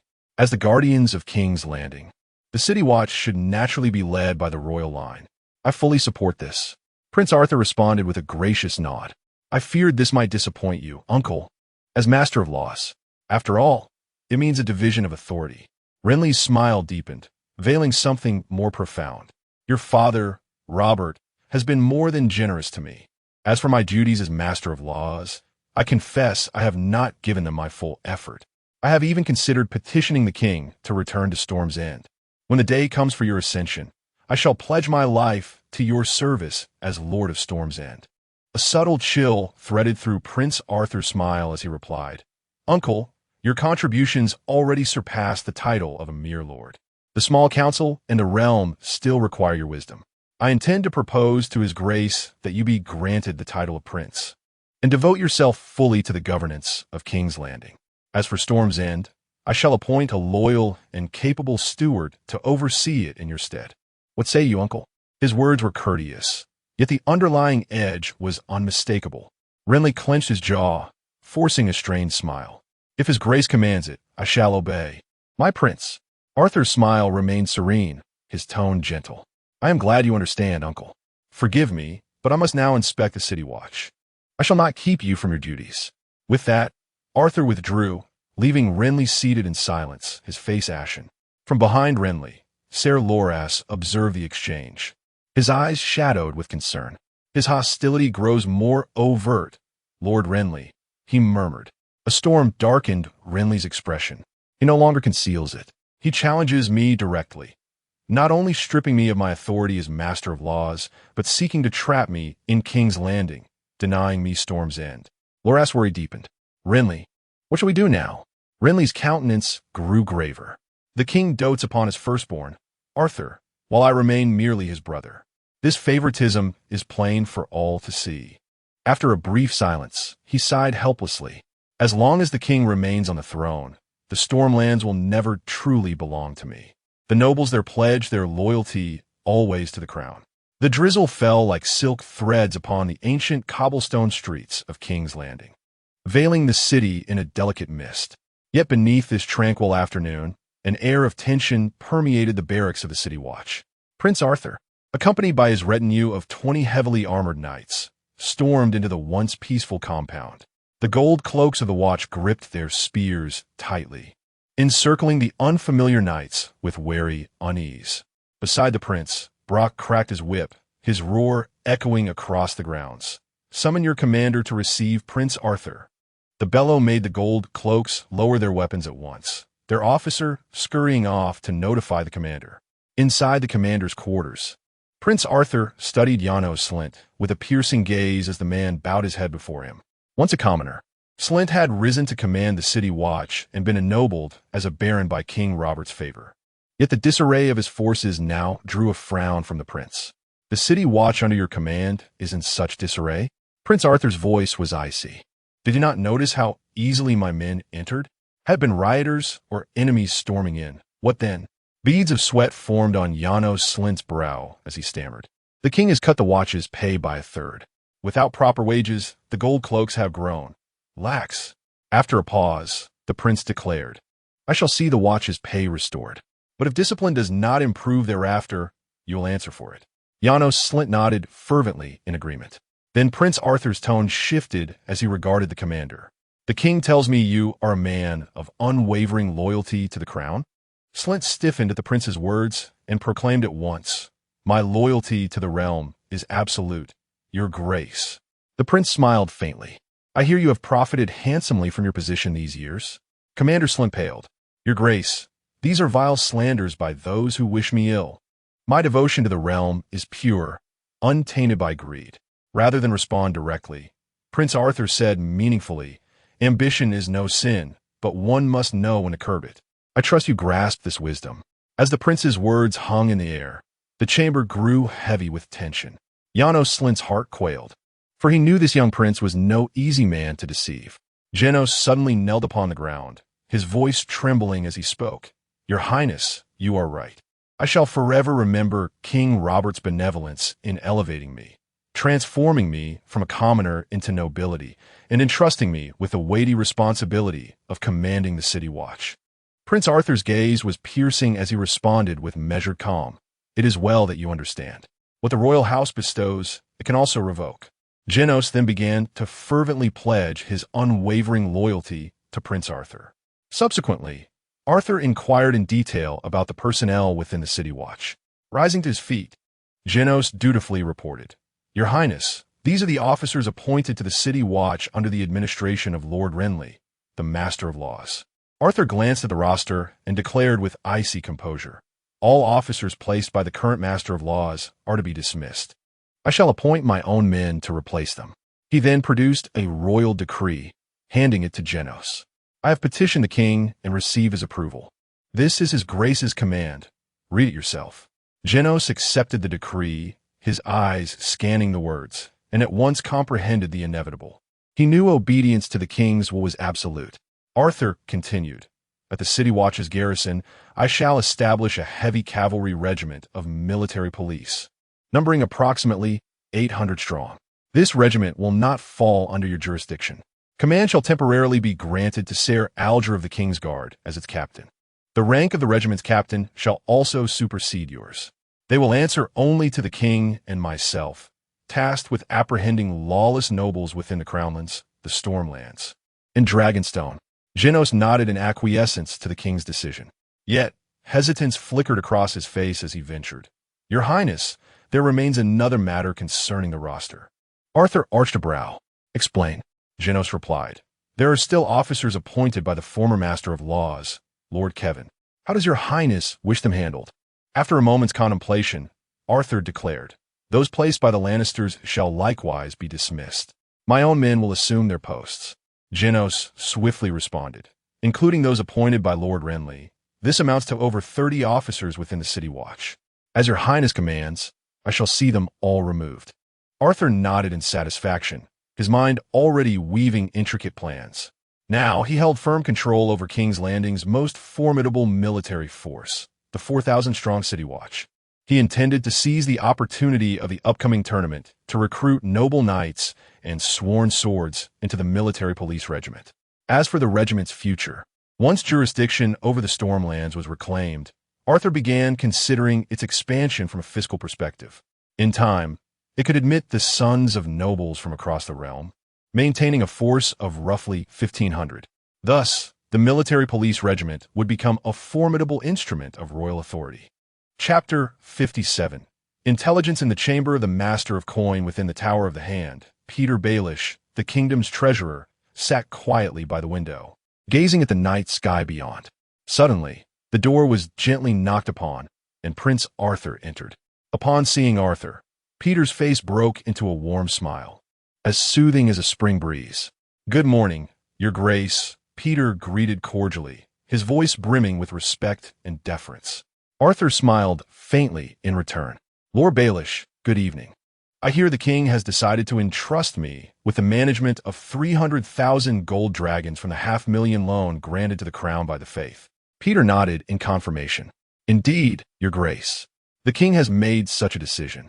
Arthur expressed his gratitude. "Thank you for your cooperation, Lord Baelish. I trust that with your assistance, these funds will be put to judicious use." Peter responded with a gracious smile.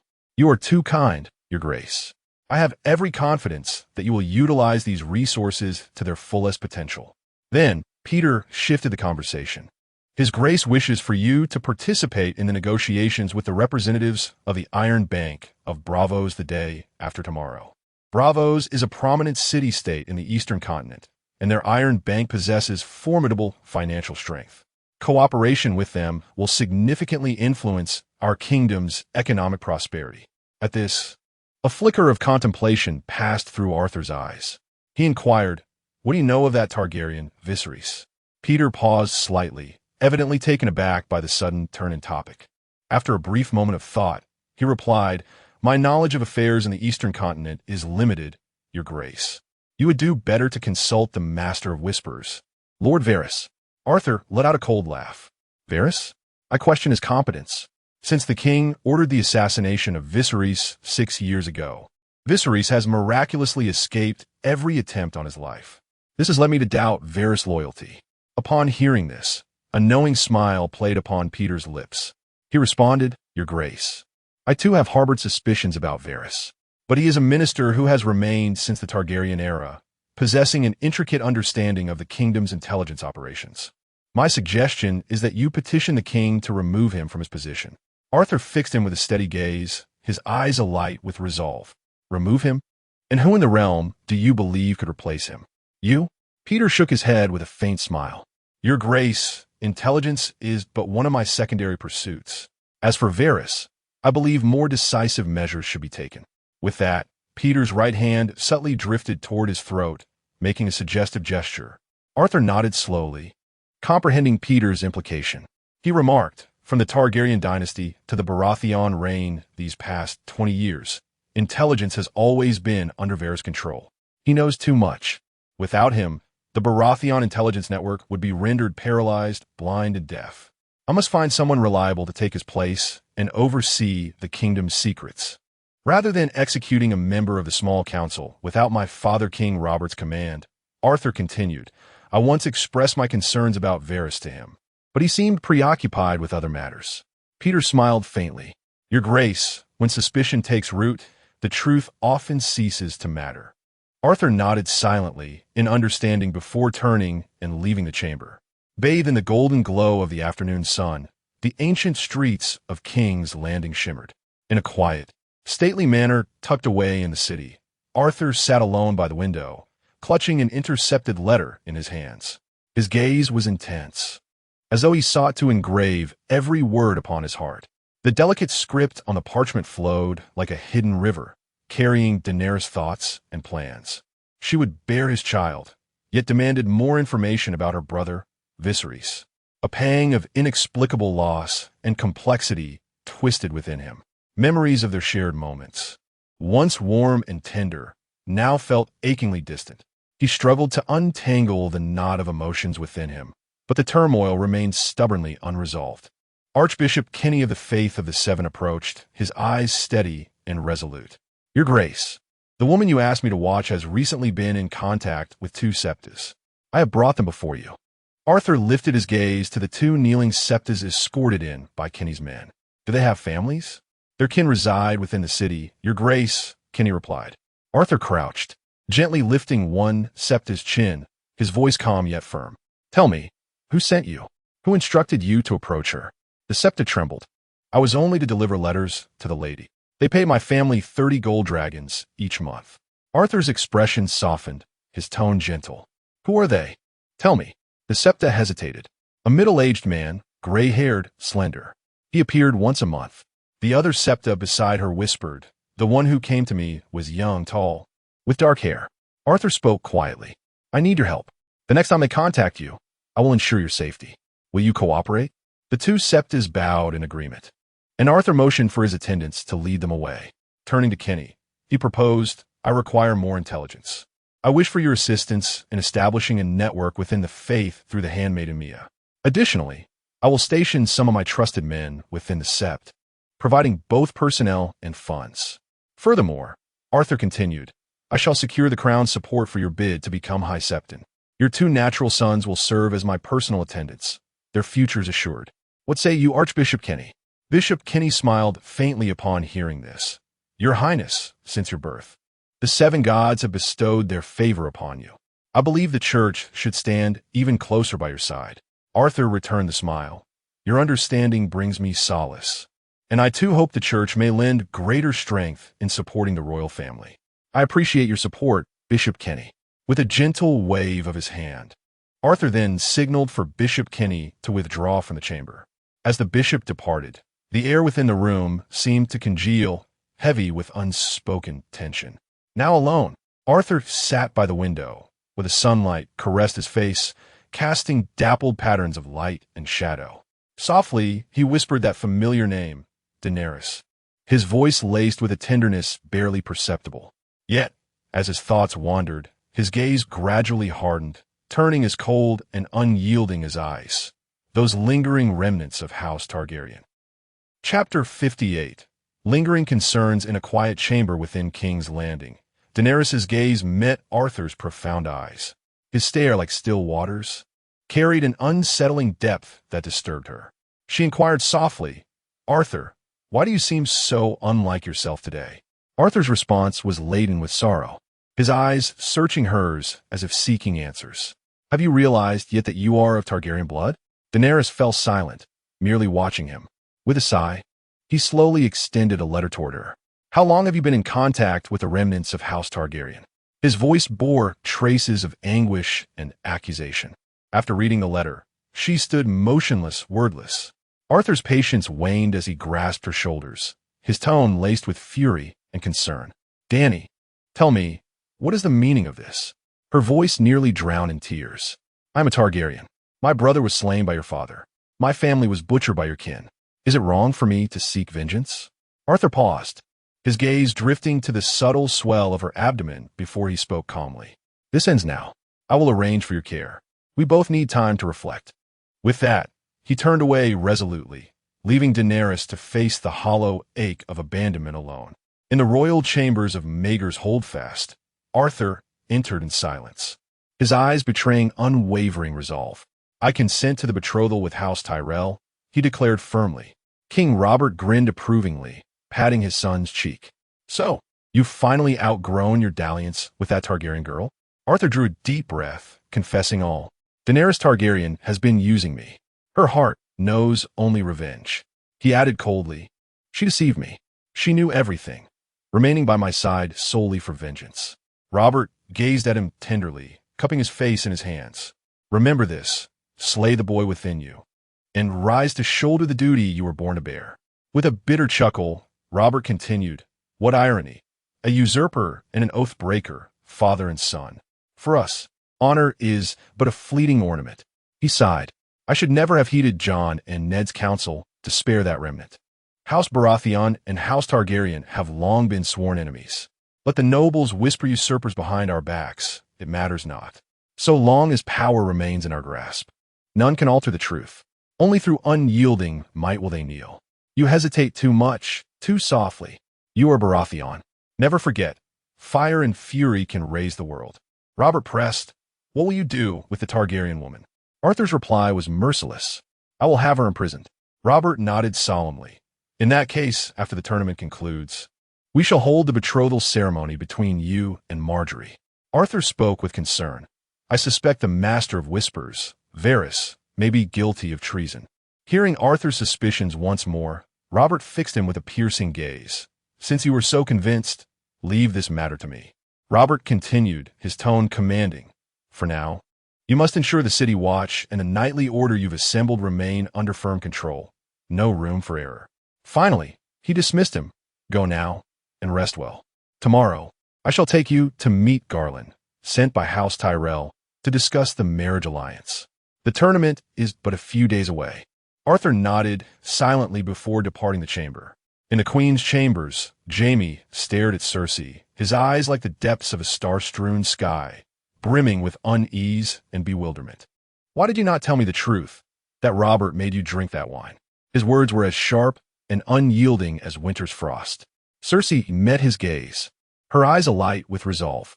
She parted her lips, her voice eerily calm. "It was merely poisoned wine. For our children, I would gladly give my life." Jaime's brow furrowed, his voice firm. "If you die, I will end Robert myself." Yet Cersei's lips curled into a cold smile. Softly, she murmured, "Foolish brother, I have already petitioned Robert to release you from the Kingsguard and send you back to Casterly Rock." A trace of cunning laced her words. Jaime's confusion and anguish twisted together. He demanded urgently, "Do you even understand what you're doing? You drank poison. You will die." Cersei's eyes gleamed with sly amusement. Her smile widened. "Who will die remains to be seen. What do you think, Jaime? Robert's poison wine. Did you truly believe Pycelle would give him real poison? I've had Lancel slip him a true, slow-acting venom." Her words struck like a dagger to Jaime's heart. She continued, her voice dripping with confidence. "You will return to Casterly Rock, fulfill Father Tywin's expectations, and become the rightful heir. As for me, I have already ensured Robert's slow demise. Even Father cannot escape his involvement now." Jaime stared at her, this woman who now seemed a stranger, terrifying in her ruthlessness. He could not help but accuse, "You risk dragging all of House Lannister into ruin. Have you gone mad?" Yet Cersei remained unshaken, her voice brimming with certainty. "I am merely ensuring that I will be the one who triumphs in the end. Arthur now commands the city watch, and I know my son. He will obey me without question. Once Robert lies poisoned and helpless in the Red Keep, all within will be mine. And with Arthur controlling the capital's defenses, we will win this game." Cersei added, her tone almost casual, "Robert has one weakness, his love for Arthur. I can convince him, in his poisoned state, to accept death willingly. He would never wish for our son to inherit a fractured realm." James was rendered speechless. After a brief silence, he voiced his apprehension. What if Arthur discovers the truth? Cersei pondered for a moment before replying with unwavering resolve. He shall never know. He will only be the future king. Her eyes gleamed with unshakable determination. Turning her gaze to James, she proposed, "Now, we must secure Father Tywin's allegiance. You must return and become his heir. In time, I shall summon you back to the small council in King's Landing." James contemplated briefly before remarking, "But Lord John, the hand, if he does not perish, restraining Robert would be futile." Hearing this, Cersei gave a subtle nod and affirmed with quiet conviction, "I shall devise a way to ensure his disappearance." Chapter 59. The Tear of Lys in the solemn halls of the small council. Lord Garland Tyrell, emissary of House Tyrell, departed with a courteous smile, leaving behind an air of delicate tension. King Robert Baratheon turned his gaze to his heir, Arthur, seeking his thoughts on the impending alliance. "Arthur, what consequences do you foresee from this union with House Tyrell?" After a measured pause, Arthur responded, "Father, though the Tyrells of the Reach wield considerable power, their loyalty remains uncertain. Our foundation has always rested upon the North, the Vale, and the Riverlands. These are the true pillars of our dynasty."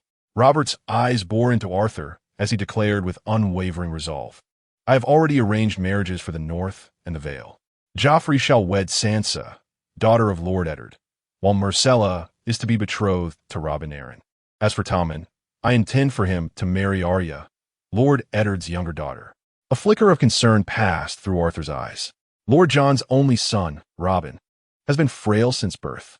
Myrcella is 4 years his senior. Would such a match not be unduly harsh upon her? The king's tone brooked no argument. "It is Myrcella's duty, regardless of her wishes."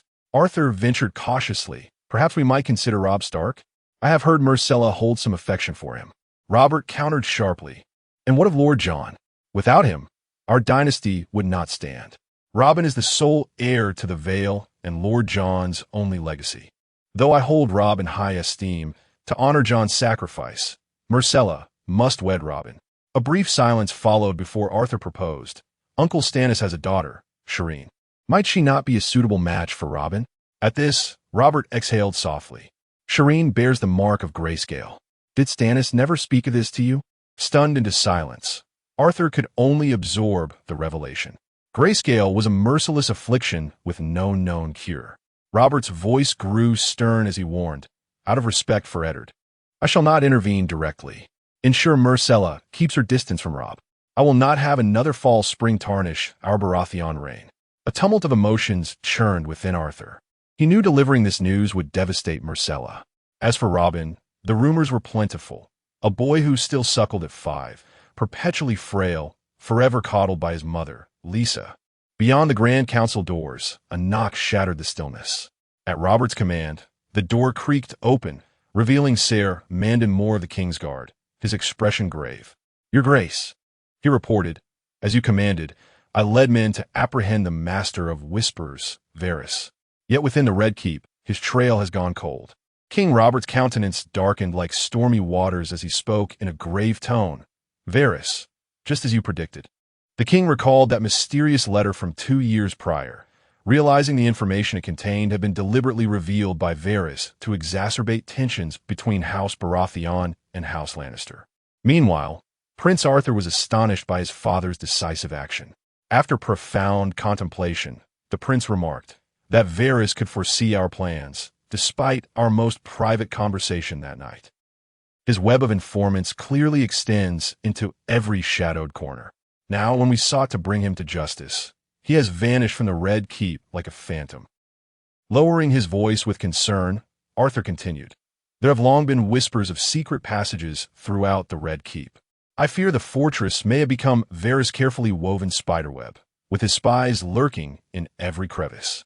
King Robert I responded solemnly. "The hidden tunnels were constructed during the Targaryen dynasty, their secrets known only to successive monarchs." Prince Arthur proposed earnestly, "It appears we must conduct a thorough search and renovation of the entire Red Keep." Nodding in agreement, King Robert declared. Wise counsel indeed. We shall uncover and eliminate these clandestine passages when opportunity permits. Turning to Arthur, the king inquired, Now tell me, who is fit to assume the role of Master of Whispers? After a weighty silence, Arthur replied gravely, Without Varys. Our House Baratheon is like a man deprived of eyes and ears. We must pursue Varys to the ends of the earth. He knows too many secrets. As for his replacement, I fear we shall struggle to find someone both loyal and competent for such office. After prolonged contemplation, King Robert concluded, I shall seek Lord Jon's counsel on this matter. Elsewhere in King's Landing, within an elegantly appointed chamber, the voluptuous Lysa clung tightly to Peter as their intimate encounter concluded. Gazing at her slightly rounded abdomen, Peter's eyes shone with anticipation. For our child, Lysa. Her eyes blazing with fury, Lysa spat. To think that old hound has been feeding me moon tea all along, stealing our babes from me. Peter met her gaze, his expression mingling remorse with infatuation. Lord Jon likely knew our secret all along, quietly administering the moon tea. The fault is mine. Yet my love for you consumes me, Lysa. I yearn for us to have a child together, living proof of our passion. Lysa gazed into Peter's eyes, her tenderness like flowing water. This child shall come into the world, our eternal testament. Tears welling in his eyes, Peter voiced his fears. I dread what Lord Jon might do if he discovers the truth of your condition. Deeply moved by his devotion, Lysa kissed him through shimmering tears.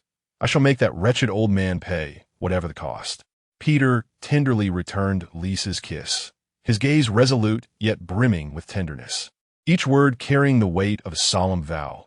Lysa, for our child's sake, let us join forces to remove Jon as an obstacle.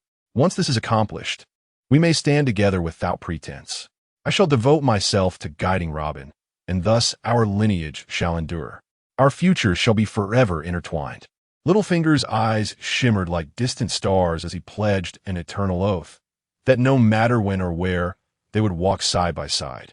Lysa responded fervently to Peter's embrace, her gaze burning with passion as she whispered, My love, from the days of our youth, I knew you were destined to be mine. If only my wretched father, Hoster Tully, had not torn us apart, forcing me into the arms of that decaying old man. Yet it was all but a nightmare, for my heart has always belonged to you. You speak true. Jon seeks to destroy the fruit of our love. He must be dealt with. Tell me, dearest, what is your plan? With a faint smile, Peter retrieved from a nearby drawer a delicate vial of the finest tears of Lys, its contents glistening like liquid crystal. He offered it to Lysa and murmured, This, my sweet Lysa, is the key to our liberation. Chapter 60. Lannister the morning sun bathed Casterly Rock in golden splendor. The gilded lion's head atop the heart of the tower gleaming brilliantly, much like the surface of Lord Tywin's mood, radiant yet concealing an abyss of turmoil. The letter in his hand, though written on smooth parchment, bore words as cold and piercing as winter's breath, each stroke of his daughter Cersei's pen mercilessly rending his heart. Tywin's silence loomed like a frozen peak, towering and unfathomable. His brother, Ser Kevin, sensing the storm beneath his elder brother's composure, could no longer endure the suffocating quiet. Brother, he ventured, concern etched upon his face, what troubles you so deeply? Tywin's gaze, distant as the horizon, settled upon Kevin's worried countenance, his eyes flickering with unspoken complexity. Slowly, he extended the letter, his voice a whisper barely heard. See for yourself. Kevin took the missive, his hands trembling as he read, his complexion draining from ruddy warmth to ashen pallor. Upon finishing, he looked up, disbelief contorting his features. How could she commit such an act? Has she lost all reason? Even my son, Lancel, dragged into this madness, this regicide. A bitter smirk curled Tywin's lips, his words laced with scorn and fury. First, Jaime, tarnishing his sword with the king's blood for the sake of hollow honor. Then Cersei, a queen who plots the murder of her own husband. My twins are truly a matched pair.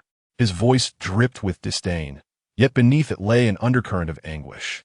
And let us not forget the imp Tyrion, the jest of the realm, whose follies I have cleaned after time and again. None of them have ever considered what they owe this family. His gaze darkened with profound sorrow as he uttered, with venomous irony, How fortunate I am to have children bold enough to slay kings, and a son who brings the house nothing but shame. The bitterness in his tone could not mask the grief beneath. A heavy sigh escaped Tywin, laden with resignation. They are but flawed steel in my hands, unworthy of being forged into something greater. The words carried the weight of a father's shattered expectations. Kevin, his anxiety mounting, pressed cautiously. "Brother, what must we do now?" Tywin's eyes sharpened like Valyrian steel, his voice frigid. "From the moment my beloved daughter poisoned Robert, retreat was no longer an option. No explanation will undo this. War is inevitable. We must prepare." Kevin's expression hardened with dread. But how can we stand against the combined might of the Vale, the Riverlands, the North, the Stormlands, and possibly even Reach? Tywin's face grew graver still, for he knew the stakes of this conflict. "We must secure Joffrey. He is the heir. Our only chance to turn the tide." Subsequently, Tywin retrieved a detailed map from the bookshelf, his gaze meticulously scanning every corner before his finger settled upon a specific location. "Summon our elite knights and cavalry immediately," he commanded. "Have them assemble near Deep Den and await my further orders. We must prepare for the worst." Noticing Kevin's lingering apprehension, Tywin spoke with measured calm. "House Lannister now stands at the crossroads of life and death. Victory or annihilation, those are our only choices." Kevin nodded gravely, accepting the grim reality. The fate of their house now hung by a thread, and they had no choice but to fight with everything they had. Standing atop the Lion's Tower, Tywin surveyed the sprawling vista of Casterly Rock in silence. The castle lay bathed in sunlight, deceptively tranquil. Yet beneath this serenity, a storm was brewing, one that would determine the destiny of House Lannister. In the secluded chambers of Maegor's Holdfast, Prince Arthur commanded the handmaidens to escort Myrcella back to her quarters. Within her room, her elder brother Arthur sat upon a chair, his expression softened by a gentle smile as he regarded her. Myrcella's emotions were visibly unsettled, her voice laced with reproach. "My conversation with Robb was so pleasant. Why did you send someone to interrupt us?" Arthur's smile remained unshaken, his tone soothing. "Myrcella, as a princess of the royal house, you must never forget your station." At this, Myrcella fell into brief silence before abruptly asking, "Do you dislike Robb being near me?" Arthur's gaze deepened, his words deliberate. "I do not despise him. I merely wish for you both to maintain distance." Myrcella's eyes reddened, her voice trembling. "Since childhood, I have obeyed our parents and you. As my brother, you must know how I feel about him." Arthur reached out, intending to comfort her with a touch to her hair, but she brushed his hand away. Still, he smiled. "Affection is not the same as love, Myrcella." Her sorrow sharpened into insistence. "Why must you stand between Robb and me? Give me a reason." Arthur turned his face, avoiding the weight of her pleading gaze. He sighed. "Myrcella," at last.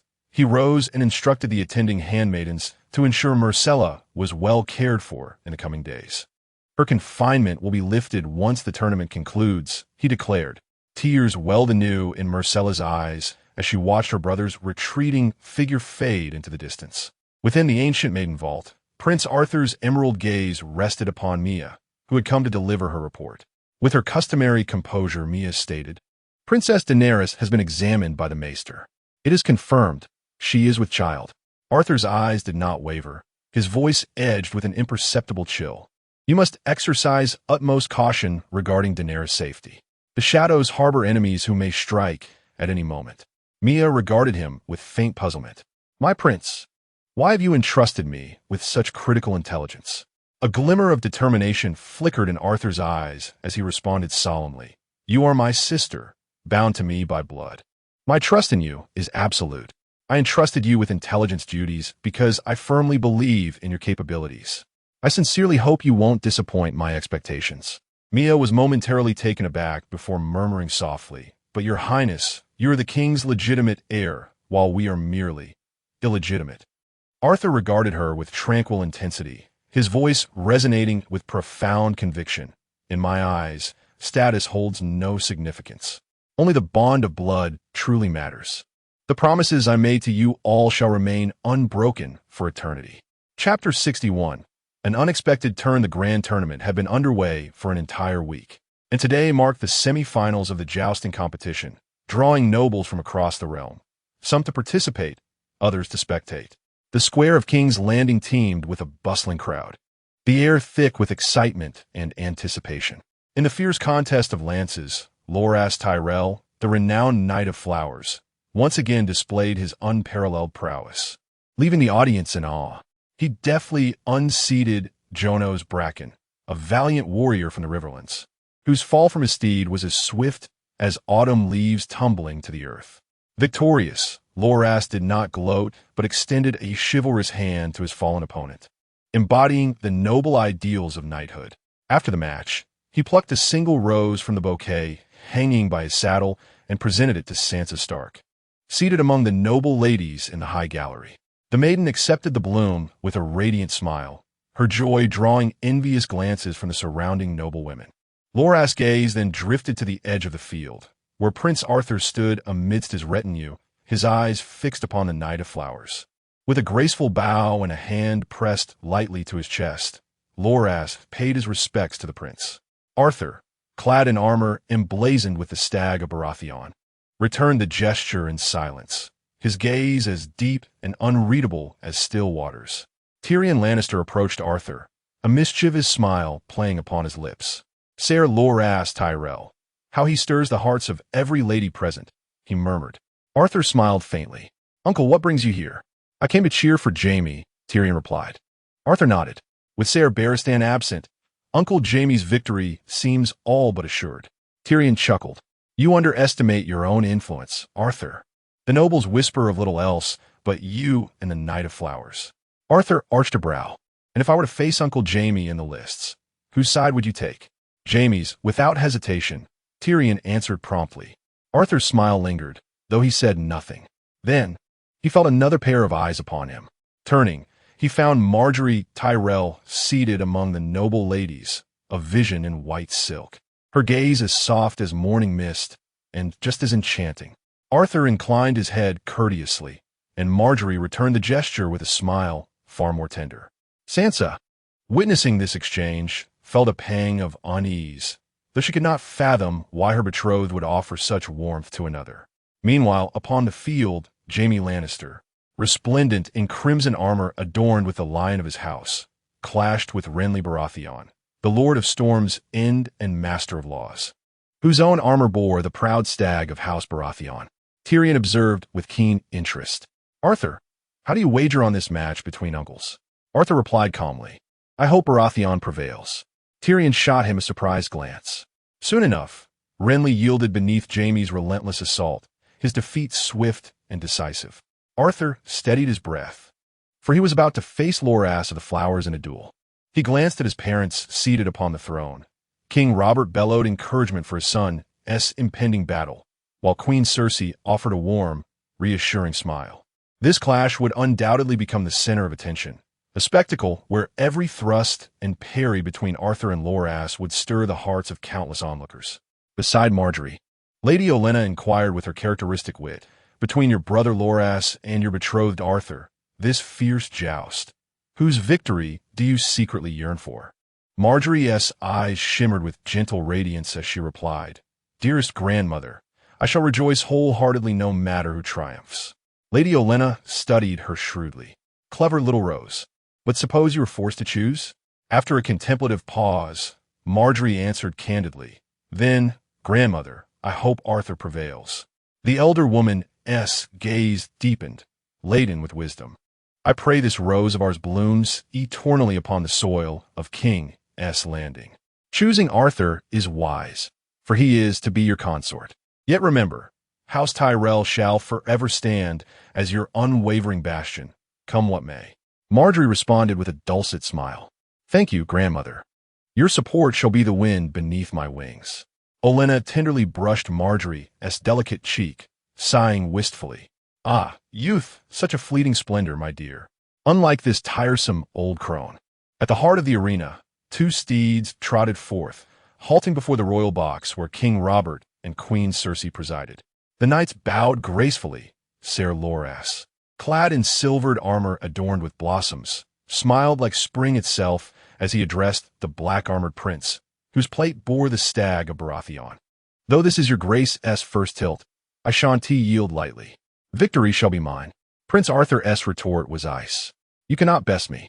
With a cavalier grin, Loras withdrew to his position. Arthur secured his helm, his gaze unshakable as it locked onto his rival. Their steeds, stamped restlessly, coiled for the charge. Squires scurried, delivering lances and shields. The air thrummed with solemn tension. All eyes in the city were riveted upon this grand contest. The people of King S. Landing roared for their prince. As Ser Barristan Selmy, the Lord Commander of the King's Guard, solemnly declared the commencement. The two knights surged forth like lightning, black and silver streaking across the sands. Arthur's lance drove straight for Loras' heart, yet Loras' shield held firm, splintering the prince's weapon upon impact. The force nearly unseated the Knight of Flowers, whose own strike went wide. Loras cast aside his battered shield, and squires swiftly replenished both warriors. The crowd erupted in fervent applause. The second clash commenced. Steel met steel, lances crossed, yet again deflected by shields. The sheer momentum of their charge nearly unhorsed them both. Arthur clenched the reins tightly, his thighs pressing firmly against the horse's flanks to avoid being thrown off by the impact. The arena fell into a momentary hush before erupting in cheers for both knights. King Robert and Queen Cersei watched Arthur with bated breath, only exhaling in relief when they saw him unharmed. Arthur accepted a fresh weapon from his squire, drew a deep breath, and locked eyes with Loras. The two spurred their steeds forward once more. This time, Arthur's lance struck faster, leaving Loras no time to defend. The wooden tourney lance shattered upon impact, Loras's own weapon deflected by the force of Arthur's charge, piercing his mount instead. The impact sent Loras tumbling from his horse, unconscious. Arthur's armored steed, though protected, staggered and collapsed, throwing him to the ground. A stunned silence gripped the crowd. Attendants rushed toward Loras, only to discover the splintered fragments of the broken lance had slipped through the gaps in his armor, embedding themselves in his throat. Blood gushed forth as Loras clutched at his neck, his breath reduced to ragged, desperate gasps. Arthur rose from the dirt, horrified by the sight before him. Never had he imagined such a tragic accident. Loras's siblings sprinted to his side. Garland and Lord Renly supported him, shouting frantically for the maesters, while Marjorie sobbed, pressing a handkerchief to his wound. Lady Olenna covered her face, unable to bear the sight of her grandson's suffering. King Robert surged to his feet, bellowing, "By the seven hells, someone save this boy!" Chaos engulfed the stands. Prince Arthur stared at his hands in disbelief, as though unable to comprehend the reality unfolding before him. Chapter 62. Restlessness beneath the velvet shroud of night. The pale moonlight cascaded upon the pinnacle of Maidenvault, casting an ethereal glow over Arthur's chambers within the Red Keep. Seated upon his throne in solitude, he was lost in contemplation, his visage bathed in the cold luminescence of the moon. Having just returned from Loras's funeral, the valiant knight once hailed as the Knight of Flowers. Now but a memory, his life had been abruptly extinguished in the unforeseen tragedy of the tourney. Arthur's heart churned like a tempestuous sea, his hands trembling as they covered his face, as though to shield the turmoil within. King Robert pushed the door open with sudden force, his gaze settling upon Arthur's somber countenance. With a sigh, he spoke softly. "It was merely an accident, Arthur. Do not torment yourself so." Arthur lifted his shadowed eyes to meet his father's, regret flickering within them. "I ruined everything, father." Robert stepped behind his son, laying a comforting hand upon his shoulder. "Truly, it was only an accident." Arthur turned away, shaking his head, his voice thick with self-reproach. "Perhaps it is the seven's punishment for my broken vows, father." Robert regarded his son with a heavy heart, offering solace. "You bear no blame. Such is the nature of tourneys. Accidents are inevitable. This was not your doing." A bitter smile touched Arthur's lips as he murmured, "Then the betrothal is lost, father." Robert nodded silently in acknowledgement. Arthur's voice wavered with anguish. "It is all my fault. I should never have participated." Now, another house harbors resentment toward House Baratheon. Robert remained composed, his tone firm. "What is the reach to us? What right have they to grievance? You did not slay Loras by intent. The risks of the tourney are known to all." His gaze lingered upon Arthur before he continued. Rest for now. Leave these matters to me." With that, Robert departed, leaving silence in his wake. Soon after, Queen Cersei glided into the chamber, her eyes alighting upon Arthur with tender understanding. "Mother," Arthur murmured. Cersei studied him intently, her voice resolute. "My son, this was not your doing, nor your fault. Loras overreached himself. The accident was his own choice, his own fate." Arthur met her gaze, a faint smile gracing his lips. "Thank you for your kindness, mother." Cersei's expression hardened with conviction. "Listen to me and heed my counsel. In time, I shall guide you, teach you, forge you into a wise and mighty king." Arthur regarded her with quiet astonishment, sensing the steel beneath her words. Gently, Cersei brushed her fingers through his hair, her voice softening. "Rest now, Arthur. So long as I live, none shall harm you." With that, she withdrew, leaving Arthur alone beneath the silvered moonlight. He sat in stillness, the moon's embrace draping over him like a gossamer veil. A deep sigh escaped him, the tempest within refusing to subside. Beyond, the ancient sept of Baelor stood solemn beneath the night's expanse, its grandeur illuminated by the moon's silken threads, weaving mystery and reverence into the silent hours. Lady Olenna, a woman of profound wisdom and indomitable spirit, stood alongside her grandson Garland and granddaughter Marjorie as they bore witness to the silent sisters paying their final respects to Loras' remains. With tender hands, the sisters arranged his features as though rousing him from a slumbering dream. Loras, once the pride of their house, now lay in eternal stillness, his face still bearing the noble dignity of a knight, though the light had faded from his eyes. Beside them stood Lord Renly Baratheon, his visage streaked with tears, his soul seemingly adrift in a tide of grief too vast to quell. Young Garland's countenance was heavy with sorrow, yet he chose silence, burying his anguish deep within. Marjorie, delicate yet resilient, brushed away her tears with slender fingers, her mourning an unspoken melody that lingered in every corner of the September. Lady Olenna's gaze, steady as the stars in the night sky, rested upon her grandson's body. With quiet authority, she commanded, "Wait. We shall take Loras back to the carriage and return him to Highgarden. He was born there, and there he shall rest." Turning to Marjorie, her voice carried resolve. "The matter of marriage shall be postponed.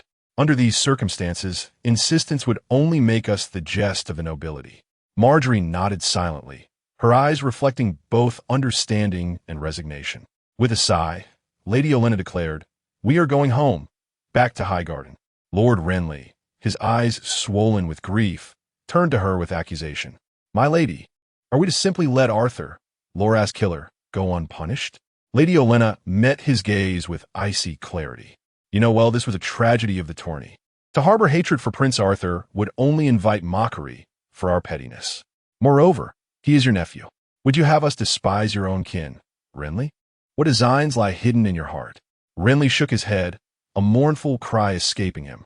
"I only feel Loras' death was unjust. He was a knight born, yet he perished so senselessly." Lady Olenna replied with measured calm. "Lord Renly, let an old woman counsel you. Ambition is no sin, but do not wear it openly. Do not presume too much.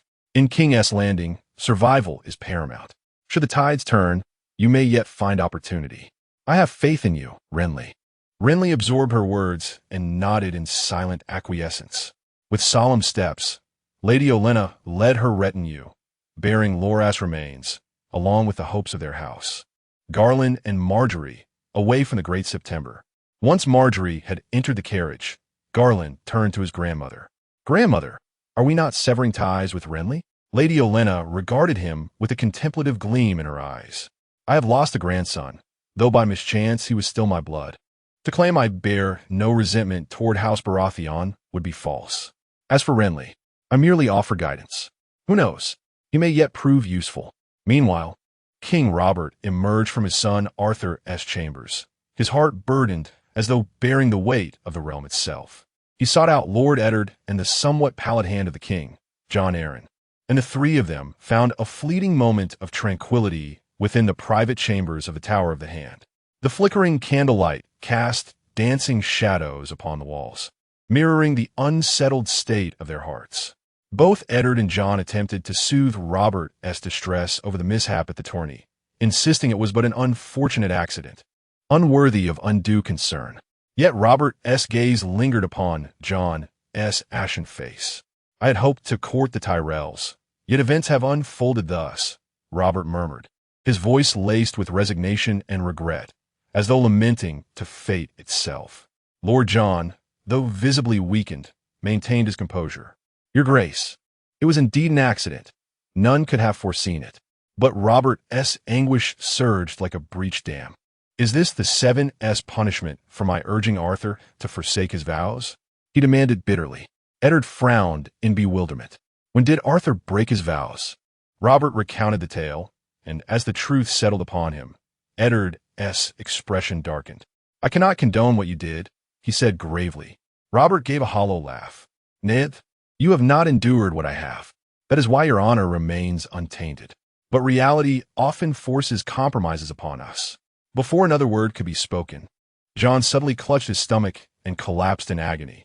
Robert and Eddard cried out in alarm, summoning the King's Guard to fetch Grand Maester Pycelle at once. Robert called desperately for Jon, his foster father, but silence was his only answer. Then, abruptly, Robert himself reeled, his vision spinning as a splitting pain lanced through his skull. He staggered backward before crumpling to the floor. Of the three, only Eddard remained standing, staring in stunned disbelief at the scene before him, his heart heavy with foreboding. Chapter 63. Arrangements. The soft morning light of the Red Keep spilled across King Robert's bed as he slowly opened his eyes. Before him stood Prince Arthur, his face shadowed with sorrow, as if steeped in the hues of night.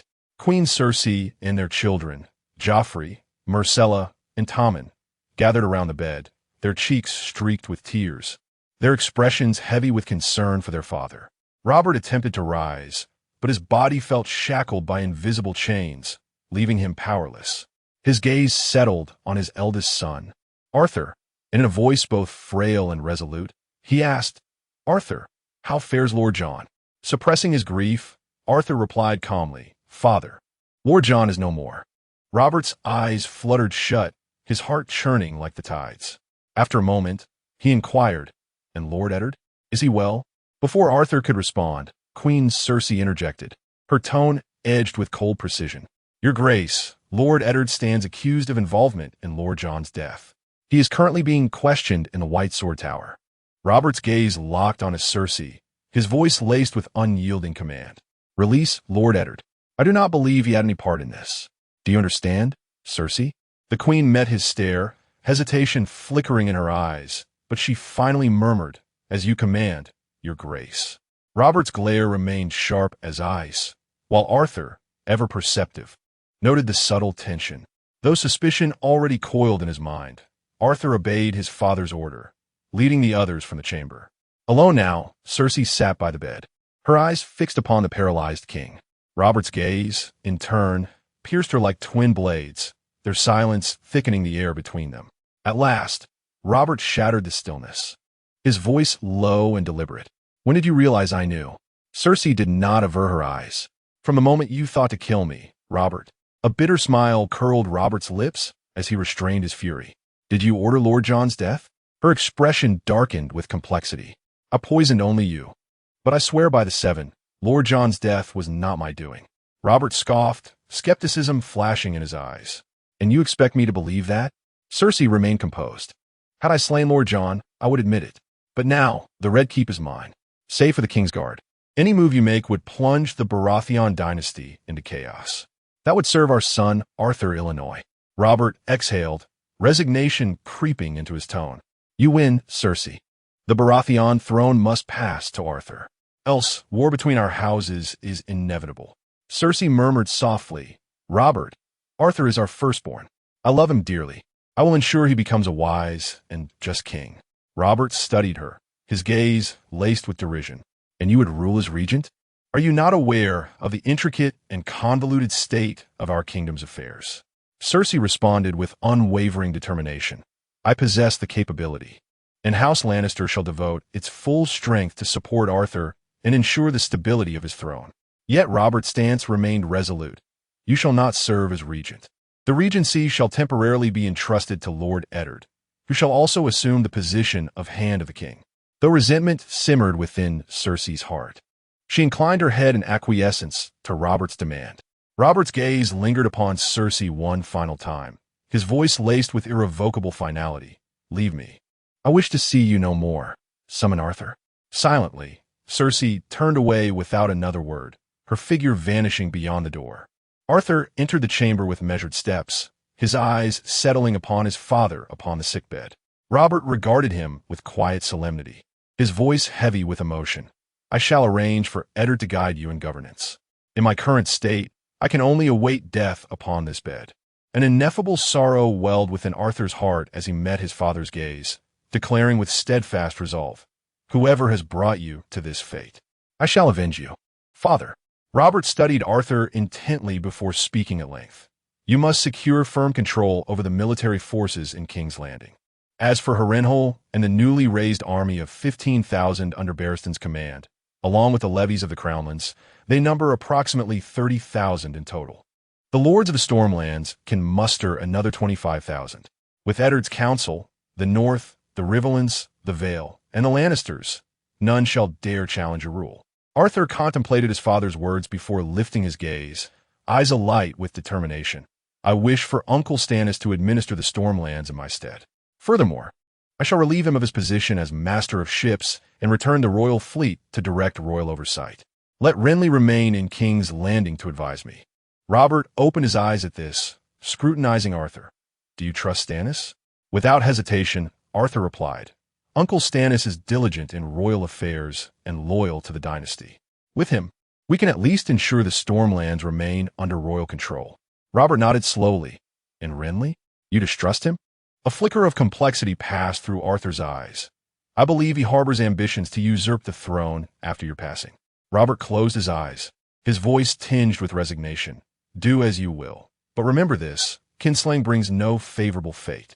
He continued, "As for Stannis, I do not favor him, but his loyalty to House Baratheon is known to me. He may govern the Stormlands." A faint smile touched Robert's lips as he regarded Arthur. "As for me, though I lie paralyzed, I am not without strength. Do not trouble yourself over me. A pity about Jon. I shall not see his remains." His voice carried sorrow, his eyes glistening with unshed tears. Arthur grasped Robert's hand, his voice deep and resolute. "Father, this matter is far from over. I shall make those who harmed you pay dearly."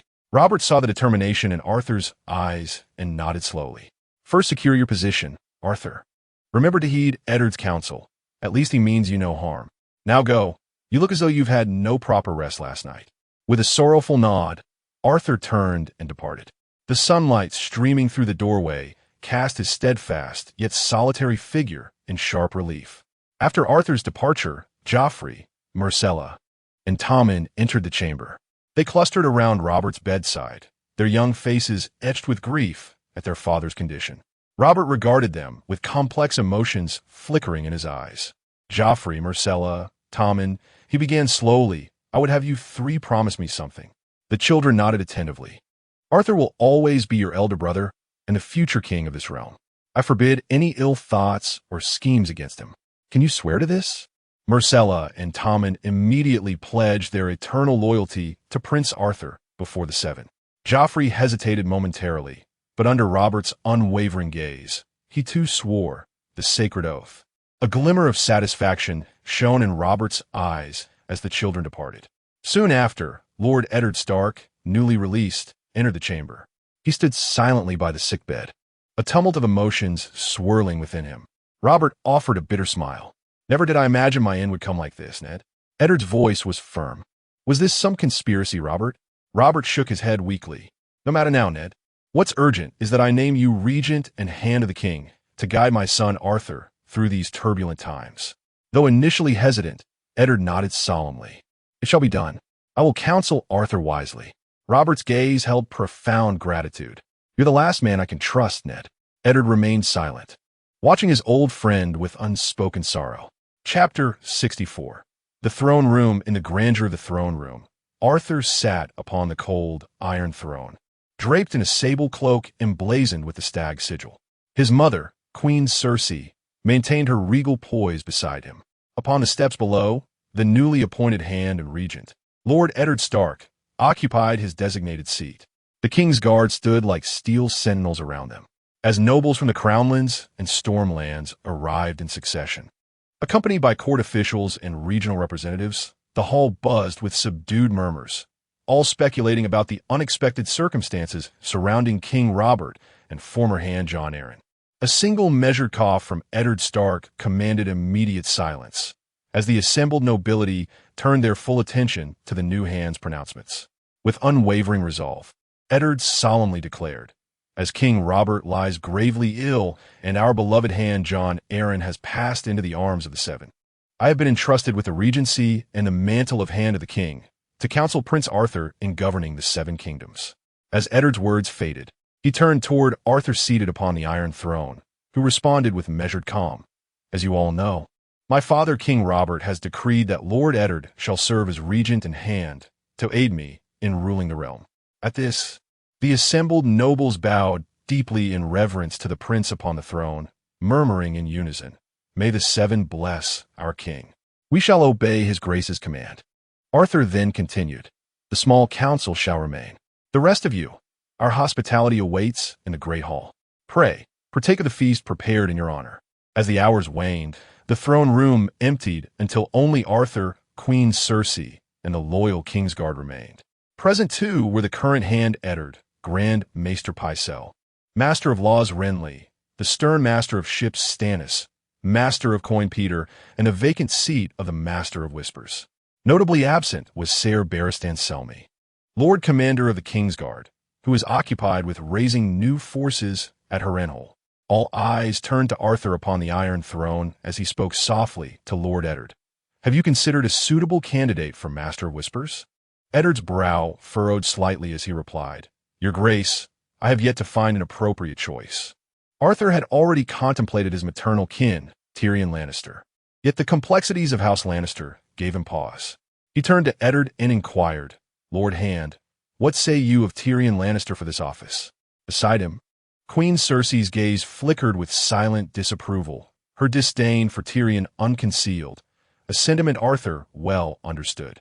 After a measured pause, Eddard answered carefully, "Your Grace, the appointment of the Master of Whispers has ever been the crown's prerogative. If you deem Tyrion suitable, I raise no objection." Arthur gave a slight nod before shifting his attention to his uncles, Renly, Master of Laws, and Stannis, Master of Ships. With quiet diplomacy, he proposed, "Regarding my uncle Stannis, I have spoken with my father King Robert. He shall relinquish his duties as Master of Ships to govern Storm's End for the time being. Meanwhile, Renly shall remain in the capital as Master of Laws." "Uncles, what are your thoughts?" Eddard, recognizing this as a matter internal to House Baratheon, remained respectfully silent. Renly's face brightened with approval as he readily assented. "I fully support the decision of His Grace and the Prince. No objections here." Stannis, though displeased at relinquishing his naval authority, understood the greater duty of securing their ancestral seat. With firm resolve, he answered, "Your Grace, I too have no objections." Prince Arthur surveyed the atmosphere in the council chamber, ensuring both his esteemed uncles had tacitly approved the prior discussions, before turning his gaze toward Lord Eddard, the Hand of the King, seated at the head of the table. "We have concluded matters concerning my father Robert," he declared. "The remaining affairs of state shall be entrusted to your capable hands." Lord Eddard gave a slight nod before shifting his attention to Master of Coin Peter Baelish, inquiring about the realm's financial state. Peter wore a faint, rueful smile, betraying the gravity of their predicament. "Your Grace, the Crown's treasury faces dire challenges indeed. Our current debt stands at 6 million gold dragons, 2.5 million owed to House Lannister, 1 million to the Faith, and another 2.5 million to the Iron Bank. These figures are troubling." He continued, "The Lannisters' loan of 2.5 million comes with Lord Tywin's generosity, no interest, repayable over 20 years. The Faith's 1 million must be settled within a decade. As for the Iron Bank, we owe an annual interest of 180,000 gold dragons." Lord Eddard frowned, pressing for details on the Crown's yearly income. Peter maintained his composed smile. "Thanks to the realm's stability, Taxes collected from the lords have risen from 450,000 dragons a decade ago to 550,000 now. Additionally, the crown's private holdings in King's Landing, along with royal estates in the Crownlands and the Stormlands, yield another 180,000 annually. Total revenue thus amounts to roughly 730,000 gold dragons per year. However, he added, military expenditures, including the city watch, nightly orders, and the newly formed garrison at Harrenhal, consume 180,000. Maintaining King's Landing and major roads costs 90,000, while last year's miscellaneous royal expenses totaled 50,000. Combined with the Iron Bank's interest, our annual expenditures reach approximately 500,000 gold dragons. Eddard calculated aloud. So the crown's yearly surplus is only 230,000 dragons? Peter gave a slight nod in confirmation. Seated upon the Iron Throne, Arthur interjected. Perhaps we could reduce this year's royal expenses to around 20,000 dragons. Lord Eddard nodded in agreement, well aware of King Robert's past extravagance. But with the king now bedridden, the lavish tourneys and feasts, funded by borrowed gold, had ceased. Though Robert's generosity had won the love of nobles and small folk alike, it had also burdened the crown with staggering debt. Turning back to Peter, Eddard asked, "Are there means to increase the realm's income?" Peter smiled. Under King Robert, royal taxes were kept low. A moderate increase could raise annual revenue from 550,000 to 900,000 dragons. However, the one who proposes such a measure may earn the ire of the realm as small folk. Eddard fell into brief contemplation before resolving, "Then let us raise taxes temporarily for 3 years to prioritize repaying the Iron Bank's debt. Afterward, we shall restore the previous rates. What say you, Peter?" The master of coin considered for a moment before replying. "If it remains a short-term measure, I believe both the small folk and the nobility will endure it with patience." Eddard gave a faint nod, then turned his expectant gaze toward Lord Renly, the master of laws, awaiting his report. Renly's response carried a trace of melancholy, revealing the recent tranquility among the kingdom's nobility. "Lord Hand, the conduct of the nobles across the 7 kingdoms has been relatively orderly of late, with no bold transgressions witnessed. As for the defense and order of King's Landing, His Grace has entrusted Prince Arthur with full authority." Eddard's gaze shifted toward Arthur seated upon the Iron Throne.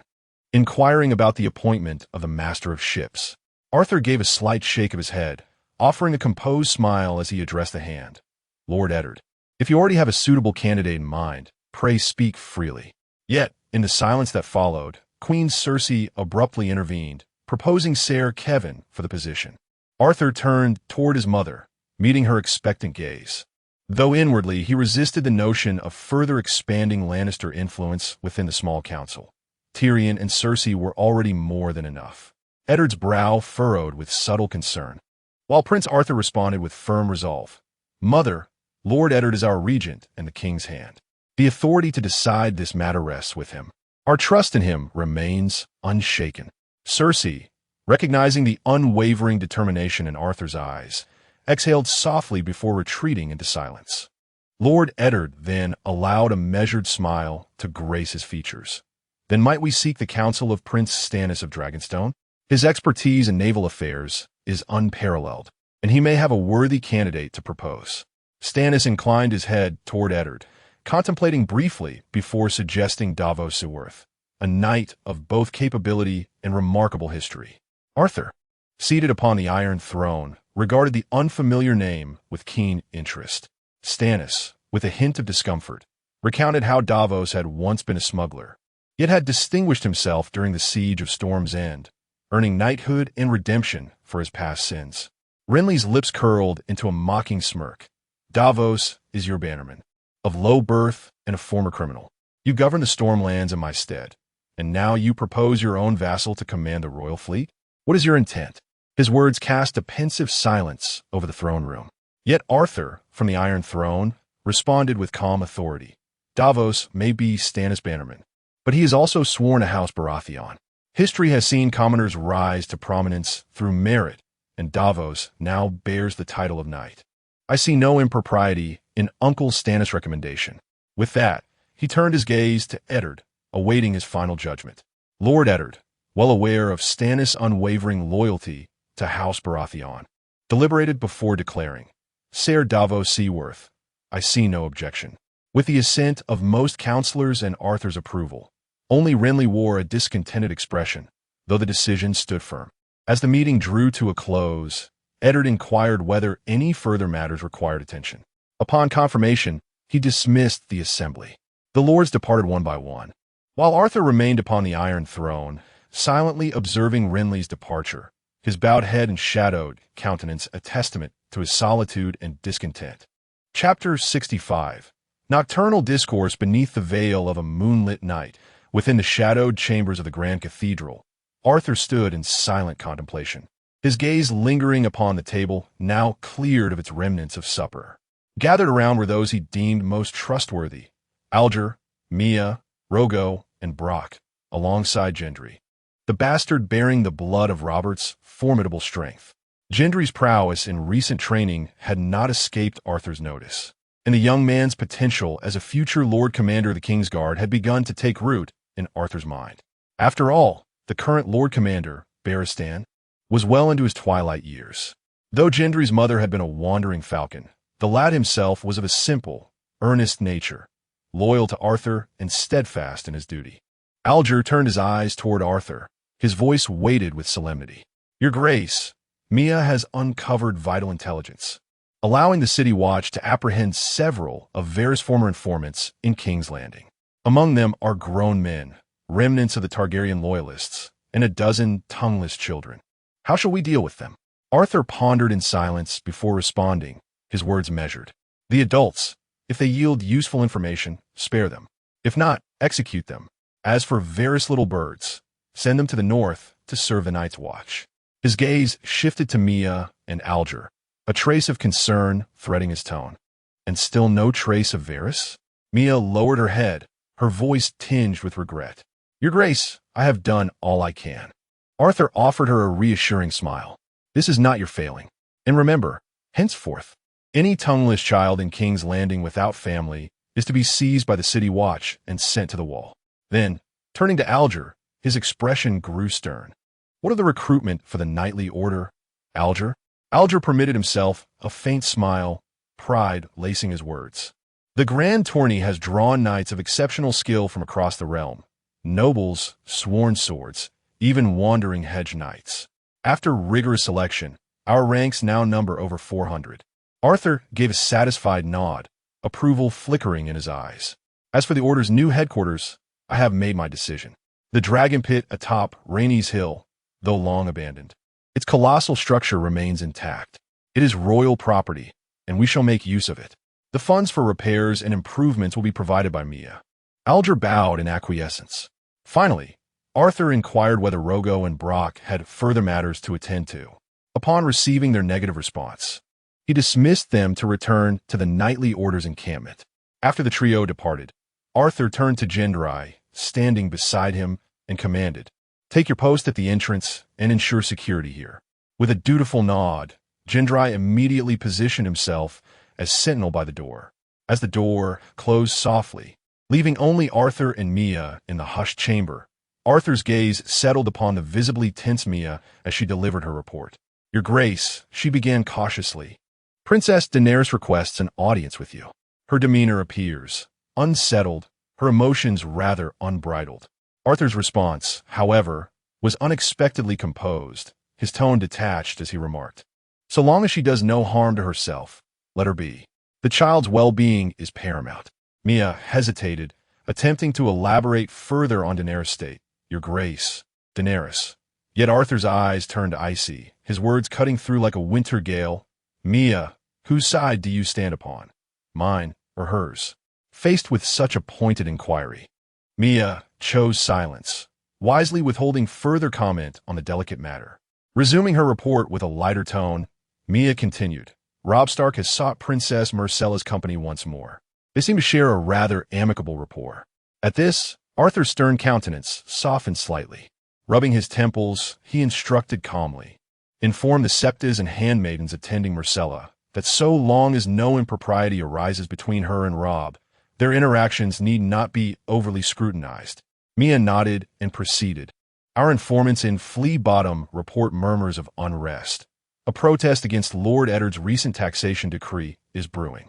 They intend to gather before the Red Keep to petition its repeal. Arthur responded with measured composure. Dispatch word to Commander Yano Slint of the City Watch. Have him deploy sufficient gold cloaks to maintain order. Should the protest escalate into riot, employ necessary force to suppress it. Shifting focus, Arthur inquired about the king's former attendants. Mia answered, Lancel Lannister, son of Kevin Lannister, once served as the king's squire. Since his grace's tragic demise, he has remained in Queen Cersei's retinue. With matters concluded, Arthur dismissed Mia, retreating into solitary contemplation. Meanwhile, within the towering confines of the Hand's chambers in the Red Keep, the dining table stood yet bare of feast. Eddard regarded his wife Catelyn and their children, Robb, Sansa, Arya, and their ward Theon seated apart, before commencing gravely, I have been named Hand and Regent. Robb, you must return to Winterfell and assume governance of the North. Robb's countenance darkened at his father's words. Father, he entreated, might I tarry a while longer in King's Landing? Yet Eddard's response was unequivocal. No. Winterfell requires a Stark to safeguard the North. He sighed deeply before continuing. Were it not for the king's illness and Lord Jon's sudden passing, I would never have become regent. We Starks belong to the North, not the South. Catelyn offered gentle counsel beside him. Ned, you now bear the weight of the entire realm upon your shoulders. This is the king's trust in you. If Robb wishes to remain longer, I see no great harm. Ser Roderick Castle and Maester Luwin can temporarily oversee Winterfell and the North's affairs without undue burden. Eddard fixed Robb with a penetrating gaze, posing the pivotal question, what is your true reason for staying, Robb? With unflinching honesty, Robb replied, I've grown fond of Princess Myrcella, and she returns my affections. I wish for you to seek her hand in marriage for me. A heavy silence descended upon the chamber, all eyes turning toward Robb in astonishment. After a measured pause, Eddard exhaled wearily, My son, choose another. I shall find you a suitable match. But Princess Myrcella, she is not meant for you. Robb's voice rose with passionate defiance. Father, why not? As heir to the North, I am more than worthy of Princess Myrcella. Eddard studied his stubborn son, this wolf-blooded Stark, and felt the stirrings of a familiar headache. Even Catelyn, intrigued, questioned the refusal, noting the mere 2 years between Robb and Myrcella, and the deep friendship between Eddard and Robert that would surely secure the king's consent. With deliberate gravity, Eddard revealed, Princess Myrcella has already been promised, privately between King Robert and Lord Jon, to Jon's only son, Robin Arryn. The revelation struck Robb mute. Catelyn, ever her son's advocate, countered, that was but a secret understanding, neither vow nor sworn promise. Eddard's gaze turned steely. Do you hear yourself, Catelyn? Robin is your sister Lisa and Jon's sole heir. Would you have me act without honor? A pained glance passed between them before Catelyn directed Sansa to take Arya to bed, while Robb departed with Theon in tow. When the children had gone, Catelyn addressed Eddard's brooding silence. Our house was meant for queenship once. You relinquished that glory. Why should Robb not wed Myrcella? Eddard's sigh carried the weight of the ages. And what of Jon's son Robin then? Catelyn's eyes gleamed with sudden inspiration. We might betroth Arya to Robin instead of Tommen, thus exchanging the matches. After all, 'tis but an understanding, neither sworn nor sealed. After long contemplation, Eddard's resolve hardened. Enough, Catelyn. My decision stands unchanged. I shall find Robb a bride befitting his station. Faced with her husband's immovable will, Catelyn surrendered with a sigh, yet already her mind wove other threads. She would approach Queen Cersei herself, or the ailing King Robert, leveraging Eddard's lifelong bond with the king to secure what her lord husband would not. Chapter 66. Assassination beneath the radiant sunlight. The solemn bells of the Great September of Baelor in King's Landing resonated through the air. Hand of the king, Eddard Stark, led Crown Prince Arthur, the small council, and a gathering of nobles to pay their final respects to the late former Hand, Jon Arryn. 7 days had passed since Jon's demise, and now was the time for his eternal rest. As Arthur gazed upon the lifeless form of the former Hand, a profound melancholy settled in his heart.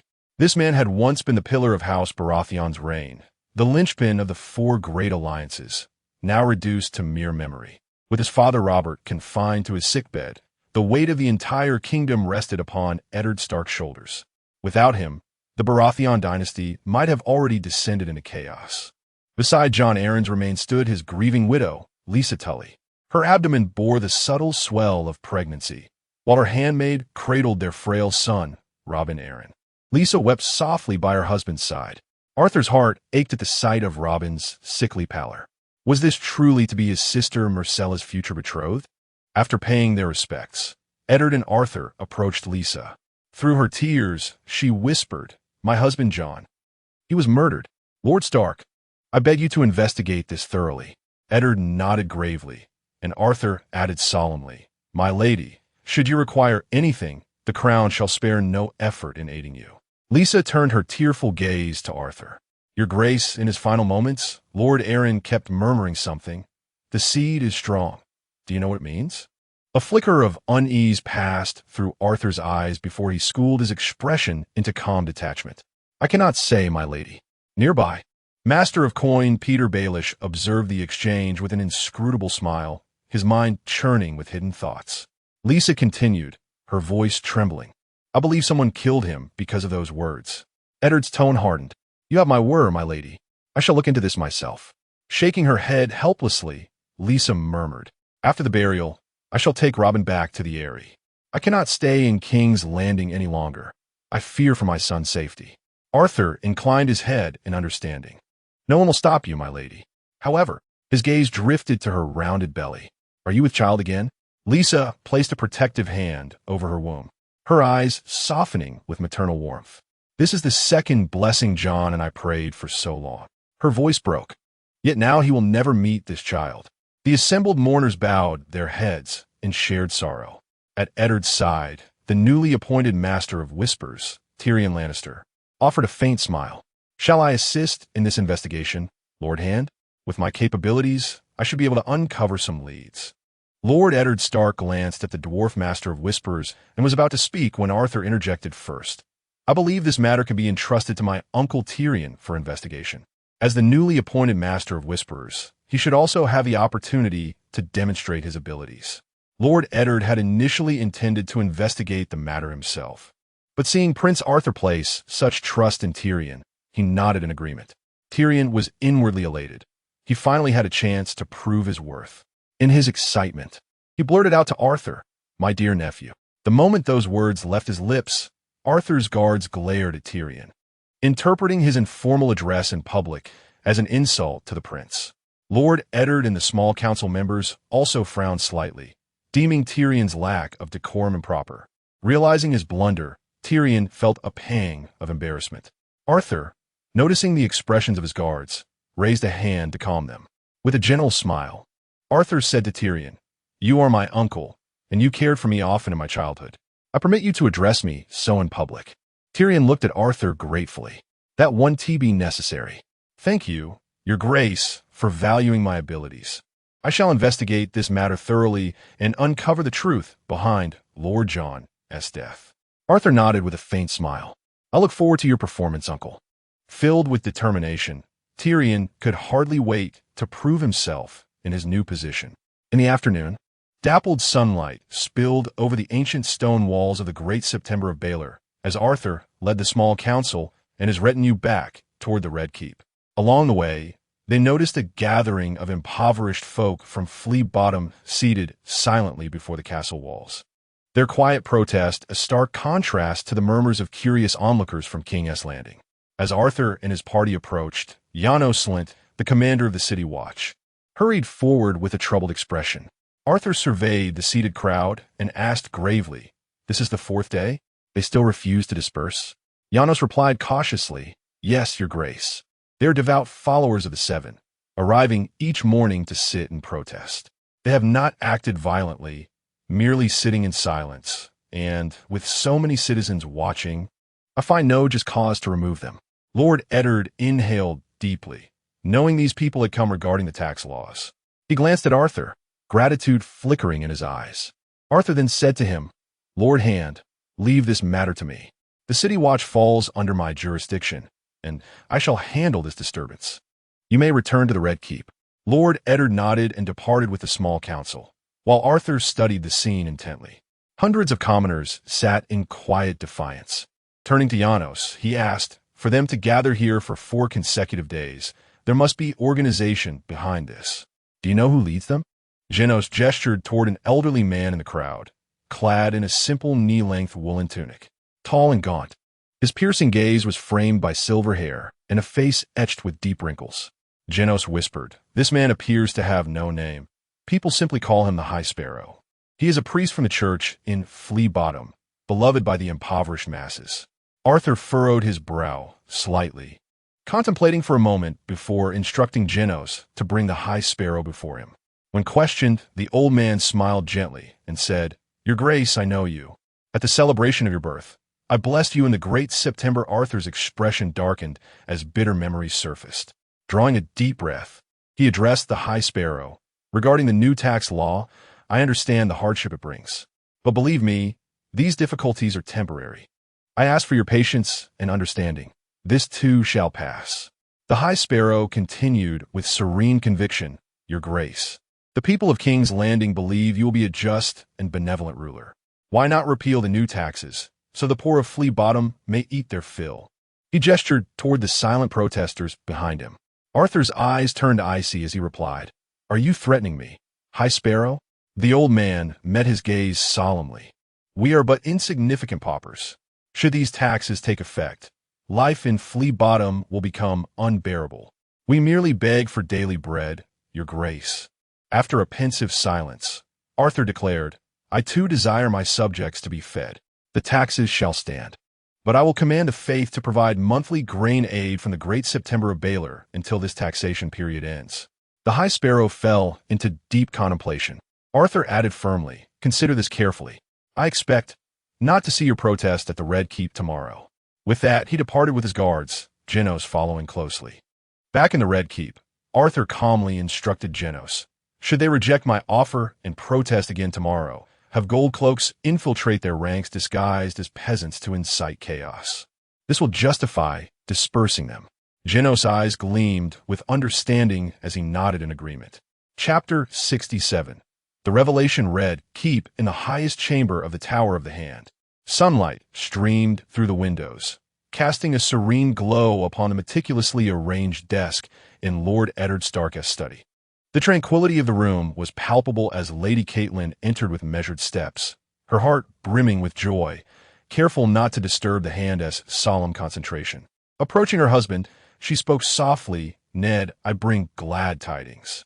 Lifting his gaze, Eddard's eyes flickered with momentary confusion before softening at the sight of Catelyn's radiant smile. "What news?" he inquired, his voice steady yet guarded. With quiet satisfaction, Catelyn replied, "His Grace has consented to rearrange the betrothals. Robb shall wed Princess Myrcella, while Robin will take Arya as his bride." Eddard stood frozen, his eyes widening in disbelief. Beneath furrowed brows, his gaze burned with intensity as he demanded in a low voice, "Catelyn, why would you do this?" Yet his wife merely smiled, a subtle, knowing expression that concealed depths of calculation. "Why such astonishment, my lord?" She countered gently. "Is this not advantageous? Robin, heir to the Vale, binding himself to our second daughter strengthens our alliance with House Arryn. Meanwhile, Robb wedding the crown's sole princess elevates our standing further. As for Sansa, we may now consider betrothing her to Prince Arthur rather than Joffrey. Does this not serve House Stark's future?" Her words seemed to halt time itself. Eddard's piercing stare bore into her, as if unraveling her very thoughts. Breaking the silence, his voice was firm yet weary. "Catelyn, must you always act without counsel?" Her lips pressed together, resolve gleaming in her eyes. "Everything I do is for our children, for the legacy of the Starks." Eddard exhaled, his brow creased with concern. He understood her maternal devotion, yet his own misgivings weighed heavily. "You know my position," he murmured. "As regent and hand, our house already stands precariously prominent. To claim the Vale's heir, the princess, and the prince's hand, such ambition invites envy. Greed unshared breeds only enemies." A shadow crossed Caitlin features as she absorbed his warning. After a pause, she ventured, "Then what course remains?" A rueful smile touched Eddard's lips. "You've already claimed what the Baratheons sought for themselves. What is done cannot be undone." Robert likely yielded only for our old friendship's sake. He straightened, resolve hardening. "I shall seek audience with his grace. We must discern his will in this matter." Having spoken, Lord Eddard turned and departed the chamber, making his way toward the king's quarters. Somewhere within King's Landing, in a concealed room of an unassuming house, anguished cries and desperate pleas shattered the oppressive silence. Lancel Lannister, once the king's own squire, now resembled a tattered doll, bound cruelly to a frigid wooden post with coarse ropes. His body bore the marks of countless lashes, each welt a silent testament to his torment. Brock stood nearby with his attendants, wielding a whip soaked in brine, their gazes as cold and unfeeling as winter's grasp. "Lancel!" Brock's voice echoed ominously through the chamber, laced with menace and mockery. "Confess your crimes truthfully, and perhaps your suffering shall be lessened." Lancel clenched his eyes shut, sweat mingling with tears as they traced down his pallid cheeks. Despair and terror coiled within him, yet he knew escape was beyond reach. In the shadows of the room, Arthur sat in grim silence, observing the scene with an impassive countenance. Lancel's rare departure from the Red Keep presented a fleeting opportunity, one Arthur must seize with utmost caution, lest his mother Cersei's suspicions ignite like wildfire. He could not afford to reveal his true intentions. "Prince Arthur," Lancel's voice trembled with agony and supplication. "I swear I know nothing. Spare me, I beg you. Are we not bound by blood?" With a curt gesture, Arthur dismissed Brock, leaving only the two of them in the suffocating stillness, the air thick as frozen hoarfrost. "Lancel," Arthur spoke with chilling composure, "you must know, regicides never meet kind fates." Lancel shook his head weakly, tears splattering onto the stone floor.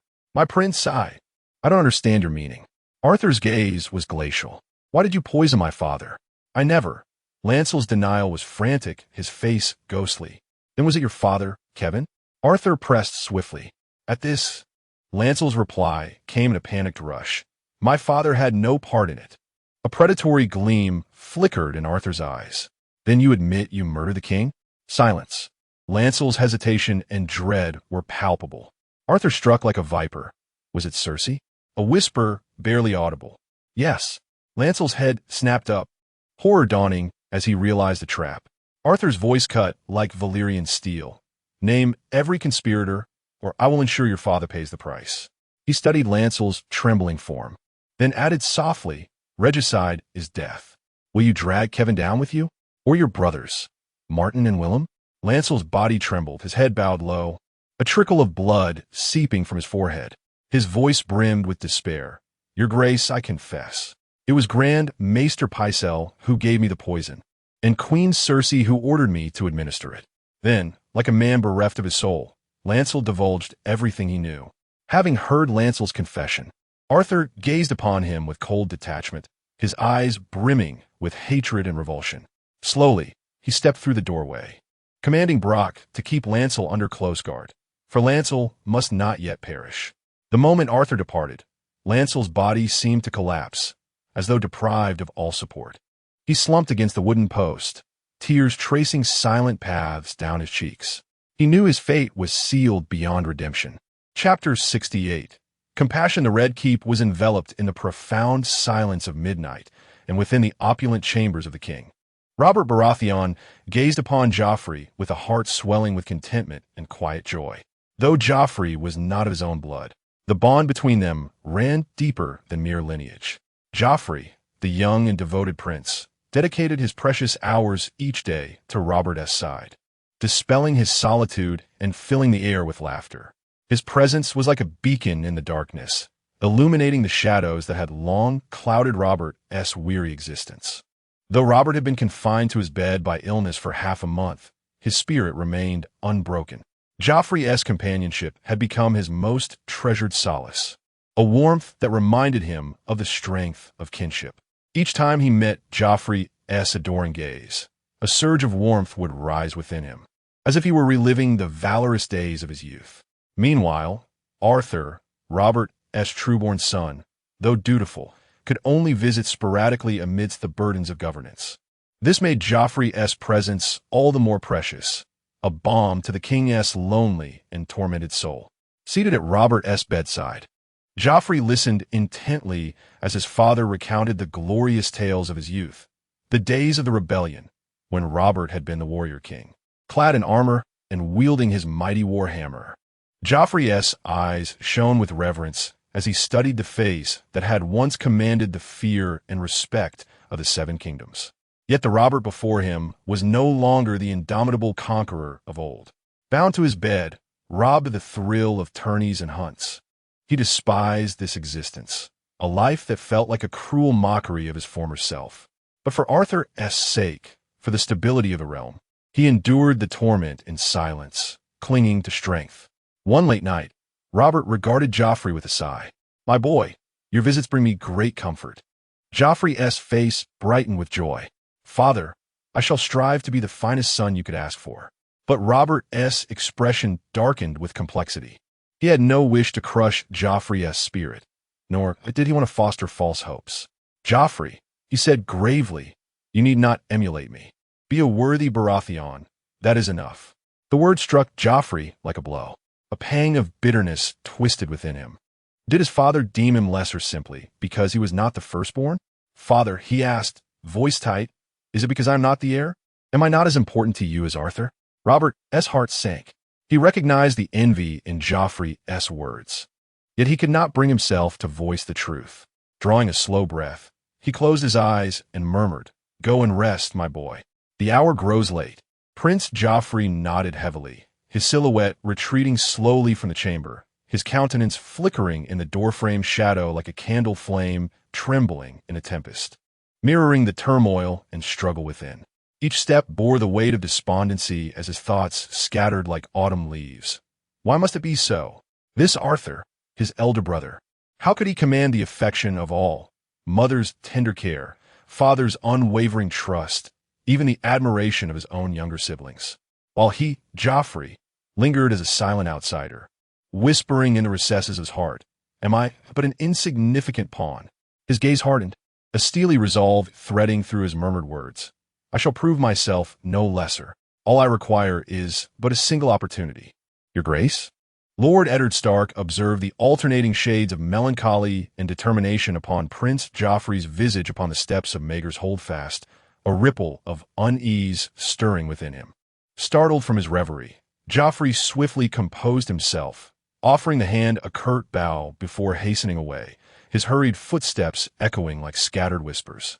Eddard watched the prince's retreating figure, his brow furrowing with deepening concern for the psychological state of his future son-in-law.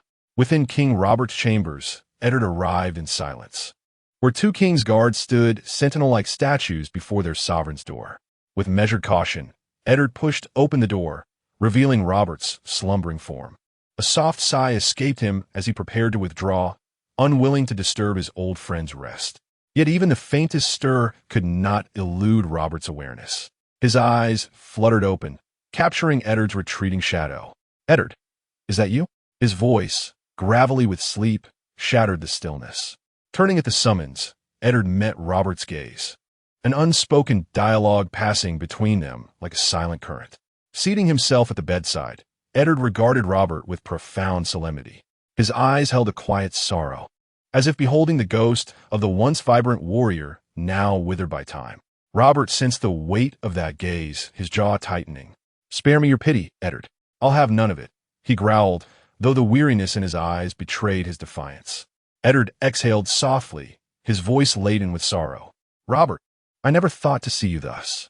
A flicker of vulnerability crossed Robert's face before vanishing beneath a bitter smile.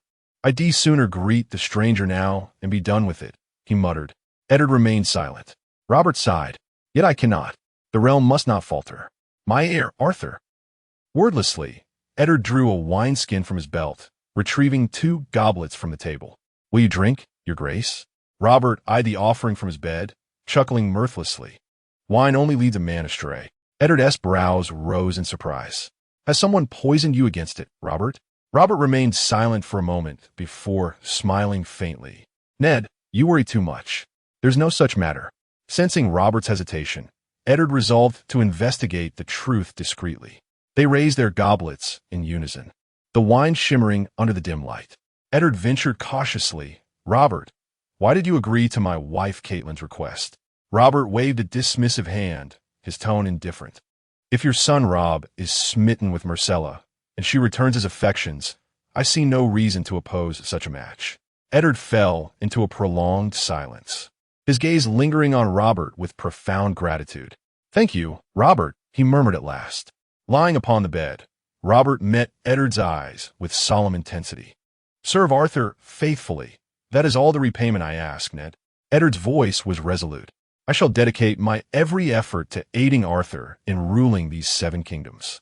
As the night deepened, the 2 men drank in companionable silence, their thoughts adrift in the heady fragrance of wine. Chapter 69. Secrets deep within Maegor's holdfast of the Red Keep. Prince Arthur finally stepped into the chambers of his mother, Queen Cersei. At the doorway stood Jaime Lannister, the Kingslayer, as steadfast as an ancient pine. When his gaze fell upon Arthur, a gentle smile graced his lips. Arthur, he murmured, his voice tender, your mother has spoken of you often. She has been longing for your visit. Arthur returned the warmth with a smile of his own, his tone affectionate. I too have missed my mother dearly, and you, dear uncle. Shall we enter together? There are matters of importance I wish to share. Jaime hesitated briefly before regaining his composure. With a nod, he followed Arthur into the queen's quarters. There, Cersei sat, savoring the rich notes of summer wine from the arbor, her cheeks delicately flushed with its warmth. The sight of her son kindled a radiant joy in her eyes, breathing life into the quiet chamber. With maternal tenderness, the queen poured Arthur a goblet of his favored summer wine.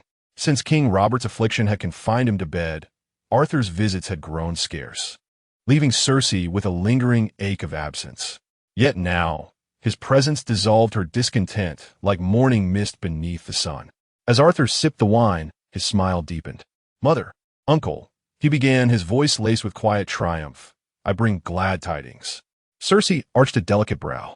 What news, my son? With the grace of a spring breeze. Arthur replied, I have spoken with father. He has granted your request. Uncle Jaime may relinquish his white cloak, depart the Kingsguard, and return to Casterly Rock as heir to House Lannister. A stunned silence followed.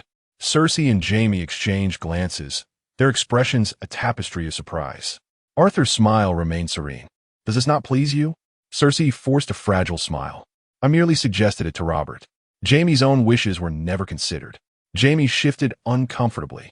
To forsake my vows, I would serve the realm still. Arthur's voice softened, reassuring. Uncle, this is no betrayal. The king himself has decreed it. To refuse would be to defy his command, and that, truly, would dishonor your oath. Cersei's composure faltered, her gaze sharp with unease. Can this not be undone? My sweet boy. Speak to Robert. Arthur inclined his head, his smile unwavering, though his heart had turned to ice. As you wish, mother. I shall plead your case, though I cannot promise success. With that, he departed, the echo of his steps fading into the corridor. Once Jaime was removed to the west, the next step would be to replace the Lannister Guard with men loyal to House Baratheon, under some plausible pretext, of course. Subsequently, Grand Maester Pycelle shall vanish, while our mother Queen Cersei shall be confined within Maegor's holdfast. All this is for the sake of the realm, for our father Robert. Within the chamber, Queen Cersei gazes upon Jaime with profound unease, her voice laced with self-reproach. I never imagined my suggestion would lead Robert to agree. Jaime drinks deeply from the goblet of red wine, his eyes brimming with anguish and reluctance. I do not wish to leave you, Cersei, nor do I wish to abandon our children. Cersei clasps his hand tightly, her voice trembling. There must be a way, Jaime. I shall find one. Jaime rises slowly, retreating to the doorway as his mind races for solutions. Just then, a figure materializes before him, his brother Tyrion, his countenance shadowed with foreboding. Jaime, Tyrion's tone is urgent. I require your aid. There's a matter we must discuss. Jaime studies Tyrion, a ripple of disquiet stirring within him. His brother, ever sharp-witted and sardonic, now wears an expression of uncharacteristic gloom. What could possibly weigh so heavily upon him? Without preamble, Tyrion leads Jaime swiftly to the chambers of the Hand's Tower, the domain of the Master of Whispers. He flips open a tome and points to a passage. Jaime's eyes trace the words, his face draining of color. The seed is strong, he murmurs, his voice laced with dread. Tyrion fixes him with an intense stare. You understand the implications, do you not? Concerning our sister Cersei and those 3 children. Jaime is struck speechless, his pallor deepening, his gaze a tempest of turmoil and horror. Tyrion presses on. Jon Arryn repeated these words before his death. Was his demise linked to Cersei? And what of King Robert? Does this involve him as well? Jaime's lips part hesitantly. Jon Arryn's death had naught to do with Cersei or myself, but his voice falters, choked by reluctance. Tyrion discerns his hesitation and demands, "What troubles you? I can only conceal this from Lord Eddard for so long. Should he uncover the truth, House Lannister faces utter ruin." At last, Jaime summons his resolve, his eyes alight with agony. Those 3 children of Cersei's. They are bastards, he confesses in a whisper. Tyrion's pulse quickens. He grips Jaime tighter, his voice unsteady. Whose? Jaime's reply is barely audible. Mine. The revelation strikes Tyrion like a hammer blow. He steels himself, grappling with the ramifications. Do you comprehend the gravity of this? Should this truth emerge, you and Cersei, nay, the entire realm, House Lannister shall be plunged into the abyss. Jaime lifts his gaze, his expression resolute. Tyrion, I know the measure of your cunning. I need your aid. For me. For House Lannister. Tyrion sighed deeply, wondering if history was doomed to repeat itself. Must he slay yet another newly appointed Hand of the King? The pattern would surely arouse suspicion. Jaime knelt before him, gripping his shoulders with desperate intensity. Tyrion, he implored, I swear upon my honor, whether you believe me or not, we had no hand in Jon Arryn's demise. You are the one I trust above all others. I have always known the brilliance of your mind since childhood. I beg of you, aid me in this dire hour. I am left with no choice. Tyrion's thoughts whirled like a tempest, seeking clarity amidst the tangled web of intrigue. Jaime, he murmured, leave me now. Grant me solitude to ponder this matter and discern a path forward. A flicker of warmth kindled in Jaime's heart as he observed his brother's resolve. He knew then, his younger sibling would prove his most steadfast ally in the storm that loomed ahead. With a final glance, Jaime departed, leaving Tyrion alone in the dim-lit chamber, burdened by a secret that could unravel the very fabric of their world. Chapter 70. Discord within the maiden vault of the Red Keep in King's Landing. Maester Qyburn sat at his workbench, meticulously examining the small vial presented by Arthur. The vessel contained remnants of the slow-acting poison, as described by Lancel. Its inky contents settled at the bottom, exuding an aura of chilling malevolence. My prince, I shall conduct a thorough analysis of this poison's composition, Qyburn declared, his voice steady and resolute as he accepted the sinister liquid. Arthur gave a slight nod, his gaze brimming with expectation. Qyburn, I trust you will endeavor to formulate an antidote for this venom. The aged maester offered a faint smile, the deep lines upon his face belying the sharp intellect gleaming in his eyes. You have my word, my prince. I shall spare no effort, he murmured before quietly withdrawing from the chamber. Once Qyburn's figure had vanished from sight, Arthur unfolded the missive delivered by Raven. Its contents struck him like a thunderbolt, reverberating through his very core. Lisa, once the wife of the late Hand Jon Arryn, now the Lady of the Vale, had returned to her ancestral seat with her frail son, Robert. Yet her subsequent actions resembled a tempestuous tide, sweeping across the realm with relentless force. She had dispatched ravens to every noble house in the 7 kingdoms. Her letters ignited the kingdom like a powder keg set aflame. With unbridled audacity, Lisa proclaimed that Jon Arryn, the former Hand and Lord of the Vale, had not perished by natural means, but had been ruthlessly assassinated.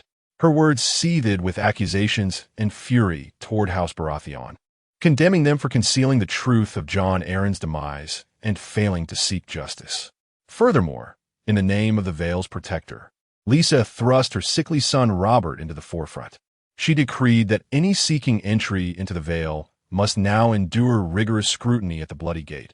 a proclamation that unmistakably signaled the region's descent into tension and peril. Lady Lisa then summoned all loyal vassals of House Aaron to the Eyrie, where she vowed to unveil the truth behind her late husband's death. This declaration sent shockwaves through the Vale, igniting fervent whispers among its lords, their hunger for answers burning like an unquenchable fire. As Arthur finished reading, bewilderment and alarm coiled within him. What madness drives this woman? He muttered, unable to fathom Lisa's motives. Yet he knew an ominous storm was gathering on the horizon. Abruptly, the door was thrust open, and Lord Eddard Stark, the Hand of the King, strode in with urgent haste, clutching a letter of his own. His eyes, shadowed with concern, locked onto the prince. Drawing a measured breath, he spoke gravely. "My prince, there is grave news you must hear." Arthur did not respond immediately. His piercing gaze fixed upon Eddard. Already anticipating the subject, he inquired in a measured tone, "Lord Hand, what purpose lies behind Lady Lisa's missive? What truth does she seek to unveil? And do her words implicate the royal house in some wrongdoing?" Eddard's brow furrowed, his own confusion mirroring the prince's. Clearly, Lisa's actions and intentions remained an enigma even to him. "Your Highness, I've been contemplating this matter as well." The words in Lady Lisa's letter seem to carry veiled implications, yet their true meaning eludes me. A cold smirk curled upon Arthur's lips. Now, nobles from across the Vale are flocking to the Eyrie. If Lady Lisa has indeed lost her sanity and begun spouting nonsense, Lord Eddard interrupted with visible concern. "I shall dispatch the royal couriers to the Eyrie at once," urging Lady Lisa to remain composed and refrain from reckless accusations before the truth is uncovered. Arthur's gaze turned even colder. She may be mad, but her son is the Lord Protector of the Vale. If she truly descends into madness and starts spewing delusions. Lord Eddard fell silent, the gravity of the situation weighing heavily upon him. Arthur fixed his stern gaze upon Eddard once more. "Tell me, if the ruling house of the Vale were to oppose House Baratheon, where do you believe the Vale's nobility would stand?" Eddard inhaled deeply before answering with difficulty. "Lady Lisa, if she possesses irrefutable proof, she may sway the lords of the Vale. After all, they hold knightly traditions and honor in the highest regard. Should it be proven that their liege was assassinated, they would stand unhesitatingly by their lordess' side, demanding vengeance." Arthur scoffed. "Then why did Lady Lisa not reveal this evidence during the funeral? We were allies, yet she fled to the Eyrie with Robin and began her mad ramblings. I suspect something far more sinister lurks beneath." Eddard's brow furrowed as he pressed in a low voice, "Your Highness, are you aware of the secrets surrounding King Robert and Lord John Arryn?" Arthur's expression remained impassive. "I know nothing of it, Lord Eddard." Eddard's voice was firm and resolute. "I have conducted my own investigations in secret. The king's collapse, I suspect poison. That squire, Lancel Lannister, attended Queen Cersei immediately after Robert fell. 2 days ago, he vanished from a Red Keep and has not been seen since." Arthur's frown deepened. With a sigh, he said, "Lord Eddard, are you accusing my mother's house, the Lannisters?" Eddard's gaze sharpened like a hawk's. "Until the evidence is undeniable, I merely suspect. But Arthur, remember, you are a Baratheon, not a Lannister." Arthur met Eddard's eyes unflinchingly. "I am a Baratheon. That, Lord Eddard, needs no reminder." Eddard studied him for a long moment before uttering gravely, "See that you never forget it." A glint of resolve flashed in Arthur's eyes. "I shall lead the knights to Harrenhal and meet with Lord Commander Barristan Selmy. Should the Vale rise in rebellion, I will personally command the royal forces to quell it." Eddard's concern deepened. "Arthur, if you do this, the realm may plunge into greater chaos." Arthur calmly responded, "If Lisa of the Vale refuses to heed our counsel and insists on opposing us, we must take action.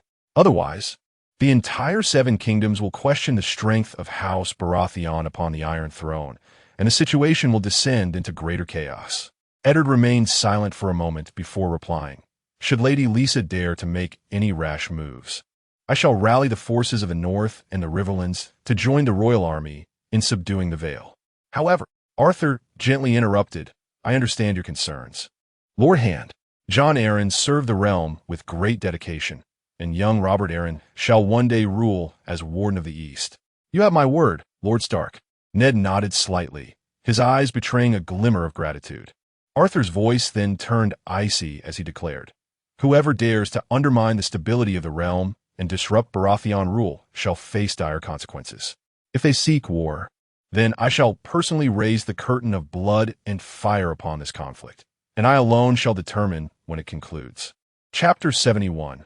Armor beneath the veil of midnight. Prince Arthur emerged silently, his majestic black stag attire shimmering with an enigmatic luster under the moon's glow. He arrived before an opulent villa held among the royal assets of King's Landing, his gaze drifting lightly over the maidservants and guards stationed at the entrance. Lowering his voice to a whisper, Arthur inquired, "Has she retired?" The maidservant bowed respectfully. "Indeed, Your Highness. Princess Daenerys has already taken a rest." Chi Cohen had not anticipated Qin Chuan's ability to condense the power of his sword technique to such an extent, nor the cunning precision of his strikes, forcing him into a defensive stance. The house-shaped artifact forged by Long Hao Yu was embedded with defensive formations, ensuring the carrion ants could only scuttle outside its walls, never breaching the interior. Even if Fantion were Lu Qing's lover, in this increasingly materialistic world where wealth reigns supreme, Ma Weiwa believed that with enough money, stealing someone's heart would be but a trivial matter. You may inquire with Ling Fei about this. I believe it would be more appropriate for her to explain, Duanmu Zifeng stated. Mu Zi watched as Mu Yun departed, an inexplicable unease settling over her, though she couldn't quite pinpoint its origin. If the crowd had previously regarded Su Ruashi with the amused detachment of spectators, this time, their reactions were visceral, a collective shudder, breaths drawn sharply between clenched teeth. Even as Zhao Feng immersed himself in enlightenment, he sensed the approach of the centipede. Yet, at this critical juncture, evasion was impossible. This was a mid-tier Dao artifact, and Lu Linfei had managed to unleash a tenth of its combat potential. Enough, Meng Jiechi interjected with a composed exhale. I concede that Jiangku possesses some skill. Though his methods and connections remain unclear, his wealth is undeniable. Even Saint Hein now belongs to him. Yet let us not deify him. As daylight still clung to the sky, the gray wolves remained concealed within the forest depths, compelling Ling Fei and her companions to venture into the Five Elements woods in pursuit. That evening, Lei Mingxian and I conversed deep into the night, our words flowing as freely as in days long past. "Master, it should be possible." With those words, Lu Feng began his reconnaissance, the unique perceptive abilities of a spirit rippling outward from me in concentric waves. But why would a talent in renovation engineering need to be sourced specifically from Nantong's market? Such expertise was hardly exclusive to the region. Designers and architects in decoration were not commodities unique to Nantong. As these words were penned, 2 teardrops fell upon the diary's pages, blurring the ink where they landed. No longer restraining himself, he unleashed his full might, tearing a venerable elder at the transcendent realm asunder. Bathed in blood, he roared skyward in frenzy before charging toward another foe. This was the true grand stage, the ultimate test, a 3 million investment poised to gauge the magnitude of its splash. At least until 2010, it stood as the annual spectacle of the domestic home textile industry. Later, participation became optional as the rise of e-commerce platforms diversified branding opportunities. "Why have you ceased your harshness toward me of late?" Chong Yi remarked as he entered the car, igniting the engine before stealing a kiss from Jing Lei. "You've grown rather gentle. And if, were he to offer her his aid, would she accept it? Would she feel uplifted by his assistance? After the enhancement of innate abilities, Silver Fox 3's attributes have evidently surpassed its previous state by several notches." Yuan Yi remarked, "Failing an exam is inconsequential. Life presents countless trials. In my view, they are merely mundane games for the ordinary." They had genuinely never heard of any competitive player or renowned streamer named Xingyi. In this era, mindless fans indulge in games without a shred of intellect. Instinctively, they sensed this match would end in a crushing defeat. Zhao, Gui Sumoned Sveng Liyingyi, and Fang Yi to meet. The 4 of them sat cloaked in secrecy within a private room of the New World. Burdened by recent scandals, Xiao Kai appeared visibly strained. As the group assembled, he removed his sunglasses, revealing eyes tinged with indifference and exhaustion. Chapter 72. The Eyrie perched like a majestic eagle in flight upon the craggy cliffs of Westeros. The ancient and enigmatic Eyrie stood as nature's impregnable masterpiece, encircled by fathomless chasms. Under Lord Eddard Stark's orders, the royal envoy Cline entered the castle gardens, where Lady Lisa awaited in flowing white, her belly gently rounded with child. This was merely a spare map purchased on a whim, not his trusted companion. Disrupting the plan would derail my desired outcome, Chun Ching murmured, his features softening like a moonlit night, serene yet distant. Among those present, only one explanation sufficed for such rapid healing: divine intervention by an immortal master. Yun Jio studied him with amused eyes, having gleaned fragments of his temperament during their journey. The blunt utterance of that word froze the group in shock. Dozens of unwashed shoes lay strewn across the floor, some stuffed with rank socks, while the overflowing cabinet nearby housed dust-coated pears, many cracked or soul-worn. She had no desire to leave. Learning under Dr. Gu eclipsed any other mentor's teachings. Where might one find such a masterful charlatan? In his youth, he longed to meet one. Yet fate remained unkind. As Yiling Wei debated contacting Li Machin, a suited bodyguard approached Lin Xuanmei's group with polite courtesy. This phoenix was her first kin. Their earliest encounters, particularly the second, left an indelible memory. A phoenix fleeing from a parrot's assault, a spectacle so absurd it defied nature's order. Tang Ming emerged from 6 months of seclusion to a world transformed. Demonic legions swarming Earth, corpses littering the land, humanity teetering on annihilation. Unless intimately acquainted, none should disturb leaders during Spring Festival. Even they deserve respite. In an instant, Chu Tian materialized behind Hu Feng, ghostly flames coiling around him as soul-devouring light struck. Ao Shuahua traced cryptic symbols upon the third prince's palm with deliberate fingers. Daunted by the scene, Pei Feng slowed her cart's advance, yet onward it crept. Each radiant star blazed like the moon, scintillating with celestial brilliance. Before them stretched a colossal tricolored dome, encasing the gargantuan structure like a sheltering eggshell. Startled by the emperor's words, Yuan Chun knelt hastily. "Your Majesty, why such words? My family basks in imperial grace. My very title as noble consort crowns us beyond compare." Yet this was merely the beginning. In an instant, an extraordinarily pure, divine demonic energy erupted from within him, transforming him into a veritable ancient deity of myth. Before I could even react, strange visions suddenly manifested before my eyes. A spectral figure with disheveled hair, floating in midair, its malevolent gaze piercing through everyone present. No sooner had the call ended than a third connection request appeared. Yi Jintang hesitated for a brief moment upon seeing the vaguely familiar profile picture before accepting as the request repeated. Suppressing her frustration, she patiently instructed him on the precise phrasing, ensuring he had committed every word to memory before finally taking her leave. The simultaneous arrival of the county's 3 most influential figures at the hotel was an exceedingly rare occurrence outside of official conferences. Chapter 73. War deep within Maegor's holdfast of the Red Keep, Prince Arthur stood silently in King Robert's chamber, his gaze fixed upon his paralyzed father. The room was thick with tension, like the charged air before a storm.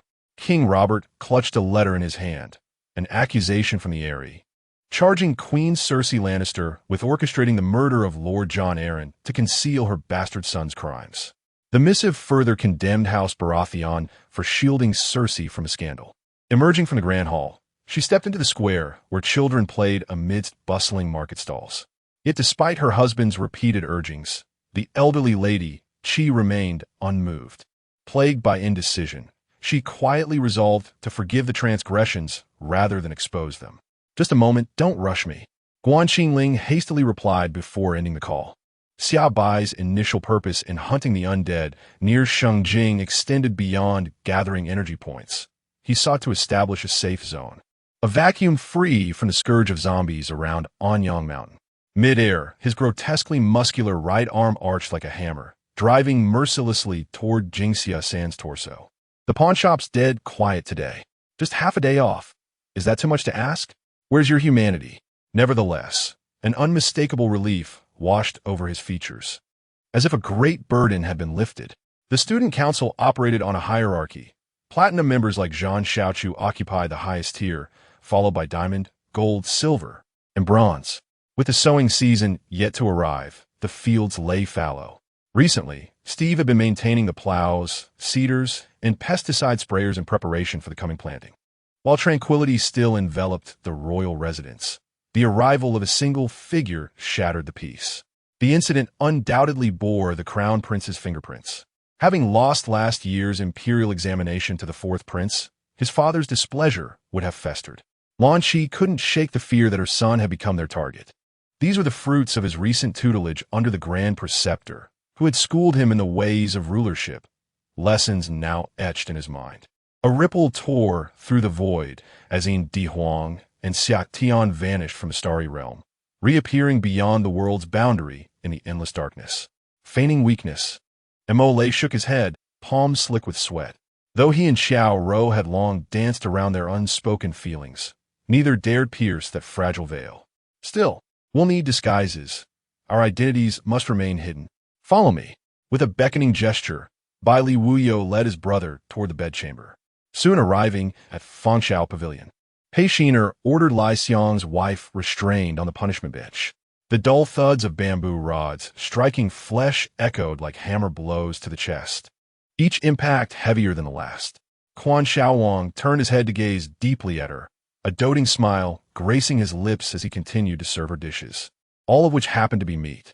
Xianyu returned to the Qianqing Palace to wash and change, resting for barely an hour or two before summoning his ministers at the Qianqing Gate to resume governance, as if determined to make up for all the neglected state affairs during his absence.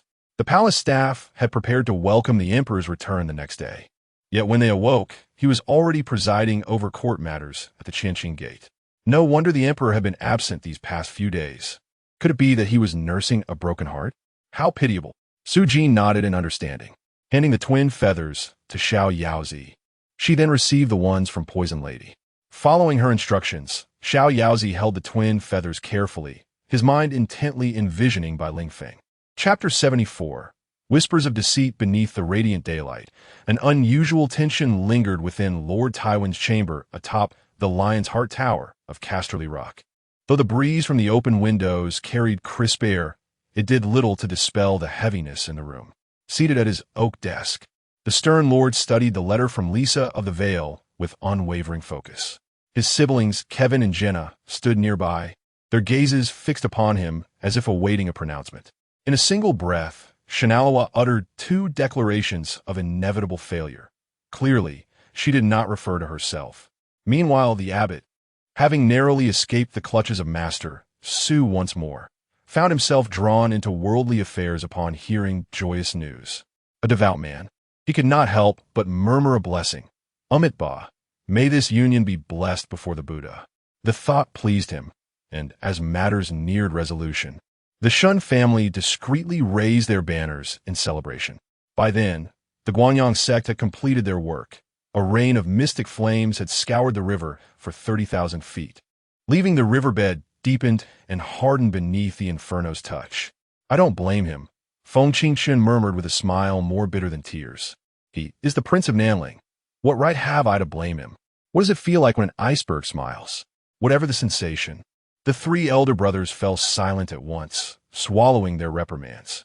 For in the Bai family, the most fearsome figure was not the stern-faced patriarch, but Bai Shijing, the man who could grin while feeding you to sharks. Dalon, what happened? Yi Caixia frowned after hearing the one-sided account from Director Wang. We were speaking so well earlier. Why did you resort to violence? Ninth brother's face flushed darker, his expression stiffening further. This was the first time he had spoken such words. An embarrassment burned within him. When Yujia laughed, he only grew more flustered. The latter remark was directed verbatim at the feng shui master who had once advised his father on keeping auspicious fish, likely a man well acquainted with such misfortunes. Jinzi raised his glass in toast, thanking all for their unity and urging continued cooperation. Initially enraged by the ambush, the trio whirled around, only for their fury to melt into relief upon seeing Jia Huan emerge. Pinger spoke of mornings aboard the riverboat, where opening the third-floor windows revealed the sun rising at the horizon, its glow blending with the water until sky and river became indistinguishable. Evenings, she claimed, were lovelier still. Now, deep in the night, the intermittent tolling of bells wore even a cultivator's spirit thin. Of course, Ma Jian-1 declared the cricket boldly before CCTV's cameras. What musical talent does that chef d'oeuvre possess beyond cooking and empty boasts? His words sent murmurs rippling through the crowd. The middle-aged man lounged with his right arm draped over the chair, head tilted back, eyes half-lidded toward the ceiling, one leg crossed lazily over the other. Thus, Lin Shu meticulously painted Chun Bin as a man starved for love, yet perpetually denied, groveling before his beloved, all to gauge Su Tingting's true regard for him. Is the Hellfire emissary connected to the Ghost King Sha? Could Li Liangxian be implying that the one who lured us into these desolate mountains, seeking our demise, is not merely the Ghost King Sha? Could the underworld itself be involved in this? Countless beams of light shot forth, scorching the limbs of the tribal warriors, forcing them to halt their advance in bitter resentment. Most cultivators imbued with violet chi fled in panic from their dwellings, only to collapse lifelessly moments after their feet touched the ground. During the Western Han Dynasty, the development of crossbows reached new heights. By the Eastern Han Dynasty, their designs had grown even more ingenious, and nearly every arrow fired from them was laced with poison. Thus, when Waliji's crossbow bolt struck bare, it swiftly claimed his life. Chapter 75. The Letter Bloody Gate. The formidable fortress straddling the boundary between the Moonlight Mountains and the Deep Vale was a sprawling complex of bastions. Like the fangs of a beast, they were embedded into the cliffs on either side, forming an impregnable defense. Two towering watchtowers, like eagles soaring through the skies, clung to the jagged peaks, connected by an ancient stone bridge. Its weathered gray stones, worn by years of wind and rain, exuded solemnity and timelessness. Bloody Gate bore witness to the undull conquest that began in the Vale. Though strong, Ben had been locked in combat with O'Neill for so long that he was panting heavily, seizing any chance to rest. Though lacking in height, Bo had no trouble handling Lucas. A chilling wind howled towards Shibishi, and in its wake, arrows split into two, then multiplied into countless more, hissing through the air like a coiling dragon. With a single sweeping motion of his palm, Shibishi halted the storm of arrows, forcing the serpentine barrage to freeze mid-flight. Rhaenyra was struck head-on by the tornado, crying out in pain as she was sent flying. The relentless crack of a whip echoed as Shibishi continued to mock Ji-chun. Yet Ji-chun remained composed, refusing to let the taunts unsettle him. Shadow, can a berserk black bloodbone truly triple one's vitality in an instant? Compared to Optimus Prime, Ouyang Ju seemed far more relaxed, his eager gaze fixed on the treasure in my hands as he pressed for answers. Your Majesty, with Ming Yang leading the troops, I fear for Jingyu's sake. Ding Dang thought of Zhu Jingyu, dressed in bridal attire, and then of Ming Yang's impending departure. Worry gnawed at her. War was unpredictable, and no one wished for misfortune. After a month, Lu Bo noticed that his wife seemed unaffected, and the weight in his heart finally lifted. Dozens of golden lightning bolts crackled across Shurji, his companion, and the Skarmory, eliciting agonized screams from all three. His talent was decent, but merely decent, nowhere near the monstrous abilities of Ishio or Yun Ruoxue. She spoke again, urging him to come forward, her voice strained with unease as she struggled to maintain composure. Meanwhile, her thoughts were consumed by the same matter. What was going on with Li Feng? Why had things taken such a turn? At the sight of the man standing not far away, a sniper rifle slung over his shoulder and a smirk playing on his lips, Tang Ai's mouth twitched uncontrollably. Nansha wanted to offer a word of concern, but she pressed her lips together when Fu Hahua cast her a cold glance before turning away, leaving her at a loss for words. We just received word from the northern continent. Bai Jingyan relayed the latest news to Su Ruoxi. His younger brother, Ming Gang, had died decades ago. As for the next generation, he hadn't had the chance to inform them. So aside from him, no one else in Moonlight Villa knew of these secrets. His thoughts snapped back to the present as the cigarette between Pei Xiaojia's fingers burned down to his skin, jolting him awake. Prince Yin, young Master Yin, thank you. Driving the northern desert soldiers off the city walls, Yang Song had no time to deal with the corpses and approached the two, expressing his gratitude. Yin Rui managed a faint smile, as if that was the only thought she could muster now, with nothing left to console herself. The shift ended. Nanxia curled her lips slightly and made a call to Nanjiyun. Fortunately, Nanjiyun didn't require her presence any longer. To ensure the safety of the emperor and Yahuang, Shengwan Yintian not only came in person, but also discreetly arranged his forces as a precaution. Schwer was right. He truly was the dog gentleman. Yi Zixian glanced at the Dark Corpse King's puzzled expression and nodded in agreement. Old Master Feng had already fallen ill and was currently under a physician's care, but the situation was reportedly grave, the officer added. Chapter 76 The Future Eagle's Nest. As dusk descended upon Eagle's Nest, mountain winds howled like wolves through the valleys. Within the great hall, Lady Lisa Tully sat upon an intricately carved weirwood throne, her slightly swollen abdomen whispering promises of future hope. Her gaze lingered upon the letter from the Rivellins held by her sworn knight, correspondence from her father, Lord Paramount Hoster Tully. With a delicate wave of her hand, Lady Lisa dismissed the courtiers. The Soulforge Crucible was an exceptionally sinister artifact. Souls trapped within endured ceaseless torment from Yin winds and Yang flames magnified 1,000-fold, denied reincarnation, barred from salvation, truly imprisoned between the agony of existence and the impossibility of death. Feng Yisai reclined against the bathtub with an inscrutable smile, arms draped casually along the edges, legs spread in a posture both arrogant and unconsciously aristocratic. As the taxi arrived, Jing Qinga and Shi Fengyu exchanged perfunctory farewells before hurriedly boarding, their hearts chilled by the encounter. Since gaining renown for its plain noodles, even the temple chefs had begun developing pretensions of grandeur. Lu Yue recalled Madame Gu's frequent lamentations, that ancient Feng's twisted leg resulted from emotional distress during pregnancy rather than congenital defect. By the time she'd realized this truth, the opportunity for remedy had long passed. Are we normally so dim-witted? Tao Yao suddenly waved her hand dismissively. Let us depart.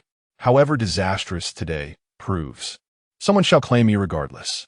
Clad entirely in black, t-shirt, sweatpants, he leaned against the wall with palpable menace, his mere presence compelling the pair to retreat with nervous laughter. Why won't his phone connect? Did he leave it behind? Su Yebai's anxiety grew, her unease blossoming into genuine alarm. After brief consideration, Li Yezi decided permitting entry was inevitable since the courtyard gate would eventually need opening for monetary exchange. She stepped aside, allowing brother mushing passage. What brings you here? Military affairs? Lu Yiheng lifted his gaze to meet Han Jingchen's eyes, calculating the hour of Ji Yinji's expected return. Yi Xiaoying organized the household accounts with meticulous care, ledger books neatly arranged as she awaited his arrival. Lord Run, who had always prided himself on impeccable operational security, stood momentarily speechless. Yet surrender was unthinkable. These channels represented the lifeblood of his and Minister Ting's grand designs. Having made his proclamation, Gu Hanshi turned to find her stunned expression. The corners of his mouth quirked upward as he pulled her into an embrace, his lips descending upon hers with irresistible magnetism. Season after season, she had waited, until the trees of Shenangjia grew white with age. Finally, she resolved to seek him out. The gate guards admitted His Highness with practiced deference, and Long Jianghan moved with familiar ease toward Lightwater Garden. Lin Qingmei threw back the blankets to reveal horrifying crimson stains. Aunt Ming's abdomen had been impaled with scissors. The slightest movement brought excruciating pain as blood gushed forth, soon soaking through bedding to drip rhythmically onto the floor. In winter's silence, each droplet's impact resonated with terrifying clarity. Lin Yu's gaze shifted to Feng Duanqin, eyes narrowing skeptically before sweeping the surroundings with wary assessment. The Cloud King could no longer endure the stifling discomfort and was compelled to remove the wolf-tooth mask from his face once more. The old man's countenance had turned an ashen hue, whether from rage or humiliated fury, remained unclear. Suddenly, a razor-sharp dagger shot straight toward Anyang's face. Yet Anyang was not entirely defenseless, having endured countless nights of rigorous training under Dongfang Rant's tutelage. With a swift sidestep, she evaded the strike and retaliated by scattering a handful of paralyzing powder toward her assailant. However, the true menace of the day proved to be Chun Haonan, who had orchestrated one ruthless assault after another in the first half, each more depraved than the last. No sooner had he pushed open the door and stepped into the room than his uncle's voice reached him once more. "Brother, sister-in-law, I know you're struggling." Confronted with such an overwhelming lineup, Lu Feng couldn't help but feel exasperated. With so many formidable heroes at his disposal, the dilemma of choosing the most advantageous one momentarily paralyzed his decision. Chapter 77. The Bastard. On a radiant morning, the sky stretched endlessly in cerulean splendor, adorned with drifting clouds. Flocks of jubilant birds soared freely through the heavens, their melodies resonating across the horizon as if heralding joy and liberation. In this serene moment, the coastal town of Saltfield, nestled within Crab Bay, basked in tranquil beauty. Though Saltfield belonged to the Riverlands, its proximity to the bloody gate of the Vale rendered it a strategic stronghold. Lin Ruqian parted his lips as if to speak, but a sudden clamor from the auction house seized their attention. Jiu Ying sneered derisively. "So even the guardians of demon-suppressing paths fear death. But don't waste your hopes on reincarnation." Amidst the fervor, he could seize the moment, venturing into self-media, becoming an influencer, or delving into livestream commerce. She had witnessed that spear thrust clearly, aimed squarely at the shoulder. How could it have crippled an entire arm? No sooner had her words faded than the milky white glow of the magic circle began shifting into an azure hue, perhaps unaccustomed to sunlight. His pallid complexion contrasted sharply with his chiseled, striking features. Cloaked in an air of aristocratic elegance, his measured strides belied an effortless swiftness. It had been a harrowing night, his most severe episode yet, one that nearly ended his career. Yet the mere presence of that gentleman had smoothed the jagged edges of the darkness, restoring the calm of countless peaceful evenings past. Wreathed in golden flames, the towering Su Jingming darted through the jungle like a prowling panther. As the sun dipped below the horizon, casting the sky in molten gold, Bai Ruo glimpsed the silhouette of Twin Gate Pass through the carriage window. The Dong arrived with provisions, hesitating before Lin Zhou. Clearly, he too had seen the viral video. The two colossal mechas trailing behind remained defiant, their whispers betraying their allegiance to the bandit warlords as they conspired in hushed tones. Xiao Gu's soul meridians, now reinforced, could withstand the crushing pressure of the depths. This time, he plunged straight toward the abyss. Instantly, every flower mouse strained its limits, channeling chi in a desperate bid to repel the suffocating aura of slaughter. Today, as usual, Shun Chanshuan launches livestream, its title unchanged, exposing the fake tycoon, no problems bro, in real time. Upon the dam, the rival mecha leaders, Spear General and Might General, clashed in mortal combat, one wielding a battle axe, the other a spiked flail, their duel a whirlwind of destruction. To find such a friend in this world, one who could offer guidance and companionship, was rare fortune indeed. Otherwise, the cost of tracking down moonlit begonias and golden five-colored fruit would have been exorbitant. Honoring the challenge, Sui Tang and Lu Mo leaped into the sea, racing through a sparsely populated stretch of water. After scanning her husband's Dantian with soul force, she confirmed the injury wasn't irreparable. The right elixir could mend it. Chi Wan turned toward the voice, her brow furrowing in puzzlement before her gaze settled on that inscrutable, shadowed countenance.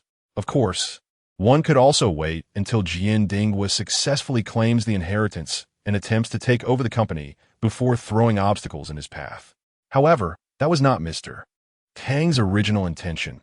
He did not wish to ruin his own reputation or invite public censure. Yet, the predecessor of this Cheong tree was clearly the Tuabuxia Cheong from the Golden Mountain continent. What connection does it have with the peach capital tree? A mere illusion turned him into a beggar. Yi Tao formed a hand seal and pointed, casting a dim glow upon Yubin's body. "Heh, you're mistaken. Even without relying on the witch clan, I could still beat you to a pulp. Yitao similit faintly. Before this, Li Miao had always believed that jadeite was simply green, perhaps with occasional streaks of white, knowledge derived from a travel brochure featuring the famous jadeite cabbage now displayed in the Palace Museum. Chapter 78. Then beneath the golden afternoon sun, the crossroads and stood at the intersection of the North-South Kings Road and the East-West River Run and Valley Highways. This bustling hub of travel drew merchants, nobles, and common folk from all corners, filling its halls with lively chatter and clinking tankards. Prince Arthur and his retinue arrived discreetly, blending into the vibrant atmosphere. The prince, ever cautious, ordered his guards to remain unobtrusive. Elsewhere, a woman named Shui Iren lounged gracefully upon a chair, brushing imaginary dust from her hands as she issued idle commands. Meanwhile, the aftermath of a grand competition left one participant seething. His rival had astonishingly surpassed him by 2 entire tiers. Yet, Kanglin remained unshaken, his demeanor as calm as still waters. When Huazik insisted on keeping his slippers, Jiang Yu acquiesced, storing the new shoes in their box. Meanwhile, Tuoba Feng departed in haste, vanishing like the wind, not out of displeasure, but pondering whether his beloved's peculiar habits might one day drive her to seek companionship elsewhere. Fortunate in her upbringing, one woman reflected on the lessons of love and resilience imparted by her devoted parents. Who said anything about liking you? Don't flatter yourself, Pei Huan snapped, shooting Yu Jianian a disdainful glance before storming off. Ziyu's gaze darkened with sorrow. Years had passed, yet he had never glimpsed his mother's true face. Shui Iren's rigorous training regimen aimed not to forge solitary warriors, but a pack-like unity among her charges. As the long-awaited battle loomed, soldiers meticulously checked their armor and weapons, while cooks prepared hearty meals of magical beast meat to fortify them. Emerging from the laboratory, Lu Ming exchanged brief words with Mu Ku before knocking on an office door. Yin Na turned to leave, only to notice the men's slippers he had tossed away. 7 figures exuded the distinct aura of the fallen realm, the third among them radiating the most formidable presence. Yet, the officer's unexpected reply left even her momentarily speechless. With the enemy army crushed, their coffers would swell, perhaps enough to challenge the top 10 guilds of the Graveyard faction. He knew, if even Hua Yin, with her formidable skills, had suffered injuries severe enough to send ripples of alarm, the hidden foe must be dire indeed. Lin Yu, will you help me? Tears traced Su Feng's cheeks. Never had she imagined begging aid from a man, let alone one so young. After the midday repast, Hua Yin instructed Qiu Yue to fetch 2 bamboo hats, one for herself and another for Yun Qi. Suddenly, a figure emerged from behind her. Yin Nuo paused in the act of splashing cold water on her face, taking a moment to recognize the owner of the voice. Possessing 30% of the shares would essentially grant controlling interest in Minghui Jewelry Company. With Zhang Muhua's business acumen, he could undoubtedly revive the failing jewelry enterprise. Tang Yu's father, Tang Yin, and her mother, Wang Ruanyang, were discussing in the general's manner their impending military expedition to support the Eastern Lotus Kingdom. The driver, a kind-hearted soul, inquired if I wished to call the authorities first. I told him not to trouble himself with such matters and to simply deliver me to my destination promptly. Today's affair was beyond the jurisdiction of the police. Chapter 79. The moonlit mountains. Under the hazy glow of the moon, the silhouette of the moonlit mountains loomed faintly in the distance. Prince Arthur and his entourage of 50 elite guards had pitched camp in the boundless wilderness, gathered around a crackling bonfire. The flickering flames cast a warm, yet enigmatic glow upon their faces. With solemn focus, the prince studied the map in his hands, his gaze tracing its contours as if searching for some vital revelation. Breaking through the ocean's surface, he immediately soared westward. Behind him, the malevolent dragon clashed violently with the Thunder Dragon clan, yet Yi Tian did not glance back, his path set firmly toward the west. As expected, the barriers there had already dissipated. Cutting through the waves, he raced toward the territory of the Earth Dragon clan. Song Zheng's words were calculated, crafted to ignite Qin Xian's greed, allowing him to draw closer and seize the moment to unleash his sword incantation. Yet his declaration undeniably stirred Qin Xian. witnessing Song Zheng flinging talismans without restraint. Even the skeptical Qin Xian found his avarice surging uncontrollably. The shattered glass, riddled with gaping holes from the earlier shockwave, trembled ominously before cascading downward in a rain of fragments. With swift precision, a hand reached out, catching the falling figure. Then, with a fluid motion, twin fireballs coalesced into a blazing dragon, spiraling protectively around them. Qin Guang erupted from the earth, blades of grass clinging to his disheveled hair. His roar of exhilaration twisted his features into a grotesque mask, his face flushed crimson with frenzied excitement. Though Xiao Yiji had just slain the colossal serpent with her Chaos Godblade, the weapon had drained her completely. As the blade sheathed itself, she collapsed, her strength utterly spent, requiring support just to remain upright. The howl of a wolf sent chills down the spines of those who heard it. Its proximity was terrifyingly near. Before they could react, a towering, savage beast tore through the tense fabric, lunging into their midst. On the platform, anxiety gnawed at the competitors. With only the top 3 advancing, and Yi Tian already claiming one spot, the remaining 2 grew ever more precious. Desperation took hold. Imperfect elixirs were better than none at all. Abandoning caution, they relied on instinct to guide their craft. There they are. Tian Yezgaze instantly found Lin Muan and Fang Yuan, their figures unmistakable even in the dim corner where they sat. Impossible. This cannot be.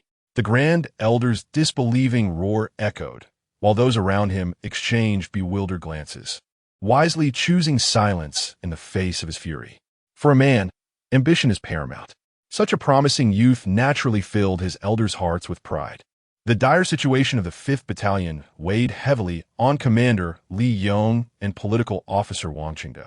As casualties mounted, Wang's composure frayed. He turned to Li, proposing to lead additional reinforcements himself. Appa, you're biased.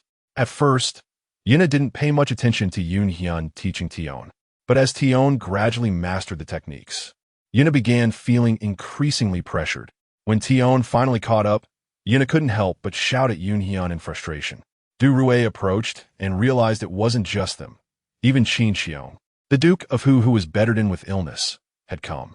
After all, this was Qin Shu's first time on the battlefield. The valiant general, later romanticized as a door god in legends, couldn't suppress his paternal affection. Su Hao's intention in saying this was simple: to sow discord between Su Leshan and Su Han. By making Su Leshan believe Su Han was a ruthless person, his goal would be achieved, and it could be said that he nearly succeeded. Su Leshan frowned, clearly harboring doubts about Su Han severely injuring Su Yang. Chapter 80. Lamentations beneath the radiant sunlight. The chambers of Lord Hoster Tully within Riverrun exuded an uncommon tranquility. The aged lord lay upon his bed, his gaze clouded with profound bewilderment as he stared helplessly at the ceiling, murmuring the names like a litany: Caitlin, Lisa, Edmure, family, honor, duty. These words seemed to bear the weight of his entire existence, tangled in unspoken regrets. His frail hands fluttered in the air as though grasping at fleeting time and irretrievable moments. Robinson appeared unusually spirited today, darting left and right, rendering Chelsea's forward line utterly ineffective.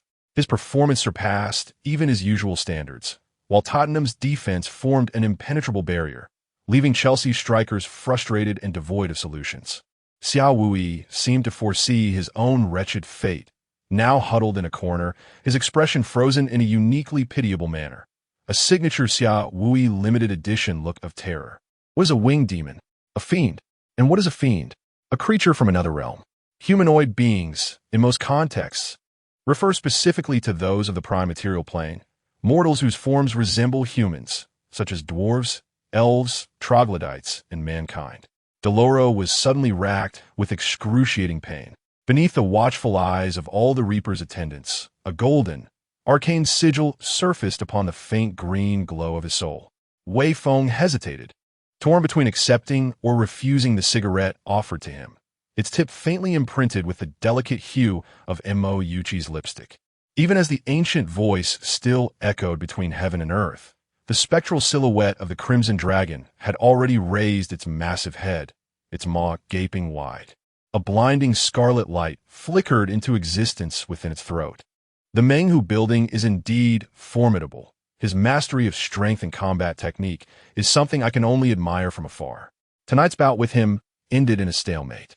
But I know full well that had it continued, defeat would have been inevitable, Wei Feng remarked with quiet resignation. Such provocative words naturally incensed the trio, their menacing auras converging upon Loda with palpable hostility. Yet Mourinho had little leisure to admire the picturesque scenery, swathed as he was within a tight cordon of over a dozen bodyguards. To the uninformed, it might have seemed a dignitary of some great nation had descended upon Portugal. Only the football faithful would recognize this as the return of their erstwhile hero, now an adversary. For the common folk, each additional day of life was a stolen blessing. If someone sought their deaths, resignation was their only recourse. Submission to fate had long since become second nature. Though their spirits were heavy, none dared consider what they might do to avert such tragedies. A gust of wind swept past, and Shinyu vanished from his original position. In the next instant, he reappeared several yards away, cradling a disheveled and scantily clad Lux in his arms. What should have been a heartwarming New Year's Eve feast turned to ashes in Yu Chi's mouth. After forcing down a few bites, he departed early without another word. Ago said, "I'll ambush the triple Martial King. You take one of the double Martial Kings," and thus, Ago locked himself in fierce contention with the triple Martial King. Yet for those on the verge of sequence collapse, or with extremely unstable life sequences who cannot use sequence stabilizers for various reasons, this is undoubtedly a desperate gamble. Under the monkey's arrangement, the three of them arrived at a revolving Western restaurant and took their seats. They did not recklessly launch an attack on Radiance 2096, nor did they dare approach carelessly. Having ascended from the new academy, they naturally understood that among foundational cultivations, only the 5 elements thunder attraction, comparable to heavenly Tao foundation, required thunderclouds. By the way, sword energy comes in 2 forms. One is guided by formidable true chi, combined with considerable mastery of sword principles. She understood her sister's meaning. She had to keep Ling Qianhan from continuing this fight. Chapter 81. Negotiations sunlight bathed every inch of Horenhol's land, as military banners fluttered proudly in the wind. Soldiers from the north, the Westerlands, the Stormlands, and the Royal Army, totaling 63,000 men, had gathered here. The north had dispatched over 8,000 warriors, the Westerlands more than 20,000, and the Stormlands similarly over 20,000, supplemented by the Royal Army's 15,000. The sprawling encampment stretched for miles, magnificent and awe-inspiring in its grandeur. The soldiers were methodically breaking camp, preparing to march towards salt pans. If one day, Su Mingwe were to become a demon, even if they couldn't kill her, they would have to seal her away at the cost of their own lives. The emergence? Cersei merely stared at Erishem, her face blank with confusion. She had no idea what the emergence even was. Downstairs, Song Sisi carried breakfast in her hands, her gaze frequently darting toward the boys' dormitory, afraid she might miss Tang Jihuan. Daji. Behind Daji, who was stepping out of the palace, King Zhou could only call her name in vain. Even so, it's hard for me to imagine any god being so utterly useless. Thor shook his head repeatedly, unable to fathom such a thing. After Meng Chan finished singing, he continued strumming his guitar, accompanying the final notes as he waited in silence. Psylocke immediately conjured an energy blade in her hand and began ruthlessly slicing through the blackbird jet. Qinshi noticed Xiao Mimi's eyes rolling back, her legs convulsing violently before gradually losing strength. He knew she was nearing her limit.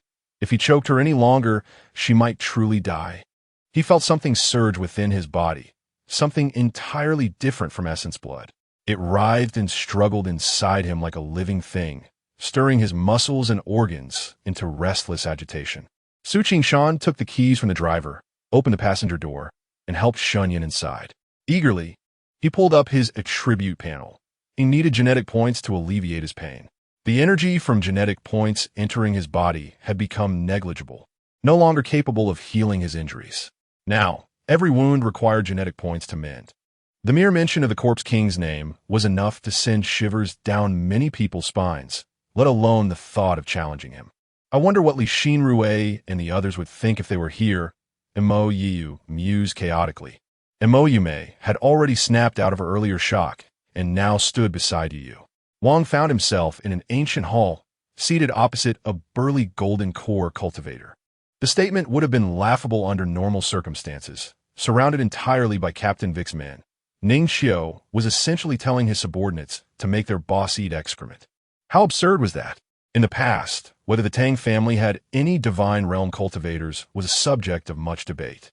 Many leaned toward the belief that there were none, though it was possible some reclusive ancient masters existed. Officially, however, it was said they had none. Tang Yin's master, though a divine realm cultivator, was not of the Tang family. The colossal golden steel was divided into several ranking lists: the Emperor's Path, the Monarch's Path, the Sage's Path, and the Supreme Path. The higher the list, the more prestigious the ranking, with the top 10 of each list shrouded in primordial chaos. Since its inception, the African People's Army has been endowed with formidable offensive capabilities and an aggressive nature. Having dealt with the Portuguese, the question arises, who will be next? If not the British, then the French. This trace of spiritual energy can briefly shield you from the Crimson Sun's radiance, but you must not linger too long under its light, Ning Xiu remarked. Especially at this moment, hearing the Sea Corpse King unleash another roar only deepened the sense of bewilderment.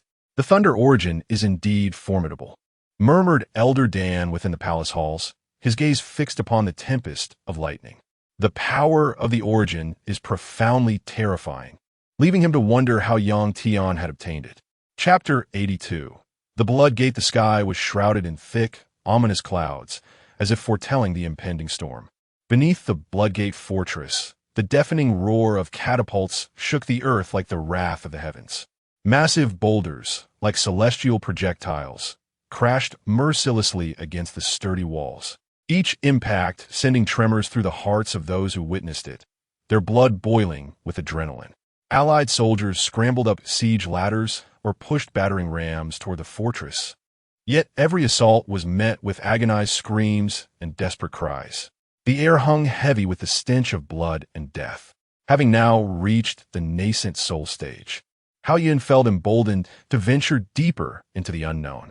After centuries of arduous cultivation, the dragonfish had transformed into a flood dragon, and now, on the cusp of ascending to true draconic form, it refused to yield, even if the heavens themselves sought its demise. Su Jie immersed himself in research, repeatedly severing the branches of his spiritual tree avatar, only to witness its rapid regeneration. Through this, he sought to comprehend the sensation of instantaneous bodily restoration. Another reason for bringing Wen Liang along was simple. He had purchased a ticket. If they were to visit Spark that evening, their only option would be to resort to forceful measures. The lighting on the second floor was far dimmer than the first, casting a soft, warm glow. And Shang's face, illuminated in the gentle light, appeared kind and approachable. Then, with a swift reversal of his spear, he gripped it tightly with both hands and drove it downward with brutal force into the gaping wound on the serpent's skull. Meanwhile, Shi Zhishuan's intellect proved as formidable as his martial prowess. Under the alias Pei Zhu, he served as an official of the Great Sui dynasty, strategizing across the western regions. Within years, he skillfully divided the mighty Turkic Khaganate, altering the balance of power that had favored the northern steppes since the Wei and Jin dynasties. Within the celestial records, the name Jiang Yinshi was now marked with a single stroke, a testament to his slaying of a minor antagonist. Later, after locating Jiang and I, he dedicated himself to aiding her in restoring the Chu kingdom. During the grand ceremony in Taiyan City, he ascended to the realm of terrestrial immortals, his once simple scholar-esque robes transforming into the garb of a Confucian sage. Ultimately, for Jiang and I's sake, Chao Changqing abandoned the path of benevolent rule for that of unyielding dominance. Only by claiming this man could she truly exact revenge upon Shi Yingying, rise above humiliation, and ascend like a phoenix to the coveted position of young Madame Wei within the Shengshi group. Man, you suddenly realized, what if those searching for her failed to locate them? No, this wouldn't do. She shook herself out of her daze. How foolish of her to obediently remain here, just because the Wanyun stronghold had instructed her to stay. In the end, The accumulated spoils included over 100,000 high-tier beasts of war emperor rank or above. Their carcasses yielded materials suitable for crafting rare elixirs, while many held significant research value, destined for the Empire's top biochemical laboratories. Bei Shueqing declared, "We will remain on the island for only 5 minutes. Whether or not we succeed in dismantling the defense corps, we must retreat immediately. Once the encirclement forms, escape will become nearly impossible." Upon hearing Ji Dantian's explanation, all deified authors fell into deep contemplation. This was yet another groundbreaking discovery, and each pondered how best to utilize it. The two burst into laughter, amused yet undeniably thrilled by their idol's praise. Could it be that Alishan truly possessed an innate talent for fashion coordination? In her heart, this thought suddenly arose. The 3,000 Wuhuan wolf cavalry surged forward like an unstoppable torrent of iron, crossing the eastern border into Yanmen Commandery. Once within Yanmen's territory, villages and market towns began to dot the vast desert, with fields and diligent farmers appearing along the official roads, a stark contrast to the desolate and uninhabited wasteland of the Hetao region.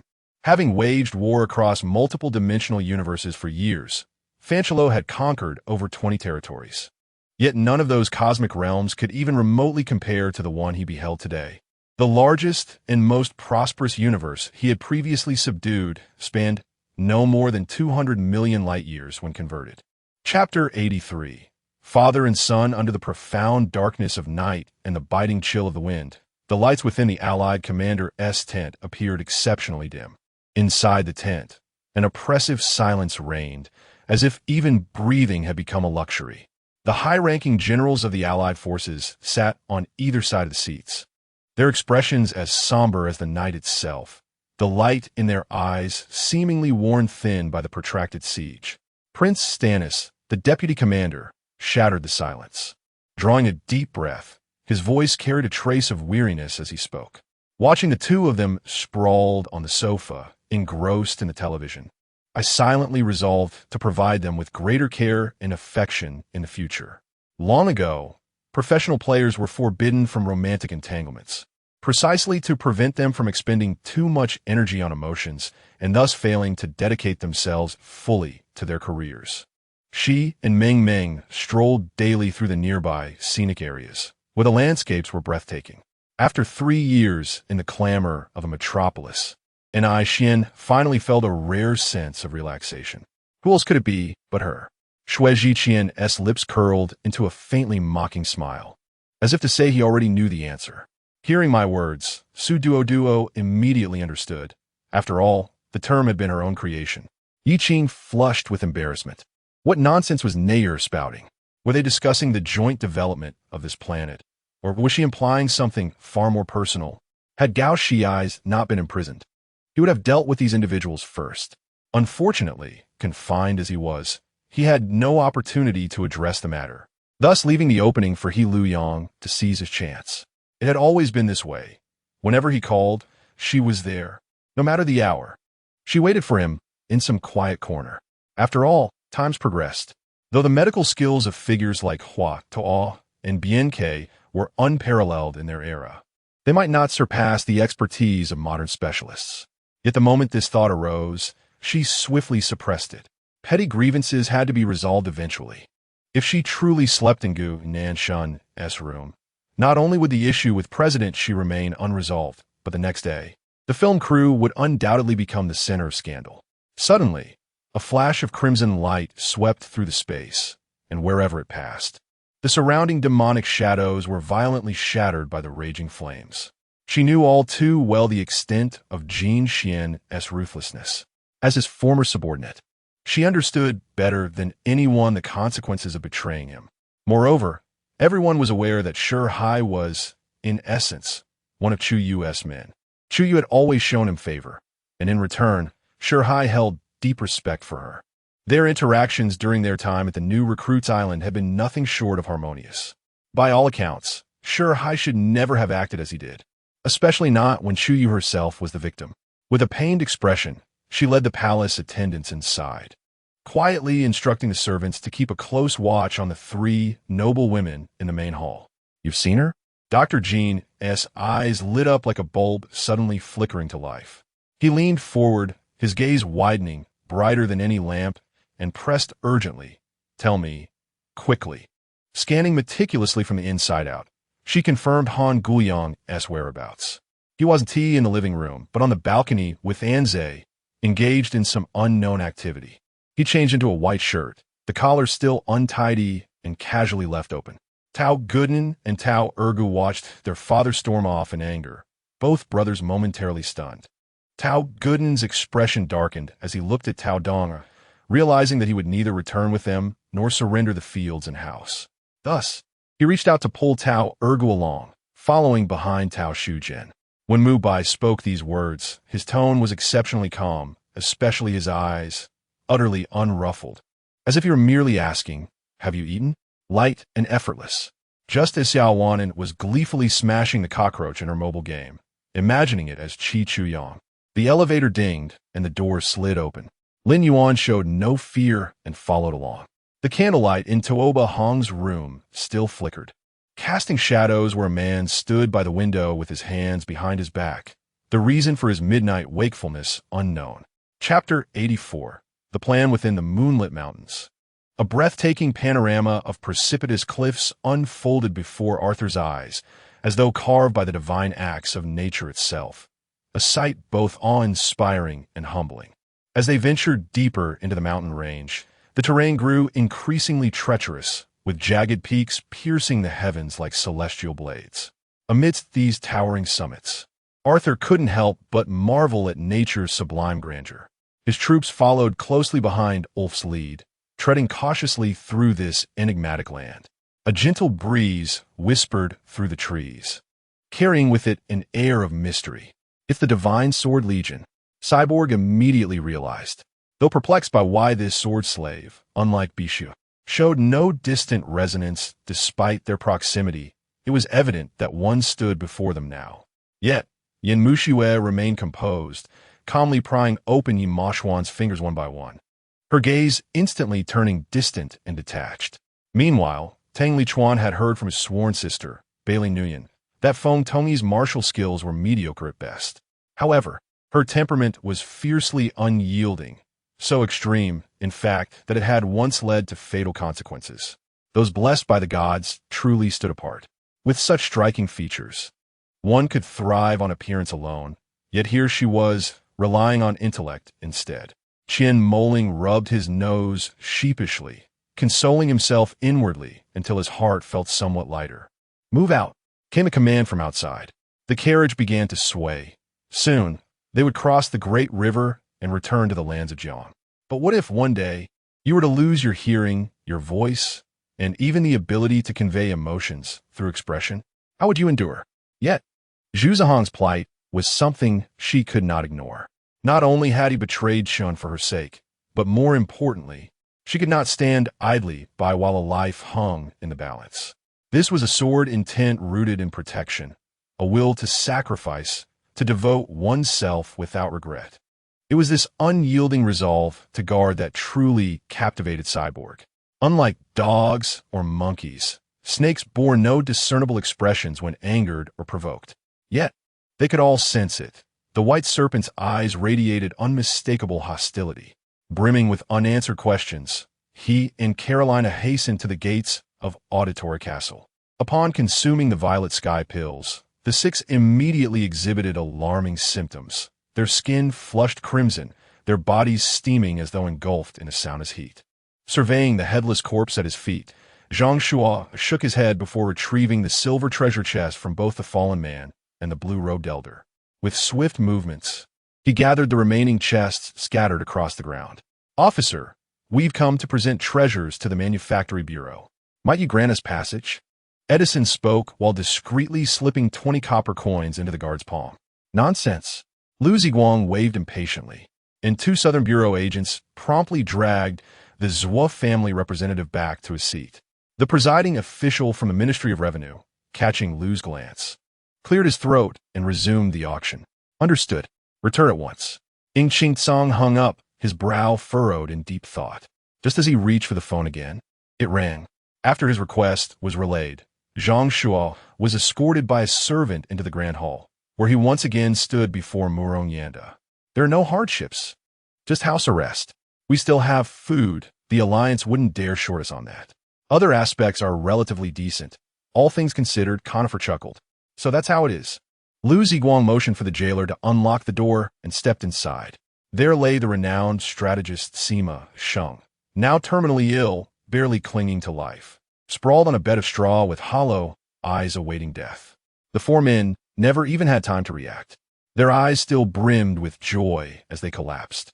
Unaware and unfeeling, Luo Qinyang strode forward, his heart choked with fury and desolation, drowning in a sense of utter defeat.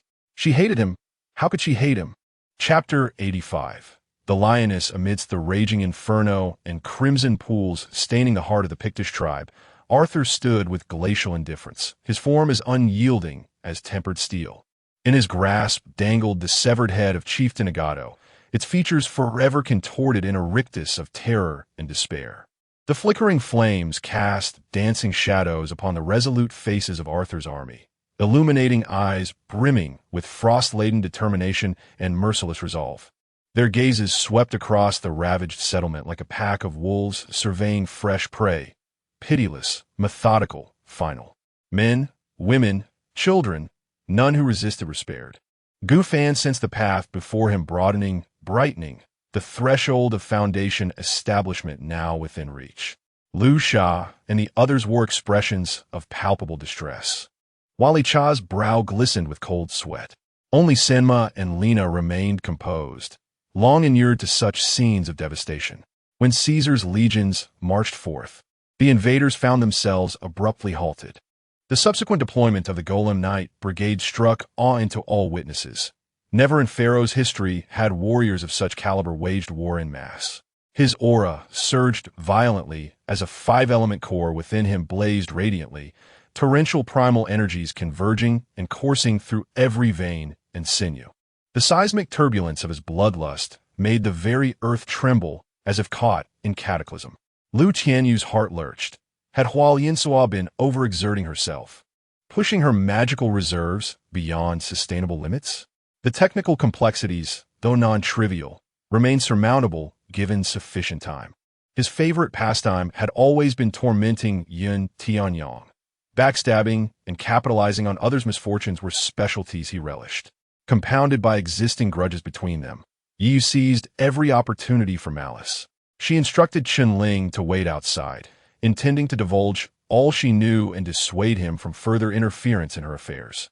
Sanju's earlier outburst stemmed not just from her inexplicably unregenerate finger, but the near emergence of her alternate self, a specter she dreaded. The selection trials had devolved into a lawless gauntlet where any means justified advancement. No rules meant no constraints. In that fateful battle, Kimamaro's overuse of Cursed Seal Stage 2 ravaged his body. Though his skeletal release indeed shattered Gar's desert imperial funeral, the effort proved fatal. His life force extinguished mid-technique. The single night Li Yi shared with Halier spawned an intimacy never revisited. Could any explanation exist beyond that encounter's conception? Did he suspect Halier had taken another lover thereafter? Tang Ming's declaration sparked elation in both Tian Xian and Tian Gao, particularly the tribal matriarch, who'd agonized over sentencing her rebellious kin. The instant her fingertips grazed the obsidian tree's bark, emerald conflagration consumed her entirely. A blizzard of cinders swirled upward, dissolving into the star-flecked void. Why such agitation? Angelo broke free from her grasp, turning his head only to realize Olga had somehow acquired a set of those black military uniforms as well. Dressed in such attire, she exuded an indescribable aura of handsomeness. Yet someone once remarked, only in certain detective tales, primarily set in apartments recounting horror stories, does the furniture style of the latter half of the 19th century receive thorough description and analysis. It's all right, I know her well. She'll return to normal by noon, Karami murmured, her gaze never once straying from the luminous screen. As for formations, Li Chong was rather adept. After all, like the art of alchemy, they were encompassed within the divine farmer's canon, particularly during the development of the primordial chaos battle formation. His mastery had already ascended to the level of an 8th-grade spiritual formation master. Chapter 86. The Storm in the Pitch-Black Night. Within the crimson walls of the Red Keep in King's Landing, the dim flicker of candlelight illuminated the crypt. In this shadowy space lay the colossal skull of a dragon, the remains of Balerion, the Black Dread, once the most formidable beast to soar over Westeros. Though time had weathered the bones, the lingering aura of its former majesty and power remained palpable. Varys stood beside Balerion's skull and let out a resigned chuckle, acutely aware of his own limitations. The Ghost Lord arched an eyebrow, his irritation at being disturbed dissipating instantly as his curiosity grew. Jean-Lai wore a worried expression as he attempted to dissuade Luda, for the latter's words had unsettled him. After all, Luda still had years left in his position, and Jean-Lai had no choice but to continue working under him. When Marcus received the news, he was stunned.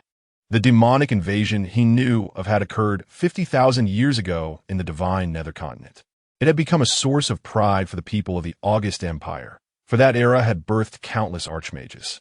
Yang Ting-dong still couldn't shake off his last shred of doubt. Though the scene displayed on the high-definition LCD screen mounted on the wall was not entirely clear, could an ordinary person possibly create such a spectacle? According to the latest intelligence, Wu Sang-Gui had captured Izhou Prefecture some time ago and could launch an attack at any moment. If his forces happened to strike while the Golden Snake Camp was reorganizing its army, the consequences would be catastrophic. Though Chao Jiao's heart ached with emptiness, fearing that Yang Mu might never return, she forced a smile to reassure her mother. The one who truly mattered was Lan Li, nestled in his arms, trusting him completely and fretting over him. She was the one he ought to cherish. Even Huang Xie was taken aback by his own words. He wasn't sure why he had spoken them, whether it was merely a slip of the tongue or something deeper, something that had surfaced from the recesses of his heart. At the sound of the voice, the disciples of the Divine Dragon sect brightened instantly. Su Quan, who had been lost in thought, beamed with joy and darted toward the entrance. Albai seethed with frustration, realizing that prolonging the situation would only lead to disaster. Whether or not he captured Kangxi, he suddenly channeled his inner energy, his burly frame trembling as he let out a thunderous roar. Lost in thought, I was startled by a sudden shriek beside me. A gust of wind rushed past, and I instinctively dodged as a figure crashed to the ground. Upon closer inspection, it was the madman whom Lu Su and I had overlooked. Though matters of the heart could not be forced, Gu Ruoi was the person she cared about most in this world. Staring at the Xianbei general who had been so imposing moments ago, but now lay sprawled on the ground, Yu Exine was dumbfounded. Seriously? This guy is so weak. I only used 30% of my strength, and he couldn't even withstand a single move. What a useless showpiece. Li Mofin didn't pause in his movements, continuing to wipe with practiced gentleness. After a while, satisfied with his work, he set down the towel and reached for the hairdryer. A sharp snap echoed.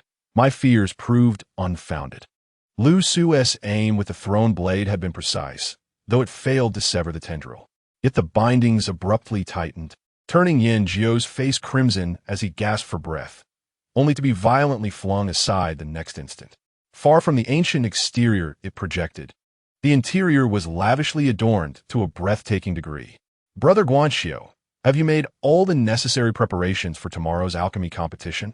Lan Ziru inquired, tugging at the man's sleeve. Back then, despite knowing Xiao Chang might not be her son's biological child, she had defied all opposition to adopt him. What she sought was never merely a grandson to indulge with material comforts. The system had previously granted him a random ability, and he had come here precisely to test that very skill. Chapter 87. Nobility. The ancient fortress of Homga Castle now lay shrouded in the flames of war. The valiant soldiers who had resisted lay scattered across the city, their lifeless forms a silent testament to the brutality of the battle. With half of Homga Castle's forces diverted to Yuemen Fortress, its defenses had been critically weakened. Prince Arthur led a small contingent, disguised as commoners, as they stealthily approached the castle gates. Seizing the moment when the guards were unprepared, they launched their assault. Moments ago, Su Yi had used his own body as a shield to withstand Wang Chengfeng's Thunder God's hand. But what caught Lin Yu's attention was not this.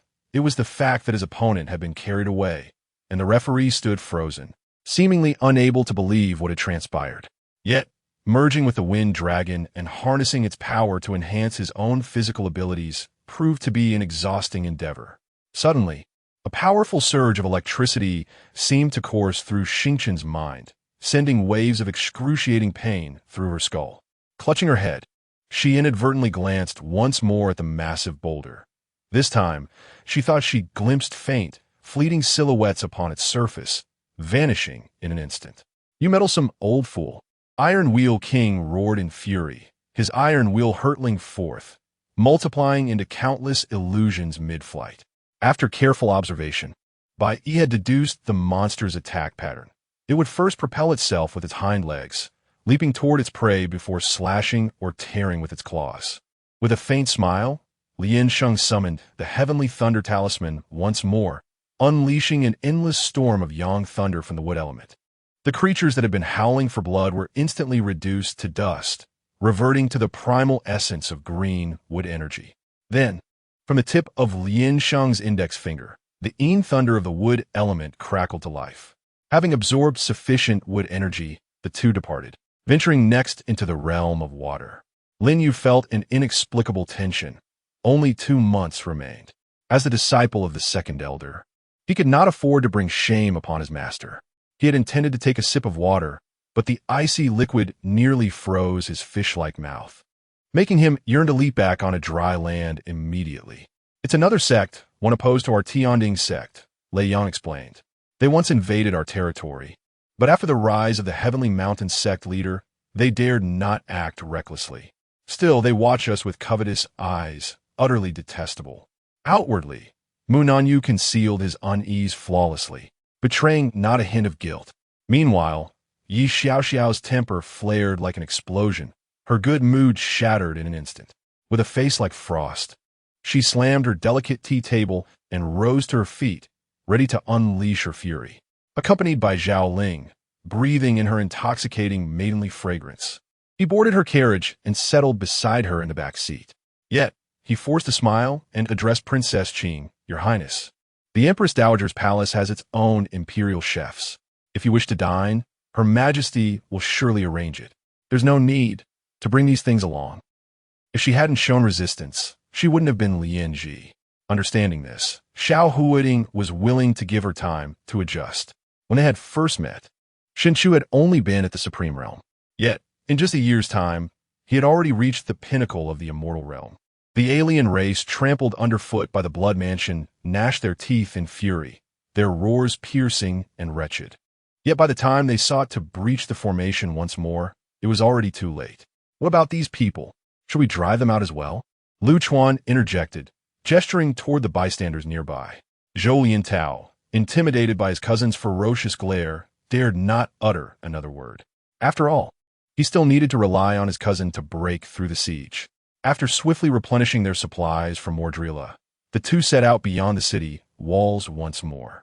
Ahead lay their greatest obstacle. The necromancer's magic would soon be within optimal striking range. Thus, she concluded that Lionian must have conveyed some covert signal to Yenny, prompting him to speak as he did. With the swing of the racket, the battle for dominance commenced. Whoever seized control of the initiative would claim victory in this rally, determining whether this match would conclude with Angelo Bianchi's triumph or remain undecided under Su Zhou's desperate resistance. Updates will arrive around the afternoon. Comrades have arrived. Time for lunch. 2 chapters still require fine-tuning. Thank you all for your support. Chapter 88. Plea for aid beneath the somber afternoon sky. The mighty eagle of the Vale soared high, its piercing cry echoing through the heavens. Within the commander's tent outside the Moongate, Yoan Royce studied the urgent missive from Lord Benedar Belmore of Strongsong with a grave expression. Beside him, Lynn Corbray observed the deepening furrow of Yoan's brow, his own unease growing. Yoan slowly lifted his gaze, his eyes dark and fathomless, as if seeing beyond the canvas walls into the distant horizon. Following Wang Mu's instructions, Man Yu employed brutal efficiency to beat a servant of the Shuev family half to death, extracting the location of their hidden treasures. He then stripped the estate of all medicinal herbs, spirit stones, and valuables, leaving the Shui family scattered amidst the ruins of their once grand courtyard, broken and despondent. Though Hong Jingyun could not compare to the likes of Shi Xan, Luo Yufeng, or He Yunfeng, the foremost prodigies of their generation, he was still a rising star within the Haotian sect. Yet, in the span of mere moments, the white-clad youth's uncanny movements and techniques had subdued him effortlessly. Xiao had only crossed paths with her twice, yet without hesitation. He had aided her time and again. Such kindness would not be forgotten. True to expectation, within a quarter of an hour, the looming threat dissipated as swiftly as it had arisen, leaving behind only eerie stillness. Good. Hand it over now. Qi Ruelon extended her hand impatiently, waiting for Hu Dafa to surrender the evidence. With a thunderous roar, Bei Hua's steps came to an abrupt halt. His eyes locked onto the rapidly approaching black ring of energy, his entire body tensed as if facing a dire foe. A surge of crackling lightning erupted from within him, cloaking his form in a protective armor of raw elemental power, while Wang Ying conversed silently with his so-called ultimate tool of arrogance. The spectators below took notice of his motionless figure, staring blankly at the cauldron before him. They whispered among themselves. Was Wang Ying truly so overwhelmed by the complexity of the ingredients that he stood frozen, utterly helpless? Yet how could I be certain this was a sign rather than some malevolent entity toying with me? If even a ghostly bride like Madame Zhang could linger by my side, and I had witnessed Yang Yin's vengeful spirit with my own eyes, what other specters might lurk unseen? This time, Meng Feilong drew the number 1, but the group assigned to 2 immediately forfeited. They were no fools. Facing an Earth Realm expert on the stage was nothing short of suicide. Surrendering carried no shame. It was a beast unlike any Yun Shao had ever seen. Pitch black, its hulking form resembling an elephant yet far larger. Its eyes the size of footballs, burned with a bloodthirsty darkness, chilling to the core. We believe. Yun Ru and Su Shermu answered in unison, their eyes alight with a sudden, fervent glow, the unmistakable radiance of genuine hope.